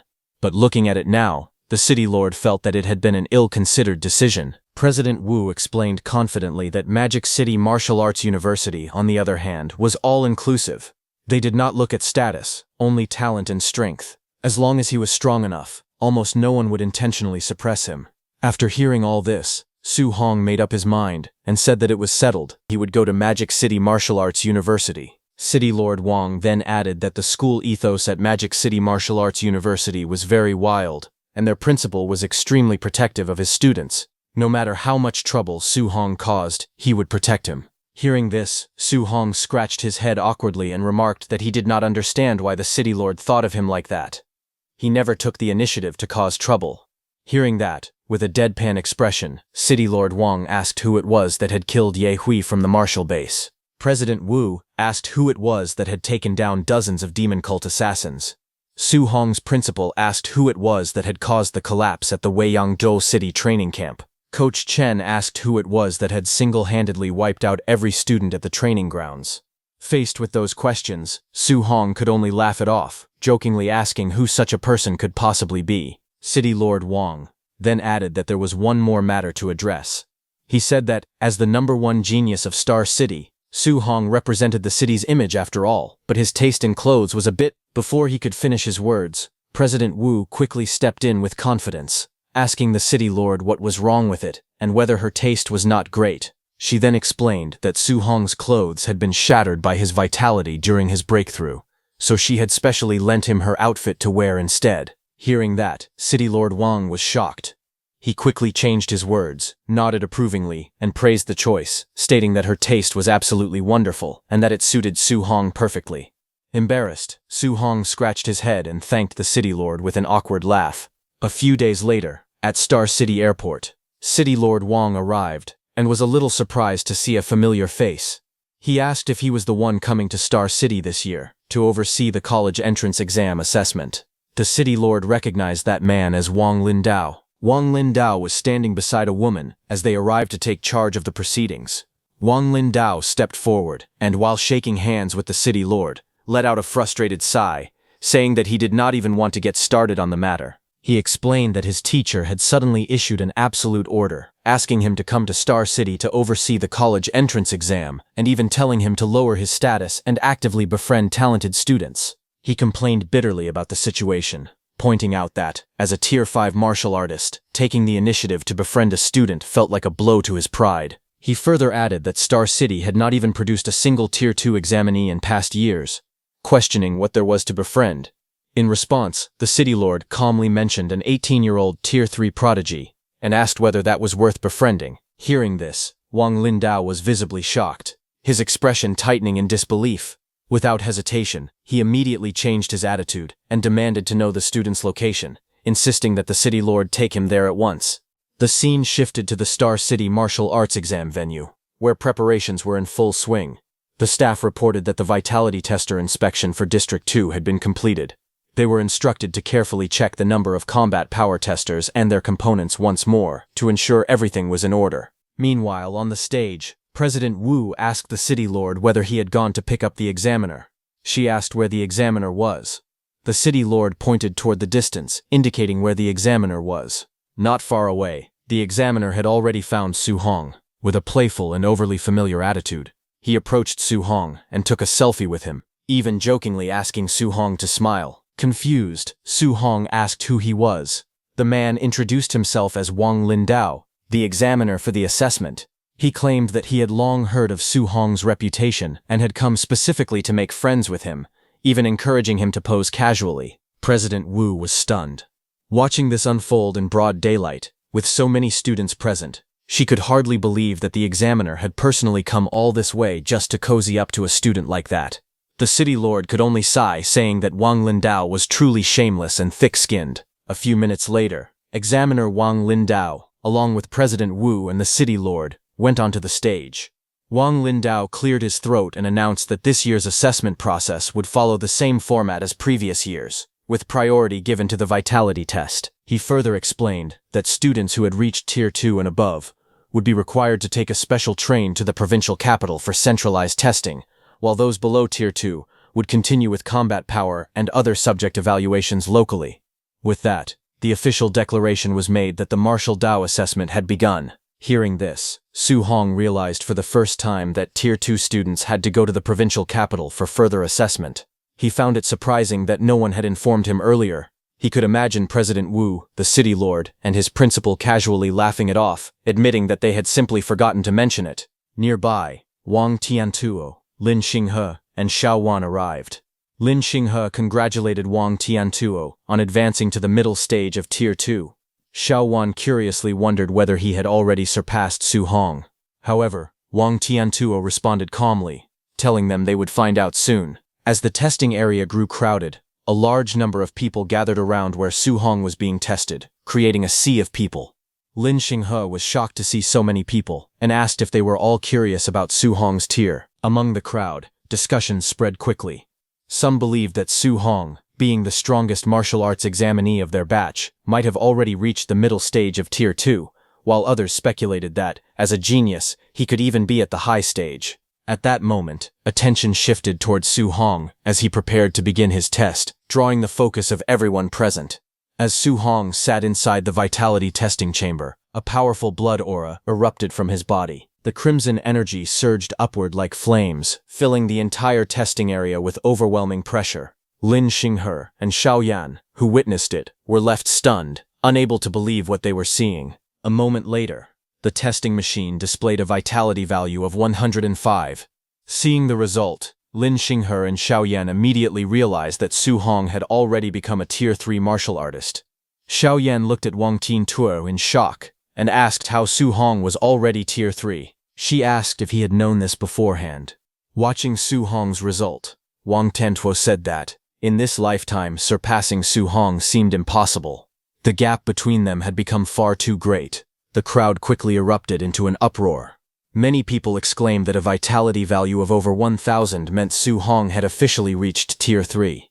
They said they had never heard of a Tier 3 martial artist appearing in Star City's martial arts entrance examination before. Some even compared his strength to that of their school's principal, saying he was already on the same level as the city's top experts. Amid the excitement, one of Su Hong's friends proudly declared that Su Hong was his good brother, and even added that he was Su Hong's professional sparring partner. Hearing that, the people around him could only look at him with envy, wishing they also had a genius like Su Hong as a close friend. In the private viewing room, Lin Xinghe's and Xiao Yan's parents could not hide their excitement. Lin Xinghe's father sighed, asking why Su Hong was not his son, and why Lin Xinghe was not a girl. Meanwhile, Xiao Yan's father immediately decided that he would dress Xiao Wan beautifully and do everything possible to make Su Hong his future son-in-law. Meanwhile, on the stage, the city lord congratulated President Wu on cultivating such an outstanding genius, saying that the Star City Martial Dao Association would surely achieve brilliance once again.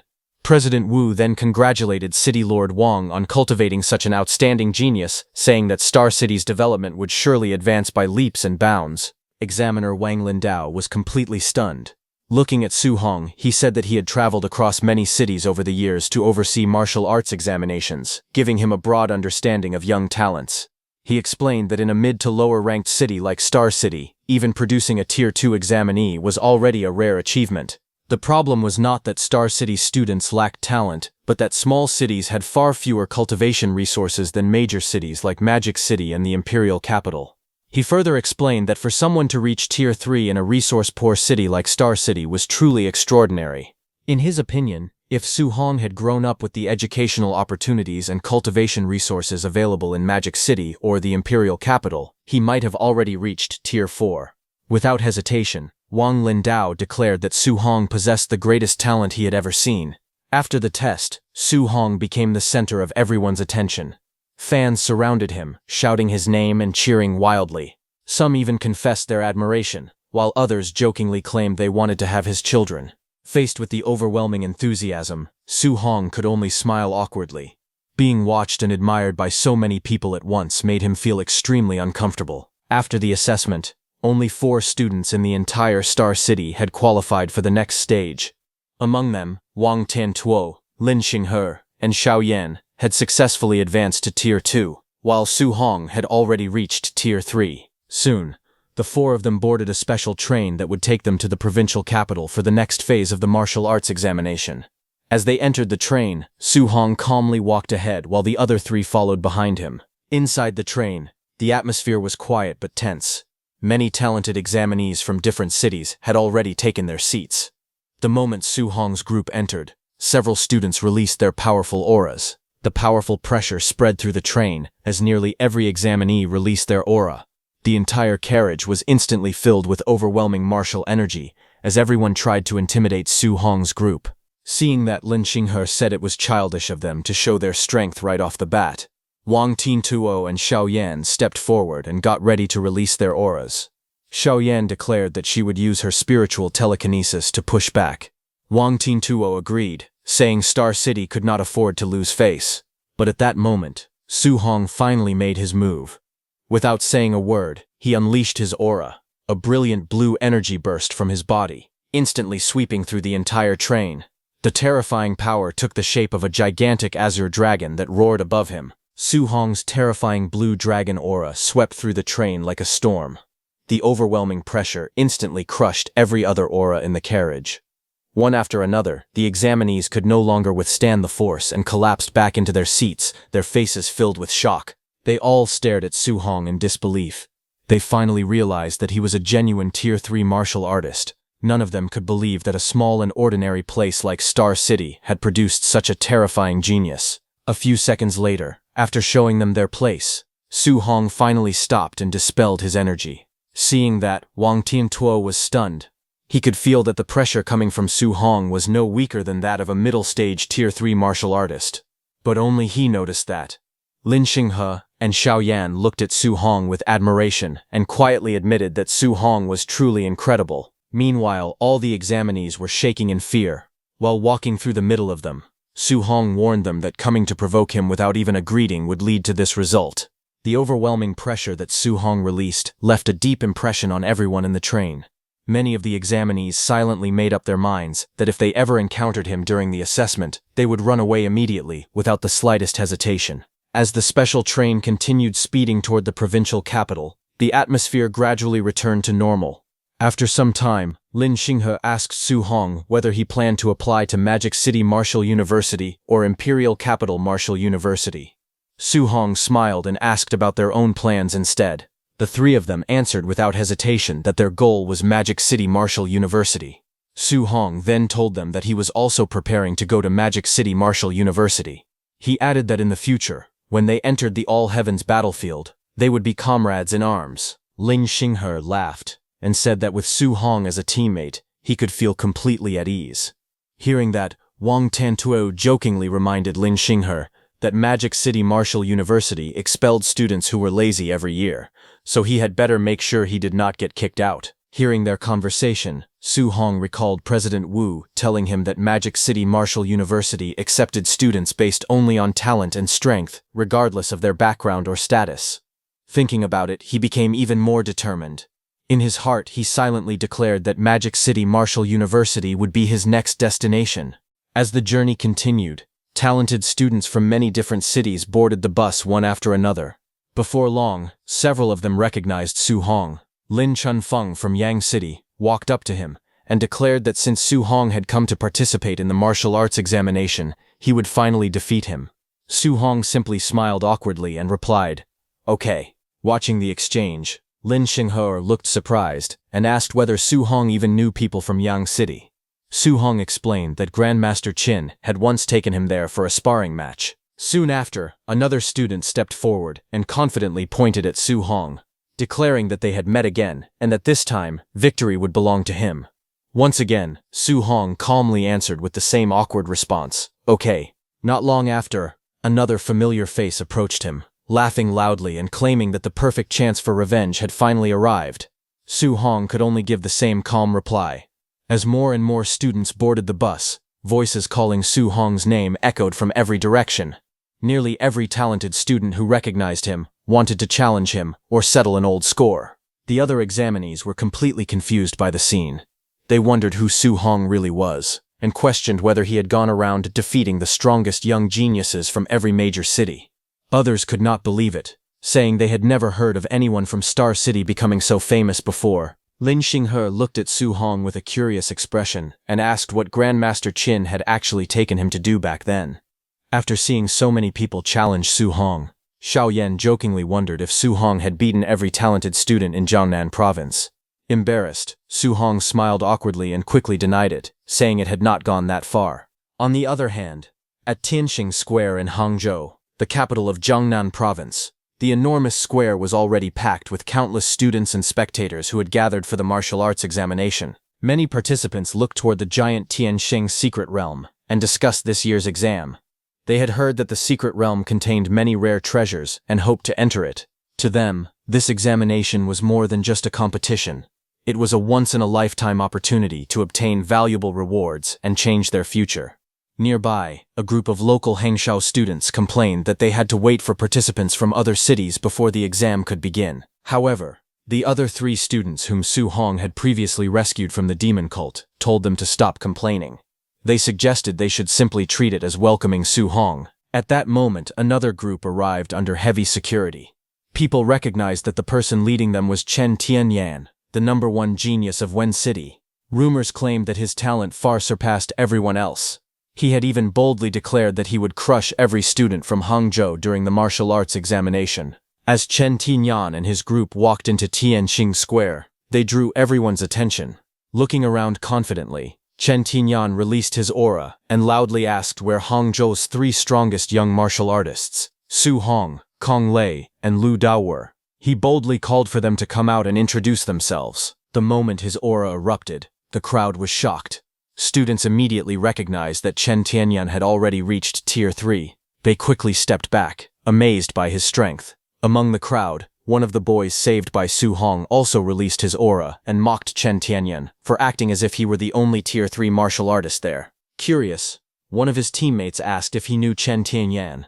A girl from their team replied that Chen Tianyan was nobody important to him and not someone worth knowing. Hearing this, Chen Tianyan smiled confidently.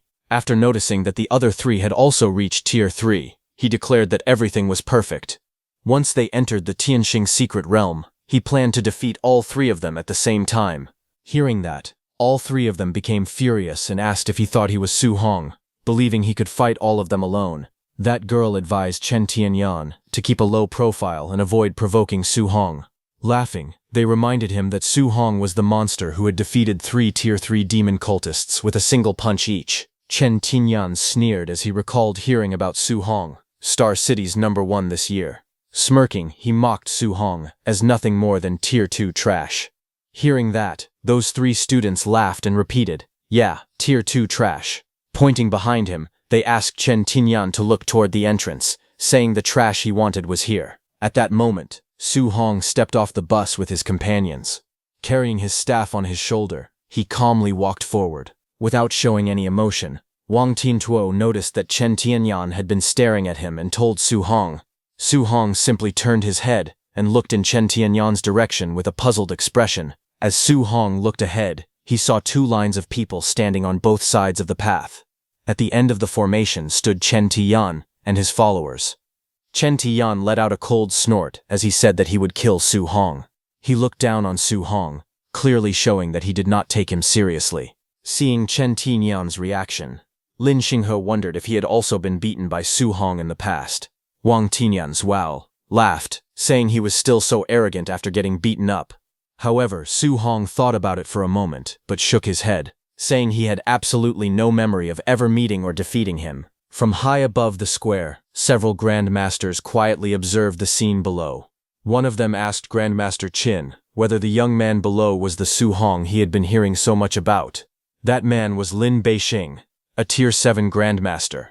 He glanced at Su Hong and commented that he looked quite ordinary. Hearing that, Grandmaster Qin mocked Lin Beixing, saying that as the chief coordinator of the Jiangnan province martial arts examination, his judgment of talent seemed poor. Lin Beixing said that it was only because Grandmaster Qin had hyped that kid up to the heavens, and he had expected Su Hong to have 3 heads and 6 arms. Grandmaster Qin smiled calmly and replied that Su Hong did not have 3 heads or 6 arms, but his true talent was far more impressive. He explained that Su Hong possessed a 100% affinity with all 7 attributes and had even mastered attribute fusion, something that was incredibly rare. But Lin Beixing remained skeptical, saying that seeing was believing. He decided to judge Su Hong only after watching his performance in the upcoming martial arts examination. As everyone waited for the martial arts examination to begin, many students started complaining. Some wondered why the exam had not started yet, while others criticized Chen Tian for being far too arrogant. A few were more concerned about their empty stomachs than the competition, but suddenly, Lin Beixing's voice echoed across the square, ordering everyone to remain silent. At the same time, an overwhelming pressure spread through the entire area.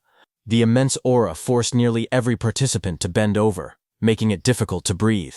Even Su Hong felt the terrifying pressure and silently admitted that no matter how many times he experienced a grandmaster's aura, it was always shocking. Standing before the crowd, Lin Beixing introduced himself as the chief examiner for the martial arts examination and began explaining the rules.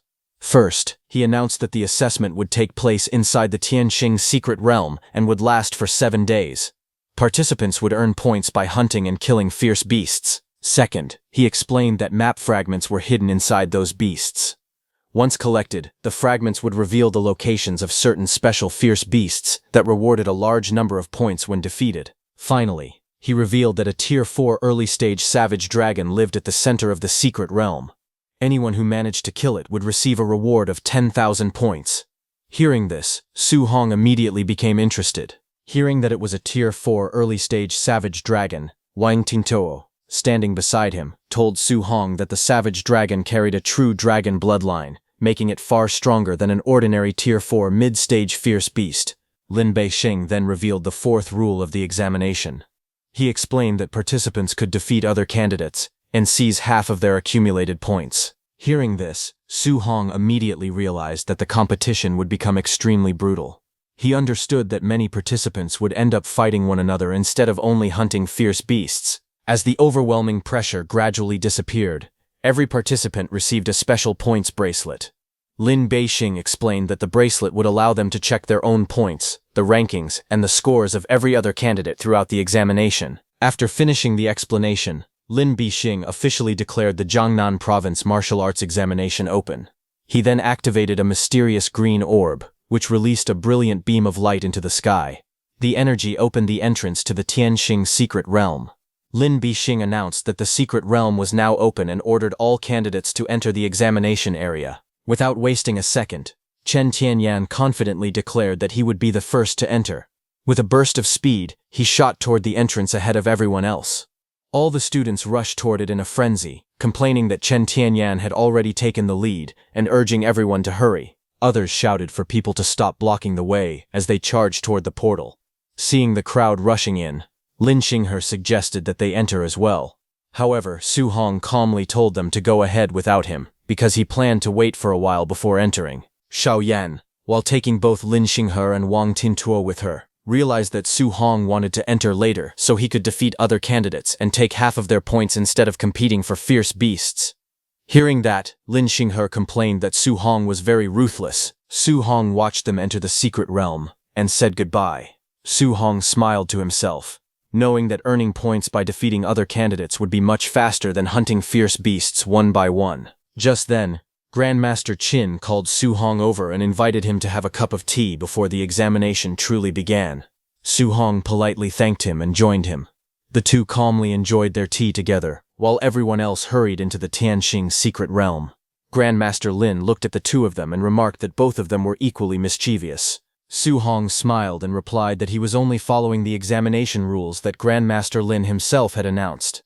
Since he had not broken any of them, he believed there was nothing wrong with his plan. Grandmaster Lin then reminded Su Hong that he was not the only Tier 3 candidate in the examination.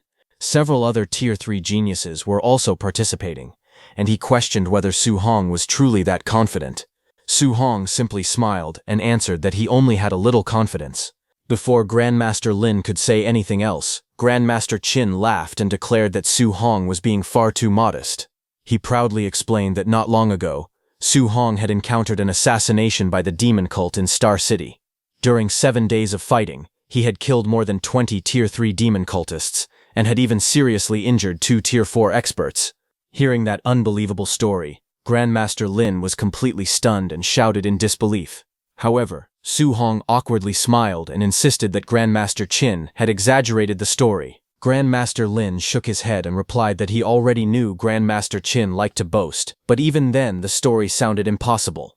He pointed out that Tier 3 demon cultists were not as common as vegetables in a market, but Su Hong calmly explained that he had actually spent 8 days being hunted by those demon cultists, and had risked his life just to eliminate them. Hearing that, Grandmaster Lin looked at Su Hong in shock and said that Su Hong was really ridiculous. Several hours later, inside the Heavenly Star secret realm, Su Hong quietly observed the surroundings from a high cliff. Below him, a huge black bear and a white tiger were locked in a fierce battle. The 2 ferocious beasts roared at each other and fought with all their strength. Seeing the scene, Su Hong smiled and thought that he had just entered the secret realm and had already found 2 Tier 3 ferocious beasts. He considered himself quite lucky. The black bear suddenly let out a furious roar and charged at the white tiger with incredible speed. Swinging its massive paw, it slammed the tiger with tremendous force, sending it flying across the battlefield and into the cliff where Su Hong was sitting. The impact shook the ground, but Su Hong remained calmly seated on the cliff. The white tiger let out a weak cry as it struggled to get back on its feet after being heavily injured.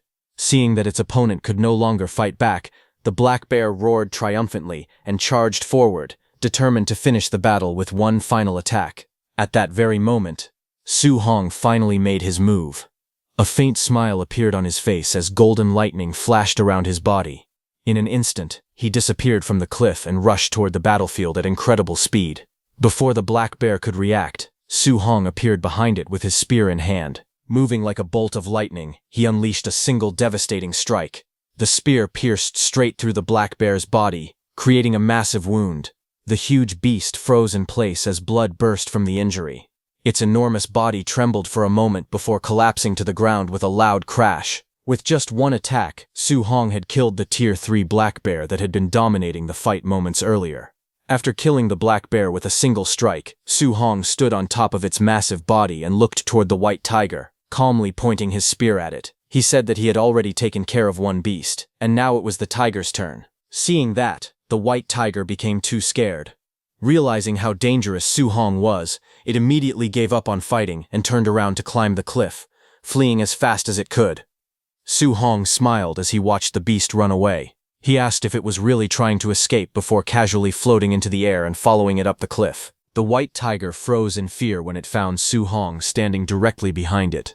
Without giving the beast another chance, Su Hong raised his spear and unleashed the 3rd stance of the 9 heaven-breaking spears, gathering powerful lightning around the weapon as he prepared to deliver the finishing blow. But as Su Hong gathered his power for the final attack, the white tiger suddenly dropped to the ground. It pressed its front paws together, wagged its tail, and began letting out soft meows like a frightened kitten, clearly begging for mercy instead of fighting. Su Hong froze in surprise. He had never expected a fierce Tier 3 beast to suddenly act so harmless. For a moment he could only stare at it in confusion. Even though the tiger looked pitiful, the energy from Su Hong's attack had already been released. The blazing spear attack shot forward, carving a huge trench through the ground. However, it narrowly missed the tiger, leaving the beast completely unharmed. The white tiger realized it had survived and immediately rolled onto its back, exposing its belly. It continued meowing, waving its paws in the air, and acting even cuter to show that it had no intention of fighting. Seeing the enormous ferocious beast behave like a spoiled house cat, Su Hong was left speechless. He could hardly believe that a powerful Tier 3 beast actually knew how to beg for mercy by pretending to be cute. Su Hong looked at the white tiger and made it a simple offer. He told the beast that if it led him to other humans and stronger ferocious beasts, he would spare its life. The white tiger immediately let out a soft meow. Su Hong sighed and told it to stop acting like a cat. Hearing that, the tiger quickly barked like a dog instead, leaving Su Hong completely speechless. Without wasting any time, the white tiger sprang to its feet and began running at full speed. Su Hong jumped onto its back, and ordered it to find a powerful opponent with a high cultivation level. The tiger barked in agreement and rushed deeper into the secret realm. Before long, they spotted a massive giant ape carrying a huge wooden club. The ape's enormous body towered over the surrounding trees as it walked through the valley. The white tiger immediately slowed down and hid behind the rocks, trembling in fear while letting out weak meows. Standing on its back, Su Hong carefully observed the monster. He thought that it was most likely a Tier 3 high-stage giant ape. Judging by its appearance, the giant ape was over 30 meters tall, making it more than twice the size of the giant apes found outside the secret realm. As the giant ape sensed danger, it suddenly turned its head. Su Hong's eyes widened, and he immediately realized that the monster had noticed them. At that moment, the giant ape roared and threw its enormous wooden club at them with full power. But Su Hong remained calm as the giant ape's enormous wooden club came toward him. The next second, the massive weapon slammed into the ground, creating a violent explosion and sending rocks and dust flying everywhere. However, right before it hit, Su Hong used his spiritual energy to fly into the air with the white tiger and dodged the giant ape's attack. Su Hong quickly sent the white tiger away and ordered it to run as far away as possible and wait for him in a safe place. He then warned the tiger that if it tried to run away for good, he would hunt it down and kill it once he found it. Hearing the threat, the frightened white tiger barked loudly in agreement before jumping off the cliff and fleeing at full speed. Su Hong then jumped onto the enormous club and charged at the giant ape. Even though the beast was more than twice the size of the giant apes outside the secret realm, Su Hong knew it was still only a Tier 3 ferocious beast. The enraged giant ape let out a deafening roar and swung its massive wooden club to throw Su Hong away. But instead of retreating, Su Hong dashed straight toward the giant ape's roaring mouth. As he rushed straight toward the giant ape's mouth, he frowned in disgust and complained that the beast smelled terrible. Lightning burst around Su Hong's body as he gripped his spear tightly, warning the ape not to breathe on him because its breath stank. With a loud shout, he unleashed his martial technique, heaven breaking. In the next instant, the spear shot forward like a bolt of lightning and struck the giant ape directly in the mouth. The tremendous force exploded on impact, causing the beast to stagger backward as pieces of its teeth flew in every direction. Su Hong's attack was so powerful that some of the giant ape's teeth broke and fell to the ground. Su Hong's heaven-breaking attack pierced straight through the giant ape's open mouth. The giant ape let out a painful roar as blood poured from its mouth, and it collapsed to the ground. Its enormous club fell from its hand and landed on the ground. Su Hong landed beside the enormous log. Looking at the massive log, Su Hong estimated that it was over 40 meters long and weighed around 70 tons. However, after reaching Tier 3 himself, he knew handling something of that size was no longer impossible for him. Without hesitation, Su Hong pressed both hands against the giant log and used all his strength.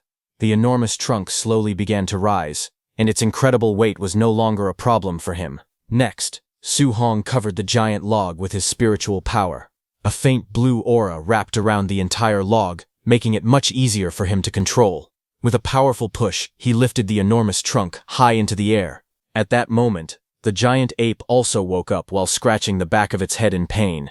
Seeing that, Su Hong grinned and mocked the beast, calling it a stinky monkey. Then, with all his strength, Su Hong hurled the massive log straight toward the giant ape, shouting for it to eat his old Su's cudgel. The giant beast froze in confusion for a moment as the gigantic trunk came flying toward it at an incredible speed. The massive log slammed into the giant ape's face with tremendous force. Blood burst from its mouth as its nose and remaining teeth were crushed. Su Hong's attack was so powerful that it sent the enormous beast flying through the air. Everyone watching the battle from outside was left speechless. They could not believe what they had just witnessed. Many spectators stared at the giant screen in disbelief, wondering if the scene was even real. They could not help but ask what kind of monster a young man like Su Hong really was. Elsewhere, Grandmaster Qin and Grandmaster Lin were also watching the battle. Grandmaster Qin laughed loudly and pointed at the screen, saying that Su Hong was beating the elite monster as easily as if he were disciplining a dog. Grandmaster Lin was stunned seeing that. He stroked his beard and calmly remarked that there no longer seemed to be any suspense in this year's assessment. After defeating the giant ape, Su Hong stood on top of the enormous log and looked at the ape's defeated body in the distance. As he checked his wrist device, several glowing map fragments appeared. He wondered if these were the map fragments the Grandmaster had mentioned, and was surprised that defeating a single giant ape had rewarded him with so many of them. Su Hong then opened the leaderboard and was shocked to see that he already had 2,100 points, placing him firmly in first place. The second-ranked participant, Chen Tianxiao, only had 800 points, while Chen Xiao was in third place with 750 points. He realized that the black bear he had defeated earlier had only been worth 100 points, but the giant ape alone had earned him 2,000 points. After looking at the rankings, Su Hong decided that there was no reason to challenge the second-place competitor. Even if he defeated him, he would only gain 400 points, which was far less than hunting powerful beasts. He decided it would be more worthwhile to let the tiger continue leading him to other ferocious beasts so he could earn even more points. Meanwhile, other participants noticed the updated leaderboard. They were shocked to see Su Hong so far ahead and began asking each other who he was and how he had managed to collect such an unbelievable number of points. The sudden jump in Su Hong's score shocked all the other participants. Those 3 students whom Su Hong had saved earlier noticed that he had gone from only 100 points to 2,100 points in an instant. Everyone concluded that he must have defeated a high-value special ferocious beast by himself. They were amazed, believing that someone capable of such a feat had to be incredibly powerful. However, Chen Tianxiao dismissed the achievement. He thought that if Su Hong, who was only at Tier 2, could defeat a special ferocious beast alone, then those so-called special beasts could not be that strong. Confident in his own abilities, he decided that he would hunt one himself. Following the red mark on his map, he headed straight toward the target. When he finally arrived, a gigantic purple glowing serpent emerged from the rocks. Chen Tianxiao was stunned after sensing its aura and realized it was actually a Tier 3 high-stage ferocious beast. He then thought that Su Hong was only at Tier 2, so if even he could kill a special ferocious beast, its level should not be too high. However, after seeing its size, he began to doubt himself. He wondered whether he had simply been unlucky to encounter such a powerful monster, or whether every special ferocious beast in this realm was this terrifying. If the latter was true, then Su Hong's true strength had to be far greater than he had imagined. After seeing the giant python's terrifying strength, Chen Tianxiao refused to back down. He convinced himself that if Su Hong could kill the beast, then he could do the same. With burning determination, he unleashed all of his power and declared that he would never lose to anyone. Wrapped in a blazing red aura, Chen Tianxiao charged straight at the giant python and threw a powerful punch. However, the enormous beast barely reacted. A few minutes later, it struck back with overwhelming force, sending Chen Tianxiao flying through the air. He crashed heavily into a massive tree, leaving him badly injured. Coughing up blood, Chen Tianxiao finally realized something was wrong. He could clearly feel that the giant python's combat strength was almost comparable to that of some Tier 4 ferocious beasts. He could not understand how a beast this powerful had supposedly been defeated by Su Hong alone. After suffering several heavy blows, Chen Tianxiao realized he could not continue fighting. He knew that if he stayed any longer, the giant python would kill him. Swallowing his pride, he decided to retreat. Although he hated the idea of running away, he admitted that staying alive was more important. As he escaped through the forest, Chen Tianxiao quickly came up with another plan. Since he could not defeat special ferocious beasts, he decided to steal points from other candidates instead. Before long, he spotted a group of examinees walking together. A cruel smile appeared on his face as he declared that they were unlucky because all of their points now belonged to him. Just as Chen Tianxiao was about to attack the unsuspecting candidates, someone suddenly rushed in from behind at incredible speed. It was Su Hong. He rushed in from behind with a large wooden log raised over his shoulder. With a cunning smile, Su Hong asked if he was the one called Chen Tianxiao. Hearing the voice behind him, Chen Tianyan was startled and quickly turned around to see who had attacked him. Before he could react, Su Hong swung the huge wooden log with tremendous force. The heavy strike crashed into Chen Tianyan, knocking him backward. Su Hong did not give him a chance to recover and launched another powerful attack on Chen Tianyan's face, sending him flying with a powerful impact toward the students ahead. A student noticed Chen Tianyan and shouted for everyone to dodge quickly. They all dodged as Chen Tianyan came flying from the powerful blow and crashed into the ground, leaving a deep trench behind him. The nearby candidates stared at him in shock. They could not believe that someone had knocked out a Tier 3 expert like Chen Tian with a single surprise attack. Everyone wondered who could possess such terrifying strength. Meanwhile, Su Hong looked at his wrist device and smiled. He had originally been searching for a special ferocious beast, but instead, he had unexpectedly earned 400 points by defeating Chen Tianyan. He considered it a very profitable outcome. Su Hong then turned his attention to the 5 nearby candidates. Standing calmly with the giant tiger behind him, he asked them how many points they had. The 5 students immediately panicked. They begged Su Hong to spare them and explained that the 5 of them together had not even earned 100 points. They insisted that such a small amount was not worth attacking them over and pleaded for mercy. After hearing their answer, Su Hong looked at them in disbelief and commented that earning fewer than 100 points between all 5 of them was truly pathetic. Su Hong smiled and suggested that the 5 candidates beat up the unconscious Chen Tinyan as well. He jokingly said that they might even receive half of Chen Tinyan's points if they did. The 5 students looked at one another in confusion. Curious, they decided to give it a try. 2 minutes later, Chen Tianyan's face was covered in bruises after being beaten repeatedly, and the wooden log Su Hong gave them was completely broken. However, no matter how many times they hit him, they did not receive a single point. They finally realized that only the person who defeated him first could claim the reward. Seeing that nothing else could be gained, Su Hong smiled and told them to keep trying before saying goodbye. He then climbed onto his giant white tiger and rode away. The 5 students watched him leave in admiration. They were amazed that he had tamed a Tier 3 ferocious beast as his mount. They began to wonder if that incredible young man was the current #1 ranked participant, Su Hong. Meanwhile, outside, Grandmaster Lin watched the scene and complained that beating an already unconscious person again was hardly something a decent person would do. But Grandmaster Qin laughed and replied that Su Hong wanted to enroll in Magic Martial University and said that the university loved mischievous students like him. Su Hong then arrived where the giant python was. It hissed at Su Hong as a dark red aura surrounded its body. Instead of backing away, Su Hong grinned and jumped at the giant python, challenging it to fight him. The giant python let out a furious roar and lunged straight toward him with its mouth wide open. Su Hong faced the attack without showing any fear. He gathered his strength and unleashed his powerful martial skill, 9 heaven-breaking spears. His spear blazed with energy as he thrust it forward at incredible speed. The powerful strike pierced through the giant python's attack and slammed directly into its head, killing it instantly. Then, 1 hour later, when Chen Tianyan woke up and went to hunt the giant python, he saw its massive body collapsed on the ground. After seeing the giant python lying there, Chen Tianyan could not believe what he was looking at. He quickly checked the rankings and was shocked to discover that Su Hong had earned 4,500 points. The leaderboard showed Su Hong firmly in first place, far ahead of Chen Sha, who had only 1,450 points, while Lu Xuan remained in third place with 1,300 points. Chen Tianyan immediately realized that the Tier 3 high-stage giant python had also been killed by Su Hong. The discovery left Chen Tianyan completely stunned.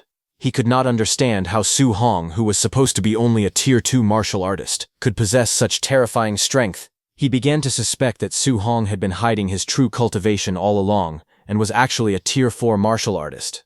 Otherwise, he could not explain how Su Hong had defeated a giant python that even Chen Tianyan himself had no confidence in defeating. On the other hand, the 3 students who had been saved by Su Hong had also defeated a special ferocious beast. They looked at the enormous corpse of the special ferocious beast in disbelief. They admitted that the 3 of them had almost been wiped out by that monster. Yet Su Hong had managed to kill it all by himself. In their eyes, Su Hong was the real monster, and they could not imagine how a single person had accomplished such an impossible feat. Then, one of them checked the updated leaderboard. She was shocked to learn that Su Hong had killed yet another elite monster. His score had already reached 4,500 points, leaving everyone speechless. They admitted that Su Hong was no longer someone they could compare themselves to. In their eyes, he was a monster among monsters.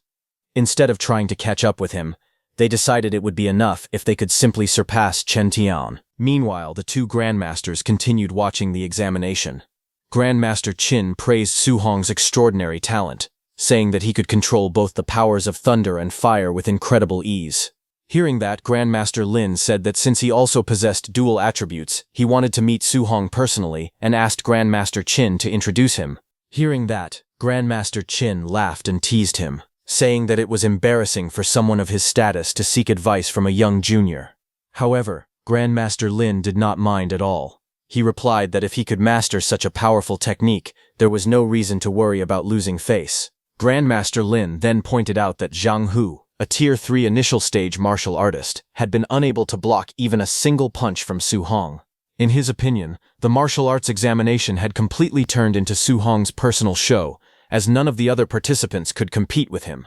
Grandmaster Lin stood up to leave, saying there was no need to keep watching the examination. However, Grandmaster Qin suddenly noticed something and immediately stopped Grandmaster Lin, saying that Su Hong was heading alone toward the barbarian dragon. Grandmaster Lin was shocked and wondered if Su Hong had gone mad. He explained that he had personally captured the barbarian dragon and knew exactly how powerful it was. The beast was already close to breaking through to the middle stage of Tier 4.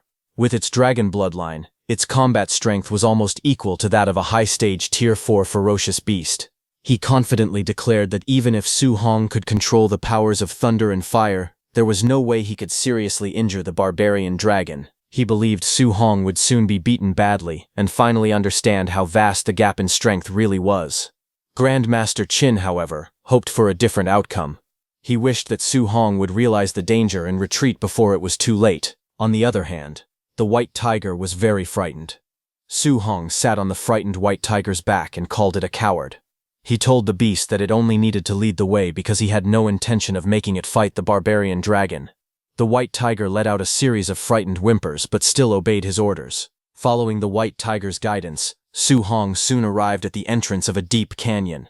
The tiger nervously indicated that the barbarian dragon was hiding inside.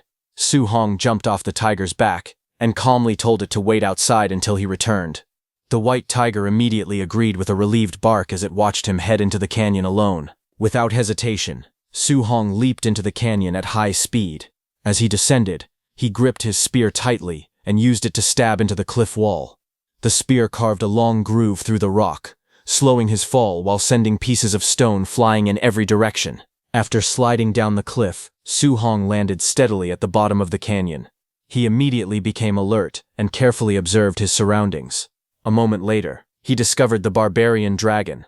To his surprise, the enormous Tier 4 beast was asleep and tightly bound by several massive chains. Su Hong was confused after seeing that and wondered why such a powerful Tier 4 barbarian dragon had been chained up. Even while sleeping, the dragon released an overwhelming aura. Su Hong could tell that its strength had already surpassed the Tier 4 initial stage and was extremely close to the Tier 4 middle stage. After judging the dragon's power, Su Hong admitted that he was not confident he could defeat it in a direct fight with his current strength. However, seeing that the dragon was asleep and restrained, he smiled and decided to take advantage of the situation. He quietly thought that if he launched a sneak attack, the dragon could not blame him for fighting unfairly. After carefully observing the sleeping barbarian dragon, Su Hong noticed one particular weak spot. He realized that no matter the creature's race, gender, or how strong its defense was, a direct hit to that spot would cause tremendous damage. He went behind the barbarian dragon. A confident smile appeared on his face as he gripped his spear tightly and used his unlimited technique. He gathered the powers of thunder, fire, and metal into the weapon, combining the three attributes into one powerful attack. Without hesitation, Su Hong unleashed his ultimate move and thrust the glowing spear straight toward the barbarian dragon's weak point, hoping to deal devastating damage before the beast could wake up.